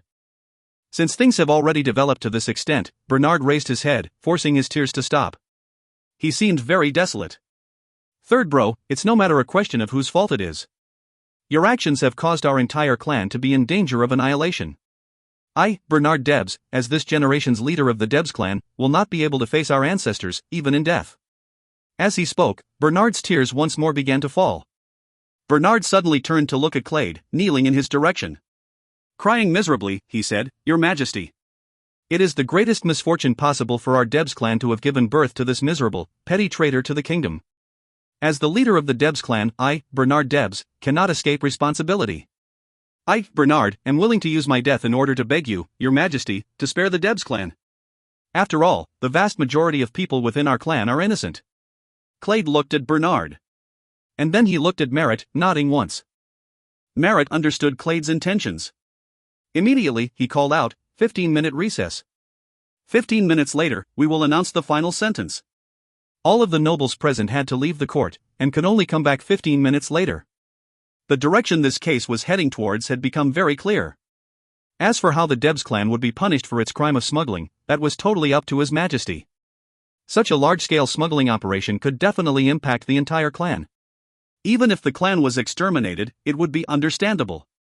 But of course, Clade could also be more benevolent and merely punish the Debs clan but allow it to survive. The result would be entirely up to Clade. Outside the court, Duke Bonalt was chatting with Linley. "Linley, did you see that? These main branch descendants of the Debs clan are really quite good. That Cantor had been captured quite a few days ago. But, instead of committing suicide, he waited until today to put on that show just now." Duke Bonalt laughed. Linley nodded in praise as well. If Cantor had killed himself, then the Debs clan would be in an even worse, more passive situation. Linley laughed as well. If Cantor had committed suicide, then his corpse would have been used as evidence proving the guilt of the Debs clan in engaging in smuggling. The Debs clan would have had no way to argue against it. But now, Cantor himself was acknowledging that he had acted alone, giving the Debs clan a chance at life. But of course, whether or not the Debs clan would live was entirely up to His Majesty.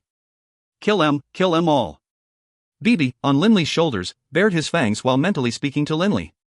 "This Debs clan is too good at playing games. I, Bibi, can't stomach them." Hearing this, Linley couldn't help but laugh. Squeawalk. The door to the court opened. 15 minutes had passed. All of the nobles outside made their way back into the court, all of them quietly assuming their previous positions. Just then, the only people present in the court had been Merritt, King Clade, and a few other people. "Linley, take a guess. How do you think I will sentence him?" Clade smiled towards Linley. "No clue." Linley replied succinctly. Clade grinned secretively. "All rise." Saying these words, Merritt rose solemnly, and all of the nobles in the court followed his lead. His head raised high, Merritt said in a solemn, clear voice, "This is the sentence of this court. Cantor Debs, a member of the Debs clan, did flagrantly engage in the large-scale smuggling of a huge quantity of water jade, and is therefore sentenced to execution by hanging, with the sentence to be carried out on October 11th. The total value of this smuggling operation was in excess of 40 million gold coins. We sentence the Debs clan to receive a punitive fine of double that amount, 80 million gold coins. Bernard Debs is to be released." Court adjourned. After hearing these words from Merritt, Bernard, Kalen, and Nimitz all let out a sigh of relief, but in their hearts, they felt very helpless. 80 million gold coins. What a terrifying sum. The entire net worth of the Debs clan was only around 100 million gold coins, and that was including all of their illiquid assets. For them to be able to pay such a huge fine would certainly require them to sell off many of their illiquid assets. Such a large-scale auction, in turn, would definitely result in a great deal of lowballing and haggling from the buyers. Although their illiquid assets were worth 80 million gold coins, the chances of them actually receiving 80 million gold coins was really too low. "Linley, what do you think?" Clade looked at Linley. Linley laughed and nodded. Admirably done. The fine which Clade had levied against the Debs clan was carefully calibrated, precisely because the valuation of the Debs clan's illiquid assets worth around 80 million or so. If Clade really were to sentence the Debs clan to extermination, then without a doubt, he wouldn't have been able to get his hands on a single coin of their liquid assets. But if the penalty fine was too high, perhaps the Debs clan would even risk extinction rather than pay the fine. The fine of 80 million gold coins was neither too high nor too little. It was just right. "Father." Kalen and the others instantly went to help Bernard to his feet. But Bernard only stared at his third brother, Cantor. A gloomy, calm look was on Cantor's face. He only nodded towards Bernard. After he had been exposed in leading the smuggling operation, Cantor knew that he would die, without a question. But now that he was dying on behalf of the clan would most likely treat his son and his wife well. Bernard nodded towards Cantor as well. Two brothers. From a single exchange of glances, they knew what the other was thinking. Let us go back, Bernard said with a sigh. After experiencing this tribulation, the Debs clan had suffered a major blow to its vitality. At absolute best, they would have a tenth of the economic power they previously had. From this day forward, the Debs clan had toppled from its previous position of power at the highest levels in the Kingdom of Funlai. They could only be considered a fairly wealthy clan, now. Within Linley's manor, in the hot springs garden, Linley was seated on a chair, quietly staring blankly. Linley, what are you pondering? Doring Cowart came out of the coiling dragon ring. Linley glanced at Doring Cowart. Sighing, he said, today, when I saw the Debs clan be sentenced, I suddenly thought of my own clan. My clan was once a clan which dominated the entire Yulon continent, but now, after all these generations, who is left? My father died, and my mother's whereabouts are unknown. Little Wharton is now in the O'Brien Empire. In the entire Holy Union, I am alone with no kin. Linley was gripped by a powerful, lonely melancholy. His parents were gone, and he was engaged in a mission of revenge that couldn't be revealed. On this road to revenge, Linley's heart was tightly spun up, and he didn't dare to slacken off in the slightest. Looking at Linley, Doring Cowart felt a surge of pity. Although superficially Linley seemed very mature, and didn't have any problems at all dealing with those important nobles, Linley was still only 17 years old this year. He had just graduated from the Magus Academy not too long ago. Linley, relax. Don't give yourself too much pressure. You have plenty of time. Doring Cowart encouraged him. Linley looked at Doring Cowart. On this lonely road he had been traveling, it was good that he had Grandpa Doring with him, along with that mischievous rascal, Bibi. Thank you, Grandpa Doring, Linley said gratefully. Doring Cowart began to chuckle. I really want to know what happened to my mother as soon as possible. I want to kill Clade as soon as possible. Even if they ignored the fact that Clade had abducted his mother, the fact that he had caused his mother to be separated from their family for over 10 years, resulting in the death of Linley's father, meant that without a doubt, Clade had to die. Who knows when that king of killers, Caesar, will bring that poison recipe? Linley was beginning to grow impatient. Each day, Linley had been urgently awaiting the return of Caesar, the king of killers. But each day passed with no news of Caesar. Time passed, and in the blink of an eye, it was now October. During this past month, the kingdom of Funlai had been fairly tranquil. The only major affair was the large-scale auction carried out by the Debs clan. Many clans seized the opportunity to try to haggle with or lowball the Debs clan. However, the value of the Debs clan's illiquid assets really were very high, so there were quite a few bidders from other clans as well. Thus, the price at auction wasn't too low, in the end. The assets, previously valued at around 80 million gold coins, ended up selling for around 70 million gold in total. After paying the fine of 80 million gold coins, the Debs clan could finally be considered as having escaped from danger. But after this affair, the net worth of the Debs clan had essentially shrunk by 90%. October 10th was the day before Cantor's execution. This day, Linley remained in the hot springs garden, training as he always did. Lord Linley, Lord Caesar has come. A female attendant called out in a high-pitched voice from outside. Linley had instructed that he must be immediately alerted if Caesar came. Caesar came? Linley quickly threw on some clothes and immediately rushed out of the hot springs garden. Given Linley's current speed, in 10 seconds, he arrived outside the main hall. Right now, Caesar, still dressed in those long, loose robes, was seated lazily with one leg crossed. He was drinking a cup of tea. Mr. Caesar, Linley called out from afar. 3 steps later, Linley entered the main hall. Seeing Linley, Caesar's eyes lit up, and he immediately rose to his feet. Master Linley, my truest apologies for only coming today. As he spoke, Caesar withdrew an envelope from his clothes. Linley, this is the recipe I mentioned. It's all yours. If you find any errors, ads pop up, ads redirect, broken links, non-standard content, etc., please let us know. Report chapter so we can fix it as soon as possible. Book 6, Chapter 23, The Blood Rupture Poison. Book 6, The Road to Revenge, Chapter 23, The Blood Rupture Poison. Linley looked at the 2 female attendants outside the main hall. He called out coldly, "Leave. Without my orders, no one is to be permitted inside."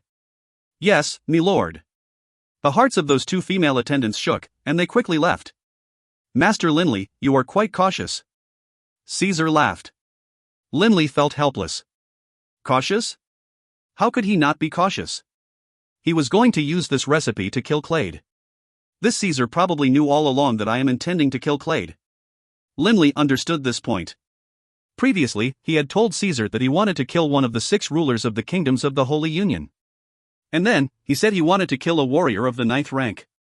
As long as Caesar wasn't a total idiot, he would easily be able to connect these 2 points to understand that Linley wanted to kill a king of the Holy Union who was also a warrior of the 9th rank. In the entire Holy Union, the only one who fit these criteria was Clade. Caesar, this old freak, wouldn't go curry favor with Clade by selling me out. Linley felt quite confident. What sort of person was Caesar? Would he deal with someone like Linley using tricks like these? Linley, you do indeed have to be careful. That person you intend to deal with is highly valued by the Radiant Church. Caesar said in a low voice by Linley's side. And he has many guards as well. If you are to try and poison him, it will be quite hard. Linley glanced at Caesar. Thank you for your advice, Mr. Caesar. Poison Clade? If Linley was willing to risk his life, he definitely would be able to succeed. All he had to do was to invite Clade to his manor, and then serve Clade some wine. In his own manner, lacing the wine was an extremely easy task. But if he did this, he would be revealing himself as the perpetrator. He had to find an opportunity to kill Clade without anyone knowing about it. Such an opportunity was quite rare. I can't always rely on being lucky, like that time with Patterson insisting on meeting with me in secret. Linley said to himself. That private, secret meeting with Patterson really was an unexpected, wonderful surprise for Linley, but such surprises could only be wished for, not relied upon. As he was considering this, Linley opened the envelope. There was a piece of paper within the envelope, filled with countless words. Drug name, blood rupture poison. Ingredients, astragalus fruit, white ginseng, turmeric, fog grass, cloud fungus, bitterskin, cardamom kernels, blue heart grass. Effect, blood rupture poison, when dissolved into wine or water, has no odor and no taste. To this date, no way of detecting it has been discovered. Once it is ingested, it will seep into the blood and then into the dantian, preventing battle chi from being generated, causing a warrior to have less than 10% of his strength left. Anyone below the saint rank is vulnerable to this poison, and there is no cure. Only by using battle chi over a long period of time to cleanse the poison from the bloodstream can one cure oneself.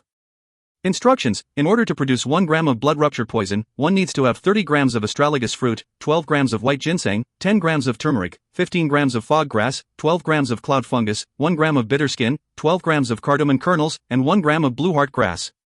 First use the 12 grams of ginseng, the 15 grams of fog grass, and the gram of bitterskin.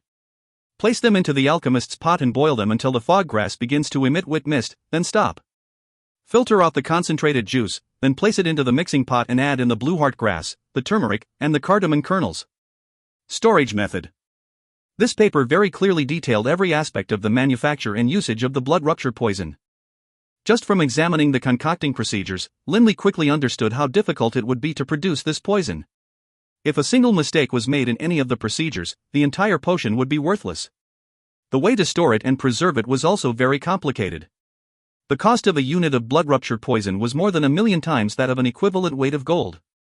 Of the 8 ingredients required to concoct this blood rupture poison, 5 of them aren't that rare. Astragalus fruit, white ginseng, turmeric, bitterskin, and cardamom kernels. The prices of these 5 shouldn't be considered too high for you. But the other 3 are very rare. That fog grass generally only grows in the far eastern plains, east of the 4 great empires. It is extremely rare, and is rarely found in the marketplace. As for the other 2 ingredients, their rarity is even greater than that of fog grass. Caesar explained carefully. Both blue heart grass and cloud fungus are virtually unpurchasable and cannot be found in the market, even if you have money. Supposedly, a while ago, someone tried to offer 100,000 gold coins to buy blue heart grass, but still was not able to do so. Cloud fungus, as well, hasn't appeared in the market for a long time. Caesar patted Linley on his shoulders comfortingly. Linley, it will take you quite a bit of effort to gather these 8 ingredients. Linley still felt a degree of confidence. Of these 8 ingredients, 5 wouldn't pose any problem at all. As for fog grass, even though it was rare, it shouldn't be too hard to buy it. As for blue heart grass, he had it already. There was no need to buy it. Right now, the only problem was the cloud fungus. Once I acquire the cloud fungus, I'll be able to produce some blood rupture poison. And that day will be the day of Clade's death. Linley said to himself. Linley could no longer endure any longer. If in the future, he still couldn't find an appropriate opportunity, he would go all out and kill Clade, even if it meant exposing himself as the killer. If worst came to worst, he would go ask Yale for help and have the Dawson conglomerate aid him in fleeing from the Holy Union. Based on the influence and power of the Dawson conglomerate, it wouldn't be too hard for them to help Linley escape from the Holy Union. Right now, what's important is finding these 8 ingredients. Linley was still very happy right now. At least he now had a goal to work towards. Linley! Linley! Caesar called out to him. Ahem, Master Linley. Only now did Linley end his pondering and turn to look at Caesar. Mr. Caesar, is there something you need? Caesar chortled. Linley, are you perhaps forgetting something? Linley immediately understood. Laughing, he said, Mr. Caesar, you are referring to the sculpture, right? I finished the sculpture you asked for a full month ago. Come, please, this way. Linley immediately led Caesar towards a side room. In the corner of this side room, there was a man-shaped sculpture which radiated a cold, killing aura. Those 2 eyes contained within them a disdain for all life and an arrogance that forced viewers to feel awe and terror. As for the facial features, the facial details were carved even more accurately. The sculpture looked exactly like Caesar. Wonderful, wonderful. Caesar was so excited, he said the word wonderful twice. Master Linley, you truly are a master sculptor. In such a short period of time, you were able to produce such a flawless sculpture. In my mind, this sculpture is 10,000 times better than even that awakening from the dream of yours. Staring at his sculpture, Caesar was grinning so widely that his face threatened to split. The more he looked at this sculpture, the happier Caesar felt. This king of killers is perhaps a bit too narcissistic. Seeing the grin on Caesar's face, Linley couldn't help but think this to himself. Lord Linley. A nearby housekeeper bowed politely. Linley pulled out a piece of paper and handed it to the housekeeper. Go purchase these 12 ingredients for me. The exact amount I need for each is written on the paper. Yes, Lord Linley. The housekeeper accepted the piece of paper. Of the 12 ingredients on the list of paper, 6 of them were the ones which Linley needed, while the other 6 were just some normal, random ingredients Linley had scribbled on as well. Of the 12 ingredients, only fog grass was relatively expensive. As for the blue heart grass and cloud fungus which the blood rupture poison required, Linley didn't even bother writing them down on this piece of paper. Linley wasn't actually worried about these ingredients being made public. After all, the secret formula for blood rupture poison was one of the secret formulas of the Death God's hands. Aside from the Saber organization, most likely no one else knew this formula. And there were many other formulas that also used those ingredients. After all, Linley didn't write down the 2 most critical ingredients, blue heart grass and cloud fungus. Find and purchase these ingredients for me as soon as possible. Linley instructed. After giving his orders to the housekeeper, Linley immediately sent someone to invite Yale, Reynolds, and George to come meet with him at his manor. Whenever they had a chance, the 4 brothers would meet and have food together, thus this wasn't out of character for Linley. The next morning. This was the day of Cantor Deb's execution by hanging, but Linley couldn't be bothered to go watch. He was in his manor, drinking wine and chatting with his 3 brothers. Only after they finished drinking did Linley bring up what he wished to discuss. Boss Yale, there's something I want to ask you to help me with. Linley said. Third bro, just let me know what you need. Yale said boldly. Linley withdrew a piece of paper. Boss Yale, I need 2 types of ingredients.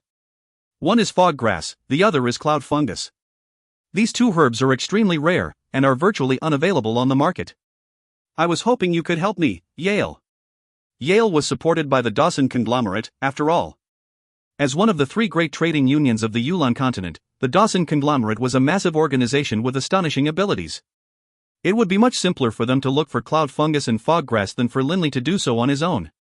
2 types of herbs? Don't worry about it. I'll handle it for you. His tongue slurred from wine, Yale pounded his chest and promised. At the same time, he took the piece of paper with the 2 herbs written down on it from Linley. I've seen fog grass at home when I was young. It is a very fun type of grass. Under the hot morning sun, it will emit white mist. Reynolds immediately said. Linley's eyes lit up. However, Reynolds' clan was back in the O'Brien Empire. From his clan to the kingdom of Funlai would require at least a year of traveling time. Linley didn't have that much time to wait. Only if he absolutely couldn't find it would he be forced to wait patiently. How long would it take us, if we were to wait for you to get fog grass from your home, fourth bro? Yale snickered. Third bro, I'll go talk to my second uncle right away and have him help you find these 2 ingredients. Yale really did handle Linley's matters with high importance. That very day, he went to find his second uncle. That night, with a private deluxe room, the brown-haired Mylon Dawson was casually draped in a bathrobe. Bare-chested, he was lying on a reclining chair, while 2 beautiful young ladies were by his side, attending to him. Second uncle, second uncle. Yale's voice sounded out from the other side of the door. Myron curled his lips helplessly. Stroking the fragrant hair of the 2 beauties, he chuckled. My dears, the 2 of you can go outside and wait a while. Those 2 beautiful women left the deluxe room very obediently, and then Yale rushed in. Yale, you are already a grown-up now. How can you act like this? Myron Dawson said with a frown. Yale chortled. Second uncle, don't be angry. I've come today to ask for your help with something. This is something on behalf of my third bro, Linley. Your third bro? That Linley fellow? Myron immediately sat up straight. Go ahead, what is it? Yale withdrew that piece of paper from his clothes. Second uncle, my third bro is in urgent need of these 2 types of herbs, which is why I'd like to ask you, second uncle, to help out and see if we can find them. As he spoke, he delivered the paper to Myron. Fog grass, cloud fungus? Upon seeing the words on the paper, Myron Dawson nodded. I'll send some people to investigate and see if there's any to be bought nearby. Thanks, second uncle. Yale was excited. Then I won't disturb you, second uncle, from your festivities. I'll leave now. You little punk. Myron Dawson chuckled, then looked back at the piece of paper. Fog grass and cloud fungus? What does this Linley need these 2 ingredients for? Linley had to admit, the Dawson conglomerate was an astonishingly efficient machine. Third bro, within the various branches in the holy union of our Dawson conglomerate, we only have a small amount of fog grass. As for cloud fungus, we had some a while ago, but it's already been shipped towards our headquarters. The headquarters of the Dawson conglomerate is the place where we have the most herbs and ingredients. Here, let me give this fog grass to you first. Yale directly handed Linley a pouch. Within the recipe, the amount of fog grass needed was measured in grams, but the pouch which Yale handed to Linley contained 9 full clumps of fog grass. This amount was more than enough. So there's no cloud fungus available? Linley accepted the pouch. Yale nodded. Third bro, if you are in a hurry, I can have my second uncle send experts to ride flying magical beasts to head to our headquarters as soon as possible. Riding flying beasts is quite fast. From here to our headquarters, 3 months is more than enough. If you find any errors, ads pop-up, ads redirect, broken links, non-standard content, etc., please let us know. Report chapter so we can fix it as soon as possible. Book 6, Chapter 24, Breakthrough. Book 6, The Road to Revenge, Chapter 24, Breakthrough. Linley was silent for a moment, then smiled and nodded apologetically at Yale. Boss Yale, sorry for the hassle. It's no hassle. Yale chortled. It's just sending someone to make a delivery is all. No big deal. Our Dawson conglomerate often sends people to deliver letters to the headquarters. We'll get several things done. Linley nodded. Third bro. Yale's voice became solemn as he looked at Linley. Tell me the truth. Why are you in such a rush to get these herbs? If it were someone else asking him, Linley totally could have lied and claimed that he was using it to make a medical lotion which would help him increase the speed at which his body gained strength. After all, it wasn't unheard of to bath in medicinal waters as part of training. But facing one of his brothers, Linley didn't wish to lie. Boss Yale, right now, I can't tell you yet. When the time is right, I will tell you. Linley patted Yale on the shoulders as he spoke. The brothers of Dorm 1987 had been together since they were young. They ate together, lived together, played together. They were as close as real brothers. Understood, third bro. But if you need anything at all, make sure you let me know. Yale didn't ask anything else. The next day, Linley's housekeeper brought over the herbs which Linley had asked for, except he hadn't been able to find any fog grass. Based on what the housekeeper said, there was no fog grass available on the market at all. If they wanted to buy some, they would have to send someone to buy it from the 4 great empires. After all, fog grass was cultivated from the Great Plains to the Far East. Some of the market centers of the 4 great empires fairly close to the Great Plains did have a small amount of fog grass for sale. Right now, of the 8 ingredients I need to produce blood rupture poison, 7 are ready. All I'm missing is cloud fungus. Within his secret study, Linley had put all of the various herbs in front of him on a table, pondering what to do. Of the 8 ingredients, there were 3 that were rare. Fog grass had been procured by the Dawson conglomerate, while he already had enough blue heart grass. If I wait 3 months, then at that time, the people from the Dawson conglomerate will come and deliver the cloud fungus. Linley felt very confident. At most, 3 months. At that time, he would have all the ingredients that he needed, and would thus be able to prepare a few mixtures of blood rupture poison. But Linley wasn't the sort of person to sit around waiting. Help me spread the word. Let it be known that I am preparing to begin a period of training with the usage of herbal baths, and need cloud fungus as one of my components. I'm willing to pay up to 1,000,000 gold coins for it. Linley instructed his housekeeper. Although Linley wouldn't lie to his brothers, he had to give a good excuse to the rest of the world. Cloud fungus, in and of itself, was not a poisonous plant. It actually was greatly beneficial to the body. But all herbs possessed their own wondrous properties. When these 8 herbs were all refined and processed together, they would be able to produce a poisonous powder like the blood rupture poison. Yes, Lord Linley. Upon hearing the words, 1,000,000 gold coins, the housekeeper's heart trembled. To Linley, 1,000,000 gold coins really wasn't much. When he had auctioned off his sculpture, awakening from the dream, the price was 12,000,000 gold coins. Afterwards, when Patterson had secretly met with him, he had gifted Linley another 10,000,000 gold coins. After Linley's rise to prominence and appointment to the rank of Prime Court Magus, the Radiant Church, King Clade, and many other nobles had all given Linley many valuable gifts. And just a short while ago, the Debs clan had gifted Linley with a magic crystal card that had 1,000,000 gold coins on it. Linley's current net worth was well over 20,000,000 gold coins. And this wasn't even counting the Saint-level Magicite core that Linley had acquired from the Saint-level Violet Tattooed Bear. That core, which Linley was keeping hidden, was a priceless treasure which probably was worth more than even 100,000,000 gold coins. The news that Linley was seeking to buy cloud fungus for 1,000,000 gold coins originally only spread amongst herbal merchants, but shortly afterwards, all the various nobles of the Kingdom of Funlai learned of it as well. All of those nobles now knew that Master Linley needed cloud fungus. If they could provide Linley with the cloud fungus, not only would they receive 1,000,000 gold coins, they would also have a chance to build up a relationship with Linley. Many nobles began to rack their brains for methods by which they could locate cloud fungus. But alas, cloud fungus was far too rare, and far too expensive. After ordering this news to be spread out, Linley continued his life of solitary, pitiless training within his manor. In the blink of an eye, November arrived, and with it the temperature began to drop as well. The leaves of the trees within the hot springs garden began to turn yellow and fall, filling the grass with sallow leaves. Hi-ya! Linley, who had been engaging in one-finger vertical push-ups, suddenly exerted strength through his fingers, flipping himself into the air. Somersaulting easily through the air, Linley landed on the ground, his bare upper chest covered in sweat. Aided by the super-gravity field, after having trained for so long, even Linley's powerful body was beginning to feel tired. Phew! Standing normally again, Linley felt the muscles in and near his fingers, arms, and shoulders all feel numb and sore.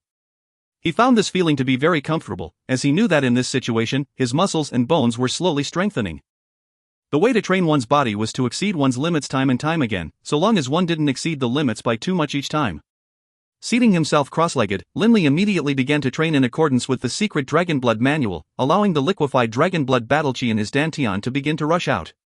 In a short while, the mighty Dragonblood battle chi had filled Linley's entire body. Training, time and time again. Each time, the Dragonblood battle chi would become a bit more pure, and Linley's bones and flesh would become a bit stronger.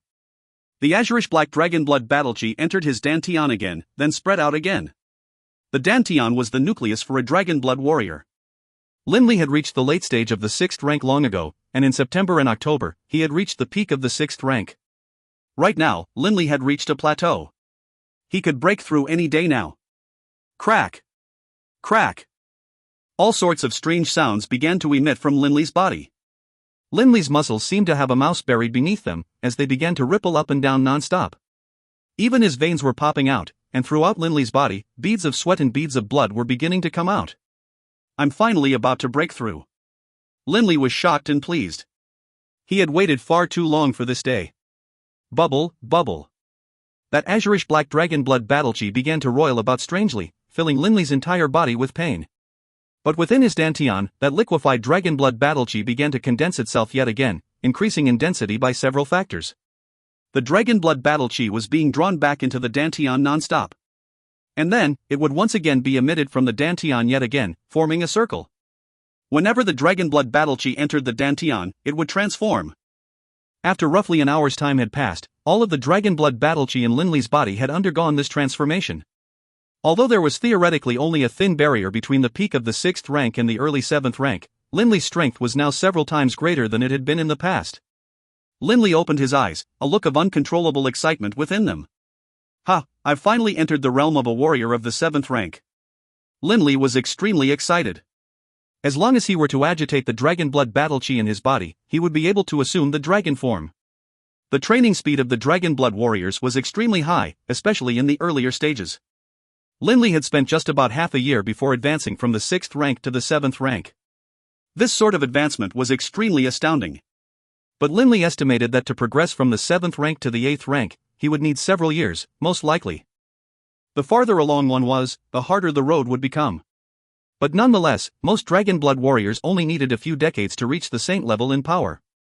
Bibi, who had been sleeping nearby this entire time, opened his sleepy eyes, which suddenly brightened. Excitedly, he spiritually said to Linley, "Boss, you reached the 7th rank?" "Yeah." Linley nodded happily. "Then doesn't that mean, once you dragon form, you have the power of an early stage 9th rank?" Bibi was excited. "Looks like your power is gonna be more than mine now, boss." Linley began to laugh as well. In the early stages, the boost to power provided by the dragon form was quite dramatic. For example, as a warrior of the 7th rank, in the Yulon continent, he could only be considered an unremarkable fellow. But upon using the dragon form, he would be an early stage 9th rank warrior, who was qualified to be considered a notable figure in the world. However, the more powerful one grew, the weaker the boost provided by the dragon form would be. Dragon form, after all, was nothing more than forcibly drawing out the Dragonblood which a weak Dragonblood warrior hadn't been able to fully absorb. Early stage 9th rank, and your dragon form was influenced by the Armored Razorback WYRM. The Armored Razorback WYRM specializes in speed and defense, while you also possess strong defense and unquestionably high speed. Doran Coward appeared from the ring at this time. Linley was very confident in his own speed. Because after taking on the dragon form, not only did he have the natural high speed of a Dragonblood warrior, he could also utilize wind-style magic and boost himself with a supersonic spell of the 7th rank, which would increase his speed by a good amount. Linley was so pleased that he just stood there, grinning stupidly. "Boss, stop laughing like an idiot. Look at yourself, you're filthy. Take a bath, geez." Bibi intentionally put a disgusted look on his face while covering his nose and jumping up and down as he bared his fangs at Linley. Linley looked at himself. At this moment, his body was covered in both sweat and blood. He really did look dirty. Splash! Linley jumped directly into the hot springs pool. The water in the hot springs was constantly flowing, so Linley didn't worry about getting it dirty. After having experienced the sensation of his entire body transforming, then having the hot springs water rush against it, Linley felt so comfortable that he lay within the hot springs pool, eyes closed. He fell asleep. He felt so comfortable that he actually fell asleep. Just as Linley was enjoying a beautiful dream, a voice rang out from outside. "Lord Linley! Lord Linley!" The female attendant's voice clearly sounded rather anxious. Linley's eyes suddenly opened. Hearing the voice, he couldn't help but frown. "Come in, Dot." Only then did that female attendant dare to enter the gardens. Standing at the side of the hot springs pool, she snuck a few looks at Linley's naked body, then respectfully said, "Lord Linley, a herald from the palace is waiting outside. He says that he has come at the command of His Majesty, who is inviting you, Lord Linley, to make a trip to the palace." "By command of His Majesty?" Linley hesitated slightly, then directly clambered out of the pool. "You can leave now." Linley always dressed himself, as he didn't like the female attendants helping him dress. "Yes." Her cheeks scarlet red, the female attendant quickly lowered her head and fled the hot springs garden. Seated in a carriage, headed for the palace. Outside the carriage, aside from 16 palace soldiers, there were 16 knights from the Radiant Church. Linley's entourage was larger than that of even the left premier or the right premier. "Lord Linley, His Majesty is currently within the East Flower Garden." The shrill voice of the palace attendant rang out. "Lead the way," Linley said abruptly. The palace attendant was very deferential towards Linley, smiling at him the entire way. "Who else has His Majesty invited this time?" Linley asked. "Just you, Lord Linley," the palace attendant replied. "Just me?" Linley began to feel suspicious, but he didn't ask anything further. Under the guidance of the palace attendant, Linley finally arrived at the palace's East Flower Garden. As it was now already November, there were very few flowers which were still in bloom. But the countless flowers in the East Flower Garden of the palace were still vibrant and beautiful. And that golden lion, King Clade, was currently chatting with his queen in the garden. "Ha, Linley, you came." Clade greeted Linley in a very friendly manner. "Come, sit." "Your Majesty." "Queen." Linley paid his respects, then sat down. Clade and the queen exchanged glances, and then he grinned at Linley. "Linley, I heard that you have been looking for cloud fungus in order to create a medicinal bath for yourself?" "Yes." Linley nodded. Suddenly, Linley had an idea as to why Clade had specially requested his presence at the palace. But Linley didn't quite dare to believe it. He was searching for this cloud fungus for the sake of dealing with Clade. Could it be that Clade was going to? "Ha, I knew you were searching for this cloud fungus, so I sent my men out to do a search. By a stroke of good fortune, my palace storehouse just so happened to have a single clump of cloud fungus." Clade glanced at a nearby female attendant, who immediately presented a golden brocade box she was holding to Linley. Linley was really, truly stunned. The cloud fungus that he had been so desperately seeking had been provided to him by King Clade. "If you find any errors, ads pop up, ads redirect, broken links, non-standard content, etc. please let us know. Report chapter so we can fix it as soon as possible." Book 6, Chapter 25, Producing the Powder. Book 6, The Road to Revenge, Chapter 25, Producing the Powder. Cloud fungus. The true reason why Linley was seeking cloud fungus was to use it to produce blood rupture poison powder. And the reason why he wanted to produce blood rupture poison was because he was going to use it on Clade. But in the end, it was Clade who provided the cloud fungus to him. Can it be that hidden deep within the world, there really is such a thing as the cycle of karma? Linley suddenly thought of the teachings of the Radiant Church, one part of which discussed fate. In the past, Linley had never believed in any religion, but this affair really had developed in a very bizarre way. Given that the cloud fungus had just been delivered into his hands, how could he not take it? "Thank you, Your Majesty." Linley smiled, bowing in thanks while accepting the cloud fungus. But in his heart, Linley was laughing coldly. "Since you've given it to me, this means that the heavens themselves desire your death." "You can't blame me." Linley had virtually no memories of his mother, but that didn't stop Linley from deeply desiring to have had a mother's love. Due to never having known his mother, Linley had always been a bit lonely. Whenever he saw someone else's mother and felt a bit unhappy, he would think silent, lonely thoughts of his mother. Upon capturing Clade, he definitely would be able to discover his mother's whereabouts. "Linley, I've invited the right premier for lunch today. Stay here and have lunch with us, why won't you?" Clade beamed at Linley. "Yes, Your Majesty." Linley's attitude was very humble. The queen nodded gracefully to Linley, then said to Clade in a gentle voice, "Your Majesty, you and Master Linley can remain here." "I'll go back now." Clade nodded calmly as well. In the kingdom of Finlai, the king's authority vastly outstripped that of the queen's. November. The temperature was getting cold. But Linley and Clade were both dressed lightly, not afraid of the cold in the slightest. Linley was now a warrior of the 7th rank, while Clade was an even mightier warrior of the 9th rank. "Your Majesty, why did you invite Merit to dine with you?" Linley was chatting naturally and casually with Clade. Hearing Linley's words, a very satisfied smile appeared on Clade's face. He glanced at the nearby palace maids, who very obediently left. Only then did Clade say in a low voice, "Linley, are you aware that Merit has recently married his 13th wife?" 13th? Linley was stunned. He didn't know that this apparently serious, solemn judge, the Lord Right Minister, was so fickle in love. "His new wife is an extremely flavorful woman." Clade revealed a smile towards Linley, a type of smile all men understood. Seeing that expression on Clade's face, Linley couldn't help but be startled. "Ha," Clade patted Linley on the shoulders. "Linley. Next year, you will be 18. Don't tell me you've never tasted a woman before." Linley couldn't help but feel awkward. Clade sighed. Merit, that kid, was actually able to acquire such an intoxicating little vixen. It really does make one jealous. But since I've taken a fancy to her, that intoxicating little vixen is mine. Merit won't even dare to touch her from now on." Clade openly spoke of such affairs to Linley. "Your Majesty? Is that appropriate?"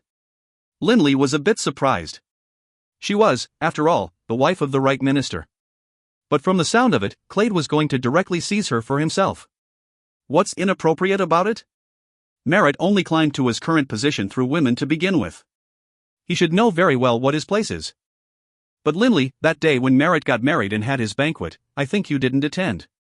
Clade said questioningly. During this period of time, Linley had been pondering the question of alchemy and herbal ingredients. He had no inclination to go to a wedding at all. Generally speaking, Linley declined all banquet invitations from nobles. The wedding banquet of the right premier? Declined all the same.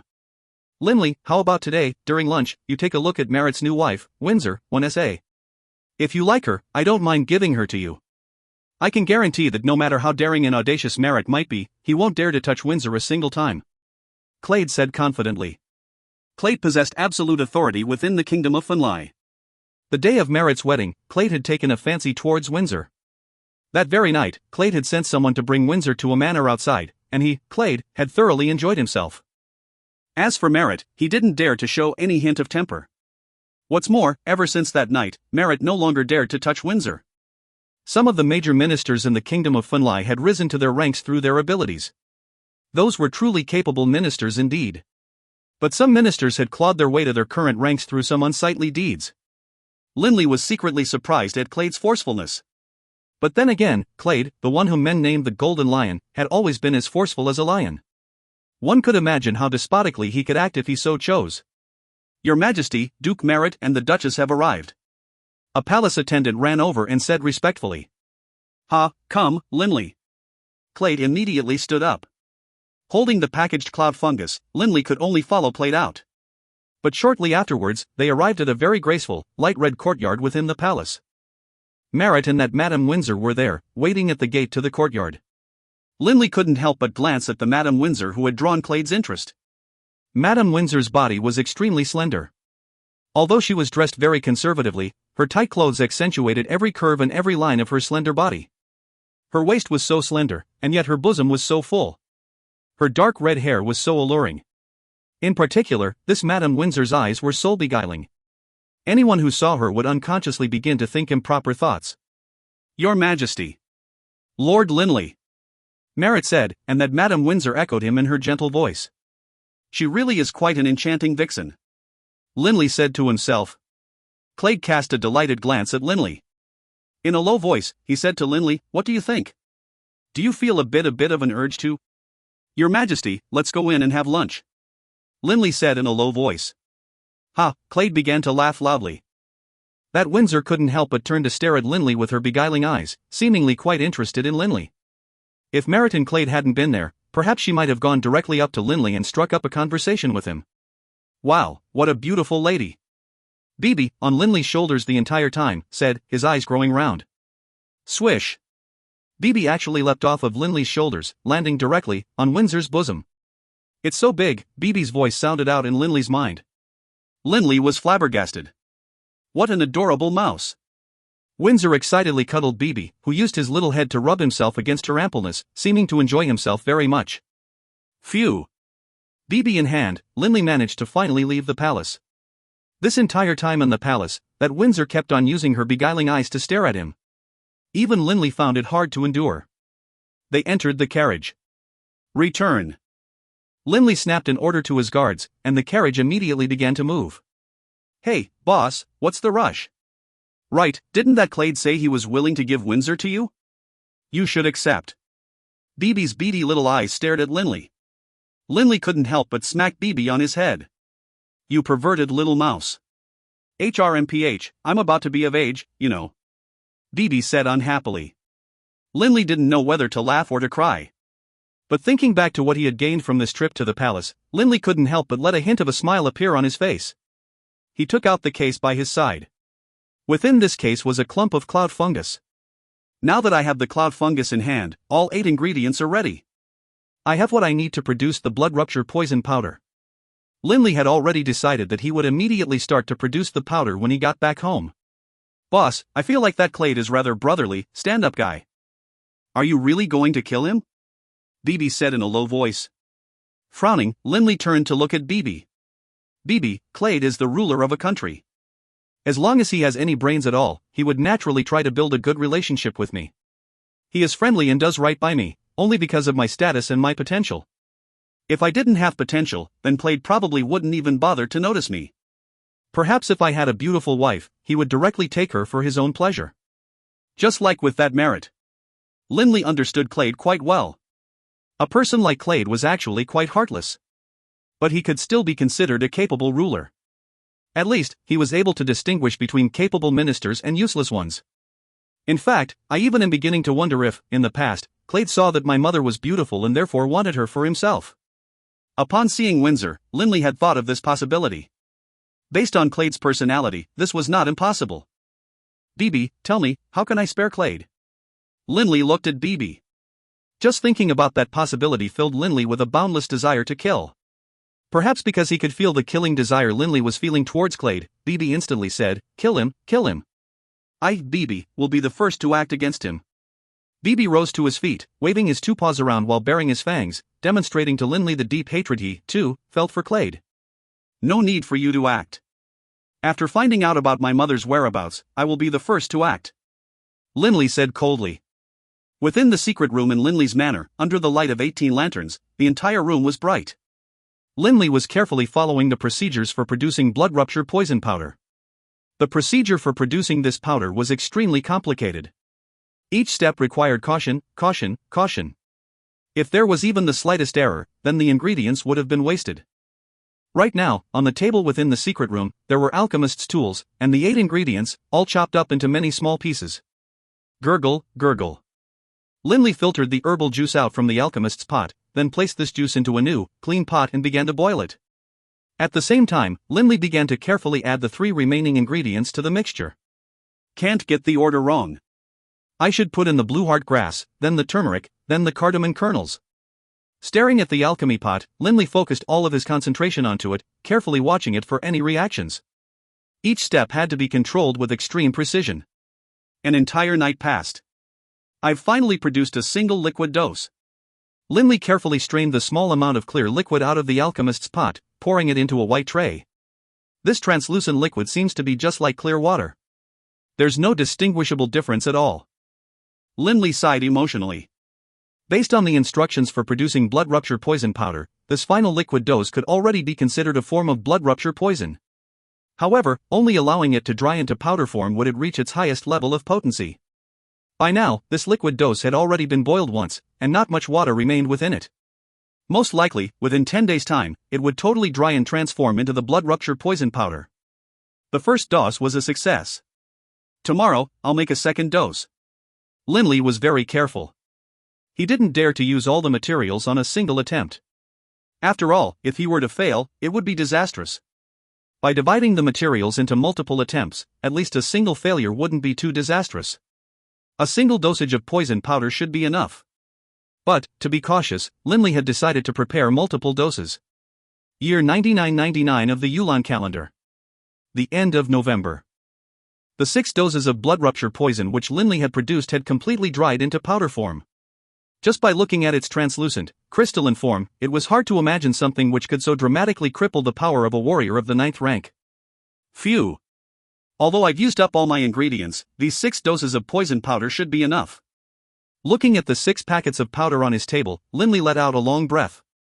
For the sake of this blood rupture poison powder, Linley really had expended a great deal of time and effort. And now, he had succeeded. Now, the only thing that I am missing is an opportunity to make my move against Clade. Linley couldn't help but begin to ponder a way to poison Clade and capture him without anyone suspecting that it had been Linley who did it. If you find any errors, ads pop up, ads redirect, broken links, non-standard content, etc., please let us know. Report chapter so we can fix it as soon as possible. Book 6, Chapter 26, The Scheme. Book 6, The Road to Revenge, Chapter 26, The Scheme. This would be difficult. If it was within the palace, Linley would have to first find an opportunity to use the poison, and then both question and kill Clade within the confines of the palace. Even if I don't worry about the issue of being discovered to be the murderer, upon killing Clade, it will be very hard to escape the palace. In Linley's mind, one possibility after another appeared, then was discarded. Linley finally reached a conclusion. To use poison within the palace and then escape afterwards is virtually impossible. Linley discarded this possibility entirely. After all, there were simply too many experts in the palace. Only if he used the dragon form would he be able to cut his way out. But Linley was not willing to expose the secret that he could dragon form. It has to be outside the palace. Linley felt his head hurt. A place outside the palace, where Clade would be willing to be alone with him. And, the place had to be a standalone place. This was extremely difficult. Clade was, after all, the king. If someone wanted to meet with him, they would go in person to the palace. Linley couldn't, after all, send someone to the palace and ask King Clade to come meet him. Linley had never heard of a situation where a subject would request a ruler to come see them. This clearly was unfeasible. Even if Clade gave him face and agreed, Clade would most likely be suspicious and on guard. As soon as Clade became on his guard, the chance of success would be lowered. I have to find an opportunity to be with him alone in a place outside the palace. Despite having been in Funlai City for so long, Linley had never been in a one-on-one situation with Clade before. Generally speaking, they would only meet at banquets. But Linley couldn't make his move at a banquet, in front of an audience of countless people, could he? What to do? Linley was beginning to feel vexed. Early December. The temperature of Funlai City suddenly dropped, and the first snow of this winter came as well. The entire Funlai City was covered white, and the cold bite of the air caused many nobles to hide inside their homes, unwilling to venture outside. Still dressed in loose robes, Linley was strolling on the snow-covered streets, escorted by 2 guards. Crunch! Crunch! The sound of footsteps on the snow. The snow-covered Funlai City was exceptionally alluring. On the gates of the noble manors on each side of the Greenleaf Road were countless icicles. The reflected rays of the sun glittered off of them, making them seem all the more beautiful to behold. The towering, snow-covered pine trees in front of the manors seemed exceptionally beautiful as well. The scene was a beautiful one. But Linley's mood was foul. That Clade is already a warrior of the 9th rank. Although advancing from the 9th rank to the saint level is very hard, perhaps one day he will suddenly break through. By then, it will be even more hopeless. Linley really didn't want to wait any longer. The earlier he made his move against Clade, the greater his chance of success. But he needed an opportunity. Boss, look. Many of the nearby manors have been renovated and redecorated. Bibi's voice rang out in Linley's mind. While walking on the road, Linley's thoughts were elsewhere, so naturally he hadn't noticed. But upon hearing Bibi's words, Linley noticed that the manors alongside Greenleaf Road were now different from before. This is, Linley said questioningly. Hang it up. Good. Now move it a bit to the left. A servant of the nearest manor was busy hanging up various decorations under the instruction of a nearby man. Those are Yulon flowers. Linley noticed the decorations hanging next to the door and what patterns they had. The patterns looked like Yulon flowers. Suddenly, Linley understood what was going on. Right. It's already December. The Yulon Festival will be coming quite soon. And it will be the 10,000th Yulon Festival. Linley knew the importance of this particular Yulon Festival. Year 10,000 of the Yulon calendar, January 1st. That would perhaps be the most festive day in the history of the Yulon continent. No wonder every single noble clan was putting up so many decorations. Crunch! One of the steps on a ladder which the servant was standing on while hanging up decorations suddenly broke. The servant lost his footing, wobbled, and then fell down, first banging against the ladder, and then slamming into the stone ground headfirst, his fresh blood staining the ground red. The nearby servants all were frightened. Are you okay? All of them ran forward to help the man up. A bit dizzy, that wounded man said in a weak voice. Fortunately, the ladder wasn't too high, and so the force with which he struck the ground wasn't too great either. That was the only reason he had survived. All right, that's enough for you for today. Go home and rest. Cole, go take care of him. Geez, you weren't even that high up, but you managed to smash yourself this badly. The manager shook his head helplessly. The servant named Cole immediately helped prop up the wounded servant and began to assist him back to his home. Seeing this, Linley was stunned. Lord Linley? Only now did that manager notice Linley, and he quickly went forward to pay his respects to Linley. This manor was the manor of Duke Bonalt, and Linley had come here before. Naturally, this manager recognized Linley. Good morning, Lord Linley, the manager said with a bow. Only now did Linley recover from his stupor. An excited smile appearing on his face, he looked at the man and chuckled. Good morning to you as well. All right, time to go home. Excited, Linley immediately turned around, leading his guards back. Hey, why is our lord so happy? Those 2 warriors began to chat with each other in low voices. They had seen what a foul mood Linley had been in this morning, so what had suddenly caused him to be so excited? This method is so simple. Why didn't I think of it? Ha ha. Linley couldn't help but slap himself on the head. He really had obsessed so much that his brain had gone bad. Linley had already come up with a surefire method to bring Clade to visit him. This method was, receive an injury. I'll pretend that when I was training Battlechi, I suffered some internal injuries by accident. If I'm wounded, from what I've seen thus far, Clade will most likely come to visit me. Linley was feeling unbelievably happy. As long as he made his move within his own manner, it would be very easy for him to plot against Clade. As for the status and wealth granted by the Holy Union, I've never cared too much. After I find out what happened to my mother and kill Clade, I will use the back channels of the Dawson conglomerate to flee from the Holy Union's domain. Linley had already come to a firm decision. The Holy Union held no attractions for Linley. Right now, his one and only family member, Little Wharton, was staying in the O'Brien Empire. There was nothing in the Holy Union preventing Linley from leaving. To kill Clade in a way which wouldn't raise any suspicions was virtually impossible. Since this was impossible, the only choice Linley had was to accept that he would have to make a small sacrifice. To Linley, the Holy Union held no further attractions, after all. Linley's Manor. The Hot Springs Garden. Linley was seated cross-legged within the grassy area, cultivating Dragonblood Battlechi. Like the ferocious waves of the ocean, the Dragonblood Battlechi burst forth, clashing against every blood vessel in his body. In truth, the average warrior of the 7th rank wouldn't be able to withstand such training. But Linley was different. He had drank blood from a living dragon. Generally speaking, when dragon's blood was applied to the outside of one's body, it would acquire an astonishing durability. But Linley had actually drank it into his stomach, which caused all of his blood vessels to also gain an incredible degree of resiliency. Paff! Linley suddenly vomited out a mouthful of fresh blood, and his face turned white. Arg! A painful, guttural roar ripped out from Linley's mouth. Right now, all of the female attendants outside the Hot Springs Garden could faintly hear that low roar of Linley's, and they all rushed against the door, pressing their ears against it to listen carefully. Lord Linley seems to be in a lot of pain? One of the skinnier attendants said questioningly. Seems like it. Another, chubbier attendant nodded. But none of them dared to go inside. Lord Linley? That skinnier attendant called out. Come in, Linley's voice rang out. Those two attendants exchanged glances, then immediately pushed the door open and ran inside. But upon arriving at the grassy area, they were both frightened. There was a large pool of blood on the ground, and Linley was collapsed on the ground, his face pale. Assist me to my room, Linley said in a low voice. Yes. Yes. The two female attendants were a bit frantic.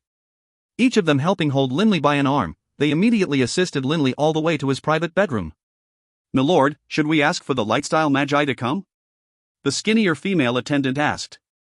No need. My injuries are internal. Magic won't be able to help. I have to quietly recover. Linley took a deep breath, then assumed the meditation position on the bed, his eyes closing. The two of you can leave now. Yes, milord.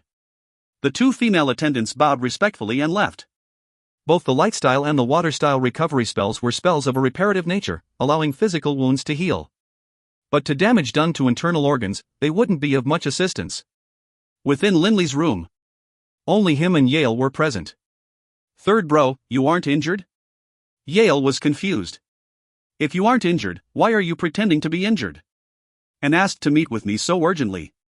Even before he feigned injury, Linley had sent someone to ask for Yale. Linley said in a low voice, Boss Yale, this affair has to do with my revenge. Boss Yale. I can tell you now. That Clade is most likely the person who killed my mother. The person who killed your mother? Yale stared. Third bro, you are planning to. Right. Get revenge. Linley didn't hide anything from his bro. That Clade is a warrior of the 9th rank. How are you going to get revenge on him? And he's the king of the kingdom of Funlai as well. Yale was growing frantic with concern for Linley. Linley said solemnly, Don't worry. I already have total confidence in my ability to deal with him. However, after I kill Clade, then even if the Radiant Church spares me and doesn't kill me, my life will most likely be made miserable. Thus I have decided that after I kill Clade, I will immediately leave the Holy Union. Leave the Holy Union? Yale was startled, but then he quickly understood. Right. You do need to leave. Leave this to me. The mercantile power of our Dawson conglomerate is spread over every major city in the Holy Union. It will be very easy for us to smuggle a person out of the Holy Union with no one the wiser.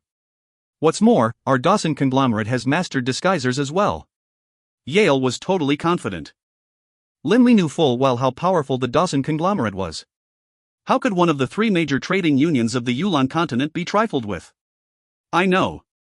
That's why, Boss Yale, I want for you to arrange for someone to wait for me at that hotel at the end of the Greenleaf Road. When I arrive there later, you can help arrange for me to be smuggled outside the Holy Union.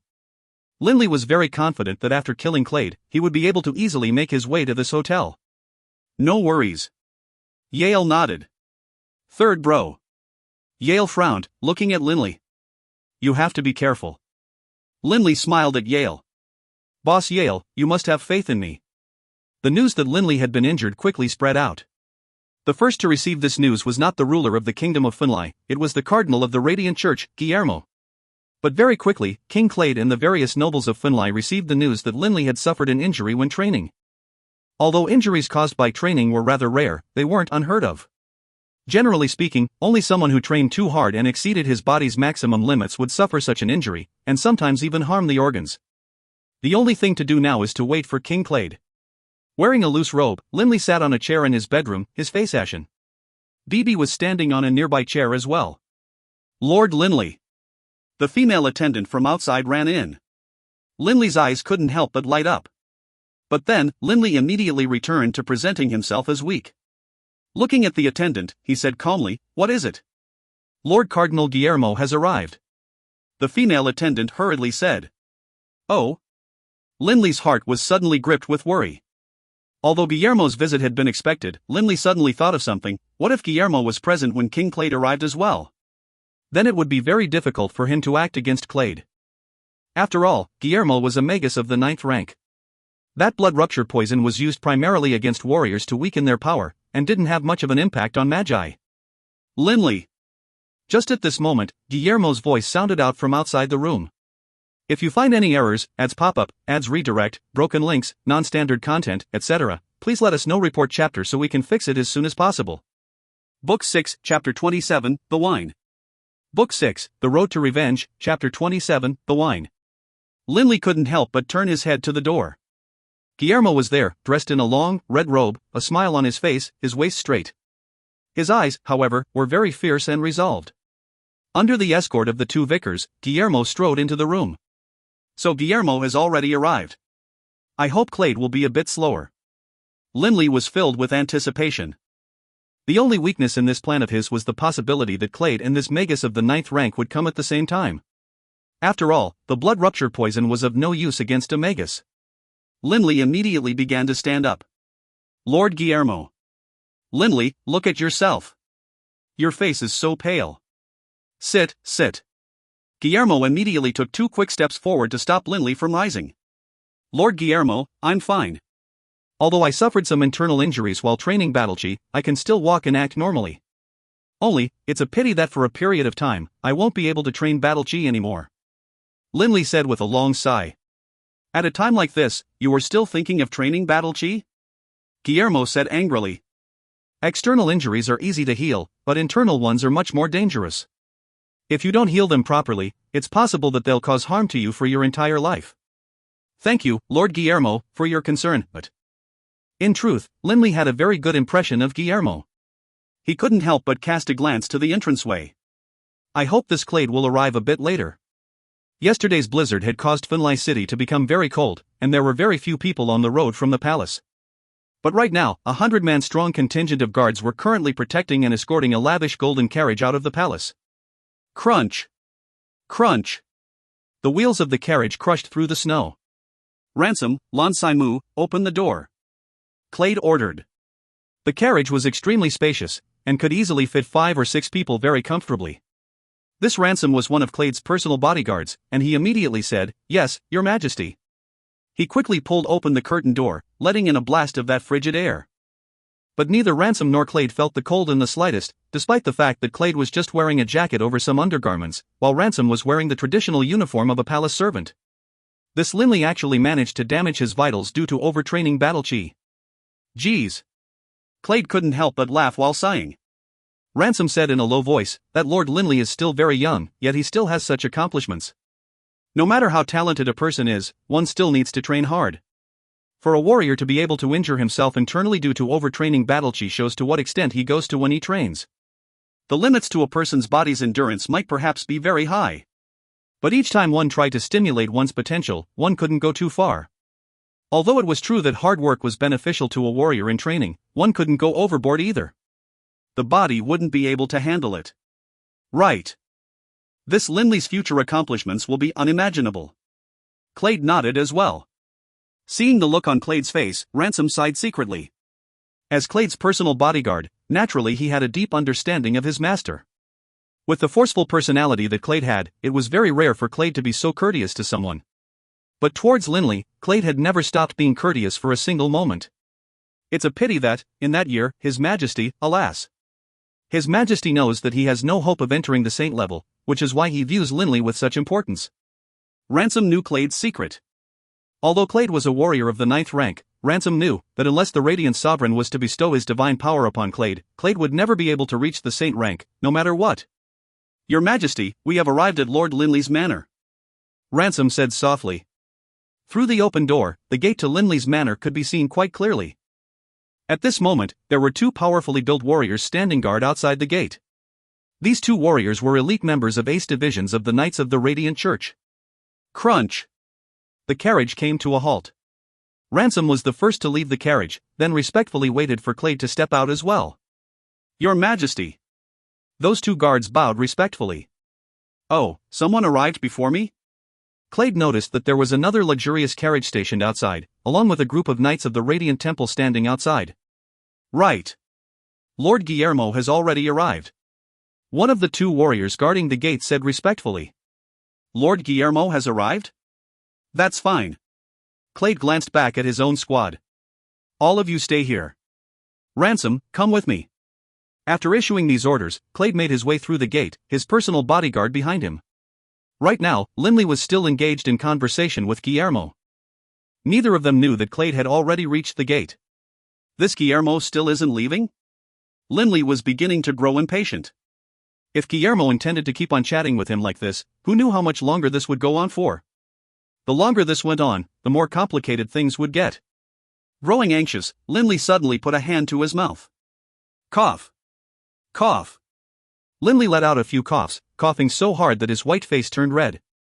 Linley. Guillermo was very surprised. He didn't imagine that Linley's injury would be as severe as this. Linley, you must properly use this medicine I have brought you. They have the effect of assisting the body in healing its internal organs. Guillermo hurriedly said. Your body isn't in good shape right now. Get some rest. I won't disturb your rest any further. Guillermo stood up. After coughing, Linley's ashen face was even paler than before, without a hint of blood.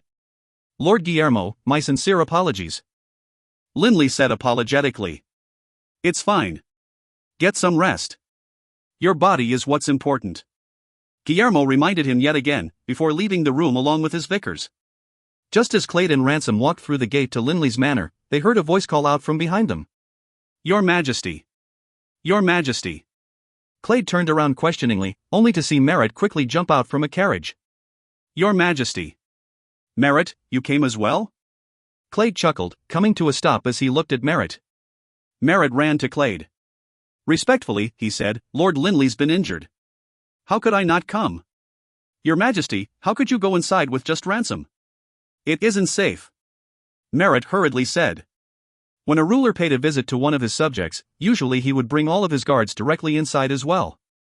The first reason was to protect the safety of the ruler. The second was to display the ruler's authority and power. No need. I'm just checking up on Linley. No need to raise the flag high and all that. Clade chuckled. Much less, within the city of Finlay, who is capable of posing a threat to me, HRM. Clade's self-confidence wasn't without merit. First of all, Clade wasn't worried about most combatants of the 9th rank. The only type of person which Clade truly feared was a saint-level combatant, but would a saint-level combatant come to assassinate him, a king? What's more, this was Finlay City, the holy capital of the Radiant Church. Who would dare to act rashly within the confines of the Radiant Church's headquarters? Right. Your servant was being too cautious. Merritt hurriedly said. Let's go. We can go inside together. Clade entered along with Merritt and Ransom. Your Majesty, Linley is currently recuperating within the private courtyard in the East Wing. Allow me to guide the way. Escorted by the pretty attendant, Clade, Merritt, and Ransom began to head towards Linley's resting area. But halfway there, Clade and the other two saw Guillermo and his two vicars. Lord Guillermo. Clade, Merritt, and Ransom simultaneously paid their respects. Clade, you came as well. Guillermo nodded. This internal injury of Linley's seems to be a heavy one. Just now, he was coughing. When you go to see him, don't waste too much time. Just see how he is doing, then allow him to rest. Understood. Clade nodded. Then I'll leave now. Guillermo nodded as well, then led his two vicars out and left. Clade went with Merritt and Ransom to Linley's chambers. Guillermo's departure allowed Linley to let out a sigh of relief. But before he had a chance to take a breather, a female attendant came running in to make a report. Lord Linley. His Majesty and the Right Premier have arrived. The female attendant hurriedly reported. He's here? Linley's eyes lit up. I've waited so long. He finally came. Linley couldn't repress the excitement in his heart. You can go now. Linley immediately ordered the attendant to leave, and then he calmly stood up, quietly awaiting Clade's arrival. Just a few seconds later, Linley heard the sound of footsteps. Linley. Clade's voice rang out as soon as he entered the room.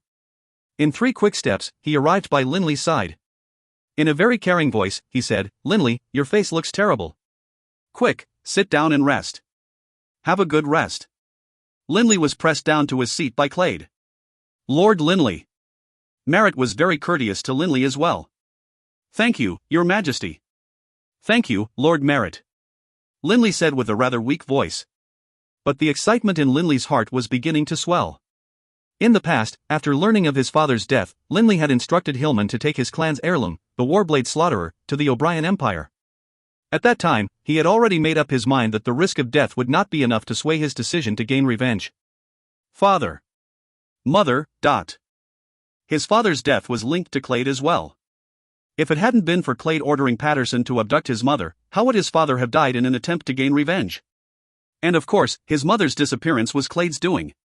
Your Majesty. I'm fine. I've just suffered some internal injuries, and won't be able to train Battlechief for a while. I can still carry out my normal, day-to-day activities. Linley said with a smile. That's good. That's good. Clade revealed a hint of a smile as well. Lord Merritt, you came as well. Linley suddenly remembered something, and exclaimed happily, right. I haven't had the chance to drink the flagon of fine wine that you gifted to me last time, Lord Merritt. Since both you and His Majesty have arrived today, let's have a little drink. As he spoke, Linley headed to the liquor cabinet next to him. No need. Linley, you've been injured. You can't drink any alcohol. Clade advised him. It's fine. My wound is just a light one. And a little bit of wine is good to get one's veins active. As he spoke, Linley plucked out 4 wineglasses, along with a bottle of red wine. Ransom, you should sit as well. At my home, there's no need to stand on so much ceremony. Linley knew a great deal about Ransom. As Clade's personal bodyguard, he was an extremely powerful person as well. Although Linley couldn't clearly determine his power, Linley was certain that he was at least a combatant of the 7th rank, or perhaps even of the 8th rank. No need. I don't drink alcohol. Ransom shook his head in refusal. As His Majesty's personal attendant, he had to maintain his wakefulness at all times. Linley, Ransom never drinks alcohol. No need to invite him to drink. Clade shook his head towards Linley. Linley, when Lord Guillermo saw me just now, he said you were coughing hard. He wanted you to have a good rest. It's best that we don't drink. Not drink. Nobody but Linley knew this, but the blood rupture poison had already been mixed in with this wine. If Clade didn't drink, how would he be poisoned? No worries. Lord Guillermo is overly concerned about my welfare. Smiling, Linley poured everyone a glass of wine. Your Majesty. This wine is exceptionally delightful. Lord Merritt, come. Let's all have a toast. Linley raised his own glass. Clade and Merritt had no choice but to raise their glasses as well. A light ringing sound as their cups touched. And then Clade, Merritt, and Linley each drank the wine. Pa. Linley suddenly began to cough violently again, spitting out all the wine from his mouth. The coughing Linley's face turned a sickly red color again. Linley, I told you not to drink wine. You just had to drink, Clade said in dissatisfaction. He hurriedly went over to help Linley. I'm fine. Linley smiled and reached out to stop Clade. Suddenly, Linley stared at Clade. In a solemn voice, he said, Your Majesty. There is a very important matter which I would like to discuss with you, Your Majesty. A very important matter? Seeing the expression on Linley's face, Clade felt confused. If you find any errors, ads pop up, ads redirect, broken links, non-standard content, etc., please let us know. Report chapter so we can fix it as soon as possible. Book 6, Chapter 28, Mother's Life or Death. Book 6, The Road to Revenge, Chapter 28, Mother's Life or Death. Linley cautiously glanced about the room, saying in a low voice, Your Majesty, just a moment. Let me order out the people who are outside. As he spoke, Linley walked out the door, then barked at the 2 guards outside. Both of you, stand down. Without my direct orders, do not permit anyone to enter this courtyard. Yes, Lord Linley. Those 2 guards saluted respectfully, then left. Now, the only ones left in this standalone courtyard were Linley, Clade, Merritt, and Ransom. Creak. Linley quietly shut the door. Linley, what sort of secret is this, that you even closed the door? Clade chuckled. Linley glanced at Clade, laughing coldly in his heart. He himself knew that Clade had already been poisoned by the blood rupture poison. As the blood rupture poison didn't actually cause any damage to the body, just prevent the generation of battle chi, it was only after a person attempted to generate battle chi that they would discover that they had been poisoned. This affair really is quite important. Linley's face was solemn. At this time, Ransom subtly moved closer towards Clade. As the personal bodyguard of the king, Ransom was beginning to feel that this environment was vaguely dangerous. At the same time, Ransom also felt that as Clade was a warrior of the 9th rank, and Ransom was a warrior of the 8th rank, by all rights, nobody here should be capable of being a threat to them. But one could never be too careful. Your Majesty. Linley stared solemnly at Clade. My mother left this world when I was young. Clade nodded. He had investigated Linley's background, and had discovered that Linley's mother had died in childbirth, while giving birth to Linley's younger brother, Wharton. I have no memories of receiving motherly love, only of the strictness of my father. My father was quite severe towards me in terms of both warrior training as well as all the education which nobles were expected to have. My father's requirements for me were very high and very strict. Linley looked at Clade as he spoke slowly. Clade was beginning to be confused. He didn't understand what any of this had to do with the so-called important matter which Linley had mentioned. But as the ruler of the kingdom, Clade showed a kingly poise and didn't interrupt. Your Majesty, I expect that you know that my clan, the Baruch clan, is also the clan of the Dragonblood warriors. A slightly proud look was on Linley's face. That's right. One of the 4 supreme warrior clans, the Dragonblood warrior clan. This is an illustrious, ancient lineage. Clade sighed with praise. Linley shook his head. We were only illustrious in the past. My clan had fallen so far that even our ancestral heirloom had been lost for hundreds of years. Each and every generation of Baruch clan leaders had desired to seize back this heirloom for centuries, but this never occurred. Your Majesty, when I was accepted by the Ernst Institute and left home, do you know what my father said to me the day I left? What did he say? Clade looked at Linley. My father said, if in the future I do not bring back the ancestral heirloom of our clan, even in his death, he wouldn't forgive me. Linley's body was trembling slightly. Clade, Merritt, and even Ransom all stared in amazement.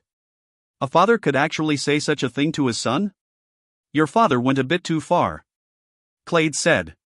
No. Linley shook his head solemnly. I understand my father's desire. My Dragonblood warrior clan had been downtrodden for centuries, without a single truly powerful person appearing in all that time. My father understood that I would be the strongest person my clan had produced in centuries. Hundreds of years of hopes and desires all rested on my shoulders. Tell me, how could my father permit me to be a failure? Clade began to understand. My father's lifelong desire was to bring the Warblade Slaughterer back to the clan. Linley's voice was growing fierce. At the Ernst Institute, I didn't dare to slacken off in the slightest. I trained like mad. I always remembered my father's wish, my father's instructions. Clade and the others were beginning to understand Linley's motivations. Half a year ago, after I auctioned off Awakening from the Dream, I went back home, and that time, I brought the Warblade Slaughterer with me. Linley's voice rose to a higher timbre. Clade, Ransom, and Merritt were stunned. because they all knew that on that trip, Linley had found that his father had already passed away. But when I excitedly returned home, I was welcomed by the news of my father's death. Before he died, he didn't have a chance to see the Warblade, and I didn't have a chance to see my father one last time either. All those years of hard work, my dream of making my father happy, unfortunately, all the muscles on Linley's face were twitching, and the expression on his face was terrifying to behold. Clade and the others could all understand how Linley was feeling. "Linley, don't be too heartbroken," Clade sighed. Linley sneered. "But, do you know why or how my father died?" Clade, Merritt, and Ransom were all startled. "My father was killed, Your Majesty, by your younger brother, Duke Patterson." Linley's eyes began to turn red. "What?" Clade rose to his feet in shock. By his side, Merritt and Ransom were both stunned as well. "Therefore, I killed Patterson." Linley's voice was very sinister. At this point in time, Ransom was the first to feel that something was very wrong in this room. He vigilantly inched closer to Clade, guarding against Linley's actions. But suddenly, just at this moment, Ransom felt a gust of wind from behind.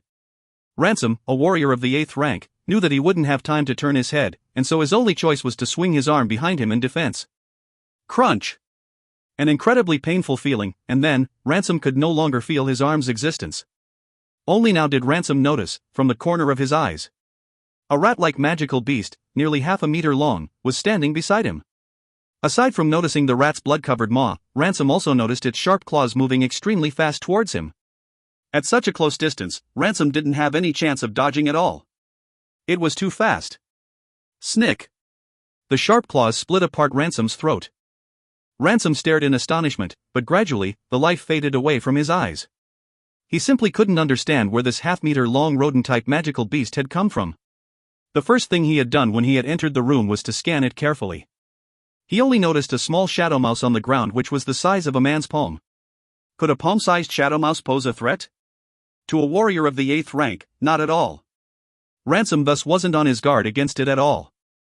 And thus, being caught totally off guard, this warrior of the 8th rank, Ransom, was easily killed by the shadow mouse, BB.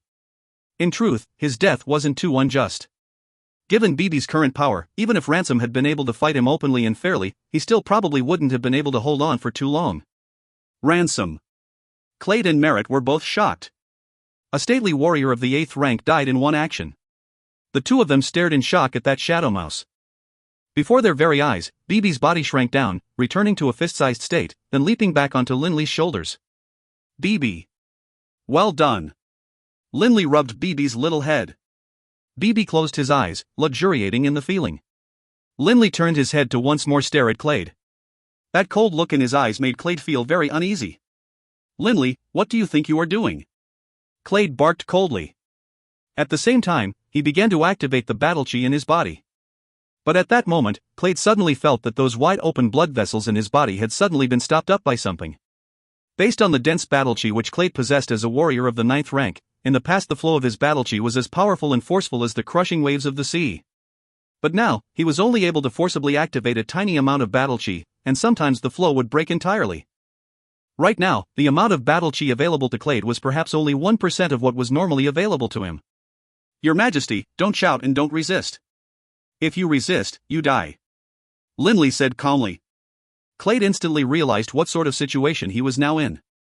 Right now, just based on his muscle power, he could perhaps compete against a warrior of the 7th rank. But that little shadow mouse on Linley's shoulders was capable of killing even a warrior of the 8th rank like Ransom in a flash. Clade didn't doubt in the slightest that Linley and his little shadow mouse had the power to kill him in an instant. "Linley, how dare you? You dare to attempt to assassinate His Majesty?" Terrified out of his mind, Merritt shouted. "Shut your mouth." Linley cast a frozen glance at Merritt. Merritt's muscle strength wasn't that powerful. Now that he was virtually totally unable to activate his battle chi, he could perhaps be comparable at most to a normal warrior of the 4th rank. Merritt quickly understood the situation as well. Not daring to shout at Linley, he still tried to persuade him. "Linley, you have a great future and lots of potential. In the future, you'll be a high-level official within the Radiant Church, and perhaps one day you'll even be the next Holy Emperor. Why must you destroy your future prospects? Linley, I trust that His Majesty won't blame you for having killed Patterson. He brought calamity upon himself when he acted against your father." As he spoke, Merritt glanced at Clade. Clade nodded as well. "Linley, I am willing to pretend that nothing happened today. As for Patterson, he's already dead. Linley, His Majesty has already spoken. Don't act too rashly. Merritt hurriedly said. Shut your mouth. Linley suddenly stretched his arm out. Like iron claws, Linley's right hand stretched out and grabbed Merritt by the throat, suddenly raising him up in the air. Ah! Ah! Ah! Merritt stared at Linley, terrified, gurgling out his pleas. Linley! Clade immediately called out. But with a cold laugh, Linley flexed his fingers, and then let his hand relax. Crunch! With a snapping sound, Merritt fell to the floor. He grabbed his throat, just barely managing to force out an ah sound. In the moments just before his death, he still couldn't believe what had happened. He had come to visit today alongside King Clade, and yet, this was the result. As he died, Merritt's life began to flash before his eyes. The last thing he thought of was a woman. If I had known that I would die in Linley's hands, then, that day, I shouldn't have let Alice slip through my fingers. This was the last thought Merritt ever had. Linley was smiling coldly at Clade. Linley, why are you acting against me? I seem to have treated you quite well. Clade looked at Linley, but at this moment, Clade was hoping to himself, Snowlion, bring someone, quick, quick. As a warrior of the 9th rank, Clade had a magical beast companion of his own. The Snowlion was a glacial Snowlion, an 8th-ranked magical beast who came from the far north. Generally speaking, it would remain in the palace. Because of the soul-binding contract which bound them, the minds of the Snowlion and Clade were linked. Thus, the Snowlion immediately knew that Clade had been a victim of an ambush. Clade knew very well that right now, his priority was to delay as long as he could. True, you have treated me well. But what about my mother? Linley stared death at Clade. If it hadn't been for the fact that in the past, Clade had ordered the abduction of Linley's mother, Linley's father would still be alive, and his mother would be at home as well. His parents would still be alive. But because of Clade's actions, he had lost both parents. Mother? Didn't your mother die in childbirth? Clade didn't understand. Die in childbirth? Linley laughed loudly, his voice wild. And then he stared coldly at Clade. That was just a cover story that we made up. Clade, after my mother gave birth to my little brother, my father and her went to the Radiant Temple to pray. But that night, upon returning to their hotel, they were attacked and my mother was captured. Clade, could it be that you have forgotten that 12 years ago, you ordered Patterson to have kidnappers abduct my mother? Linley stared coldly at Clade.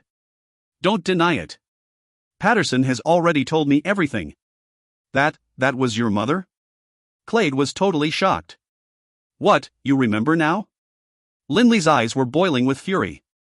Tell me. What happened to my mother? Tell me, is she alive, or is she dead?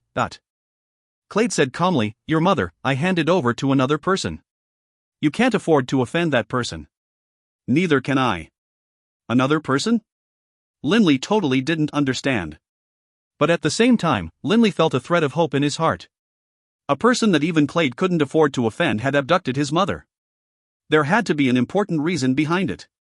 Perhaps, his mother was still alive. Clade laughed coldly. But I can tell you one thing. Your mother is dead. Without question, she is dead. No, Linley stared.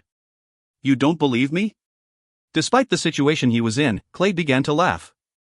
If you find any errors, ads pop-up, ads redirect, broken links, non-standard content, etc., please let us know. Report chapter so we can fix it as soon as possible. Book 6, Chapter 29, Kill However Many Come. Book 6, The Road to Revenge, Chapter 29, Kill However Many Come. Within the palace. The glacial snow lion which Clade had tamed had 10 or so servants dedicated solely to his maintenance. After having tended him for so long, the glacial snow lion's attendants could already guess what the glacial snow lion was saying when it roared. Where's the snow lion? A white-robed male palace attendant said in a high-pitched voice. Milord, the snow lion is currently asleep. One of the glacial snow lion's attendants said respectfully. The palace attendant nodded arrogantly. Roar! Roar! Suddenly, a series of ferocious roars could be heard. The roars sounded frantic and worried. Hearing the sound, the face of the attendant responsible for tending the glacial snow lion instantly changed. The white-robed palace attendant was even more worried. He asked, "What's going on? What's wrong with the snow lion?" Roaring furiously, the snow lion quickly charged forwards to them. His Majesty is in danger. The servant charged with tending the snow lion was frantic. Quick! 10 years ago, this happened once as well. His Majesty must be in grave danger. Quick, quick, go protect His Majesty. Milord, where is His Majesty right now? The expression on the face of the white-robed palace attendant changed as well. His Majesty left the palace. Right. He went to Lord Linley's manor. Quick, quick, go protect His Majesty. The attendant bellowed.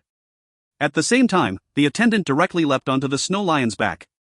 After having spent every day feeding the snow lion, the creature held very little animosity towards him and was willing to let him ride atop itself. Just at this moment, 5 shadows suddenly flew over as well.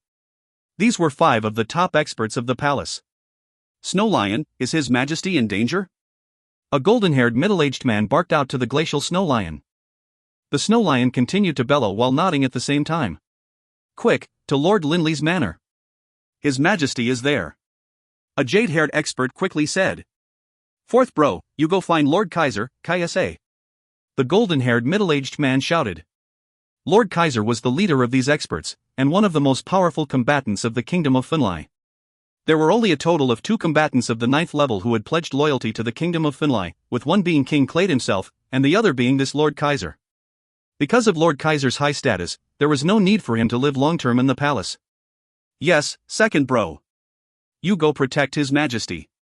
I'll find Lord Kaiser. The jade-haired man immediately sped off. Snow Lion, let's go. The 4 of them immediately sped off with the snow lion in the direction of Linley's manor. Within Linley's manor. Right now, within Linley's recuperation courtyard, aside from 2 corpses, only Linley and Clade were present. No, how do you know that my mother is dead? Didn't you say you gave my mother to another person, a person even you dared not offend? I don't believe that a person like that would abduct my mother just for the purpose of killing her. Linley refused to believe it. His father was already dead. Linley didn't want for his mother to be dead as well. Deep in his heart, Linley thirsted for his family to be alive. Ha, Clade began to laugh while looking at Linley with pity in his eyes. Linley, I can tell you clearly, right now, that person didn't instruct me to abduct your mother for him. I did it on my own initiative, abducting your mother, then gifting her to him. Because I knew, he really needed women like her. And I also know very well that in the past, this lord had acquired quite a few women like your mother. And all of them, without exception, perished. A hint of mad laughter was in Clade's eyes. Linley seemed to have been hit by a bolt of lightning. His body swayed. Without exception. Linley stared at Clade. Clade looked at Linley with pity in his eyes. Linley, you should have had an extremely resplendent future. But you insisted on choosing this path. Since you've already chosen this path, your future has now been determined as well. Ha ha ha ha ha ha ha. Linley suddenly began to laugh loudly, all of the muscles on his face twitching. Linley stared at Clade with eyes like death. Clade. It was you. You were the one who harmed my mother, and in the end caused my father to die. If it wasn't for you, I probably would be enjoying a wonderful life with my parents right now. It was you. It was all you. It was you who ruined. Linley's hand stretched out, grabbing a straight chisel by his side. What are you planning to do? Clade stared at Linley with his tiger-like eyes. What am I going to do? Linley stared at the straight chisel in his hands. In the past, I always engaged in stone sculpting. But today, I want to try flesh sculpting. Linley's eyes had already begun to turn a dark, gold color, just like those eyes of the armored razorback WYRM. Heartless. Cold. Within the coiling dragon ring, Doring Coward continued to maintain his silence. Having watched Linley grow up, Doring Coward understood Linley very well. Linley deeply valued his family and his brothers. For the sake of his family and his brothers, Linley wouldn't fear death. Right now, the man responsible for the deaths of his mother and father were right in front of him. It was impossible for Linley to remain calm at a time like this. Flesh sculpting? Clade was startled. Linley's gaze was fierce, and he carefully inspected Clade's entire body. Don't worry. You have such a strong, powerful body. I am confident that I will be able to slice you 1,000 times before I let you die, as a woman. Linley's voice was freezing cold, and the murderous aura rolled from him in waves. You. Clade's face turned icy cold as well, and he viciously snarled, Linley, I will definitely kill you and let you reunite with your 2 unfortunate parents. Reunite? Thinking of his parents, Linley's urge to kill grew only stronger.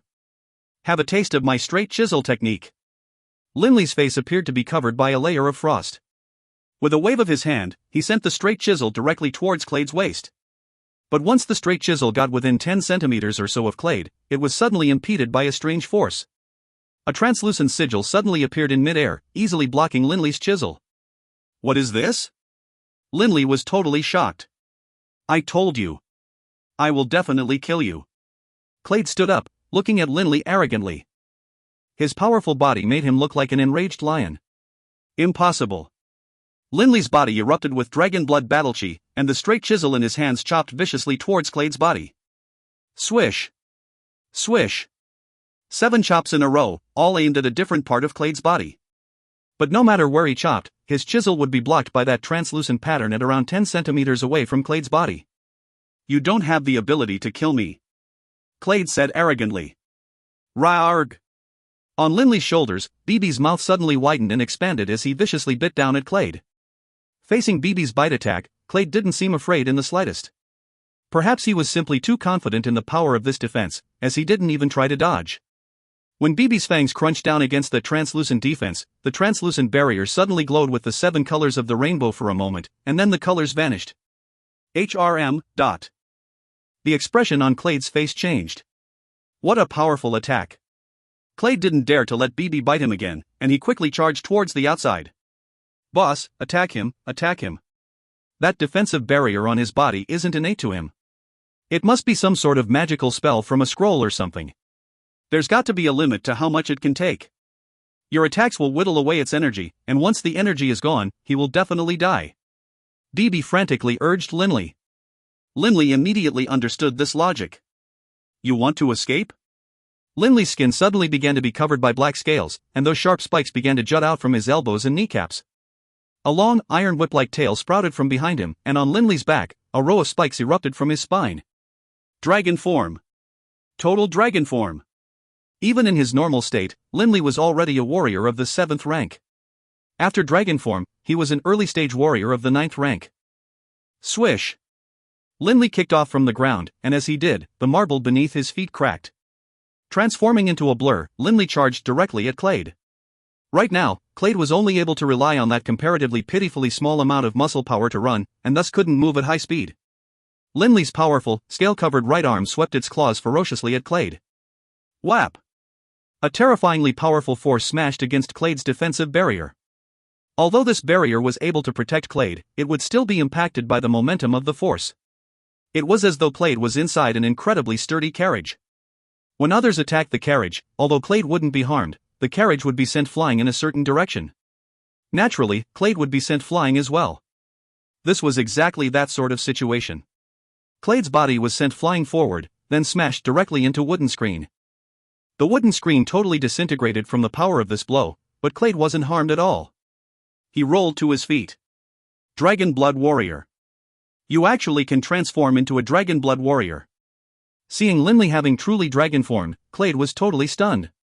Before, Linley's strength wasn't that impressive. But after having taken on the dragon form, he actually possessed the power of a warrior of the 9th rank. The fame of the supreme warriors really wasn't hollow. I can't let this continue. Otherwise, this fate guard is going to collapse. The thing which Clade counted on the most was this fate guard. In the past, the Holy Emperor himself had bequeathed it to Clade. This fate guard came from one of the finest defensive magical scrolls in existence, and was powerful enough to allow Clade to withstand a single blow from a saint-level combatant. Capable of blocking a full power attack from a saint-level combatant. As for a 9th rank combatant, it could take dozens of blows before shattering. Clade, I refuse to believe that the energy of your magical armor is endless and infinite. The totally dragon-formed Linley walked towards Clade, step by step. Seeing Linley with spikes jutting from his back, his entire body covered in scales, and in particular with that long, whip-like tail, Clade felt he had encountered a human-shaped magical beast. In the past, he wouldn't have been the slightest bit afraid, but right now, he had less than a tenth of his usual power. Whoosh! Clade suddenly scurried forward, flying towards a window. Swish! Linley's draconic tail swept over viciously. Despite moving later, it arrived first, landing directly on Clade's body. Clade's body was sent flying, smashing viciously at a corner of the window. Breaking through the window, Clade's body was sent rolling into courtyard. With a leap, Linley flew out as well, the ground beneath his feet splintering from his jump. You still want to escape? Linley's dragon-formed claws and legs all ferociously attacked Clade, while at the same time, BB continuously bit and scratched at Clade, trying to whittle away the energy in his defensive barrier as quickly as possible. Relying on his significant combat experience, as well as his natural strength as a warrior of the 7th rank, as well as the defensive power of the Fate Guard, Clade did his best to dodge Linley's blows and delay as long as he could. Protect His Majesty! Protect His Majesty! Roar! From outside, the sounds of many people shouting could be heard, as well as the roar of a magical beast. Linley, today, you are doomed to die. Clade was exultant. By now, he could sense that his Fate Guard had only expended half of its energy. It had more than enough to continue to block Linley's attacks. Linley's gaze grew even colder. If one comes, I'll kill one. If two come, I'll kill a pair. I will kill however many come. Linley's killing intent had boiled to a crescendo. Whap! Linley's draconic tail smashed viciously down on Clade, sending him flying into the courtyard's wall, which immediately began to crack. At the same time, the sharp claws of a black blur fiercely swiped down at Clade's body, smashing Clade hard against the ground yet again. Crash! The closed gate to the courtyard suddenly split open, sending its shattered shards flying everywhere. A 5-meter-long, 3-meter-tall lion with a body of pure white fur charged inside. From its mouth, it spat out hundreds of javelin-sized jade-blue spikes, while behind it, a group of palace experts charged in as well. If you find any errors, ads pop up, ads redirect, broken links, non-standard content, etc., please let us know. Report chapter so we can fix it as soon as possible. Book 6, Chapter 30, Even If I Die, I'll Kill You. Book 6, The Road to Revenge, Chapter 30, Even If I Die, I'll Kill You. The group of warriors who had charged in behind the glacial snow lion were all shocked upon seeing the scene within the courtyard. What is this monster? The creature within the courtyard was covered in black scales, a back covered with a row of sharp spikes that gleamed with a cold, golden light, and an iron whip-like draconic tail that swung back and forth. In particular, when this monster stared at them, they noticed its strange, dark golden eyes. These dark golden eyes were filled with heartlessness, coldness, and murder. Greyor! Not afraid in the slightest, the glacial snow lion was the first to charge forward at the monster. The glacial snow lion spat a mass of jade-blue javelins from its mouth, but the monster didn't dodge at all, allowing them to strike against his scales. With a thunderous clatter, the air was rent by the sound of the collision. The attack hadn't harmed the monster at all. F***ck off. A guttural, furious voice rang out from the mouth of the monster. Its right leg suddenly transformed into a cylindrical blur and viciously smashed against the glacial snow lion's body. The glacial snow lion was actually kicked away. This was a magical beast of the 8th rank, but it was sent flying away by a single kick. But how could these guards know that having fully dragon-formed, Linley had stepped into the domain of a combatant of the 9th rank? Kill him, kill him! Clade howled loudly with rage. Only now did those experts, who had been stunned by this scene, recover. Immediately, all of them let out angry cries as they drew their weapons and charged towards Linley. At the same time, the magical beast companions belonging to these experts also began to charge at Linley. Magical beast, Frostwolf. Magical beast, Gorehorse. Magical beast, Mastodon. Magical beast, Blue Wind Warbird. One magical beast after another charged at Linley from the air or from the ground. Linley was like a whirlpool, attracting all of the nearby warriors and magical beasts to attack him. This sort of large-scale focused attack was truly very terrifying. Linley's death-promising gaze was locked onto Clade. BB continued to attack Clade non-stop, reducing the energy remaining in Clade's Fate Guard. Clade, today, I must kill you. Linley didn't care about the surrounding warriors in the slightest. Right now, the strongest person present was a warrior of the 8th rank. Although in his dragon form, Linley was still just an early-stage 9th rank warrior, Linley had inherited one of the strongest traits of the armored Razorback WYRM, an incredibly terrifying defense. The attack of a warrior of the 8th rank, when landing on Linley's black scales, couldn't hurt Linley in the slightest. The only large-sized man among them, a 2-meter-tall, massively muscled man with a waist like a bear, swung a massive battle-axe at Linley. On top of the battle-axe was a layer of blazing red light, causing even the temperature of the air itself to rise. F***ck off. Linley didn't dodge at all. Balling his fierce claws into a fist, he punched at the axe with astonishing speed, splitting the air with the force of his punch. Bam! That massive, sturdy battle-axe was directly smashed into smithereens. Linley's fist didn't slow down in the slightest as it pierced through the warrior's chest. And even as his fist penetrated the man's chest, Linley's other hand came piercing in as well. With a powerful tug from both arms, Linley ripped the warrior into two halves from within. Blood splattered all over Linley's scales, making Linley look all the more like a demon come from the pits of hell. Second, bro. The other 3 warriors screamed with rage. The one whom Linley had killed was one of those 4 warriors of the 8th rank. The eyes of the 3 remaining warrior turned red, and alongside their magical beasts, they all charged towards Linley. Whap! Linley's draconic tail suddenly swept at them from the side. One of the warriors who had intended to ambush Linley from behind, a tall, skinny, golden-haired man, was struck on the head by the tail. His head shattered, spraying blood everywhere. He's a demon, a demon. Everyone, kill him. Terrified by Linley's display of might, everyone began to scream and attack. More and more people were pouring in from the more distant courtyards, and even some of the guards that had been originally stationed to protect Linley came charging in to attack Linley as well. Because black scales covered Linley's entire body, even his face, nobody knew that this monster was Linley. In everyone's minds, this was a terrifying demon. Kill it, dot. Your Majesty, hurry and flee. 2 warriors of the 8th rank leapt over to Clade's side. But just as they finished speaking, a black shadow charged towards them. These 2 warriors had extremely fast reaction times though, and with a tremble, their bodies became blurs as well. Ah! A chunk of flesh from one of the warrior's shoulders was bitten off, and that black shadow continued to attack that warrior.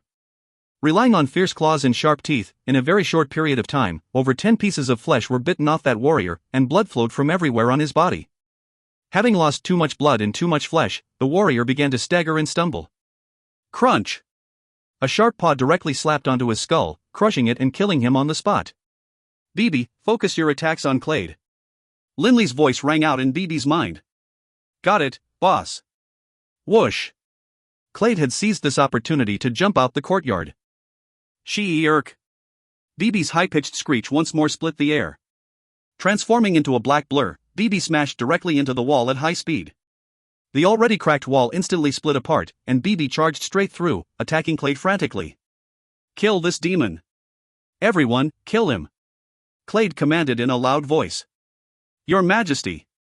The people in Linley's courtyard were growing greater and greater in number, and thousands of soldiers from the palace had come charging in to protect the king as well. Many nobles as well, having noticed the commotion, immediately ordered their people to protect His Majesty. The number of people in Linley's manor could already be described with the phrase, an ocean of people. People were everywhere. For honor. For honor. A squad of knights of the Radiant Church immediately rushed in front of Clade, and all of them simultaneously attacked that lightning-fast black blur. For the sake of protecting His Majesty, a large number of soldiers were willing to ignore their own safety. Scree! BB's high-pitched screech once more split the air, and his speed suddenly increased even further. BB's strange blurred body, sharp claws, fierce fangs, and astonishing speed had transformed into the emissary of the god of death, and one warrior after another collapsed. BB directly burrowed through some of their chests. Others were decapitated, their heads sent flying. The skulls of others were shattered. Circling around and around, BB continued to attack Clade. Clade could clearly feel that the energy around his body was continuing to diminish. This pet of Linley's is too terrifying. Only now did Clade totally understand how much power Linley had. Right now, Linley had been totally surrounded and pinned down by an ocean of warriors. He was powerful, true. But under the mass attack of a huge number of magical beasts and warriors, even if he was able to kill a person in a single blow, he would still need to take a long time. I can't delay. Once the saint-level combatants of the Radiant Church arrive, I won't have any chance at all. Seeing the crazed masses set against him, and the warriors screeching words such as for honor and for His Majesty and demon, Linley grew more and more frantic. What's more, many magi were lobbing spells at Linley from afar as well. Whap! Bam! Linley's body seemed to have transformed into a rainbow, as countless magical spells landed on his body. But Linley's defensive abilities were simply too terrifying. The armored razorback WIRM was praised as the dragon-type beast with the highest defensive power. There was no question about this. Scree! Far away, BB's screeching cry could be heard, but Linley was surrounded by a sea of soldiers and warriors. He couldn't help but feel frantic. Clade! Father! Mother! Today, even if I die, I will kill him. If worst comes to worst, then our family will reunite in the netherworld. Little Warden, I entrust the Baruch clan to you. Linley said to himself. At this moment, Linley no longer cared about or feared death. Clade! Linley let out a furious roar, and his scale-covered right arm touched his waist. Suddenly, a beautiful violet flash lit the air. Die, all of you, die. Linley began to slaughter. Linley transforming into a tornado, and the violet light flickered around beautifully, its strange radiance flashing here and there. Every place Linley passed by, warriors would fall down, chopped in half or turned into meat paste. The god's word, blood violet. Given blood violet's sharpness, especially when wielded by the dragon-formed Linley, even warriors of the 7th rank were directly chopped in half. A massacre. Wielding blood violet, Linley's rate of slaughter increased tenfold. Wherever that purple light flashed, groups of warriors would fall to the ground. Linley was charging forward in Clade's direction at high speed. Every step forward, he was forced to kill 10 people. Kill. Kill. Kill. Human blood spurted everywhere like fountains, and shattered bones lay everywhere, as common as mud. The black scale-covered dragon-formed Linley seemed to have truly transformed into a demon from hell. In the face of his massacring charge, one warrior after another collapsed. Nobody could stop his advance. Bam! With each step, Linley made the earth shake. Blood violet danced in his hands, and yet another body collapsed. All of the bushes in the man-made hill nearby had been eradicated long ago, and all of the walls in the manor had toppled as well. Linley finally arrived by Clade's side. Because of BB's constant attacks, Clade hadn't been able to flee anywhere. Linley, must you kill me? Clade glared at Linley. Linley's lips curved upwards, ever so slightly. Must? Ever since his father died and Linley had instructed Hillman to take the Warblade Slaughterer out of the Holy Union, Linley had made his mind up. No matter what, he was going to avenge his father. Ha! His Dragonblood battle chi exploding, Linley's arm suddenly, bizarrely expanded in size by an inch, as his physical strength was pushed to the limit. Seeming to shatter and slice through the air itself, the blood-violet godsword in his hands cut down viciously on Clade's body. Bam! Clade was knocked flying by the force of that blow, and his body viciously slammed against the man-made hill. The boulders atop the man-made hill were sent flying everywhere. His body turning into a blur, Linley once more appeared in front of him. Linley seemed to have turned into a tornado, and as he turned, his right leg lashed out fiercely against Clade's neck. Although this blow was once more guarded against by the Fate Guard, Clade's body was still smashed deep into the ground by the force of that blow. Whap! Immediately following Linley's right leg was Linley's draconic tail. Like a whip, it struck harshly again and again on Clade's body. The power that was being slammed onto Clade's body and threw it into the ground was akin to a meteor striking the earth. More than 10 large cracks appeared on the ground, and his body sank into the newly created crevice. The translucent barrier protecting Clade's body was beginning to tremble, and the 7-colored rainbow was flashing wildly, about to break at any moment. It's about to break. Linley exulted wildly. Protect His Majesty! A high-pitched shout rang out. Lord Kaiser! The warriors who had been terrified by the way they had been slaughtered by Linley and BB were ecstatic. A powerfully built man with long, flowing jade hair charged forward, a greatsword in his hands. The speed of his movements weren't inferior to Linley in the slightest. Linley's heart shook. The second warrior of the 9th rank in the kingdom of Funlai, Kaiser. Not good. Forget it. Linley didn't even turn to look at Kaiser. He quickly chased after Clade, who had seized the opportunity to flee out of the crevice he had been smashed into. Clade's Fate Guard defend had been stretched to the limit, and could shatter at any moment. He had to seize this last moment to kill Clade. Stop! Kaiser howled with rage. Bam! Linley once again smashed a fist against Clade, this time landing an uppercut on Clade's jaw, sending him rising up in the air. Immediately following, Linley's body turned around at high speed and, like a pair of battle axes, his right leg and his iron whip-like tail struck in sequence against Clade's body. Bzzzt, a very strange sound emanated from Clade's body. Clade's body was in midair, and the protective barrier around him was trembling non-stop, glowing with that 7-colored rainbow. But just then, in midair, a black blur flashed towards him, sending a vicious claw against that 7-colored rainbow. Shatter! A clear sound could be heard, and the barrier around Clade's body broke apart. It broke. Seeing this, Linley was wildly happy. He immediately charged directly for Clade, but right at this moment, Kaiser arrived and chopped viciously at Linley with his greatsword. But Linley didn't care about the sword in the slightest, continuing to charge directly at Clade. But just at this moment, none of the thousands of battling warriors in Linley's manor had noticed that a person was floating in midair, watching from above. Although this person was standing in midair, someone staring up at him from below wouldn't be able to see him at all. They would see nothing there. He was very skinny, bald, and wore a long white robe. His face was calm, and he watched the proceedings below with the icy gaze of a god. It was His Holiness, the Radiant Church's Holy Emperor himself. If you find any errors, ads pop-up, ads redirect, broken links, non-standard content, etc., please let us know. Report chapter so we can fix it as soon as possible. Book 6, Chapter 31, won't accept it. Book 6, The Road to Revenge, Chapter 31, won't accept it. As I suspected, this genius of the Baruch clan is indeed capable of dragon forming. Although it isn't quite the same as the Dragonblood warriors of record, despite his youth, he already has the power of a warrior of the 9th rank. The Dragonblood warriors live up to their reputation as one of the 4 supreme warriors. The Holy Emperor of the Radiant Church, Haydn's Haiting Si, had a hint of a smile on his face as he watched the goings-ons below. The 1,000+ casualties below and the blood-stained earth wasn't enough to make the Holy Emperor's heart quiver even slightly. Kaiser, stop him! Clade shouted frantically. Clade had never imagined that despite being in possession of a fate guard, that he would be beleaguered to this extent. What's more, it was within the holy capital of Funlai City. Yes, Your Majesty. Kaiser called out in response, while sweeping his greatsword towards Linley. Linley didn't try to defend against this attack at all. Even if I have to take this blow head-on, I am going to kill Clade first.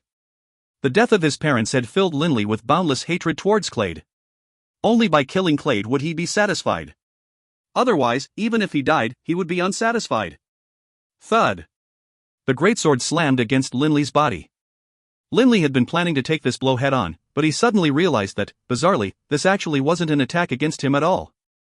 This blow was used to block Linley's charging momentum, while at the same time, Kaiser took advantage of the counterforce to knock himself flying towards Clade at an astonishing speed.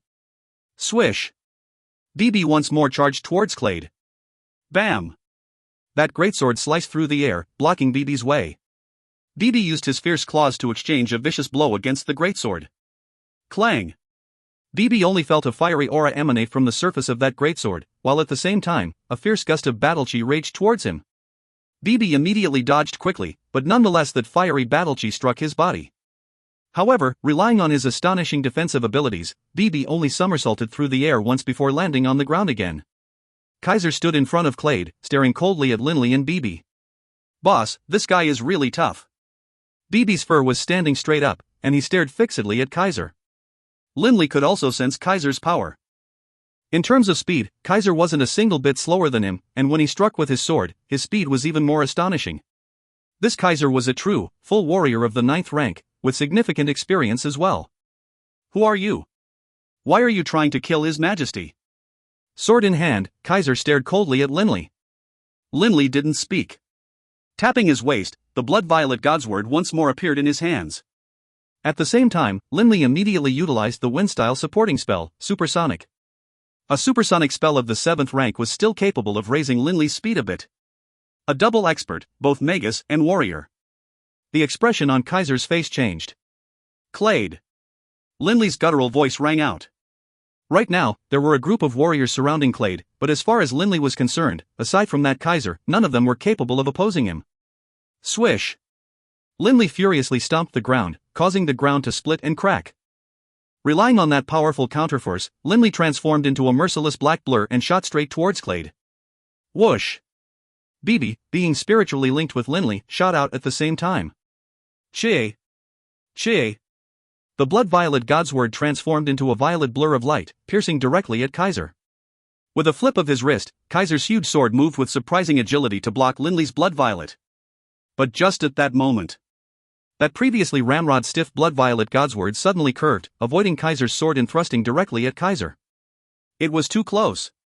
Kaiser didn't have the chance to dodge at all. Bam!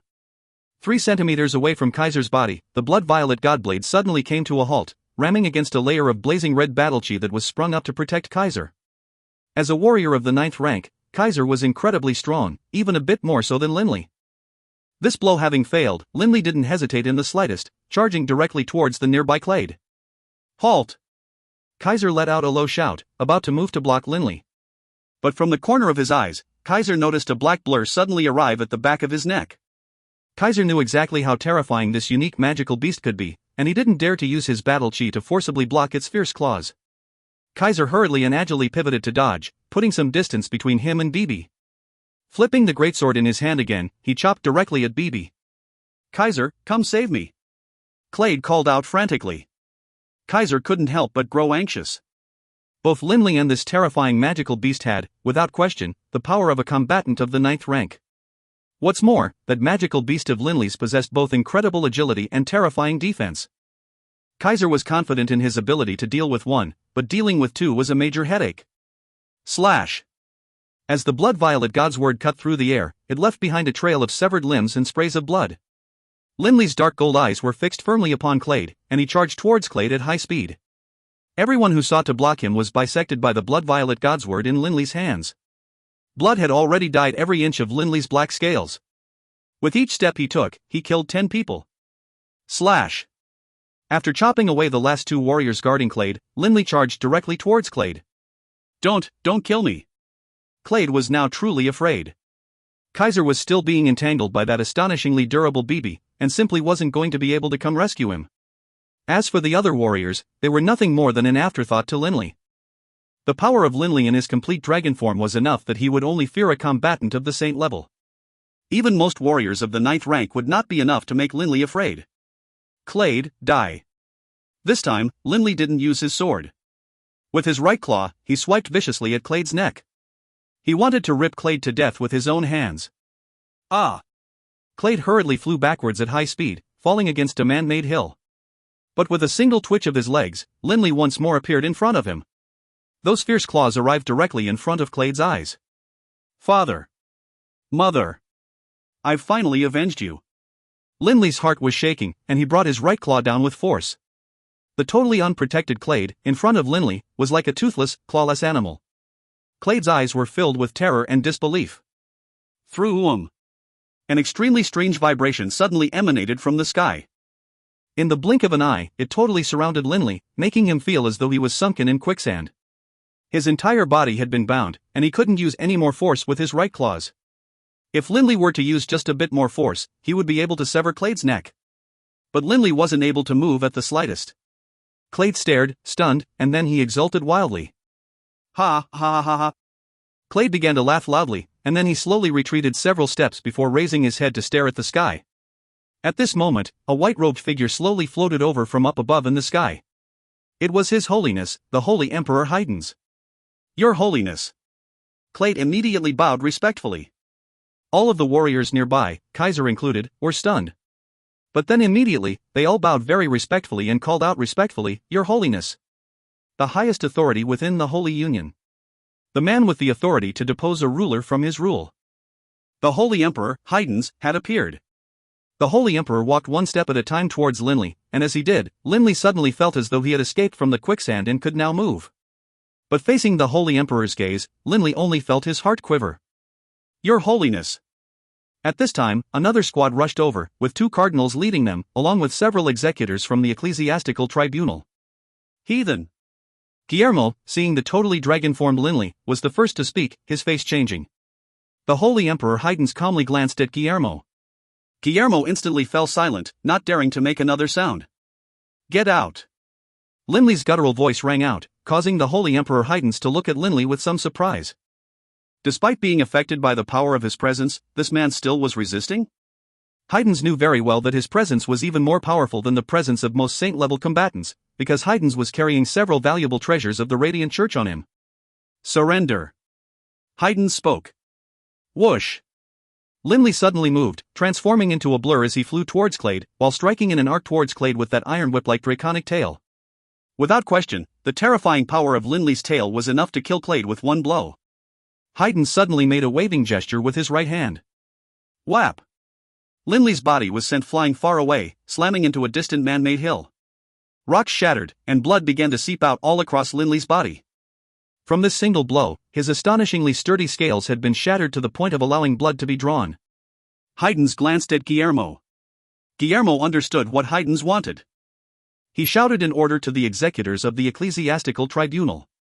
Take this demon away. Instantly, 4 executors charged towards Linley. Boss. BB's voice rang out in Linley's mind. Linley was half kneeling against the man-made hill, and blood was dribbling out of his mouth. BB. Leave. Leave now. While they haven't noticed you, leave. I won't leave. BB was crouching off in the distance behind the corner of a wall, but continued to mentally converse with Linley. No. With the Holy Emperor present, we no longer have any chance at all. He hasn't noticed you yet, so you have a chance to slip away. Bibi, leave now. I must kill that Clade. Even if I die, I need you to help me kill him.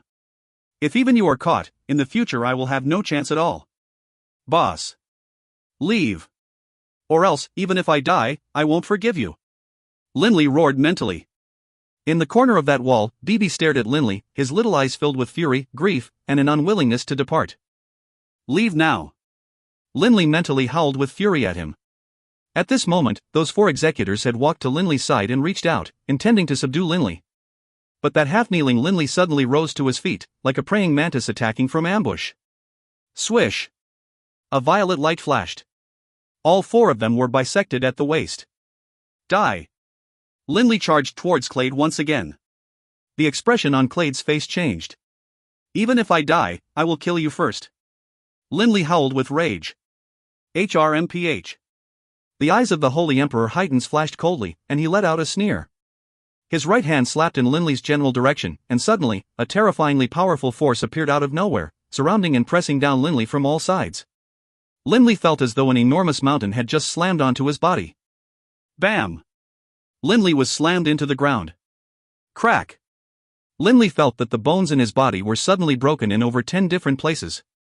Totally paralyzed, he lay there on the ground, unable to move again. Nobody, no matter how strong, would be able to move with so many bones broken. Take him away.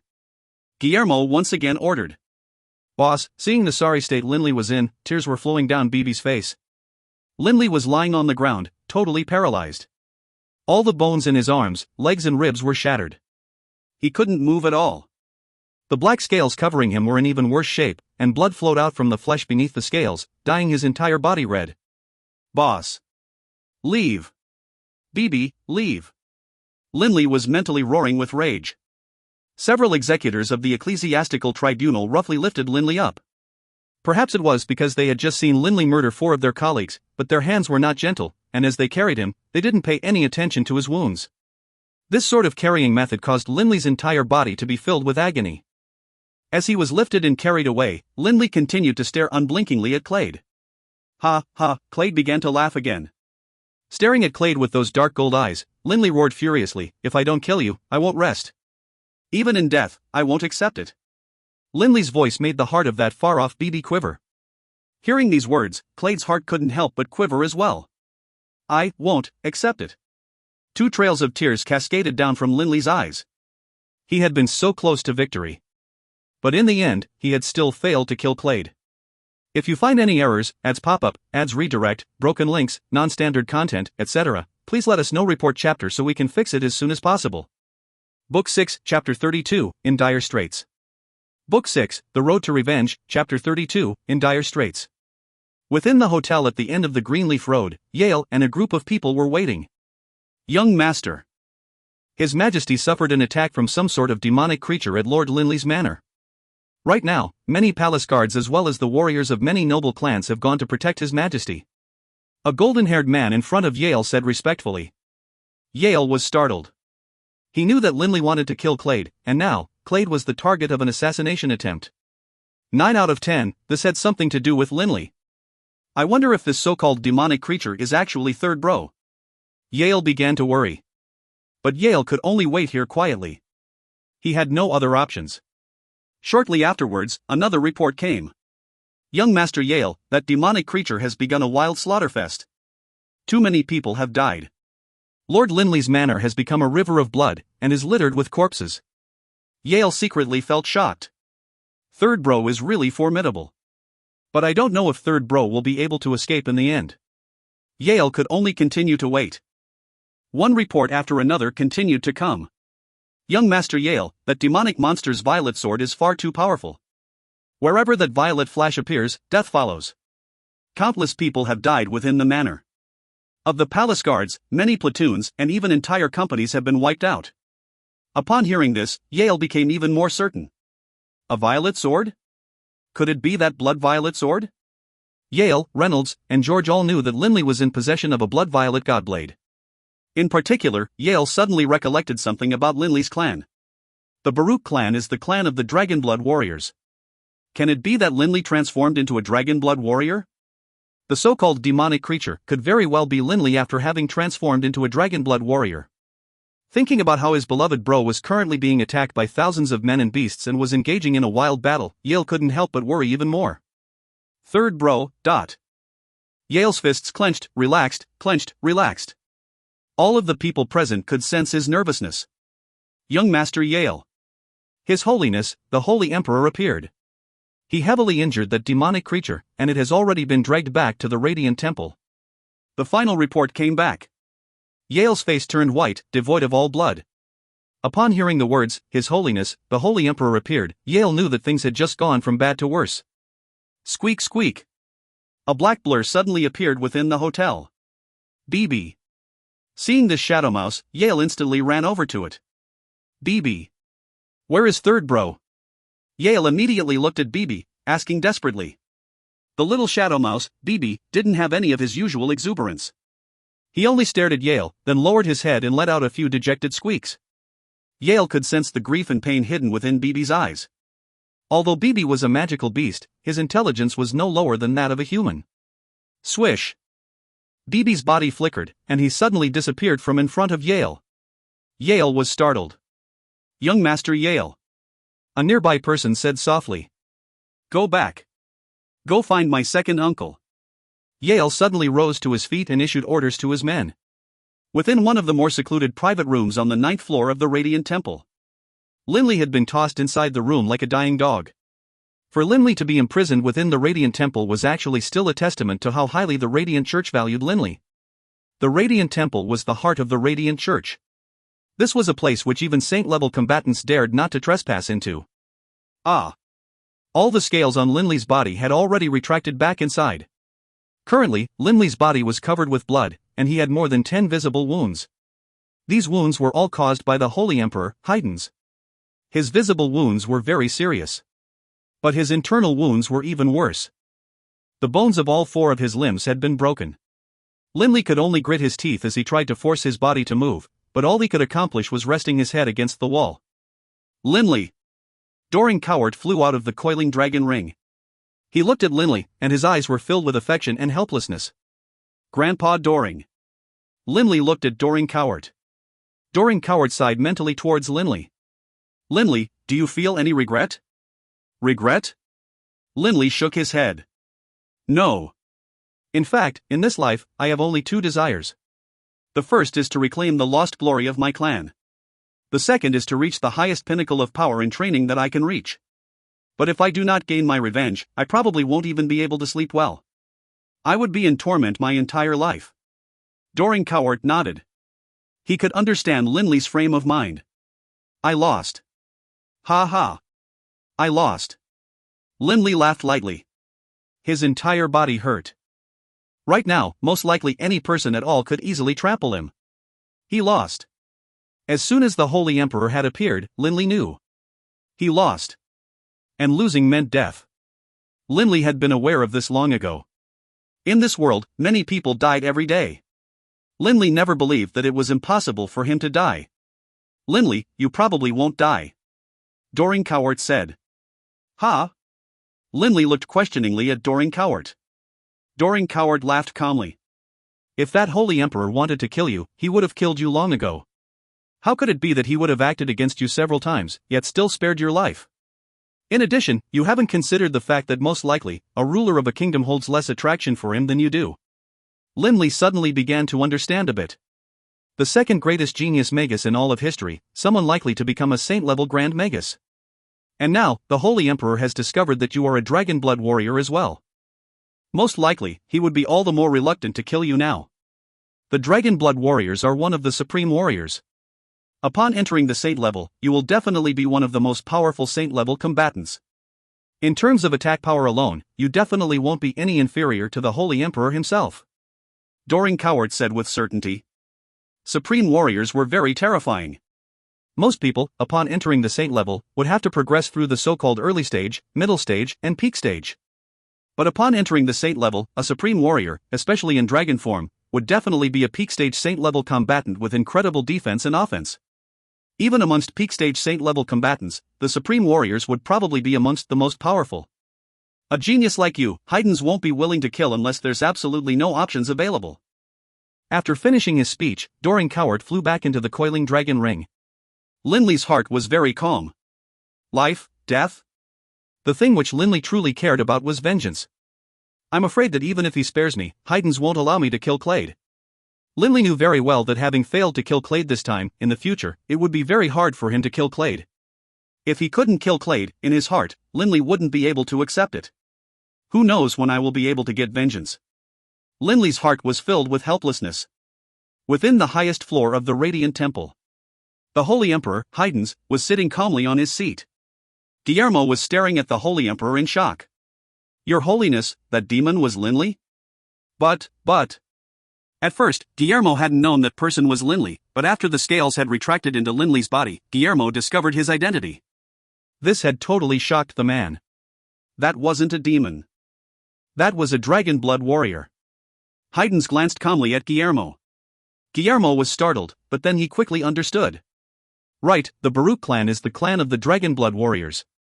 But it has been over 1,000 years since the Dragonblood warrior clan has produced a Dragonblood warrior. It's unimaginable that Linley was actually, Your Holiness, that was a Dragonblood warrior? Remembering how terrifying Linley had appeared, Guillermo felt his heart tremble a bit. Perhaps a mutated version. But it should be a Dragonblood warrior transformation, yes. Otherwise, how could he rise in power so quickly?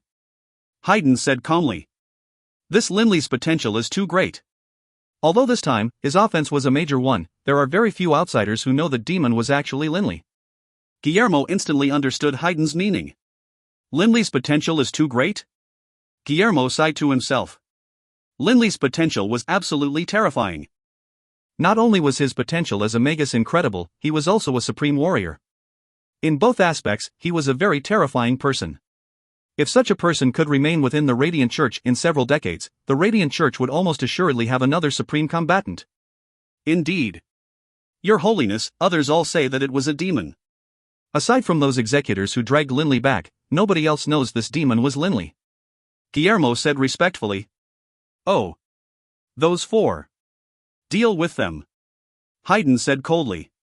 Yes, Your Holiness. Guillermo said respectfully. It is their good fortune to be able to return to the Lord's embrace.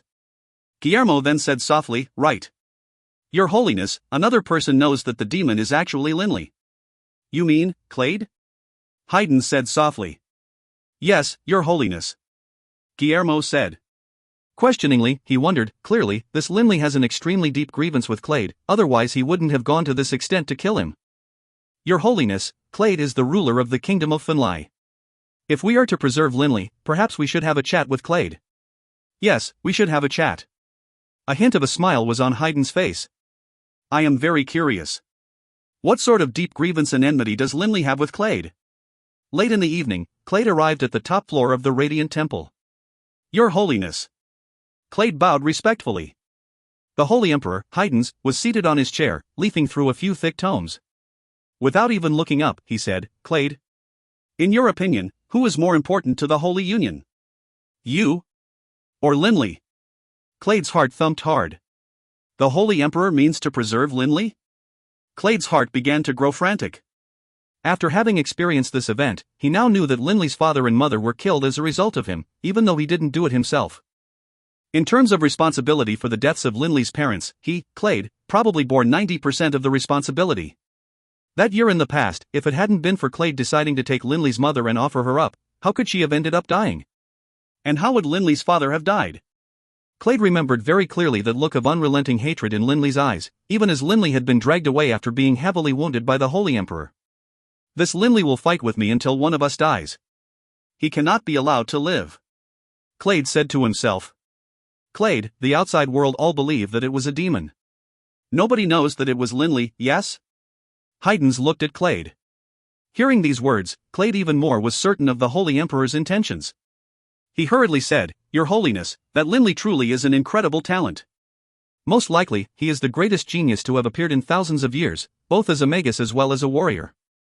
He is an absolute genius.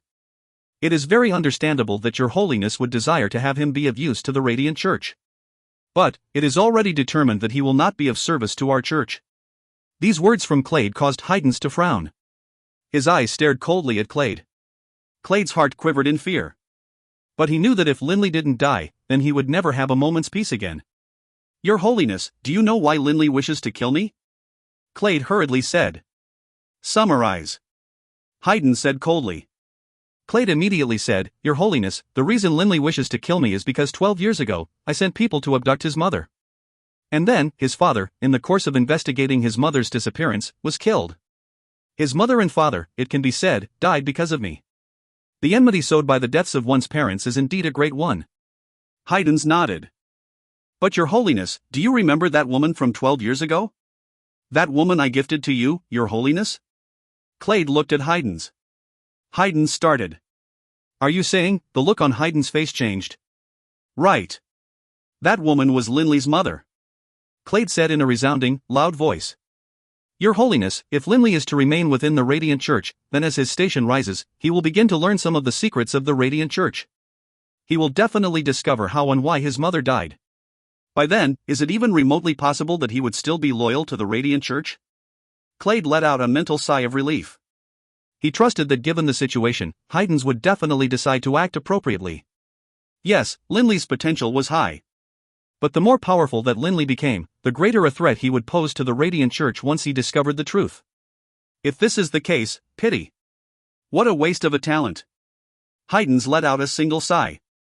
If you find any errors, ads pop-up, ads redirect, broken links, non-standard content, etc., please let us know. Report chapter so we can fix it as soon as possible. Book 7, Chapter 1, A Hope of Living. Book 7, Heaven and Earth Turned Upside Down, Chapter 1, A Hope of Living. Upon hearing the words, what a waste of a genius, Clade exulted mentally. He already knew that the Holy Emperor's choice was. You can leave now. Haydn's waved his arm and said calmly. Yes, Your Holiness. Clade bowed respectfully, then turned and left the top floor of the Radiant Temple. In the entire hall, only Holy Emperor Haydn's now remained. Walking to a window, Haydn stared down at the city of Finlay, maintaining a long silence. After a long time. Knock. Knock. Knock. The sound of knocking on the door. Enter. Haydn said calmly. The person who entered was Cardinal Guillermo. Guillermo glanced at Haydn's back. Able to sense that Haydn's was in a foul mood, he respectfully lowered his voice. Your Holiness, how should we attempt to persuade Linley? Persuade? No need. Haydn said calmly. Guillermo couldn't help but raise his head to stare at Haydn's in astonishment. If they wanted Linley to be of use to them in the future, at the very least they would have to speak with him and persuade him.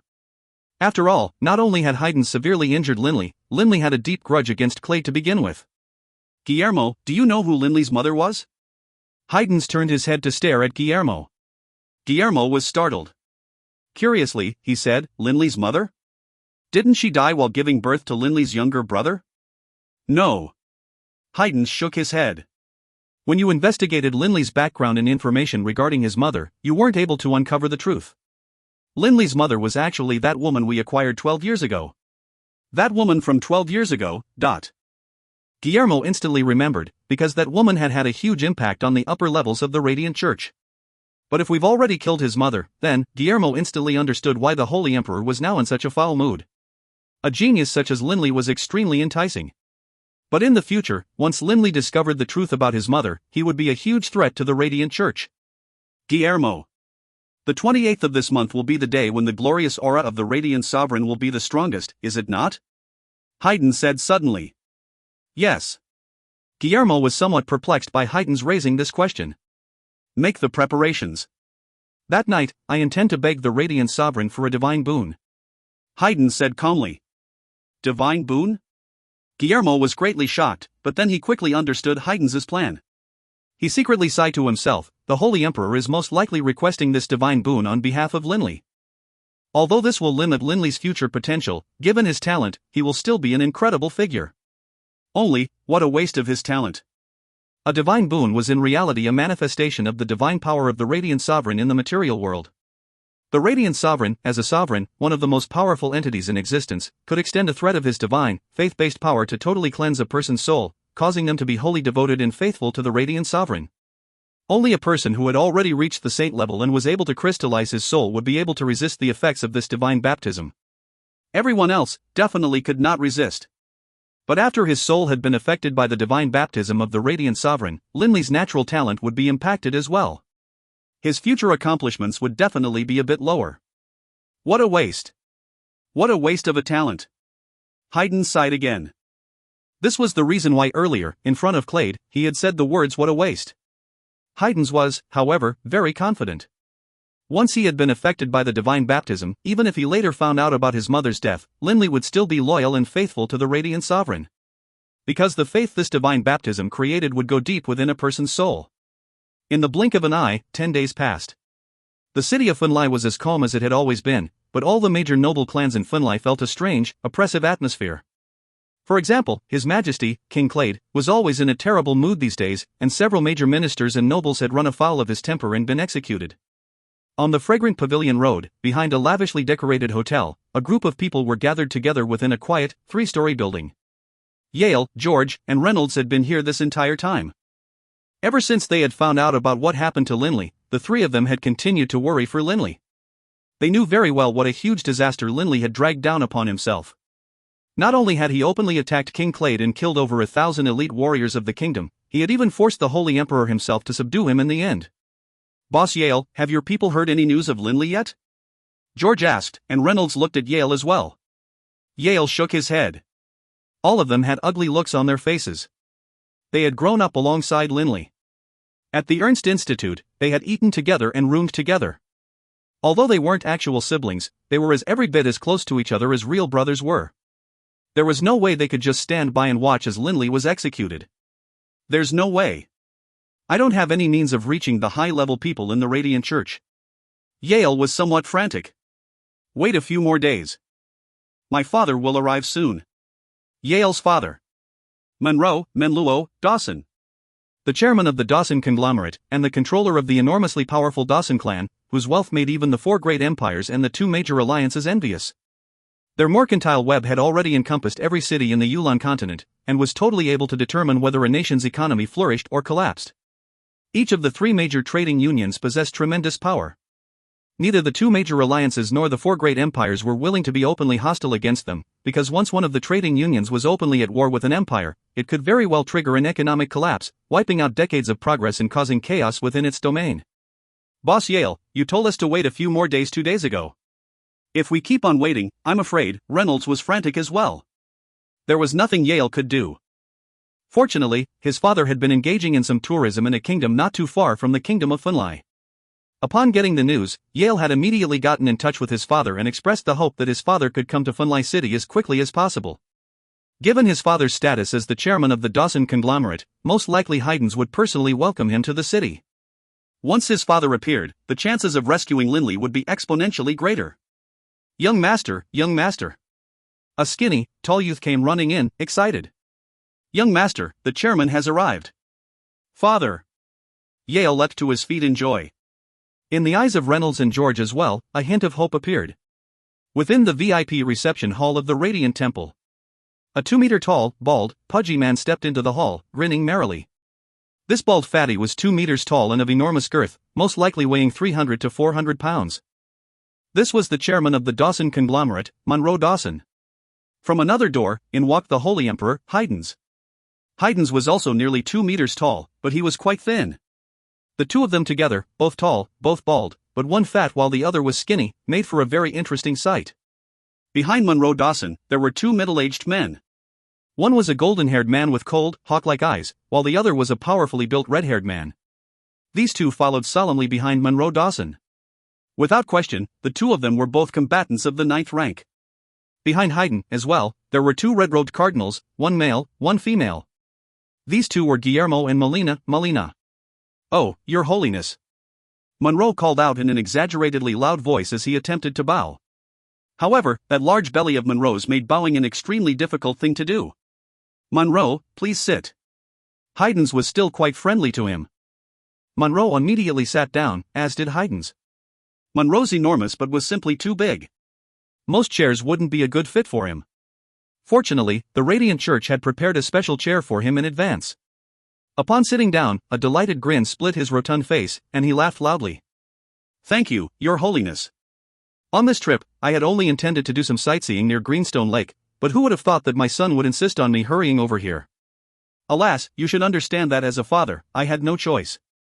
Monroe, you really do pamper little Yale. Haydn said with a smile. Monroe nodded helplessly. He, that little tyke. But I've heard Yale say that he has an extremely incredible bro by the name of Linley. Not only is he a master sculptor, he is a genius magus, and also a very powerful warrior. When I heard this, I was very much impressed. But from what Yale says, this Linley has now been imprisoned within the Radiant Temple, but this is indeed the case. Haydn's nodded in acknowledgement. Monroe chortled, Your Holiness, can you give me some face and free Linley? Young people are always so impetuous. Although I know he attempted to assassinate Clade, in the end, Clade didn't die, right? I'm sure that Your Holiness wouldn't care too much about a small matter like this. Monroe spoke casually and simply. But Haydn's couldn't respond to him in as casual a manner. This Monroe Dawson had gone so far as to explicitly ask Haydn's to give him face. If Haydn's refused, wasn't that the same as directly refusing to give Monroe face? Although Monroe was grinning cheerfully, Haydn's knew very well how powerful the Dawson conglomerate standing behind Monroe was. Monroe. Haydn shook his head. It isn't that I won't give you face. It's that it's really not convenient for me to free him. Because Linley killed several people from the ecclesiastical tribunal, including students of Oseno Wusanua himself. Oseno is extremely angry this time. Oseno? Monroe Dawson frowned. Oseno was one of the other pillars of the Radiant Church, the praetor of the ecclesiastical tribunal. In truth, it should be said that the Radiant Church actually had two leaders, the public leader known as the Holy Emperor, and the hidden leader in charge of killings, slaughters, and eliminating heathens and apostates, the praetor of the ecclesiastical tribunal. This is going to be difficult. Monroe immediately knew that this was not good. Perhaps Haydn's would care somewhat about Monroe's status, but that cold fellow Oseno was nothing but a crazed killer. But Monroe Dawson could also guess something. Linley killed the students of Oseno? These words are most likely a lie spun by Haydn's, but there's no way I'll be able to verify this with Oseno. Monroe felt helpless. He could tell that clearly Haydn's did not wish to let Linley go that easily. The Dawson conglomerate really did have its eyes set on Linley. This was especially true after discovering that Linley was capable of dragon forming. In terms of both his potential as a magus as well as a warrior, Linley's potential was incredible. Once the Dawson conglomerate acquired Linley, when Linley entered the Saint level, the influence of the Dawson conglomerate would instantly supersede that of the other two trading unions. If that's the case, then I'll leave now. Monroe Dawson immediately stood up. Haydn smiled calmly. I truly am sorry, Monroe. Right now, the Radiant Church has not internally decided on how we should punish Linley. After we have decided on how we should deal with Linley, I'll send someone to inform you. Sure. During this period of time, I'll stay in Funlai City.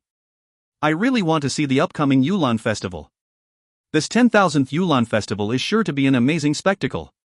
In a man's entire life, he might only see such a spectacle this one time. Monroe Dawson beamed as he spoke. After speaking, Monroe Dawson departed with his two bodyguards. Haydn's quietly watched as Monroe Dawson departed. By his side, Guillermo said quietly, Your Holiness, that damn fatty foolishly thinks he can claim Linley for his own. After the 28th, Monroe can abandon all of his hopes. Haydn's turned to glance at Guillermo. Smiling, he left the hall as well. Right now, the only thing to do was to wait for December 28th. If you find any errors, ads pop-up, ads redirect, broken links, non-standard content, etc., please let us know. Report chapter so we can fix it as soon as possible. Book 7, Chapter 2, The Divine Boon Descends. Book 7, Heaven and Earth Turned Upside Down, Chapter 2, The Divine Boon Descends. On the 9th floor of the Radiant Temple. Linley seemed to have been discarded here and forgotten. The only people who came were the cold, grim purple-robed executors of the ecclesiastical tribunal who came each day bringing his meals. His arms and legs both broken, Linley's only choice was to squirm over then lower his head to the food. Within the dark, gloomy cell, one such day after another passed. Life? Or death? Linley didn't know which it would be, but Linley wouldn't so easily give up any hope of staying alive.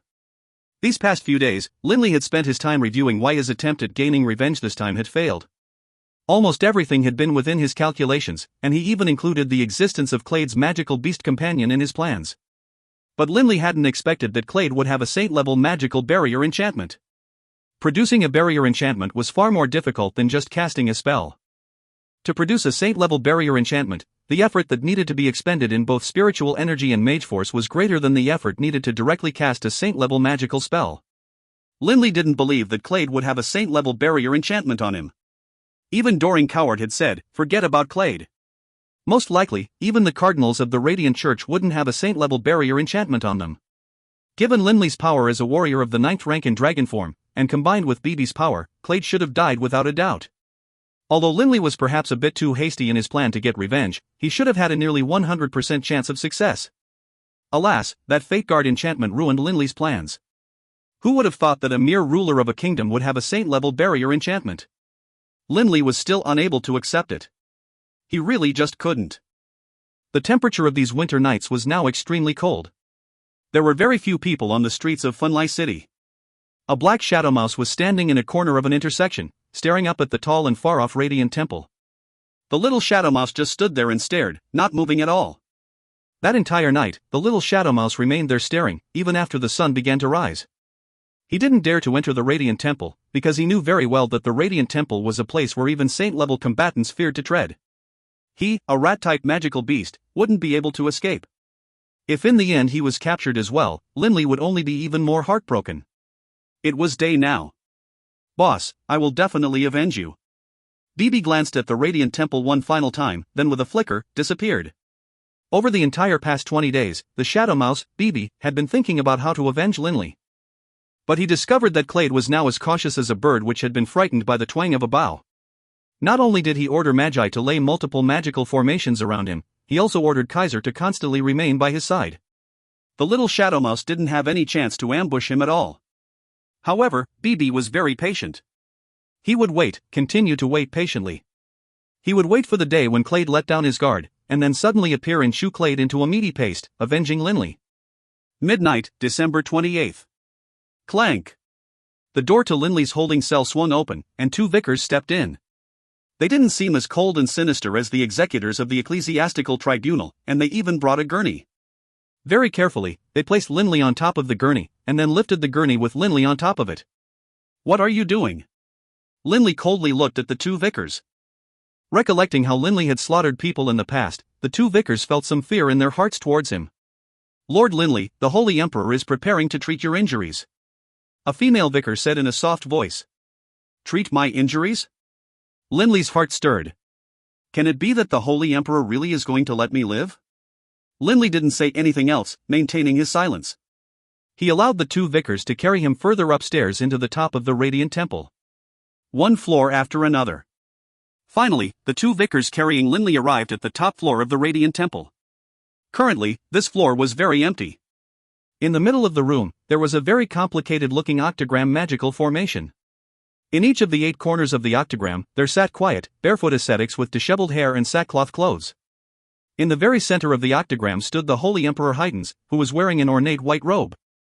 At the edges of this top floor, there were 3 cardinals, and 2 deputy arbiters along with 6 executors of the ecclesiastical tribunal. All of these people were combatants of the 9th rank. One could tell how powerful the Radiant Church was, for it to be able to summon so many combatants of the 9th rank. Put him down. You can leave now. Guillermo spoke. Yes. The 2 vicars didn't even dare to breathe loudly. Right now, within this very room, there were astonishingly powerful ascetics, mysterious executors of the ecclesiastical tribunal, 3 cardinals, and 2 deputy arbiters. These were all important, major figures. After putting down Linley, the 2 vicars hurriedly, respectfully departed, and the door once more was shut behind them. Lying on the gurney, Linley swept the people present with his gaze. Linley could easily tell that every single person here possessed incredible, astonishing power, all at least of the 9th rank or higher. Your Holiness, what are you intending? Linley said in a hoarse voice. Haydns glanced at Linley. Laughing calmly, he said, Linley, although this time you committed a major offense, after the internal deliberations of the church, we have decided to give you another chance. Right now, we are preparing to execute a joint spell and use it to help you heal your wounds in the best possible way. If Linley had any experience whatsoever with lightstyle magic, he would have quickly seen the gaps in Haydn's claims. Grandpa Doring, it seems like the Radiant Temple is planning something major. Linley was conversing mentally with Doring Cowart. What's going on outside? Doring Cowart very prudently didn't appear, not daring to reveal even a hint of his spiritual power. Haydns was a peak-stage saint-level combatant. If Doring Cowart left the coiling dragon ring, the Holy Emperor would definitely discover him. There's around 20 or so people outside, and even the weakest is at least of the 9th rank. There are 8 ascetics and the Holy Emperor standing in an octagram magical formation. Linley reported. Doring Cowart had far more experience than Linley. Linley, if they just wanted you to fully recover, a single saint-level combatant using the Lifelight spell would be enough to fully heal you. There's no need for them to do all of this. I think they must be planning to summon the divine energy of a sovereign of light. Otherwise, there'd be no need for them to cause such a commotion. There was more than one sovereign of light. The Radiant Sovereign, however, was the most powerful one of them. Summoning the power of a sovereign? Linley was greatly shocked. They intend to use the power of a sovereign against me? What are they intending? I'm not sure either. In Doring Cowart's era, both the Radiant Church and the Cult of Shadows were fairly small and weak. They're nothing more than 2 religions amongst many in the Pound Empire. Back then, the Radiant Church also had very few experts, and couldn't possibly produce as many as they did today. Your Holiness. It is time. Guillermo said respectfully. Haydns raised his head upwards, looking at the sky, then nodded. Let us begin. Haydns said calmly. A white light immediately began to emanate from the bodies of those 8 ascetics seated within the corners of the octagram, causing an extremely dense wave of light-style mage force to flow into the center of the magical formation. The entire magical formation immediately grew bright. In front of Haydns, a golden holy scripture suddenly appeared, while Haydns himself slowly began to radiate a golden light. Haydns opened the scripture to its first page. Lord, it is you who grant us everything.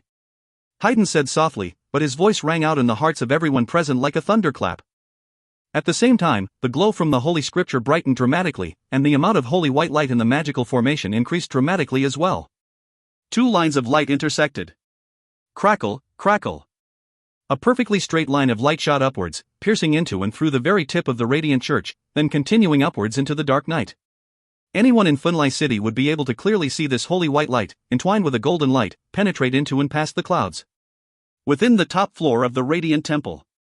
Haydns suddenly turned to look at Linley. Linley felt as though an extremely dense power was lifting him up, causing him to slowly rise into the air. Linley floated over to the middle of the magical formation, directly above Haydn's head. Lord, you take pity on and love the people of this world, and in turn, we must put our faith in you. Haydns raised his head, an incomparably holy radiance emanating from his face. Rumble. The air above the Radiant Temple began to tremble. A cloud of white light began to gather in the air above the Radiant Temple, covering an extremely large expanse of space. Many of the people in Funlai City noticed it. If one betrays you, Lord, then you shall take everything from them. But those who place their faith in you, Lord, shall receive your benevolence and your love. Haydns flipped to the next page in the Holy Scripture. Boom! The world shook. In the air above the Radiant Temple, the darkness of the night had been shattered by that exceedingly bright cloud of light. In the middle of the cloud of bright light, a single crack appeared in space, and a line of white light shot down from the crack at high speed. Swish! That line of white light carried with it a majestic presence which filled everyone's hearts with awe.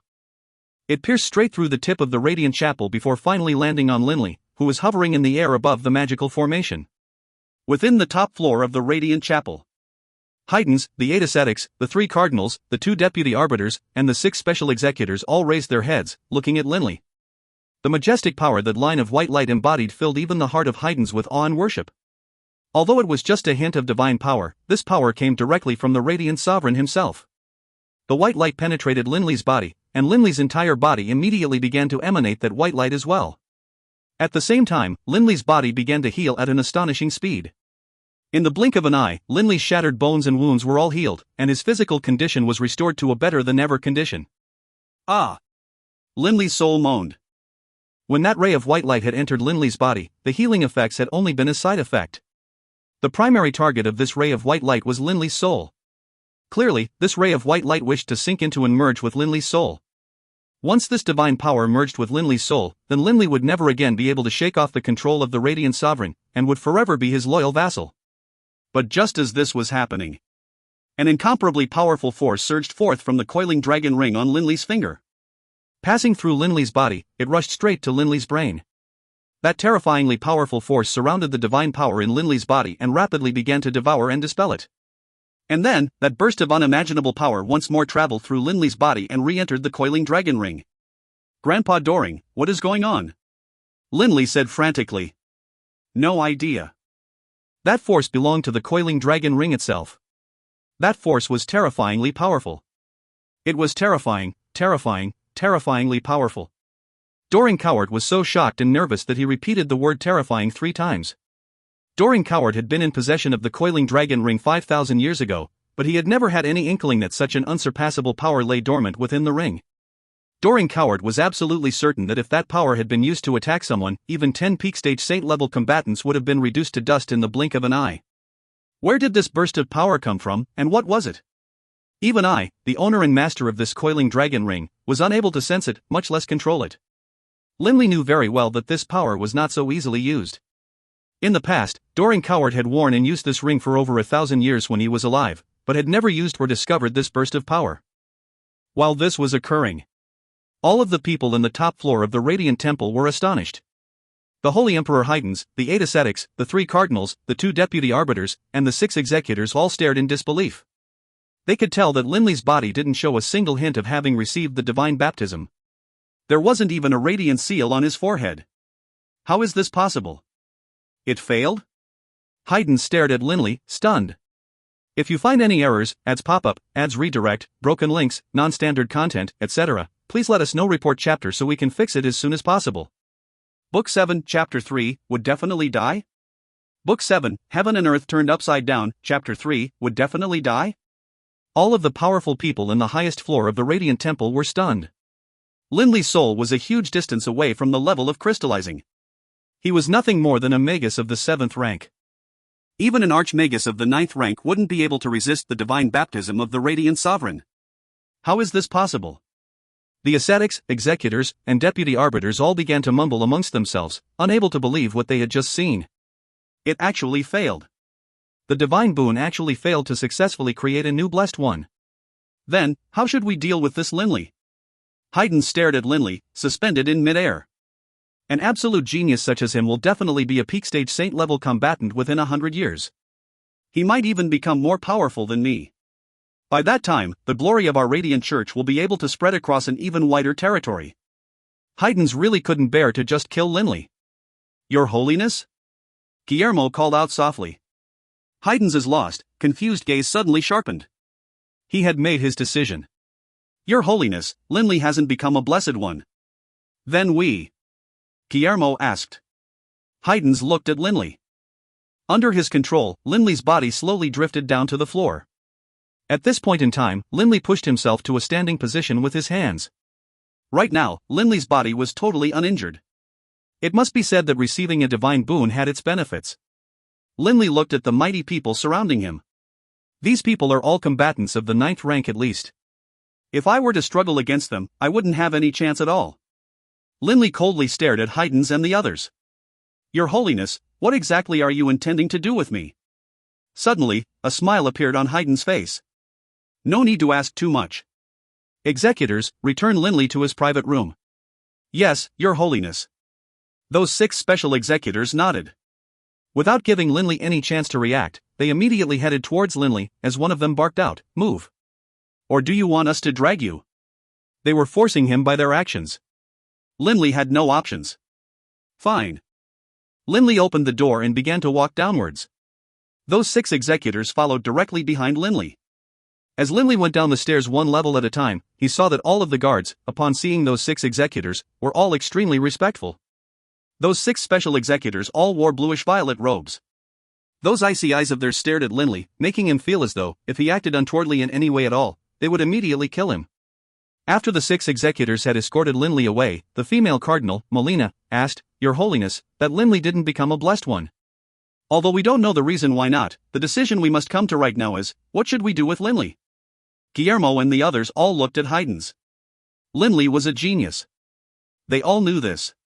But Linley hadn't become a blessed one, and his mother had been killed by the Radiant Church. The church had to come to a decision: would they accept the risk of recruiting Linley and hide the truth behind the death of his mother? Or would Linley be put to death? Although it would be possible to hide the truth behind his mother's death for a time, once Linley entered the highest ranks of the Radiant Church, it would most likely be impossible to hide it any longer. Haydns' face was cold. In a cold voice, he said, Kill. Guillermo and the others felt their hearts quiver. In a few more days, it will be the 10,000-year anniversary of the Yulan festival. Let's arrange for Linley's execution to be after the festival, Haydn's announced. Guillermo, who had the closest relationship with Linley, sighed in his heart. A genius who would have dominated the entire continent would now see his fate cut short. Guillermo knew very well that with Linley imprisoned in the Radiant Temple, there was no way Linley would be able to escape. Linley wouldn't even be able to leave his cell. That Caesar has some sort of a relationship with Linley, but even Caesar doesn't have the ability to break into the Radiant Temple to rescue Linley. Guillermo sighed secretly. Linley would definitely die. On the 9th floor of the Radiant Temple, within the private cell. Get in. Linley entered the cell, and the 6 executors closed the door behind him. As the 6 executors turned and immediately left, one of them, a silver-haired man, turned to look at Linley. Kid, let me give you a reminder. Although you have recovered your strength, don't dream about breaking out of this cell. The other 5 executors halted as well, and a bald old executor laughed. Break out of the cell? Kid, if you are able to break out of this cell, that would mean your power is on the level of His Holiness himself. What do you mean? Linley asked. Linley himself couldn't see anything special about this cell. Given his power as a warrior of the 9th rank when dragon formed, an ordinary stone cell would be shattered as easily as paper. The Radiant Temple is the most incredible edifice the Radiant Church possesses. The entire temple itself hides a massive magical formation within it known as the glory of the Radiant Sovereign. It's impossible for you to do the slightest bit of damage to it, whether from the inside or from the outside. That silver-haired man said proudly. Kid, let me tell you, the only chance you have of breaking out from this cell is by breaking the lock on the cell door. I can also tell you that the lock is made from metals that were alloyed with some adamantine. Finished speaking, the 6 executors laughed loudly amongst each other, then left. Linley was silent. When he heard the words, adamantine, Linley understood that it was probably impossible for him to break out. According to legend, when the Earth-style spell Earthguard reached the deity level, the Earthguard armor would be composed of adamantine. Its power and durability was enough to be able to withstand several blows of even a deity-level combatant. As for a saint-level combatant, there was no way at all for them to break it. Linley was an Earth-style magus, and so naturally he knew about the legends regarding the Earthguard armor at its peak power. Upon becoming a saint-level Grand Magus, the Earthguard armor would be composed of diamonds, and upon breaking through to the deity level, the armor would be of adamantine. Linley, I expect that this cell is used for the Radiant Church to imprison combatants of the 9th rank, or perhaps even the saint level. Doring Cowart spoke. Although this lock only has a trace amount of adamantine and isn't pure adamantine, it would probably be hard for even a saint-level combatant to break it. Linley nodded. From the words of the executors, he had already figured out that he would not be able to break out, as they had said that breaking out would demonstrate Linley's power was at least on par with the Holy Emperor. That next afternoon, Monroe Dawson, Yale, Reynolds, and George were all seated together around a table covered with breakfast items. During this period of time, Yale, Reynolds, and George had never stopped being worried about Linley. But even Monroe Dawson making a personal appeal had failed. What could they possibly do? Break into the Radiant Temple to rescue Linley? Even Monroe Dawson wouldn't dare to do such a thing. Yale, in 2 days, it'll be the Yulan Festival. This Yulan Festival will be the 10,000th Yulan Festival, which we'll only see once in our lives. You 3 kids can have a nice, rowdy time. Monroe Dawson chortled. Monroe Dawson had treated these 2 dear brothers of his son Yale with the utmost friendliness. This was because all 3 of Yale's brothers were quite out of the ordinary. Linley, George, and Reynolds. Reynolds' clan possessed an astonishing amount of power in the O'Brien Empire's military. George's clan held tremendous influence within the Yulan Empire, and wasn't much weaker than the Leon clan. As for Linley, although his clan was now weak, it was still the clan of the Dragonblood warriors. And Linley's own potential was limitless. Suddenly, the sound of footsteps. "Milord Chairman, an emissary of the Radiant Church have arrived," a servant said respectfully. Hearing the words Radiant Church, the eyes of Yale, George, and Reynolds all lit up, and they turned to look at the servant. Monroe Dawson knew what his son was thinking, and he immediately instructed with a laugh, "Let them in." "Yes." A short while later, a vicar walked in. He said respectfully, "Chairman Dawson, His Holiness instructed me to deliver this letter to you." As he spoke, he withdrew from within his clothes a beautifully, lavishly decorated letter. The servant immediately accepted the letter, then gave it to Monroe Dawson. Monroe Dawson immediately opened the letter. But upon seeing the contents of the letter, his face changed. He said coldly, "You can leave now." That vicar bowed slightly, then left. Father. What is in the letter? Yale asked urgently. Does it have to do with third bro? Reynolds and George all looked hopefully at Monroe Dawson. Monroe Dawson nodded. The Holy Emperor informs me that the internal deliberations of the Radiant Church have concluded. They will execute Linley in secret. Monroe Dawson's words were like thunder, ringing in the ears of Yale, Reynolds, and George, whose faces immediately turned white. They were stunned for a long moment. No, no way. Yale was the first to begin shouting. He snatched the letter from his father's hands, and with shaking hands held it as he began to read. By his side, Reynolds and George both craned their necks to take a look as well. But when the three of them saw the contents, they all turned frantic with fear. No! Yale leapt out of his seat, intending to rush directly out of the hall. Yale! Monroe Dawson frowned, shouting coldly. Stop him! Monroe Dawson ordered. Yale turned his head to stare at his father. Frantic, he said, Father, I beg you, lead some men to rescue third bro. If necessary, the conglomerate can give up something valuable. I refuse to believe that the Radiant Church won't care whatsoever about our conglomerate. Father, I beg you. Humph, what do you know? If there really were terms that could be negotiated, the Holy Emperor would have started negotiating with me long ago. The grievance which Linley has with the Radiant Church clearly isn't what we thought it was. Otherwise, the Radiant Church wouldn't decide to execute a genius like him. Enough. Men, escort your young master to his room. Let him spend a good period of time calming down. Immediately, the guards escorted Yale back to his room. No matter how frantically or how angrily Yale protested, it was of no use. Reynolds and George could only maintain their silence. They didn't have any special relationship with Monroe Dawson, after all. But in their hearts, they were frantic on Linley's behalf. A visitor had arrived at Linley's cell. It was Guillermo. Guillermo. Linley looked at Guillermo with some surprise. Guillermo had brought with him an extremely lavish meal, and delivered it through the small opening in the cell door. Guillermo looked at Linley. He let out a sigh. Linley, I really viewed you very favorably. But, alas. Perhaps it was meant to be, that you couldn't become a member of our Radiant Church. All right, have a good meal. You won't have many meals left. Hearing these words, Linley was stunned. Lord Guillermo, what do you mean by saying this? Linley looked at Guillermo. Guillermo let out a sigh. In 2 days, which is to say, January 2nd, the last day of your existence will arrive. Guillermo really did like this young man, Linley. Especially after finding out the reason why Linley attempted to assassinate Clade, Guillermo felt all the more regretful for how Linley's fate had turned out. He could have had a glorious future, but for the sake of his parents' deaths, he was willing to forsake everything in order to gain revenge. Although he, Guillermo, would never have acted in such a way, in his heart, he still felt admiration for Linley. January 2nd? Linley's facial expressions changed several times, but finally he closed his eyes. He already completely understood. Clearly, in 2 days, he would be put to death. Thank you, Lord Guillermo. If it wasn't for you, I would have clung to the hope of surviving. Linley laughed calmly. Guillermo looked at Linley. With a low sigh, he shook his head, then turned his head, leaving Linley alone in his cell. January 2nd. They had to wait until after the Yulon Festival to kill me, eh? Tomorrow will be the Yulon Festival.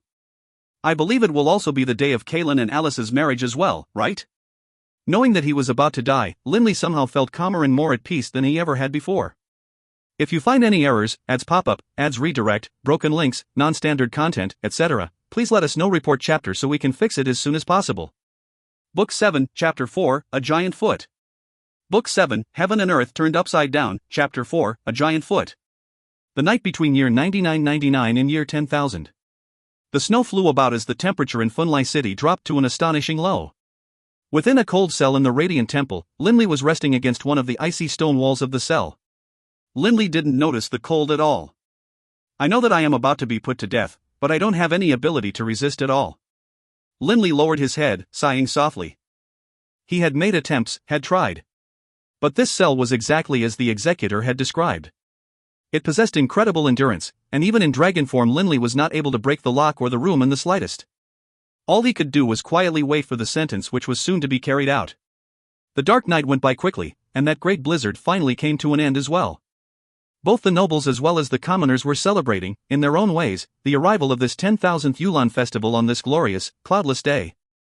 In particular, the Radiant Temple. On this day, in the air above the Radiant Temple, countless beautiful mirages and illusions created by magical formations were on display. In the holy capital, Finlai City, today was a day for a sea of celebrations. That massive plaza in front of the Radiant Temple was filled to the brim with people who hailed from all sorts of places. Everyone was calling out in excitement to each other over this 10,000th Yulan festival, and the Radiant Temple organized many lively activities as well. Yale, Reynolds, and George were within the third floor of a hotel. They stared at the faraway Radiant Temple Plaza. The plaza was covered densely by people, a veritable sea of people. "Boss Yale, are we going to go to the wedding ceremony of the Debs clan today?" George asked. The wedding of Kalen of the Debs clan was on Yulan Day. Today was an extremely propitious day, and there were many families in Funlai City holding wedding ceremonies on this day. These sorts of weddings would start at noon and continue until nightfall. Yes. Of course. Yale had an ugly look on his face. Due to Lindley's affairs, Yale, George, and Reynolds were all in low spirits.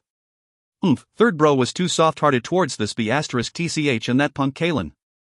But now, third bro is going to be executed, while that B*TCH and that punk Kalen are going to be enjoying themselves and hold a wedding ceremony. Yale was burning with rage. He had never looked kindly upon Alice and Kalen. Especially right now, with Lindley on the verge of being executed, and himself unable to save him. He had no place to vent his frustrations and anxiety. This only made him now view Alice and Kalen even more unfavorably. Right. They want their wedding to go smoothly? In their dreams. Reynolds ground his teeth as well. Even George felt a desire to wreck this wedding. Yale, George, and Reynolds had all been consumed by worry for Lindley for days now.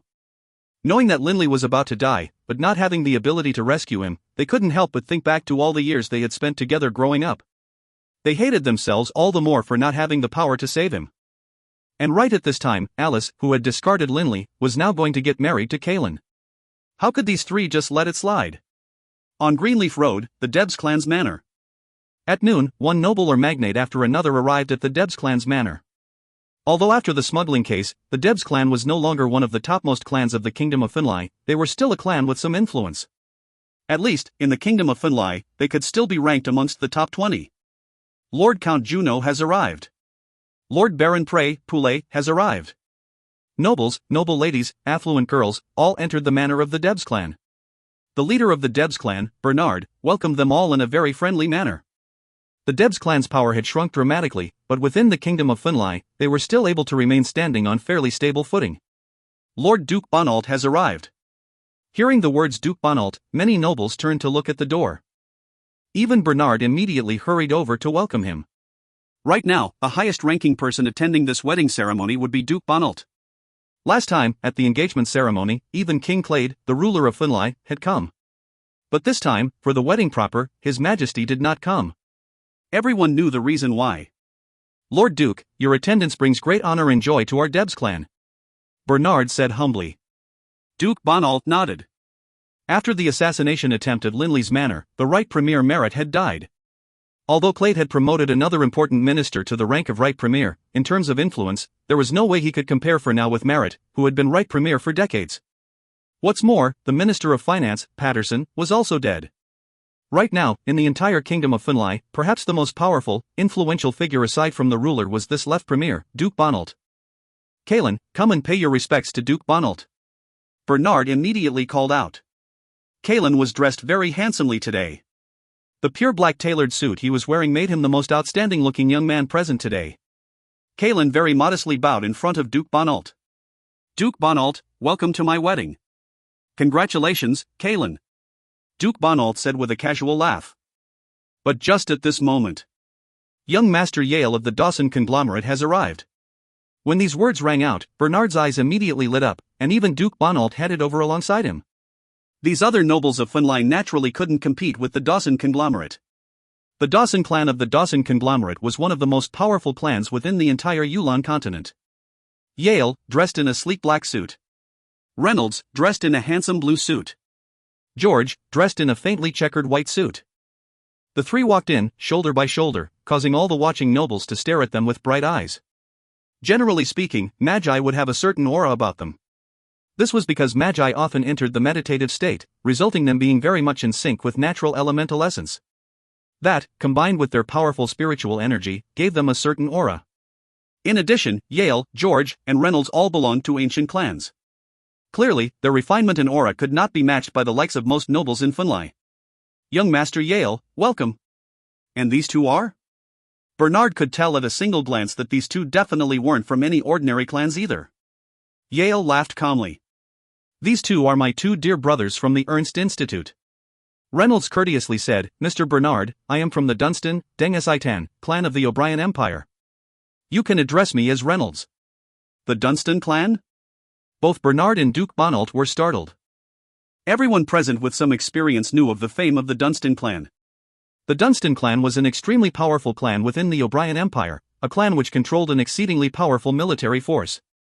Young Master Reynolds, our Debs clan warmly welcomes your arrival, Bernard said excitedly. The arrival of a young master from the Dunstan clan naturally gained a great deal of face to Bernard. Nearby, Kalen also bowed very courteously. But it was clear that the difference between him and a descendant of one of the great clans was extremely large. And this? Bernard looked towards George. George smiled.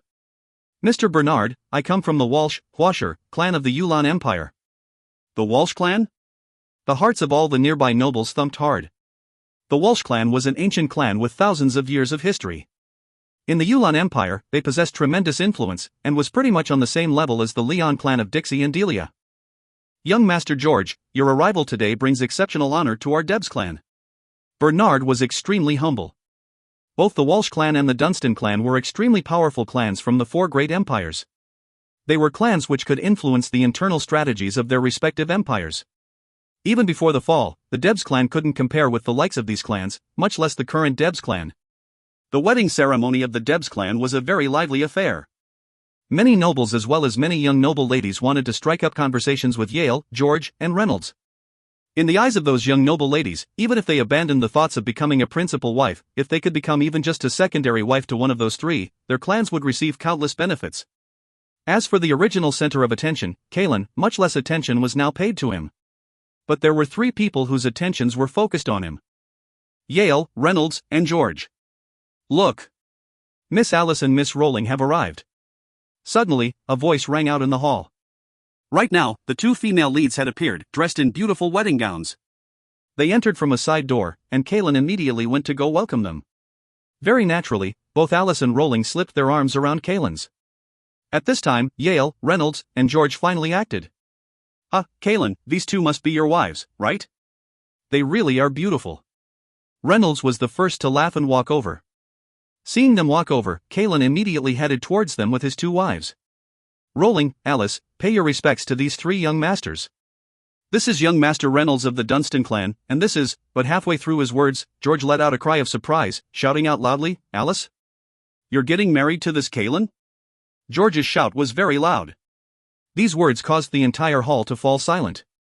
To say something like this at someone's wedding ceremony was far too impolite. Right, Alice, aren't you dating our third bro? Reynolds added. It was Yale's turn to speak. Second bro, fourth bro, you two didn't know this, but this Alice has already broken up with third bro. She's going to get married with this Kalen now.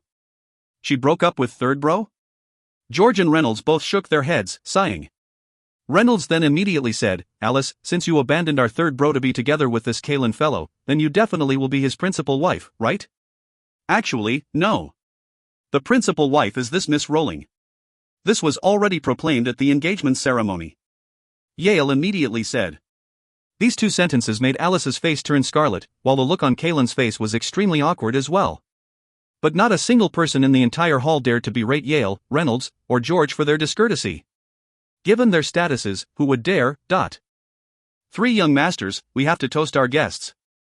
Please excuse us. Kalen forcibly suppressed the rage in his heart and spoke modestly. All right. Reynolds nodded as well. Kalen immediately led Rowling and Alice towards other tables. Yale, George, and Reynolds only coldly watched him depart. Thinking about how Linley was probably going to be executed soon, their hearts were filled with even more rage at the injustice of it all. Suddenly. Bam! Bam! Bam! A terrifying series of sounds could be heard from outside. It was a low, somber sound that made the earth tremble with each vibration, and all of the utensils in the hall were knocked to the floor. What's going on outside? A nobleman in the hall stood up in surprise. Rolling, Alice, stay put. Kalen immediately ran out of the main hall with his father, and many other nobles ran out as well. They wanted to see what exactly was going on outside, for such a huge ruckus to be caused. Reynolds, Yale, and George also headed outside, curious. But right at this moment. Bam! A giant foot suddenly descended from the heavens, landing directly in the front courtyard of the Debs clan's manor. That giant foot just happened to land directly on Kalen and Bernard, who had just entered the front courtyard. The sound of bone splintering could be heard as the two of them, father and son, were immediately smashed into a meaty paste. The ground was stained with their blood. That foot was over 4 meters long, and was covered with thick golden fur. Ah! Many people raised their heads to stare at the monster. This was an enormous golden-furred ape, at least 20 or 30 meters tall, the size of an 8-floor tall building. This gigantic golden ape's eyes were like a pair of giant purple carriage wheels. The giant golden ape's body seemed to be brimming with power, causing the very air around it to shudder. Violet-eyed goldfur ape. A saint-level magical beast, the violet-eyed goldfur ape. Seeing this magical beast, Yale couldn't help but stare at it, his jaw slack. That violet-eyed goldfur ape raised its head, letting out an excited howl, and spoke in the human tongue, kill them for me. Kill them all. The more you kill, the greater the rewards the king will give you. Kill. Bam. Screech. Yale, George, and Reynolds could suddenly hear the howls and cries of magical beasts from all directions, as though the entire world had suddenly been filled with them. Suddenly, Yale, George, and Reynolds saw that the entire sky had been filled with countless, innumerable flying magical beasts. Dragonhawks. These are dragonhawks. This, Reynolds was stunned and slack-jawed as well. From far away, an enormous flock of dragonhawks had appeared, covering the entire sky with their presences. The density of dragonhawks was so high that there was no way to count their number. Suddenly, everyone felt as though the day of the apocalypse had descended upon them. Right now, no one could be bothered to grieve or feel pity for Kalen and Bernard, who had been crushed to a pulp by that giant foot of the violet-eyed goldfur ape. If you find any errors, ads pop-up, ads redirect, broken links, non-standard content, etc., please let us know. Report chapter so we can fix it as soon as possible. Book 7, Chapter 5, Apocalypse Day. Book 7, Heaven and Earth Turned Upside Down, Chapter 5, Apocalypse Day. What on earth is going on? Yale, Reynolds, and George were all stunned. Just moments ago, they were participating in a wedding banquet, but then all of a sudden, a giant violet-eyed goldfur ape had dropped out of the skies, apparently with a huge host of magical beasts behind him. That incredibly supermassive flock of dragonhawks in the sky was terrifying to behold. Not only were the three brothers stunned, all of the people within the city of Funlai were stunned. Get out, now! Yale immediately shouted. Yale, George, and Reynolds hurriedly fled from the Debs clan's manor. Fortunately, the violet-eyed goldfur ape didn't pay any attention to the three of them, because there were simply too many people running about in Funlai City. Someone worthy of the violet-eyed goldfur ape noticing would have to be at least a combatant of the 9th rank or a saint-level combatant. Young master. The vast majority of the guards of the Dawson conglomerate had undergone training in the mountain range of magical beasts, and so were able to maintain their calm despite seeing that vast number of magical beasts descend upon them. Quick, to my father! Yale immediately shouted. Escorted by the Dawson conglomerate bodyguards, Yale, Reynolds, and George quickly rushed back to the Dawson conglomerate's headquarters. On the way back, Yale noticed that there were a huge number of flying magical beasts already within the city of Funlai. Not only were there dragonhawks, there were also winged pegasi. There were also magical beasts of the 7th rank such as thunderwing pegasi and blue-eyed thunderhawks, and magical beasts of the 8th rank such as golden sunhawks as well as various giant dragons. Both the skies and the streets of Funlai City were covered with massive magical beasts. The apocalypse had descended onto Funlai City, and there was no way to fend it off. Even the weakest of the giant flying dragons was a magical beast of the 8th rank. Over 100 giant flying dragons had come to attack. Who could stop them? Even the 8 ace regiments of the Radiant Temple would see their numbers cut in half from a single combined fiery blast from those 100-plus dragons. Apocalypse. Apocalypse. The entire Funlai City had already sunken into a mass of fires and floods. But the dwellers of Funlai City didn't know that these magical beasts made up only a fraction of the total number coming, because the magical beasts on the ground far outnumbered the flying beasts. But in terms of speed, of course the flying magical beasts were much faster and had arrived first. Thus, the flying magical beasts had led the attack as the vanguard. The soldiers standing on the walls of Funlai City were all stunned. This was the 10,000th anniversary of the Yulan festival. Just earlier, during lunch, they had all celebrated by drinking alcohol, but now, all they could see were endless numbers of magical beasts. And in front of them, magical beasts. So many. So many. Those soldiers were all speechless. The earth was shaking. Outside the city of Funlai, an army of hundreds of thousands of windwolves were charging towards the city at high speed. Just the very sight of those hundreds of thousands of windwolves charging at them en masse was enough to freeze the blood of the watchers. Where are the magi? Magi. Magic cannons. Load the magic cannons. The army officers all began shouting loudly, trying to do their best to get their soldiers ready. In reality, they also knew that struggling was hopeless, because a huge number of winged magical beasts had already descended within the heart of Funlai City. Captain, what is that? Suddenly, a soldier stared speechlessly at the skies. The captain looked in that direction as well, and saw that up in the air, there was an enormous magical beast that was speeding towards them. This magical beast had no wings at all, but it sliced through the air as it flew towards them at astonishing speed. Flying in the air. This is a saint-level magical beast. A saint-level magical beast. That captain now understood that there really was no chance at all. At the same time, far away from Funlai City, a terrifying roar could be heard. A huge form passed through the horde of windwolves at high speed, moving so fast that it was at least 10 times speedier than the windwolves.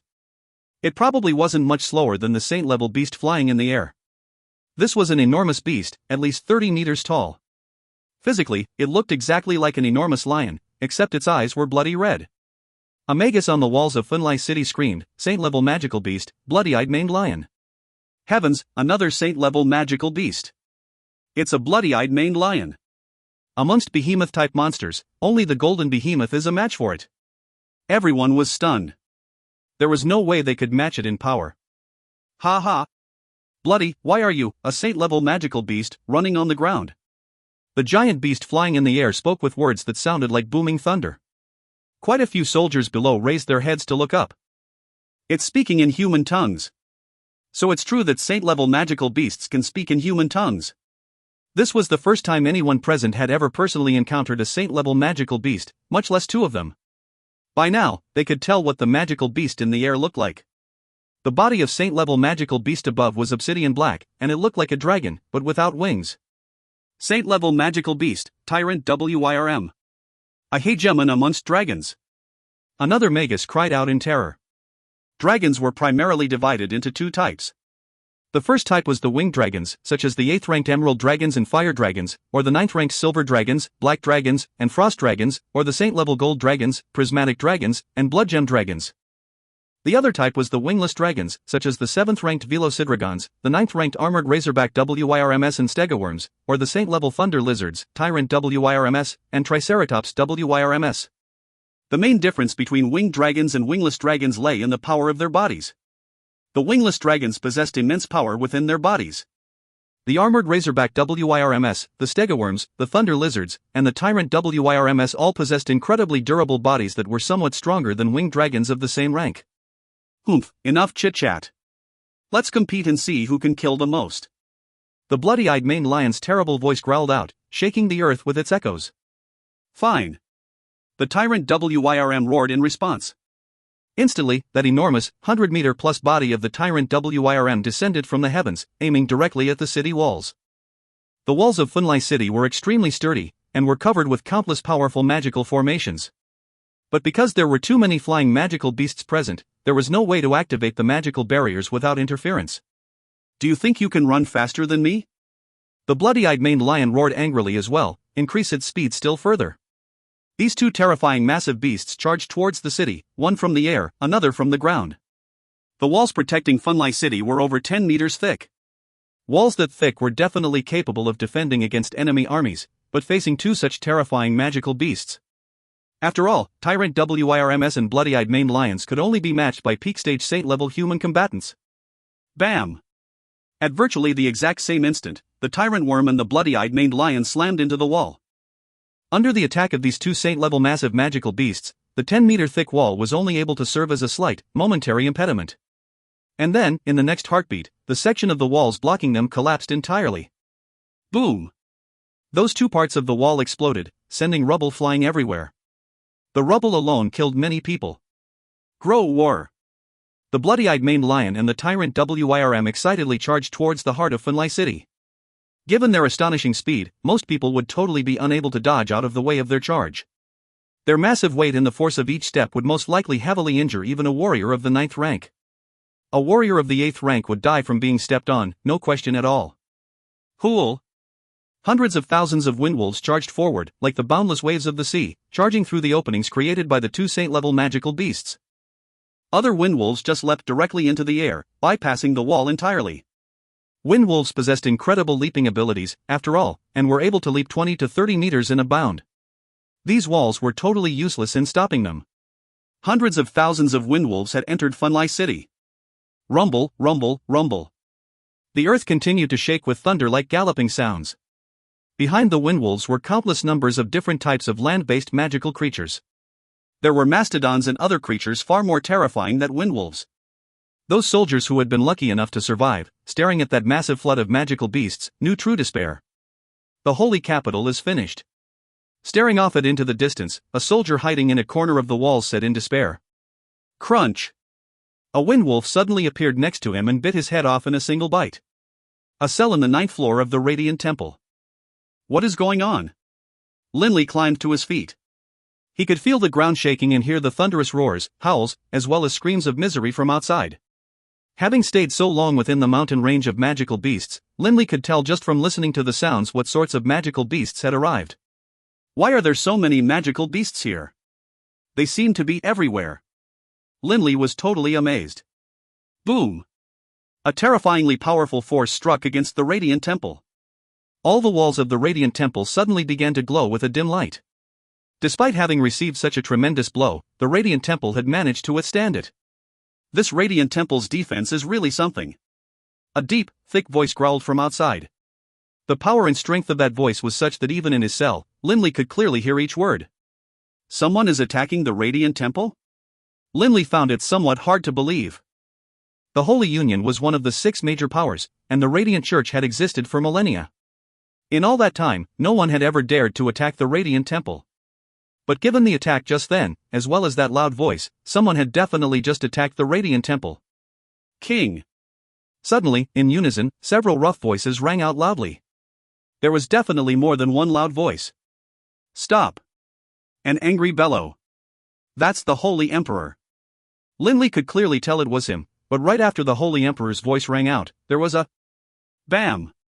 A terrifyingly powerful force descended upon the Radiant Temple, causing the entire Radiant Temple to shake violently. The light shining from the myriad complicated magical patterns covering the Radiant Temple began to flicker and shudder, while on the walls of the temple, cracks began to emerge. How terrifying! Doring Coward sighed in amazement. A single attack was enough to nearly collapse the entire Radiant Temple. Bam! Yet another terrifying strike. This time, even the giant magical formation covering the Radiant Temple, the glory of the Radiant Sovereign, wasn't able to withstand it. With an exploding sound, the Radiant Temple split open at the middle, and the top 8 floors of the Radiant Temple collapsed. The protective magical formation was destroyed. Linley could feel his cell beginning to shift about, as if it were sliding down. Linley was both amazed and overjoyed. Before this, the cell walls were extremely sturdy, because any force used against it would be absorbed by the entire magical formation. But now, the magical formation itself had been destroyed. Linley's hands transformed into a pair of draconic claws, and he immediately smashed a giant hole into the walls with 5 or 6 punches. Linley immediately burst out from within the hole he had just created. Blood Violet Godsword. When Linley had been seized, the Blood Violet Godsword had been taken from him by the Radiant Church. But since the Blood Violet Godsword had already been personalized and bound by Linley long ago, with a mental command by Linley, it began to fly towards his direction, arriving in Linley's hands shortly afterwards. By now, the Radiant Temple was in a state of chaos. No one could be bothered to worry about Linley. With a tap of the foot, Linley sent himself leaping down into the plaza below. Right now, the Radiant Temple plaza was littered with corpses. Far too many had just died. There were many people engaged in battle against magical beasts as well. So many people. Linley was totally stunned. The skies were filled with countless types of flying magical beasts, dragonhawks, blue-winged hawks, winged pegasi, thunder-winged pegasi, emerald dragons, fire dragons, black dragons, all sorts of dragons. The sight of these creatures blocking out the sky with their mass was enough to freeze anyone's heart. And the numbers of magical beasts on the ground were even more astonishing. Is that? Linley stared in the direction of the Radiant Temple. In the air directly above it, there were over 10 enormous magical beasts. A savage world bear, bloody-eyed maned lion, electrobolt panther, thunderwing white tiger, thunder lizard, tyrant WIRM. Linley saw one legendary saint-level magical beast after another, all hovering in the air above the Radiant Temple. He was totally stupefied at the number of saint-level magical beasts that had just appeared. What's more, the person leading these saint-level magical beasts seemed to be a human. He was a very devilish-looking young man, wearing a dim gold robe, with a strange slit-like scar on his forehead. This devilish young man was calmly looking at Haydn's and Haydn's forces. Haydn's, Mr. Fallen Leaf, and 5 other saint-level human combatants were all standing in mid-air, staring back at the young man. Clearly, the Radiant Church's side was in very bad shape. You, Haydn's and the other humans were furious. I really am so sorry for disturbing you on your Yulon festival, but I must inform you that your Radiant Church needs to go find another place to be your holy capital. The devilish young man said calmly. Linley could clearly hear these words, and he couldn't help but be secretly shocked at how terrifying this young man was. Boss. Linley suddenly heard BB's voice ringing out in his mind. Linley could sense BB's location, and he couldn't help but turn to look at him. He saw a black blur pass through the massed throngs of people and magical beasts. Very shortly afterwards, the blur arrived, and with a leap it threw itself directly into Linley's arms. BB. Linley felt extremely moved. Boss. In Linley's arms, BB was also so moved that his little eyes turned moist. If you find any errors, ads pop up, ads redirect, broken links, non-standard content, etc., please let us know. Report chapter so we can fix it as soon as possible. Book 7, Chapter 6, Deity Level Combatant. Book 7, Heaven and Earth Turned Upside Down, Chapter 6, Deity Level Combatant. There were magical beasts both inside and outside of Funli City. Countless numbers of magical beasts. This city, which had just been celebrating the 10,000th Yulon festival, now found itself having run into the day of apocalypse. Deaths were happening constantly, and the population of this holy capital, Funli City, was dropping at a terrifying rate. Both the higher-ups of the Radiant Temple as well as the commoners were all fleeing for their lives from the magical beasts. Quick, stop dawdling. Duke Bonald roared furiously. Right now, Duke Bonald didn't give a damn about his king. He only led his own family out of his duke's manor, along with 10 of his most powerful guards, immediately fleeing towards the outside of the city. The only thing he had on him was a few magic crystal cards. They were fleeing for their lives. Father, let's go rescue Nessa and Aisha, pleaded Duke Bonald's son Albert, AI Boti. You bastard, if you want to live, then follow me. Duke Bonald howled furiously. Let's go. Duke Bonald paid no more attention to his son, and immediately led his wife and his other children out.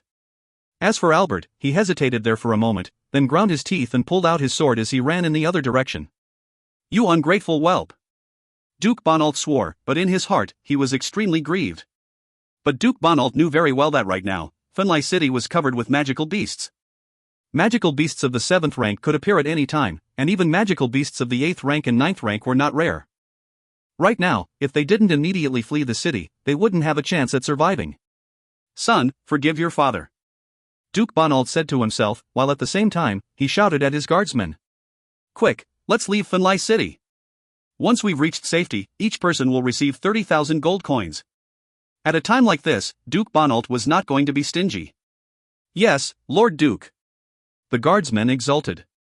30,000 gold coins was more than enough for them to live out their lives carefree. But after traveling just 2 or 3 kilometers, they had already encountered and killed 2 magical beasts of the 7th rank, 5 magical beasts of the 6th rank, and 3 magical beasts of the 5th rank. Grolul. A 10-meter-high black bear began to run at them from high speed from far away, each step causing the earth to shake. Seeing the black bear, all of the faces of the guardsmen turned white, and Duke Bonald shouted loudly, "Quickly, flee! That's a violet-tattooed bear! Quickly!" An adult violet-tattooed bear was generally a magical beast of the 9th rank. The saint-level violet-tattooed bear which Linley had encountered in the Foggy Valley within the mountain range of magical beasts was a particularly strong representative of its kind. Gruel. The violet-tattooed bear clearly had its eyes set on Duke Bonald's group, and it continued running towards them, causing both the earth and the hearts of Duke Bonald's group to shake. The violet-tattooed bear was running in a totally direct line towards them. Anything which got in its way was smashed. Bam! With a wave of its arm, a 3-story high building was disintegrated, showering Duke Bonald's group with rubble. Smash! A piece of rubble nearly half the size of a man came smashing down on one of the young daughters of Duke Bonalt. The pretty, delicate head of that girl was instantly transformed into a pile of mud-like meat paste, as blood and brain matter splattered across the stone and across the ground. Duke Bonalt and his men didn't even have the chance to be angry or to be heartbroken, because immediately afterwards, the violet-tattooed bear slammed down its huge paws upon one of the guards, turning him into nothing more than ground meat. Ah! Duke Bonalt suddenly realized that a giant foot was coming for him, and he frantically tried to roll away. Whap! The violet-tattooed bear stepped on Duke Bonalt, killing him on the spot. If someone as weak as Duke Bonalt would have been able to avoid the attack of a violet-tattooed bear, then the violet-tattooed bear wouldn't have been worthy of being classified as a magical beast of the 9th rank. Gruel!